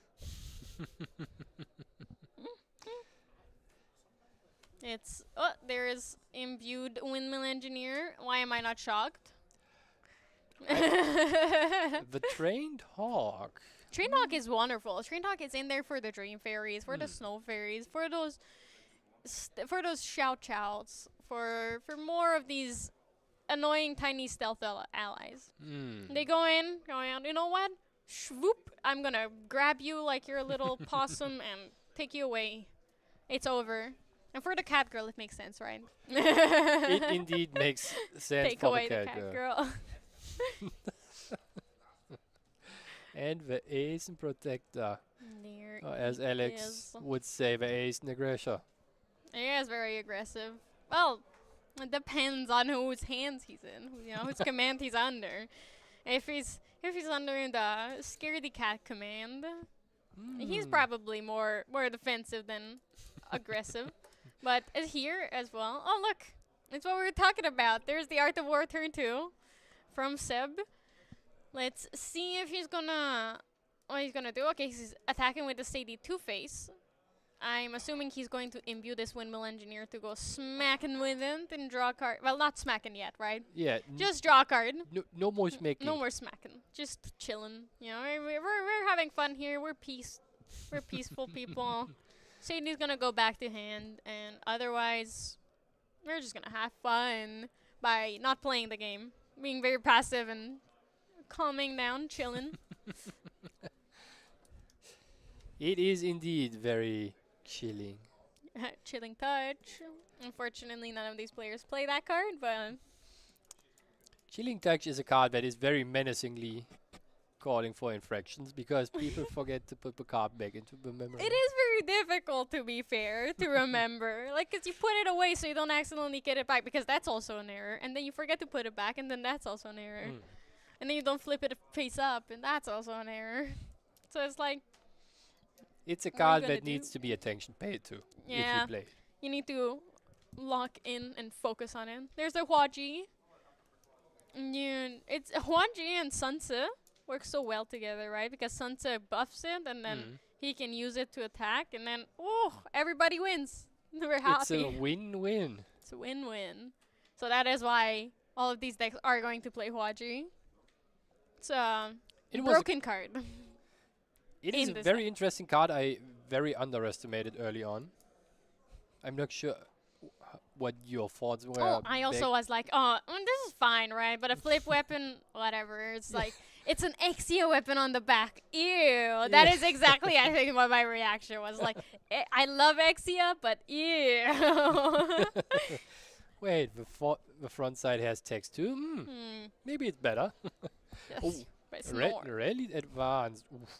Ooh, that Ace and Protector is very aggressive now, you're right. It looks very scary. Sebastian on the brink of death. All of a sudden, out of nowhere, 12 damage counters on his face. No protection here. Forced to level up, definitely. But like, he's getting 4 more life. Okay, so he's 8 damage counters away. 1 more rally to advance, and he's cooked. 1 center, he's cooked. It's going very differently from Southeast Asia for Henki here. He's in a better spot immediately. That is true. It goes very quickly on Sebastian here with putting all of us damage counters on the champion. Yeah. It's very sweating. Mercenary. Oh, Mercenary Blade. They're going to kill the Ace and Protector. Ah, Alright. and getting the agility running here. Yeah. Yeah. Now he That- just needs to play some cards to get the agility value off of it as well.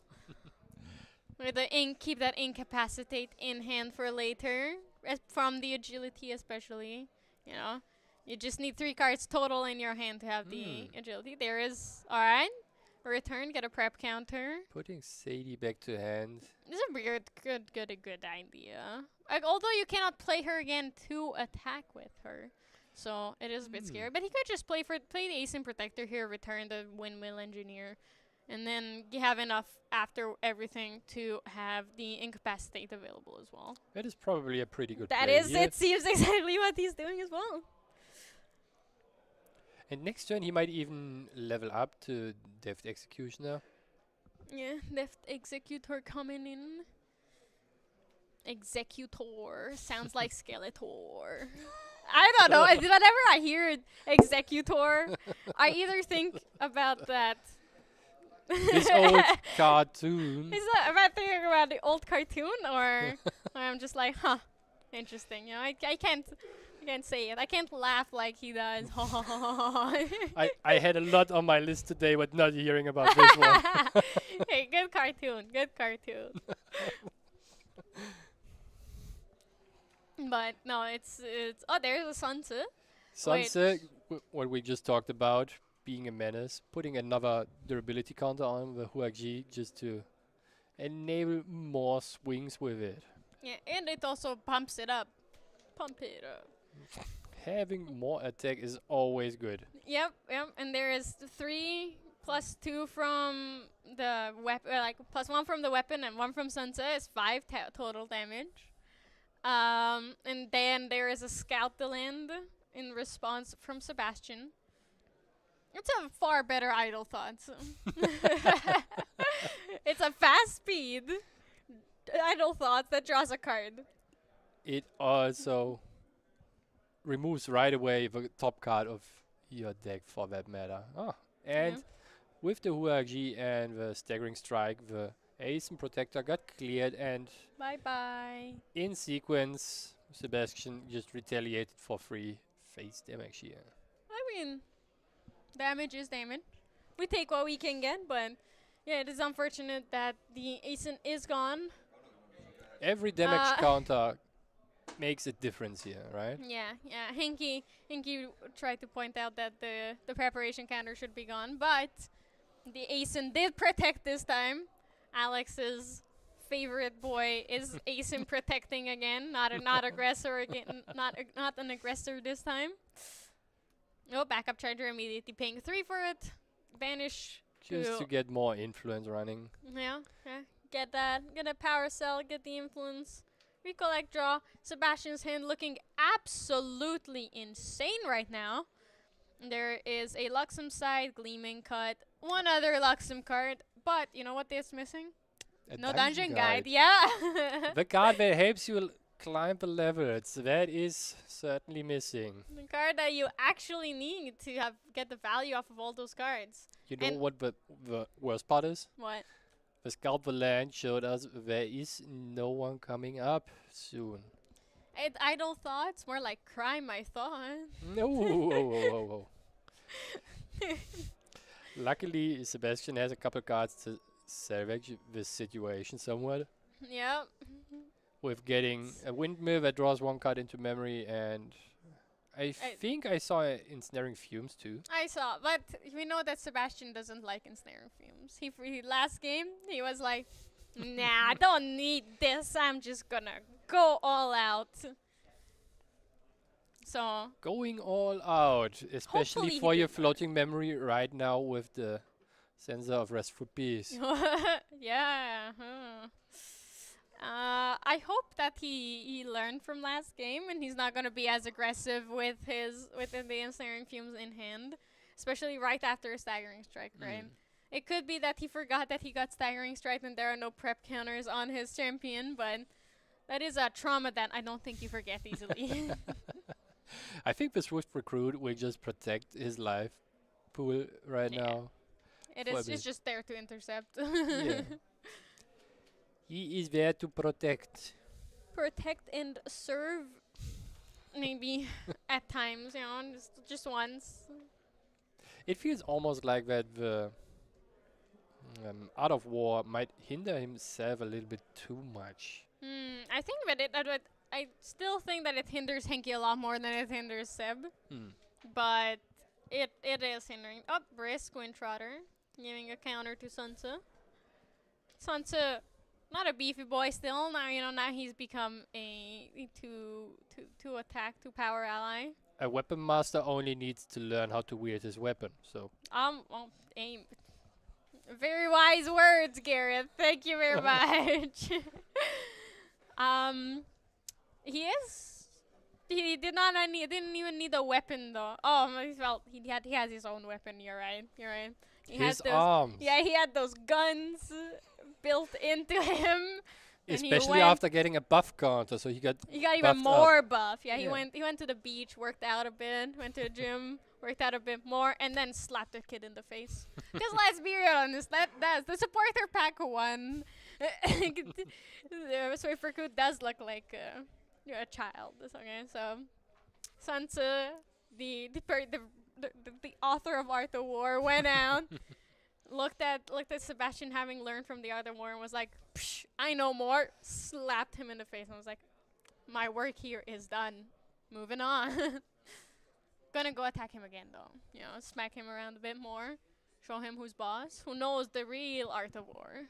You think Sebastian might just use ensnaring fumes next turn when in case Enki plays like another ally to just level up into Deft Executioner to get it back into his hand? He has to. They're like his hand is becoming more and more luxem. It's more and more unplayable and duplicates and it's like sure Sadie's are great, but you don't need to, especially since you're just returning and replaying her every turn.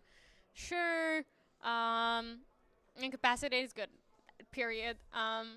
Stifling Trap is good. Not in this matchup though. Reclaim, it's alright, but if you're ensnaring fumes is probably still better. There it is, finally. The ensnaring fumes. It has been played. Everything gets returned. The buff counter is gone. However, that Sun Tzu will give another durability counter to the Huaji, making it able to attack again without breaking. So not sure how sad Henki is about this, everything being returned, especially with his influence being so high. You This know, is probably more like a turn where Sebastian needs to stall and just survive to get enough materializations running to level up into Xena Blinding Steel. yeah, I definitely think you're right.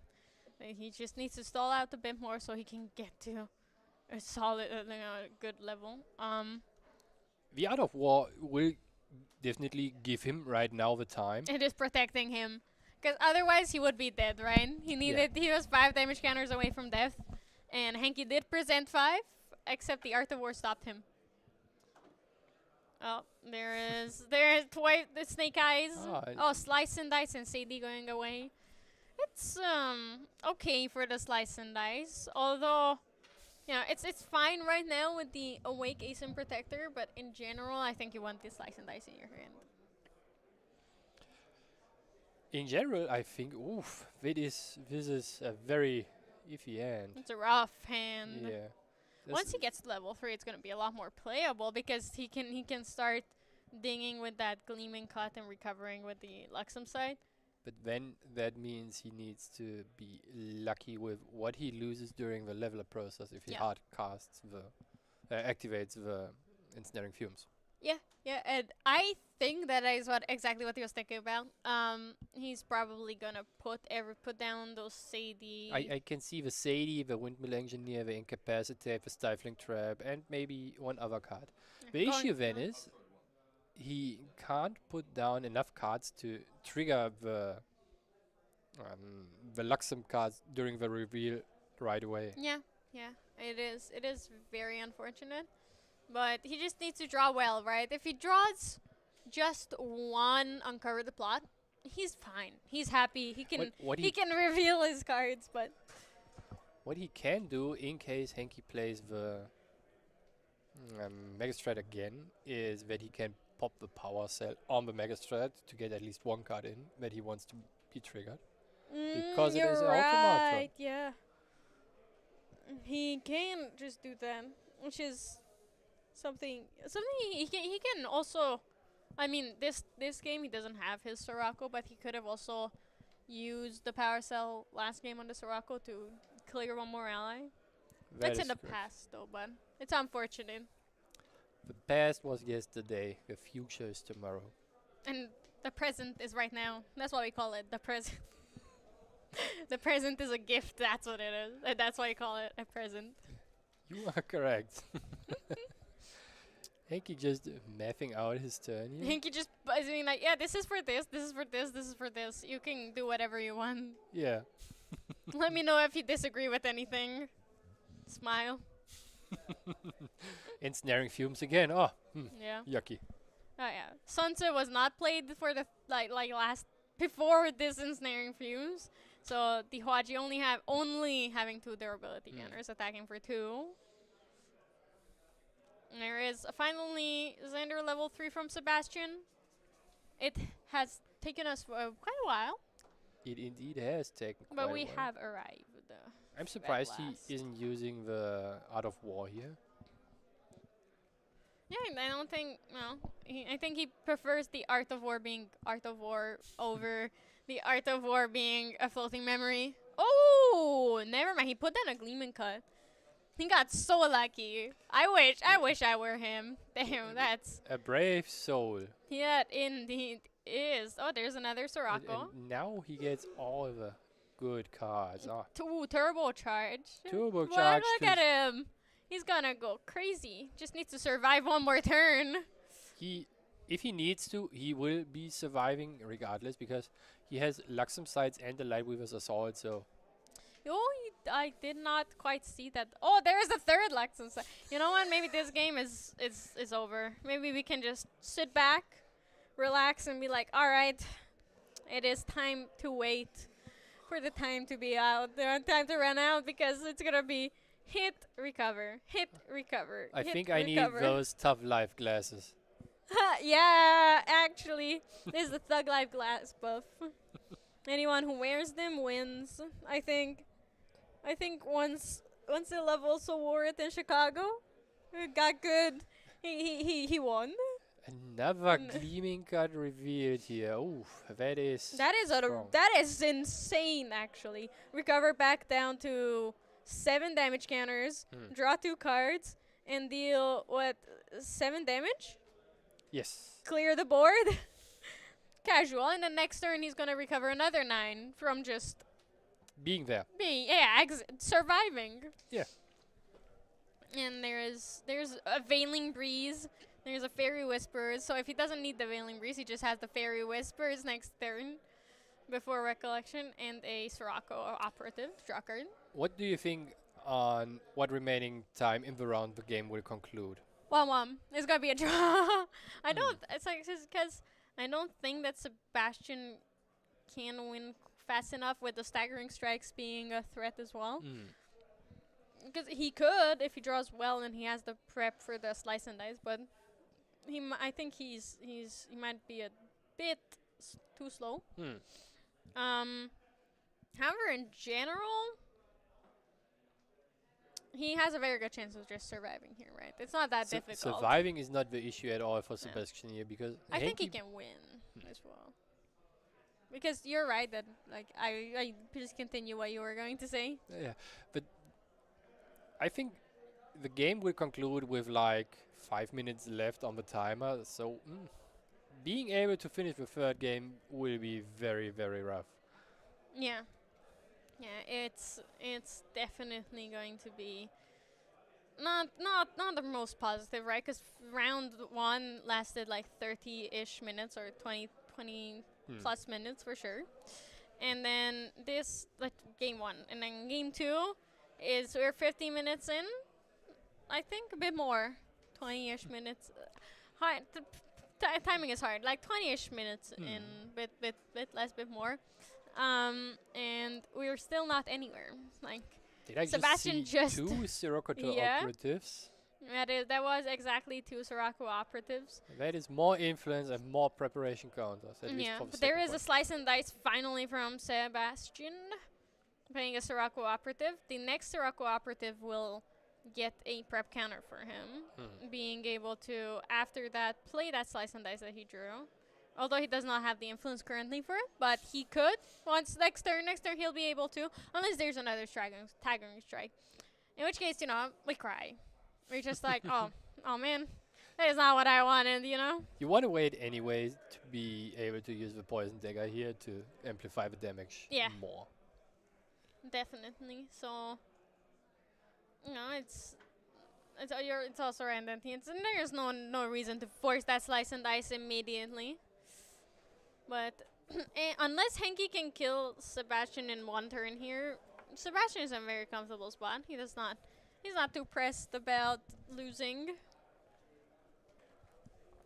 There is, I would say, a very small chance that Sebastian loses in this round now, but only if he drops the deck on the floor. And that is most likely not going If to he happen. gets disqualified, he's losing. That's honestly fair. But that is the only way how this game might now conclude. Yeah. Oh, there's the Sirocco's going away.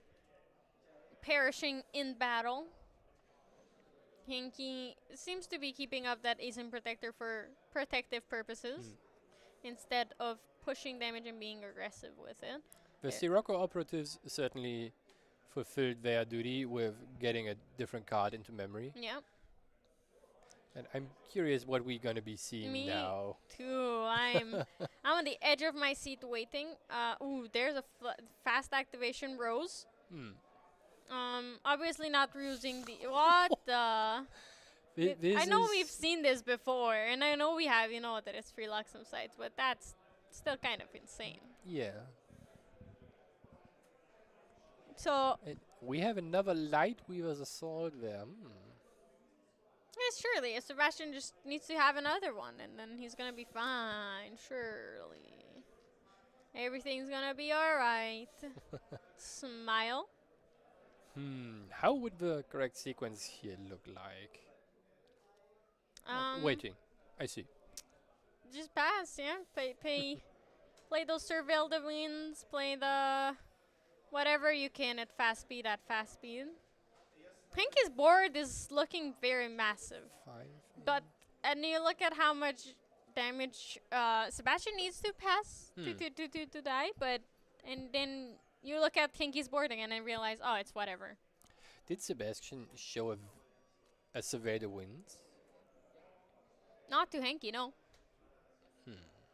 Or I don't think we saw Surveil the Winds. There's a Scout to I'm land in his hand right now. I'm still thinking if there was not a line where Sebastian could just have cleared off those 2 interceptors with the Light Weaver's Assault on the stack of an attack card being played. Maybe, but it's... You need 8 damage from the Light Weaver's Assault, split among those 2 allies to clear them. Yeah. And every remaining amount can just be put on anything else, basically. And then you might just be able to sneak in enough with a Slice and Dice here. Because the Slice and Dice with an active Poison Dagger is 11 damage, so you are too short. Yeah, you're quite a bit short here for anything, I think. Sebastian still needs to deal 13 damage, but he needs another Light Weavers at least for that. I mean, he could clear everything, but I don't think it's... I think it's more than one shy. Hanky now going with the Interceptors for damage to face. He's going swinging. Either not expecting Sebastian to have anything, or just being brave. It just tells him now, you have it, if not, you don't. Oh, is that another Light Weaver's Assault? Alright, It is. definitely. And there is. There is another Scout to land. Get a Survey the prep counter, Winds. draw. Alright, now he's looking. See, now Sebastian can just win the game next turn. I'm pretty sure he can. Yeah. The math is on our side and on his side. No, there's no way to make a whoopsie here. You just have 2 Light Weavers. You go wah, ooka booka. Pop that Poison Dagger. Go go real ooka booka with the Light Weavers and just go face and you win. Because Henki doesn't have enough cards to play an Incapacitate, so it is literally just smack, except with a skill kind of angle. Yep. There is Seb revealing 3 Luxem sites and 2 Light Weavers Assault. And he. Oh, there is the because Luxem site because Light Weavers Assault chooses on resolution. And Sebastian going for the Light Weavers Assault on the Rose here. There is a Slice and Dice paying 2 for the cost, and then an additional 2 for the attacks. And for each attack he has to pay 2, which he is doing very diligently. And then probably just. Which is he got the extra from the from the poison dagger. Not from poison dagger. From the they just is it the poison dagger? Oh, no, he didn't even use the poison They dagger. didn't use the poison dagger, but if he banished the poison dagger afterwards, it would still be. Oh no, he can't because, well, he had to use the poison dagger beforehand. The game at least concluded in Sebastian most likely winning because Yeah, but if I you use the think he's- Assassin's Ripper with enough prep counters, Yeah. you are moving to 15 damage. If you just use it as a weapon to swing alongside both attacks, He definitely used It it is as 11. with the prep counters because he went from 5 to 1 prep counters. yeah. So I think he might have just YOLO'd it. I don't know. he went ooga booga once again and went hitting. Ooh. Hitting the critical mass of influence that you need to Yeah. stall out the game with enough Luxem sides here. Yeah. And It turns out if you recover in Grand Archive, it is actually very strong. especially in this matchup. Especially in ally matchups. You are correct. Because, like, you recover. Great. But, like, you keep hitting me, sure. You hit me for 6 every turn. I recover 9. What are you trying to do, you know? It's basically the same we saw in the game before with David and Jeffrey, right? Yeah. Once the Magebane Lash was out and it basically robbed Jeffrey of all his spell damage sources, unless a couple cards, the game was so much more difficult for David to win here. Yeah. It was very rough, but, you know? Let's see if our players can finish this game in about 10ish minutes, most likely. I think if anyone can, then Henky will win. If they can't, then it's gonna be a draw. And I'm leaning very heavily towards the latter option of it being a draw, which is still not bad for both players because if they win their next game, They're they're still both in. Yes, Yeah. you are So right. it's definitely not that big of an issue, right? My math is not bad. 3 No, times your 5 math is not bad. is 15. Okay, yeah. Both of them, but I mentioned it many times today, but I will keep on saying it. Math is not my strong suit. So I have to rely on everyone else saying that, yeah, you're right. You are right. And Sebastian just going the influence train running. That is There's already something you want to have going for you. Yeah, just digging through the deck, Fairy Whispers into Windmill Engineer imbued into. There was a Sirocco, there was a Veiling Breeze. He has a lot of protective options. He's having fun. He's chilling in a way, you know. He's not too worried about dying early. Henky's hand is a lot of allies. There isn't much to talk about there, right? It is Alright, 2 you- Trained Hogs, Dream Fairy, a Steam Knight, Zhang Jiao. So you reserve 3 for a 2/3 for free? That is, it's exactly what the deck does. 2, 3, 3, 3, 3, 3, 3. You know. And there we have it. And there is the 2 2/3s for free and a bird. and a bird with True Sight. And Vigor. That bird is pretty strong. A 3/3 for a 2/2 for 3, but with Vigor and True Sight is pretty good. Arguably better than a 2/3 for 2/3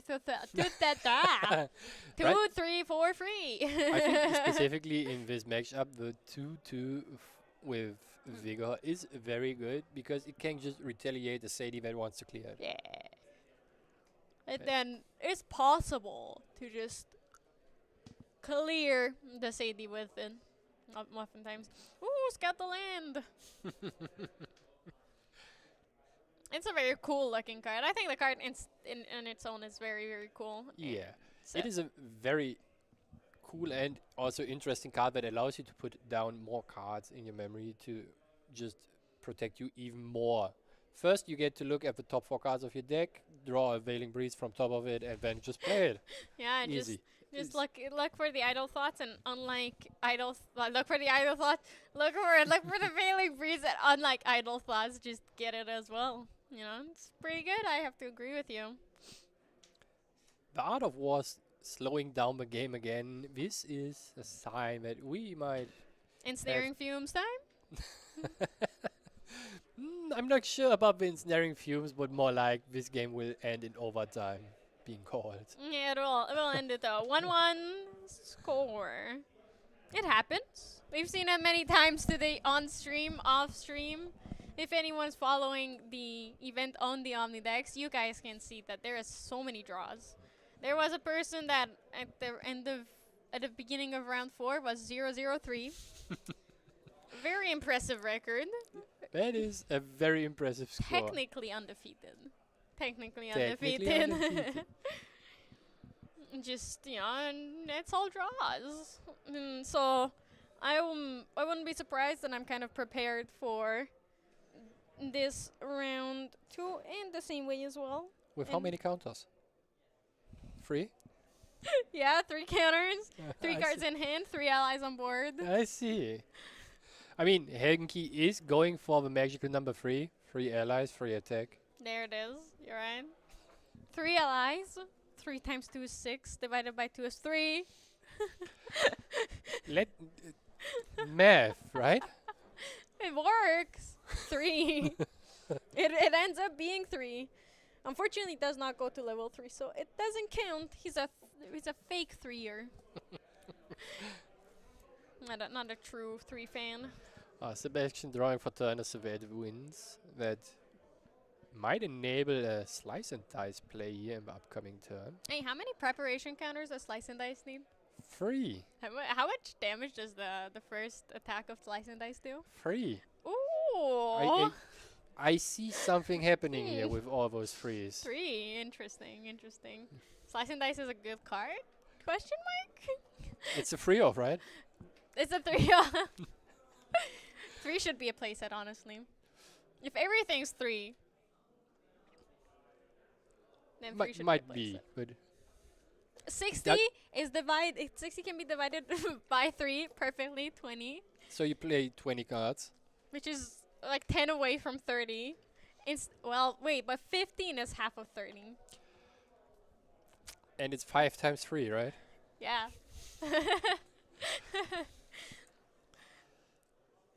It seems like Sebastian is just waiting to see how Hanky plays his turn to maybe interact with all his reactive cards. I don't know. He just seems to be taking a beating over here. He's just laying there like a Magikarp. Is that how it is? I It's see. just a fish. He's a fish. He's a fish. Swimming in all this pool of wind, right? Yeah. So it seems like he is looking for answers here to the board, right? And just not finding them at this moment. Going to level 2 allows him to pick up the Surveyor wins again to play it and get another preparation counter and also dig one more card. Yeah. That might just be what he needs here. It's definitely digging deep. It's also, it is exactly what he wants here. He needs the dungeon guide, right? He hasn't seen it for the past 2 games. He needs it very badly He and needs right now. He needs it right now, or else there's 10 seconds on the clock before overtime, then there's 5 minutes, and if he doesn't level up this turn, he does not have the luxury of playing, and he has to pass. He has to pass, or else he only has 1 more turn. And since he is not passing, he needs to level up right now. There is the dungeon guide in his hand, so he just needs to be smart with what he puts down. This is a very stressful situation. There's the dungeon guide, going to level up to Xander level 3. He has a Gleaming Cut, he has a Luxem Sight, but those will only make him survive a bit longer. That does not make him win the game. So right now the question only becomes, can Sebastian survive long enough to end the game in a draw, right? Yeah, which is a great question, right? He does have the Luxem Sight in hand. Can he put it down. He can use an insignia to put the cards down, but So then he has a Veiling Breeze in hand, so there's at least one default way for him to put it down. And with the Survey the Winds, he also gets to draw another card. there is the Veiling Breeze. The math is perfect. Veiling Breeze for 1, he needed to draw that Surfer card there. If he didn't have that, it would be very unfortunate. They're taking 1 damage. Every 2/3 ally hitting for 1 now.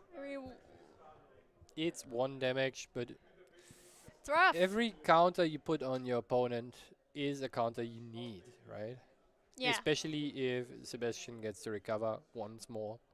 definitely. It's like he needs to. But any ally Henki plays this turn cannot go attacking. So if he needs to play a Sunta for it to buff the weapon, so he can attack more, but he does not have that. Henki just pumping out allies, hoping that Sebastian cannot clear the board. If he has an ensnaring fumes, he basically does have the tie, you know, right? Yeah. He draws the game out. The That Tariff Ring is Tariff also Ring. good enough Yeah. here in this instance, and he might even draw into an Ensnaring Fumes that he can just activate for using its own Ooh, what a- I- alternative cost. That was a Luxem card, but I don't think it would. Oh, there it is! Okay, Oh my okay. God. This is a draw. Officially. He is so lucky. He just got it. And, you know, Henki probably thinking like, oh yeah, I've got this. I got Easy this. peasy. Oh, Tariff Ring, easy. I can hit through that. I can just buff my allies. Sebastian going for the Tariff Ring to make sure that Henki gets the bait. he takes it, going attacking for 3. He There would is the probably be Ensnaring like, Fumes. oh yeah, Oh. that is how it is. Yep. Sebastian it's the Sebastian face. Look at him. He's like, dare me. I dare you. Do something. Do something. Thank you. Yep. Looking for yeah, a card there is that he nothing needs. to Ah. do. Both players saying, all right, you got me. Drawing, ending this game in a beautiful, not that beautiful, in a draw. So Henki still didn't manage to take the win home from this deck, right? Sebastian did have some mishaps in the first game. He could have buffed the Sirocco to take care of some of the eyes. He could have played the Ensnaring Fumes to bounce everything back to hand. But in the end, he still managed to win game 2, ending the game in a draw. So Henki still hasn't managed to get a win against this deck.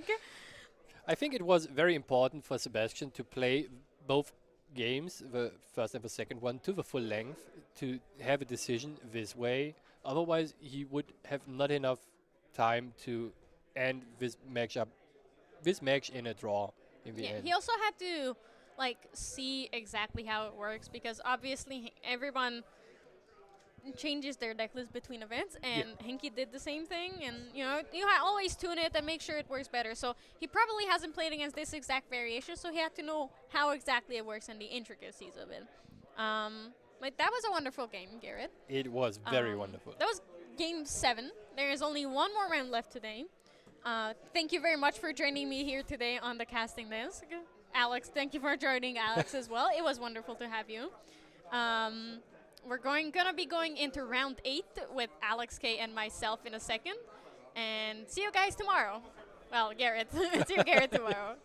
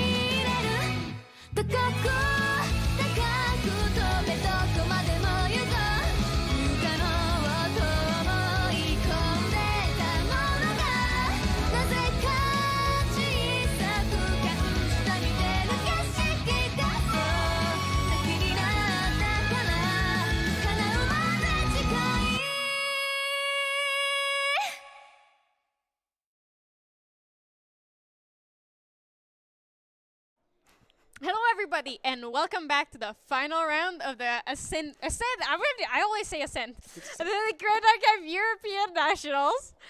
This is day one, round 8.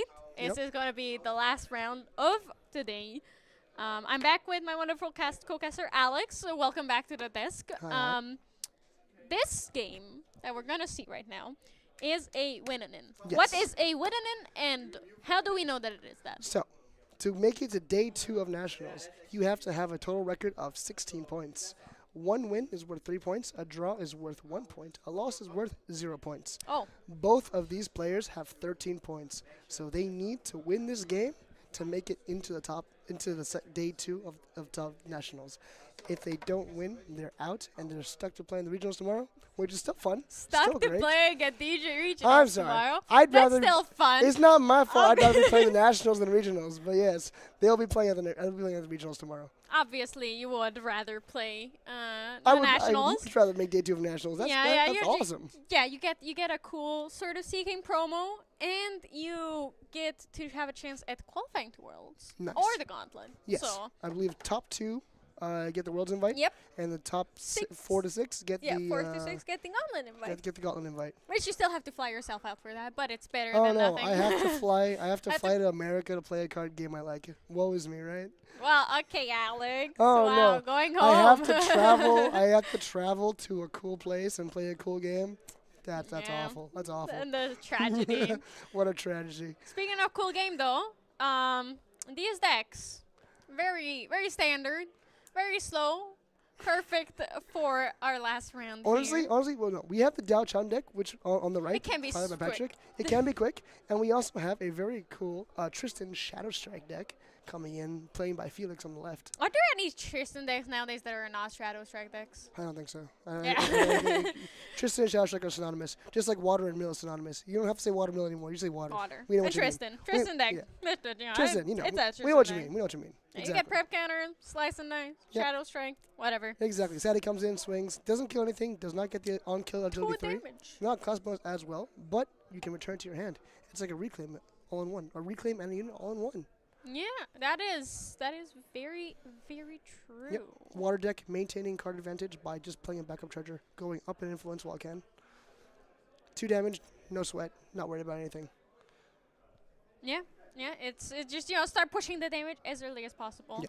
I think both of these players are also very tired, and if you think about it, the top tables got to draw, right? Yes. They can have an intentional draw and make it into day 2. Yes. These players need to play out their round, and it is currently 8 p.m. here in wonderful, not so sunny anymore, Düsseldorf, Germany.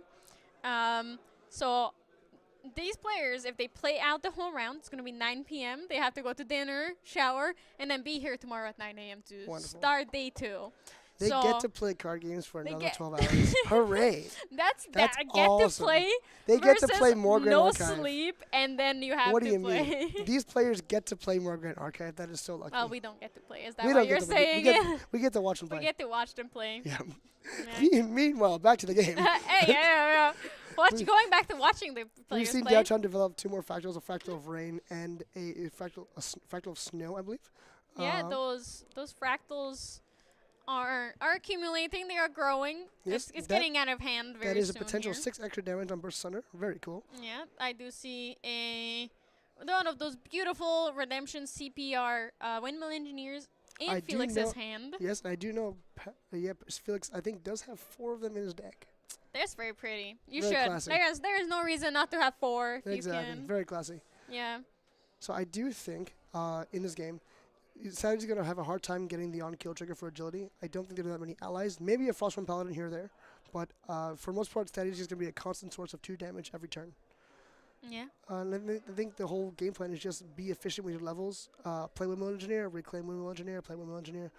Use those cards and floating just to go to level 3, and then blow your opponent out with 1 massive Shadow Strike. Sounds about right. Yep. Sounds about right. Yep. There's a prep canner from Black Market Broker. Look Even at that. more Already prep. starting to bring them up. Super prepared. Build them up. Getting super duper prepared here. You're right. That is Yep. as intended. And I don't think the stealth is going to matter either because there are going to be no attacks coming Yeah. from the downtown side. Yeah. Unless the Frostborn Paladin comes out sometime soon. Yeah. Seems that Felix is also taking it a bit slower. Interesting choice in this matchup, but there aren't that many fractals out yet, so it's Yep. not as scary. But one refracting missile is going to hit for 5 here. So Patrick just needs 3 refracting missiles here, 3 refracting missiles is lethal.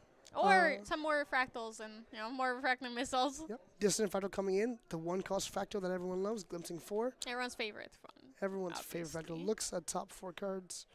I think he sees some cards that he likes. Very funny. He runs Jian Yue. Basically, you can name a card. That card costs 2 more to play. 2 plus X more to play, or X number of fractals you control. That Shadow Strike is going to be kind of expensive. I don't know if he's going to name anything else. Because, Fate's Premonition. Yeah. Cards with the chosen name cost 2 plus X more. Jonyu, good card in this deck.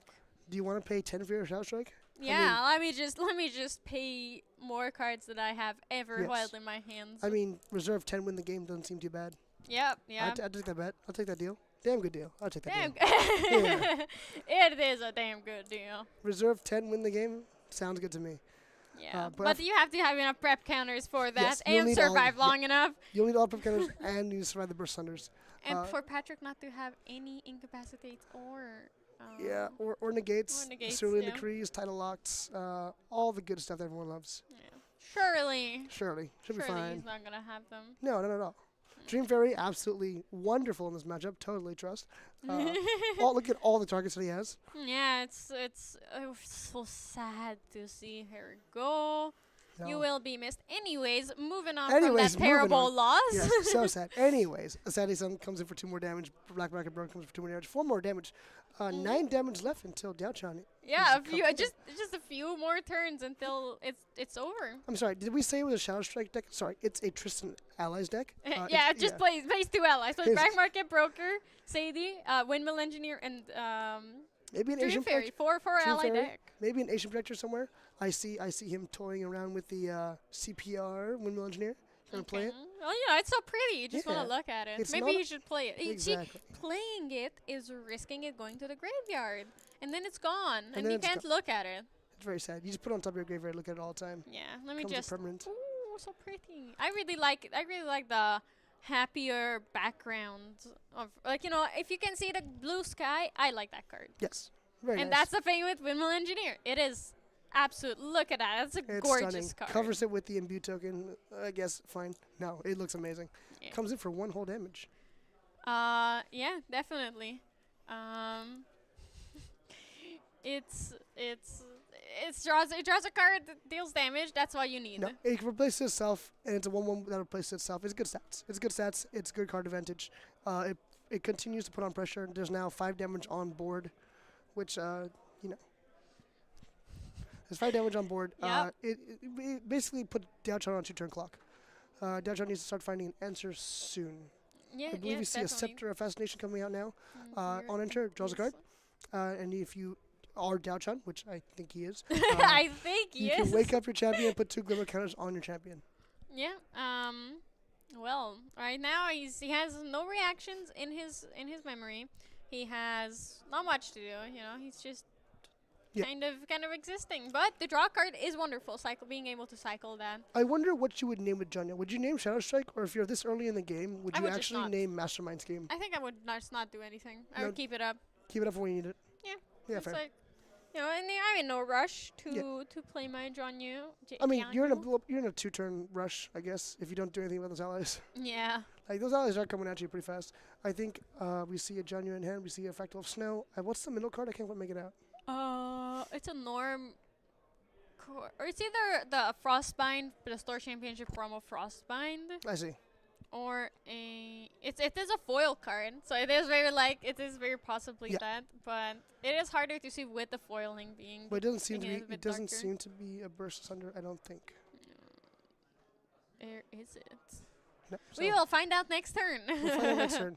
That Fractal of Snow was not imbued. It's just another Fractal on the field. That is a lot of Fractals, though. I mean, that is what you want, right? You just want fractals. Yep. You don't care if you're imbuing your Fractal of Rain or Yep. if it's just there. Exactly. Tristan's to level 1. Not going level 2 just yet. Wants those agility counters. not making use of the Sally's ability to return to hand for prep counters. Not necessary, I don't think, but it would be nice to have. Yeah. Safeguard Amulet, just good safety precaution. That's a lot of fractals out there. You don't want to be cut out without one. And then, oh look, you're just surviving a Burst Asunder, which I believe that it is Burst Asunder, if Shiny Burst Asunder in Patrick's see. hand. So he is actually quite close to winning. I think he's just now worried about any sort of incapacitates. An Incapacitate or that, Safeguard Amulet is definitely slowing him down as well. I believe that's 8 fractals on the field, so that'd be 16 plus the 2 initial damage, 18 damage. Still not lethal, though, but soon enough. That is definitely not lethal with the Safeguard Amulet on board. Definitely, it's 0 definitely damage. Yes, exactly. Get some fractal missiles out there. Maybe Shimmering Refraction would be nice. Yeah, it's anything that just pushes a bit more damage.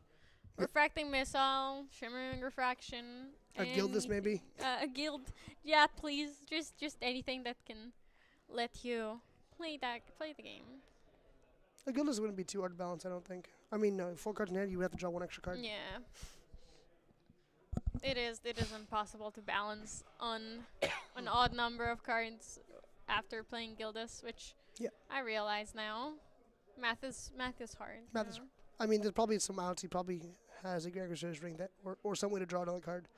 Or he could just play a reaction using Downtown's ability. Yeah. Get down to 2 cards, then drop, put 1 in memory, and use the rest of your reservables to pay for Gildas. But I think that was enough from...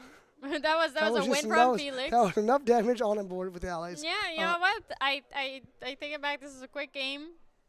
Apparently, an Umbra Tristan deck does not need Umbra. No. Or really Tristan either to win the game. Yeah, just go full ally beatdown and it should be all right. Just go smacking.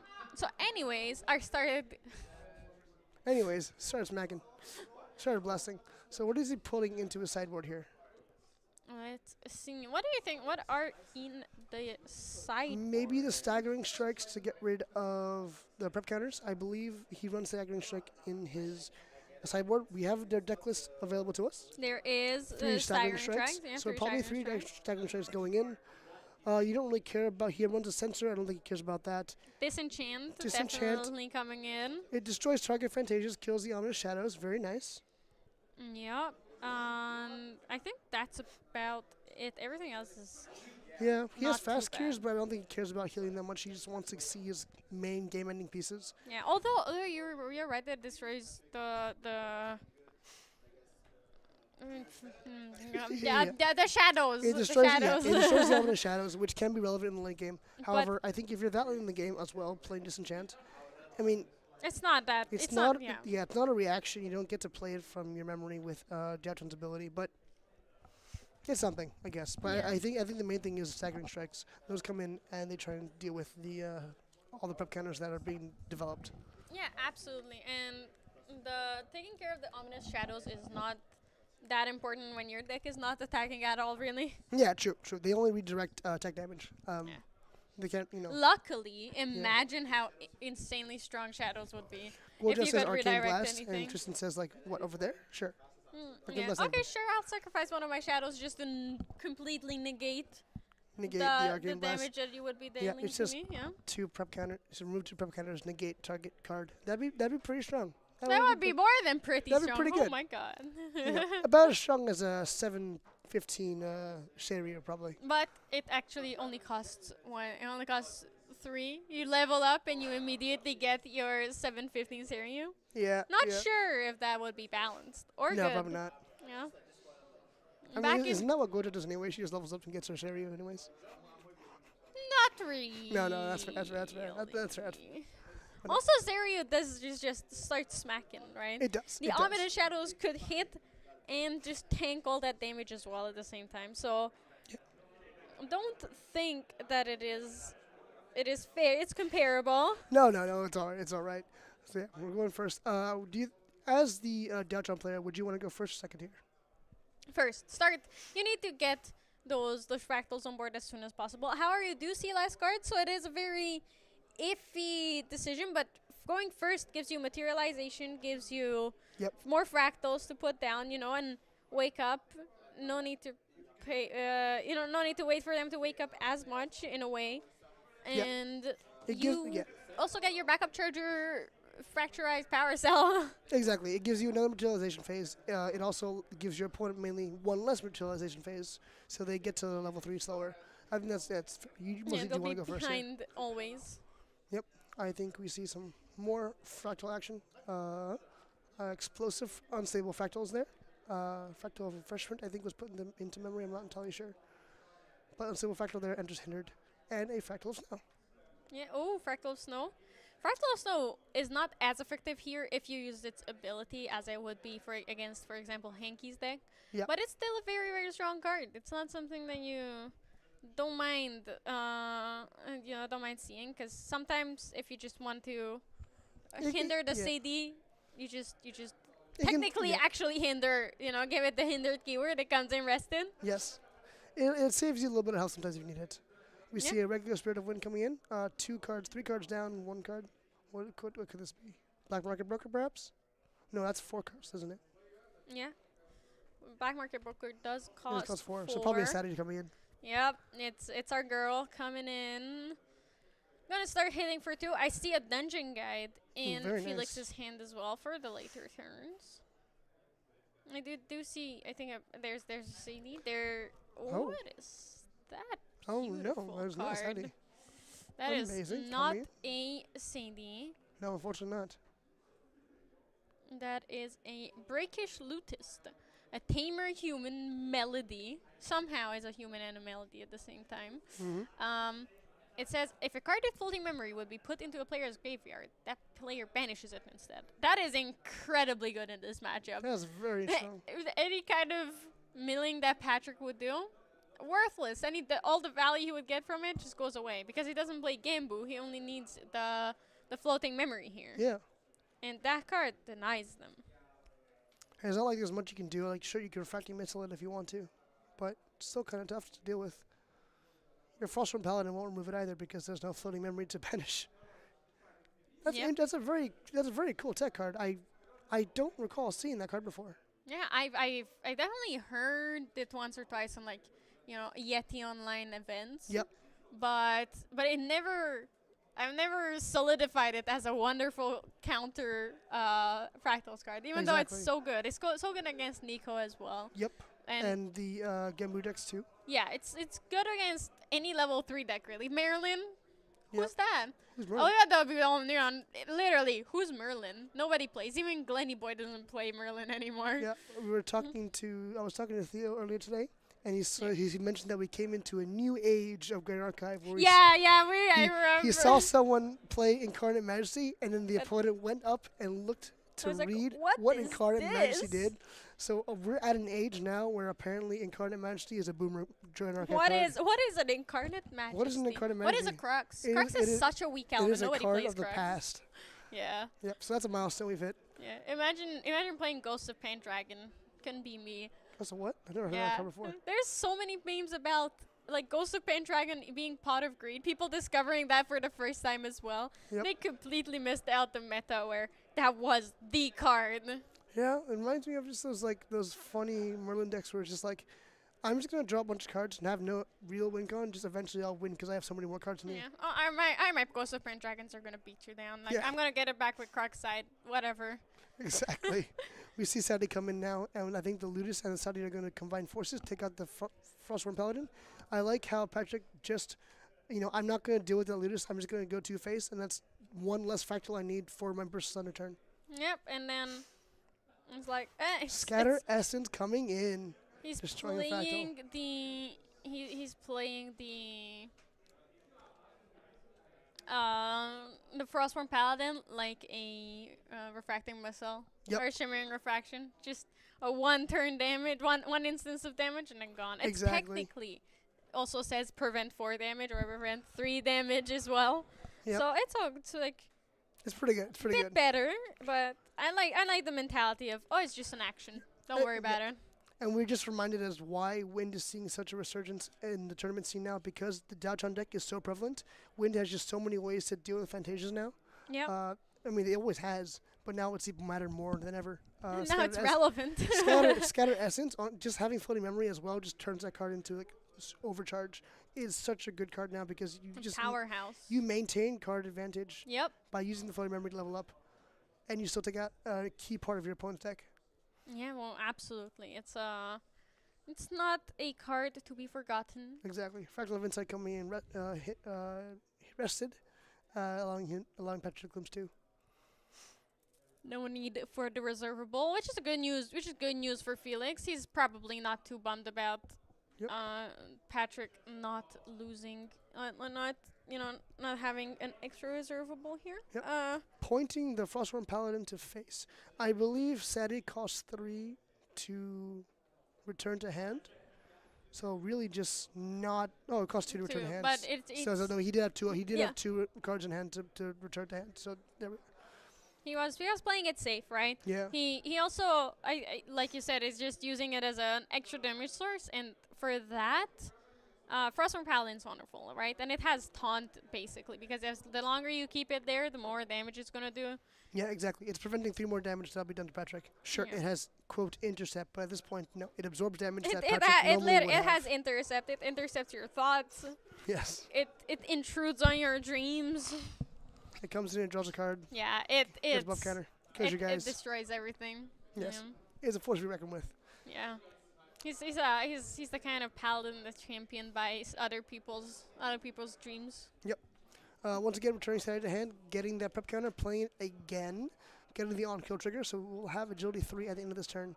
We see the nice and beautiful Windmill Engineer. Imbued Yeah. again, continuing to maintain that card advantage and developing stats on board, going for even though it's just a 1/1, it's a 1/1 that's probably not going anywhere anytime soon. Yeah, it's a 1/1 that's there to make a statement. They're here to stay. And if it's gonna go anywhere, it's probably gonna go back to Felix's hand. With the agility 3, probably kept the reclaim in hand. I see a slime shield, very interesting. No, Slime Shield's good. Yep. Once the new Baby Gray is out, Slime Shield will be very good again. Yes, exactly. But no, in this case, it protects his allies. I guess it's a way to protect himself from damage as well. Yeah, I think it's in general, it's just a great card. Yep. And he's No, also holding up it's- an incapacity too. It's a Slime Shield. If you play Baby Green Slime, it is basically a deflecting edge. Yep. But gets a buff counter. It's a buff counter. So it's slightly better. Yeah, it basically buffs. It prevents 4-ish damage. It's pretty good. It It's very good. Prevents 4-ish damage. It prevents 3 and gives a buff counter. So Prevents 4 3 and gives exactly. 4-ish. I'm checking to see if Tang Jiao coming in with the fractals. We love to see drawing. We love drawing 2 cards. Way of Peace and drawing 2 more cards for a bigger piece of his deck. Pot of Greed. Pendragon, but Norm. Yep, exactly. Norm Pendragon. Norm Pendragon coming in here. Except it doesn't hit for 3. No. No, it's this card, bad card. Weak, It broke, yes. only hits for 1. It's It's a 1/2 for 3. Oh my god, that is so bad. That is trash Why card. do people even play this? Yeah, I think Why would you everybody play it? should You just- donate their Zhengjiaos to Just me. play something better. Why play a Yeah. 1/3? Just why play a 1/2 for 3? Oh, 1/2. Why play a 1/2? yeah, It's just a windmill engineer at this point. oh, why play a 1/2 It's for just 3 it's when a you can play barely a better windmill engineer. It costs 1 more. Exactly. It costs 1 more. It has 1 more health. Oh, Sure. wow. Oh, Sure. Wow. Big Wow. whoop. Yeah, one cost for 1 health. My 3 cost. The allies have 2 3. And Yep. attack for 2 and have 3 life. Exactly. God damn. Give me my 3 cost 2 3s. Zheng Jiao Exactly. is not good enough. Not good enough. Sadie going back to hand, I believe. Or did Jay? Sadie Yeah. going back to hand. I think returning back to hand. And this staggering strike went into.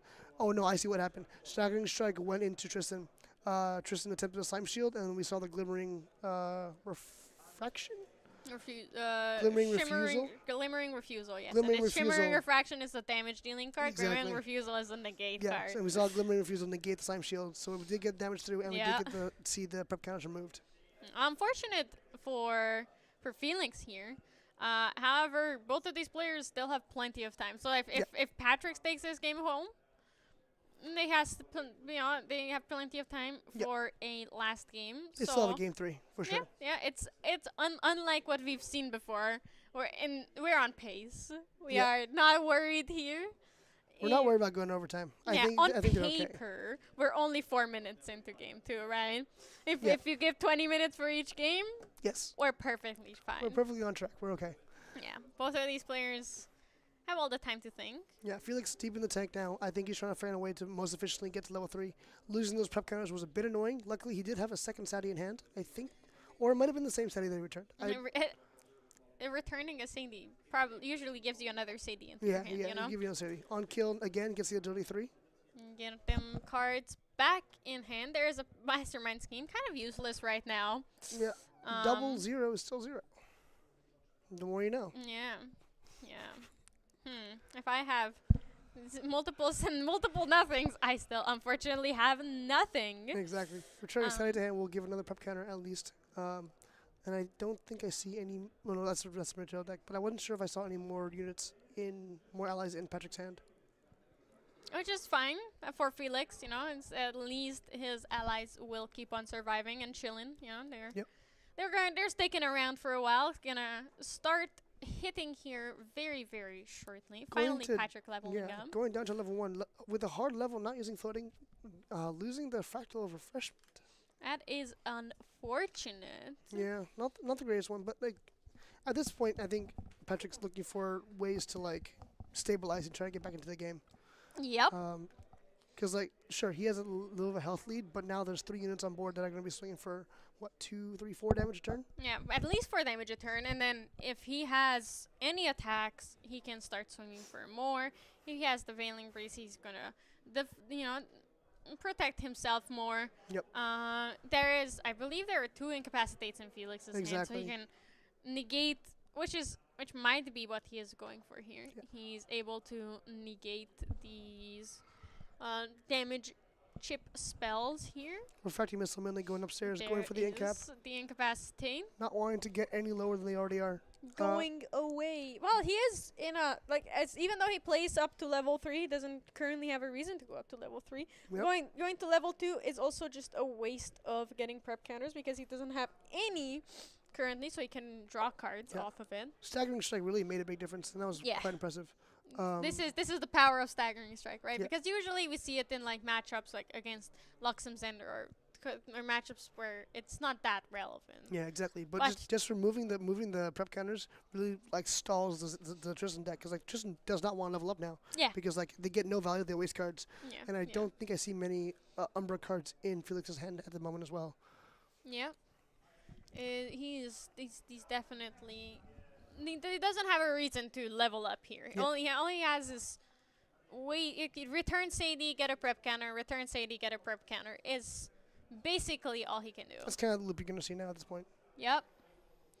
Which is the only way for him at this point to gain prep counters. Once he has a black market broker, he can start building up with that as well. Yep. I'm unsure if he plays Surveil the Winds. Because if he does, obviously there's Yes, that as we well. just saw the Windmill Engineer yeah. imbue Surveil the Winds and Veiling Breeze. You're right. So there's more ways to build prep counters. I think at He does have this a moment few. in time, he's going to try and get lethal on Patrick, or at least build towards it. Yeah. I think devoting time to getting those prep counters might be counterintuitive because then it also gives Patrick more time to build up his board as well. Yeah. I think he has a solid lead on the board. I think he's going to want to try and continue to push that lead and just get Patrick as low as possible. Yeah. Oh, there's a crystalline mirror. Forcing it is able to force the banishment of the sacred amulet here a bit. In a bit of time, we might see that, or right now. Or You know, right now. Or right now. There's a Burst Asunder. Burst Asunder would come in for what, 8 plus 10 damage. It'd be 1 off. One away from lethal here. Unless he's going to try and play like 1 Burst Asunder for 10 damage and a second Burst Asunder just for 2 damage, and then that could do it. But there's Safeguard Amulet there if he cracks it. Yeah, even if he forces the banishment of the sacred amulet, the sacred amulet will still be banished. Exactly. Then you have So, to wait till next turn probably. yeah, Patrick's probably waiting until the end of Felix's turn to force him to banish the Safeguard Amulet, Yep. and then move on to his turn, burst asunder, and win the game. Makes sense. Makes sense. Unless Felix levels up. If And I Felix think I levels see up. another staggering strike in Patrick's hand as well. Oh, so that is no prep counters for Felix. Yep. But he can still level up and guarantee that he doesn't die. Yep. Guarantee his survival here. Okay, we see the boots come out. There's another good steady source of prep counters for Tristan. Yeah. It's what you want, right? Once you get, if and when you get enough preparation counters, you can just banish it to draw card, and otherwise it's a great tool to help you build up those prep counters. Exactly. I think once we saw the Tristan Recollection decks, I'm more like this card just goes right into the deck. Yeah, it should have been included, since everybody needs it. There is no Tristan without boots, and there is no boots without Tristan. That's fair. It's a must play. Oh, there it is, forcing the banishment of the Sacred Amulet. Felix is unable to really do anything about it, so he's just like, all right, Sounds good to me. I'll take it. Felix has two options now. Oh, Felix chose to, I think, just pass with all cards left in hand, not Yeah. take any chances. If Patrick does have the two bursts, Oh. oops, didn't see his that. face is like, oops. You didn't see that. Yeah, he does have the two bursts unders, and Felix only has one incapacitate, I believe. So he is dead. If Yeah. my math is correct, or Yes. your math that I listened to without doing it is correct, he's dead. I gotta take a look at. So let's see what his There's outs two are. for a burst under, and then he can. Yeah, he's gonna have to like play around in the gate. I don't think he can. Yeah. However, if Felix does manage to survive this, oh, Oh, Felix had full hand. He'd put. yeah, he'd play but nothing extra. I believe I saw him put down Incapacitate. Is an he, incapacitate. is he Yeah. just gonna go for Veiling Breeze? Oh, is he putting down two for an incapacitate and then keeping up a Veiling Breeze? Or did he put down I think he put down his Veiling Breeze. If he Putting down the didn't put Veiling down the Breeze? Veiling Breeze, he would have survived, because every instance of damage counts as a different, like, Yes. instance. However, Every I instance, don't think every single fractal sacrifice is different instance. I don't think the Burst Sunder is lethal still. That is 4 fractals, which is 8 damage plus the 2 base, which is 10 damage total. Yeah. Oh, Glimmering Refusal and Incapacitate is very nice. He should not have put down the Veiling Breeze. Veiling Breeze. So can Felix pay 4? Or does he have another Veiling Breeze? Oh, 3? 4? He did have enough to pay for the Glimmering Refusal. All right. If he, I hope he has another Veiling Breeze in hand, because this would be actually perfect for him in that way. Patrick's like being like, okay, I'm fortunate, but Yeah. I think there's nothing more you can do there. yeah, versus on goes to graveyard because Yep. of incapacitate. And then Patrick is going to probably just pass the turn here. Yep. Yeah, because he doesn't have lethal. There is Yes. no point in sacrificing all of those Fantasias and Fractals if he doesn't have the ability. Exactly. Going to Tristan 2, I believe, just made the game that much harder. I wonder at what point do you... Oh, no, Patrick can't just concede because he's already lost the game. Yeah, is no. So, no, he has to actually win this. He has to win this one out, losing a Mastermind Scheme. Mastermind Scheme and Surveil to win. And Sorella wins. No more prep counters really for I don't think- I for don't- yeah. Felix here. I don't think that's an issue at this point in the game. Yeah, he probably gave up on the prep counter generation. There's a Sadie. There's a lot of cards in his hand. Yeah. It's looking a bit tough here. Yeah, Felix going attacking for 4, putting Patrick to at 15 damage counters total so far. It's going to be tight. Yeah, it's he has to sequence everything perfectly and keep up enough damage if he cannot. What do you think is push under the lethal. Quicksilver Grail? Uh, Wand, maybe? It's a wonderful question, because there's only so many things that he can put there. Yeah.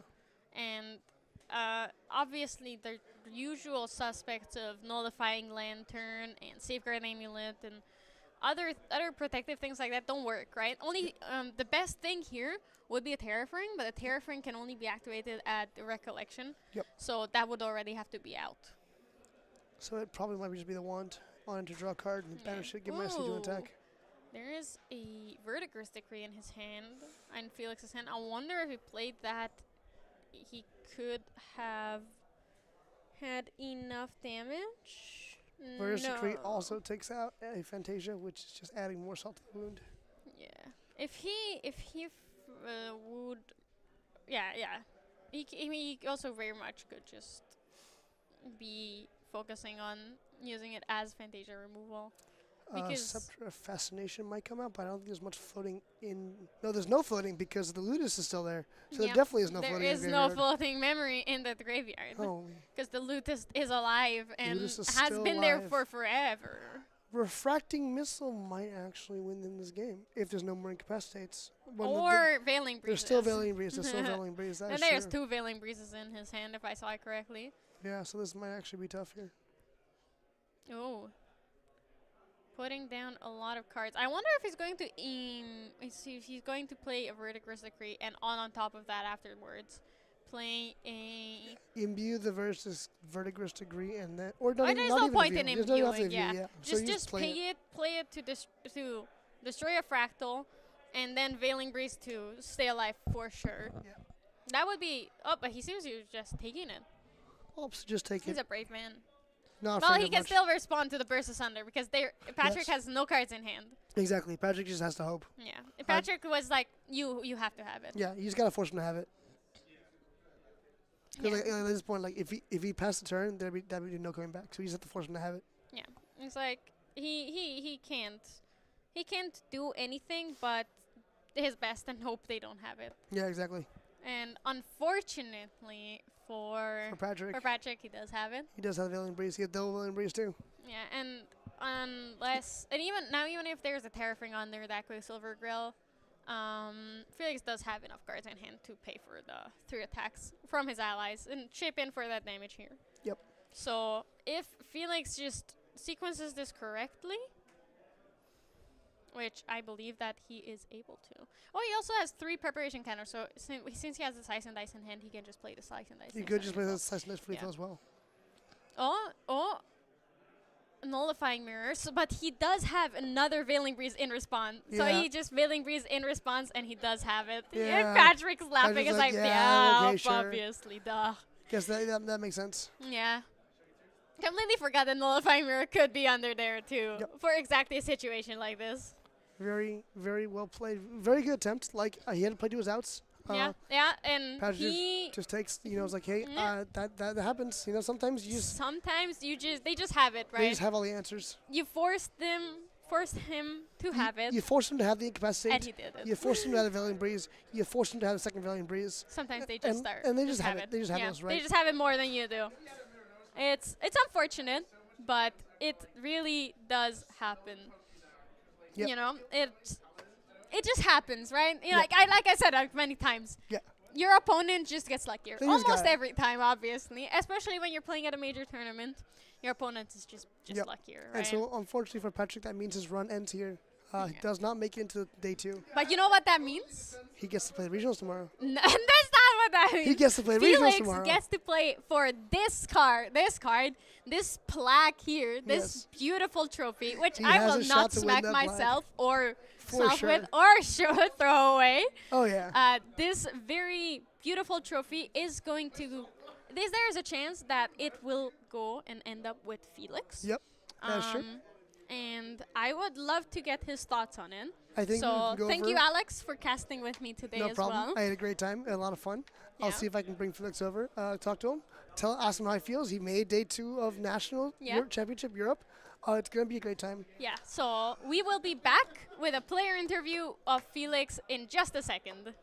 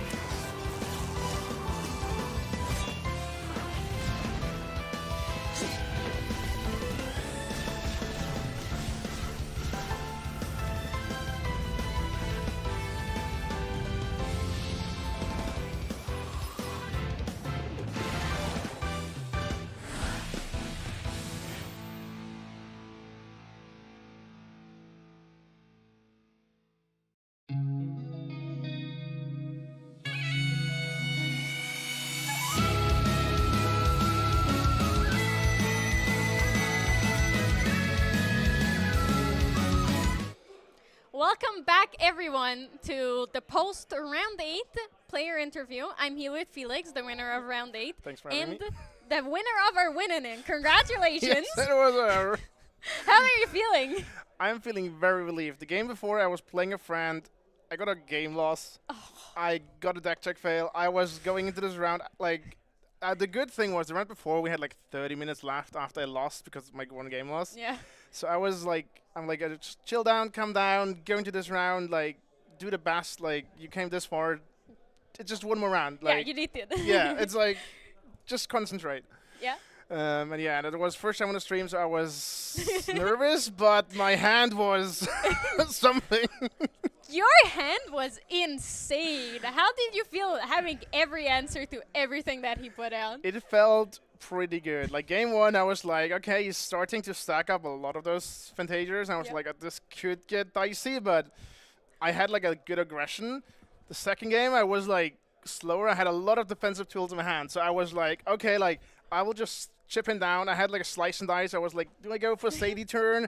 I'm like, no, this is going too risky. Like, just slowly play it out. I have like double wailing and know he has a mirror. So I was like, just like go through. He doesn't have much resources and win it through. Yeah, and then he forced you to have it, and Yeah. it worked for I needed all of those nearly.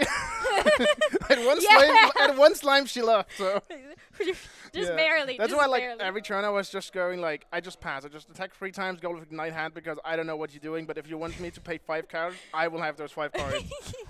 And you did? Yeah. You needed it, and you did have it. It was like, I want damn. to pay 4. I'm like, okay, I'll pay 4. You had it. That's amazing. So, is this the usual game plan you go for, or do you go more Umbra? It's a mix. I mean, in this kind of matchup, you prefer to go quick and like kill them because, yeah, like they will just kill you before you can like really set up. And in this game, the Umbra doesn't give you too much because like you can't redirect much and stuff like that. So it's more of a mid-game, early game way to do. And that's the thing I love about Tristan. Like you have so much variety that you can play. So you can be aggressive. You can, if you have a matchup where you want to go slow, you go slow. If you play against like fire aggro, I'm like, yeah, we'll go level 3 and. Yeah. Yeah.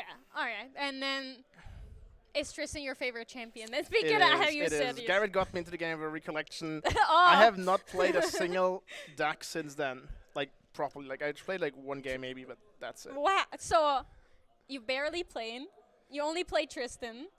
Yes, I'm not playing that much because there's no locals in my area. Oh, that's unfortunate. But It now is. you made day 2 of Yeah, nationals. I'm very happy. Like I can't be more happy for this. Yes, you're one of what? This fixed 13 to 16 people that made day 2.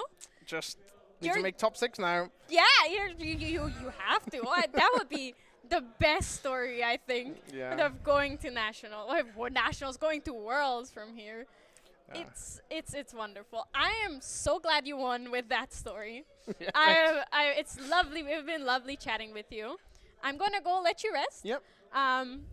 Now tomorrow you're gonna be playing for this or the second place, which you know, worlds is I'm still happy worlds with, I'm happy with the qualifier. gauntlet. Yeah, the top 6 gets the gauntlet. So best of luck with that. Yep. Thanks.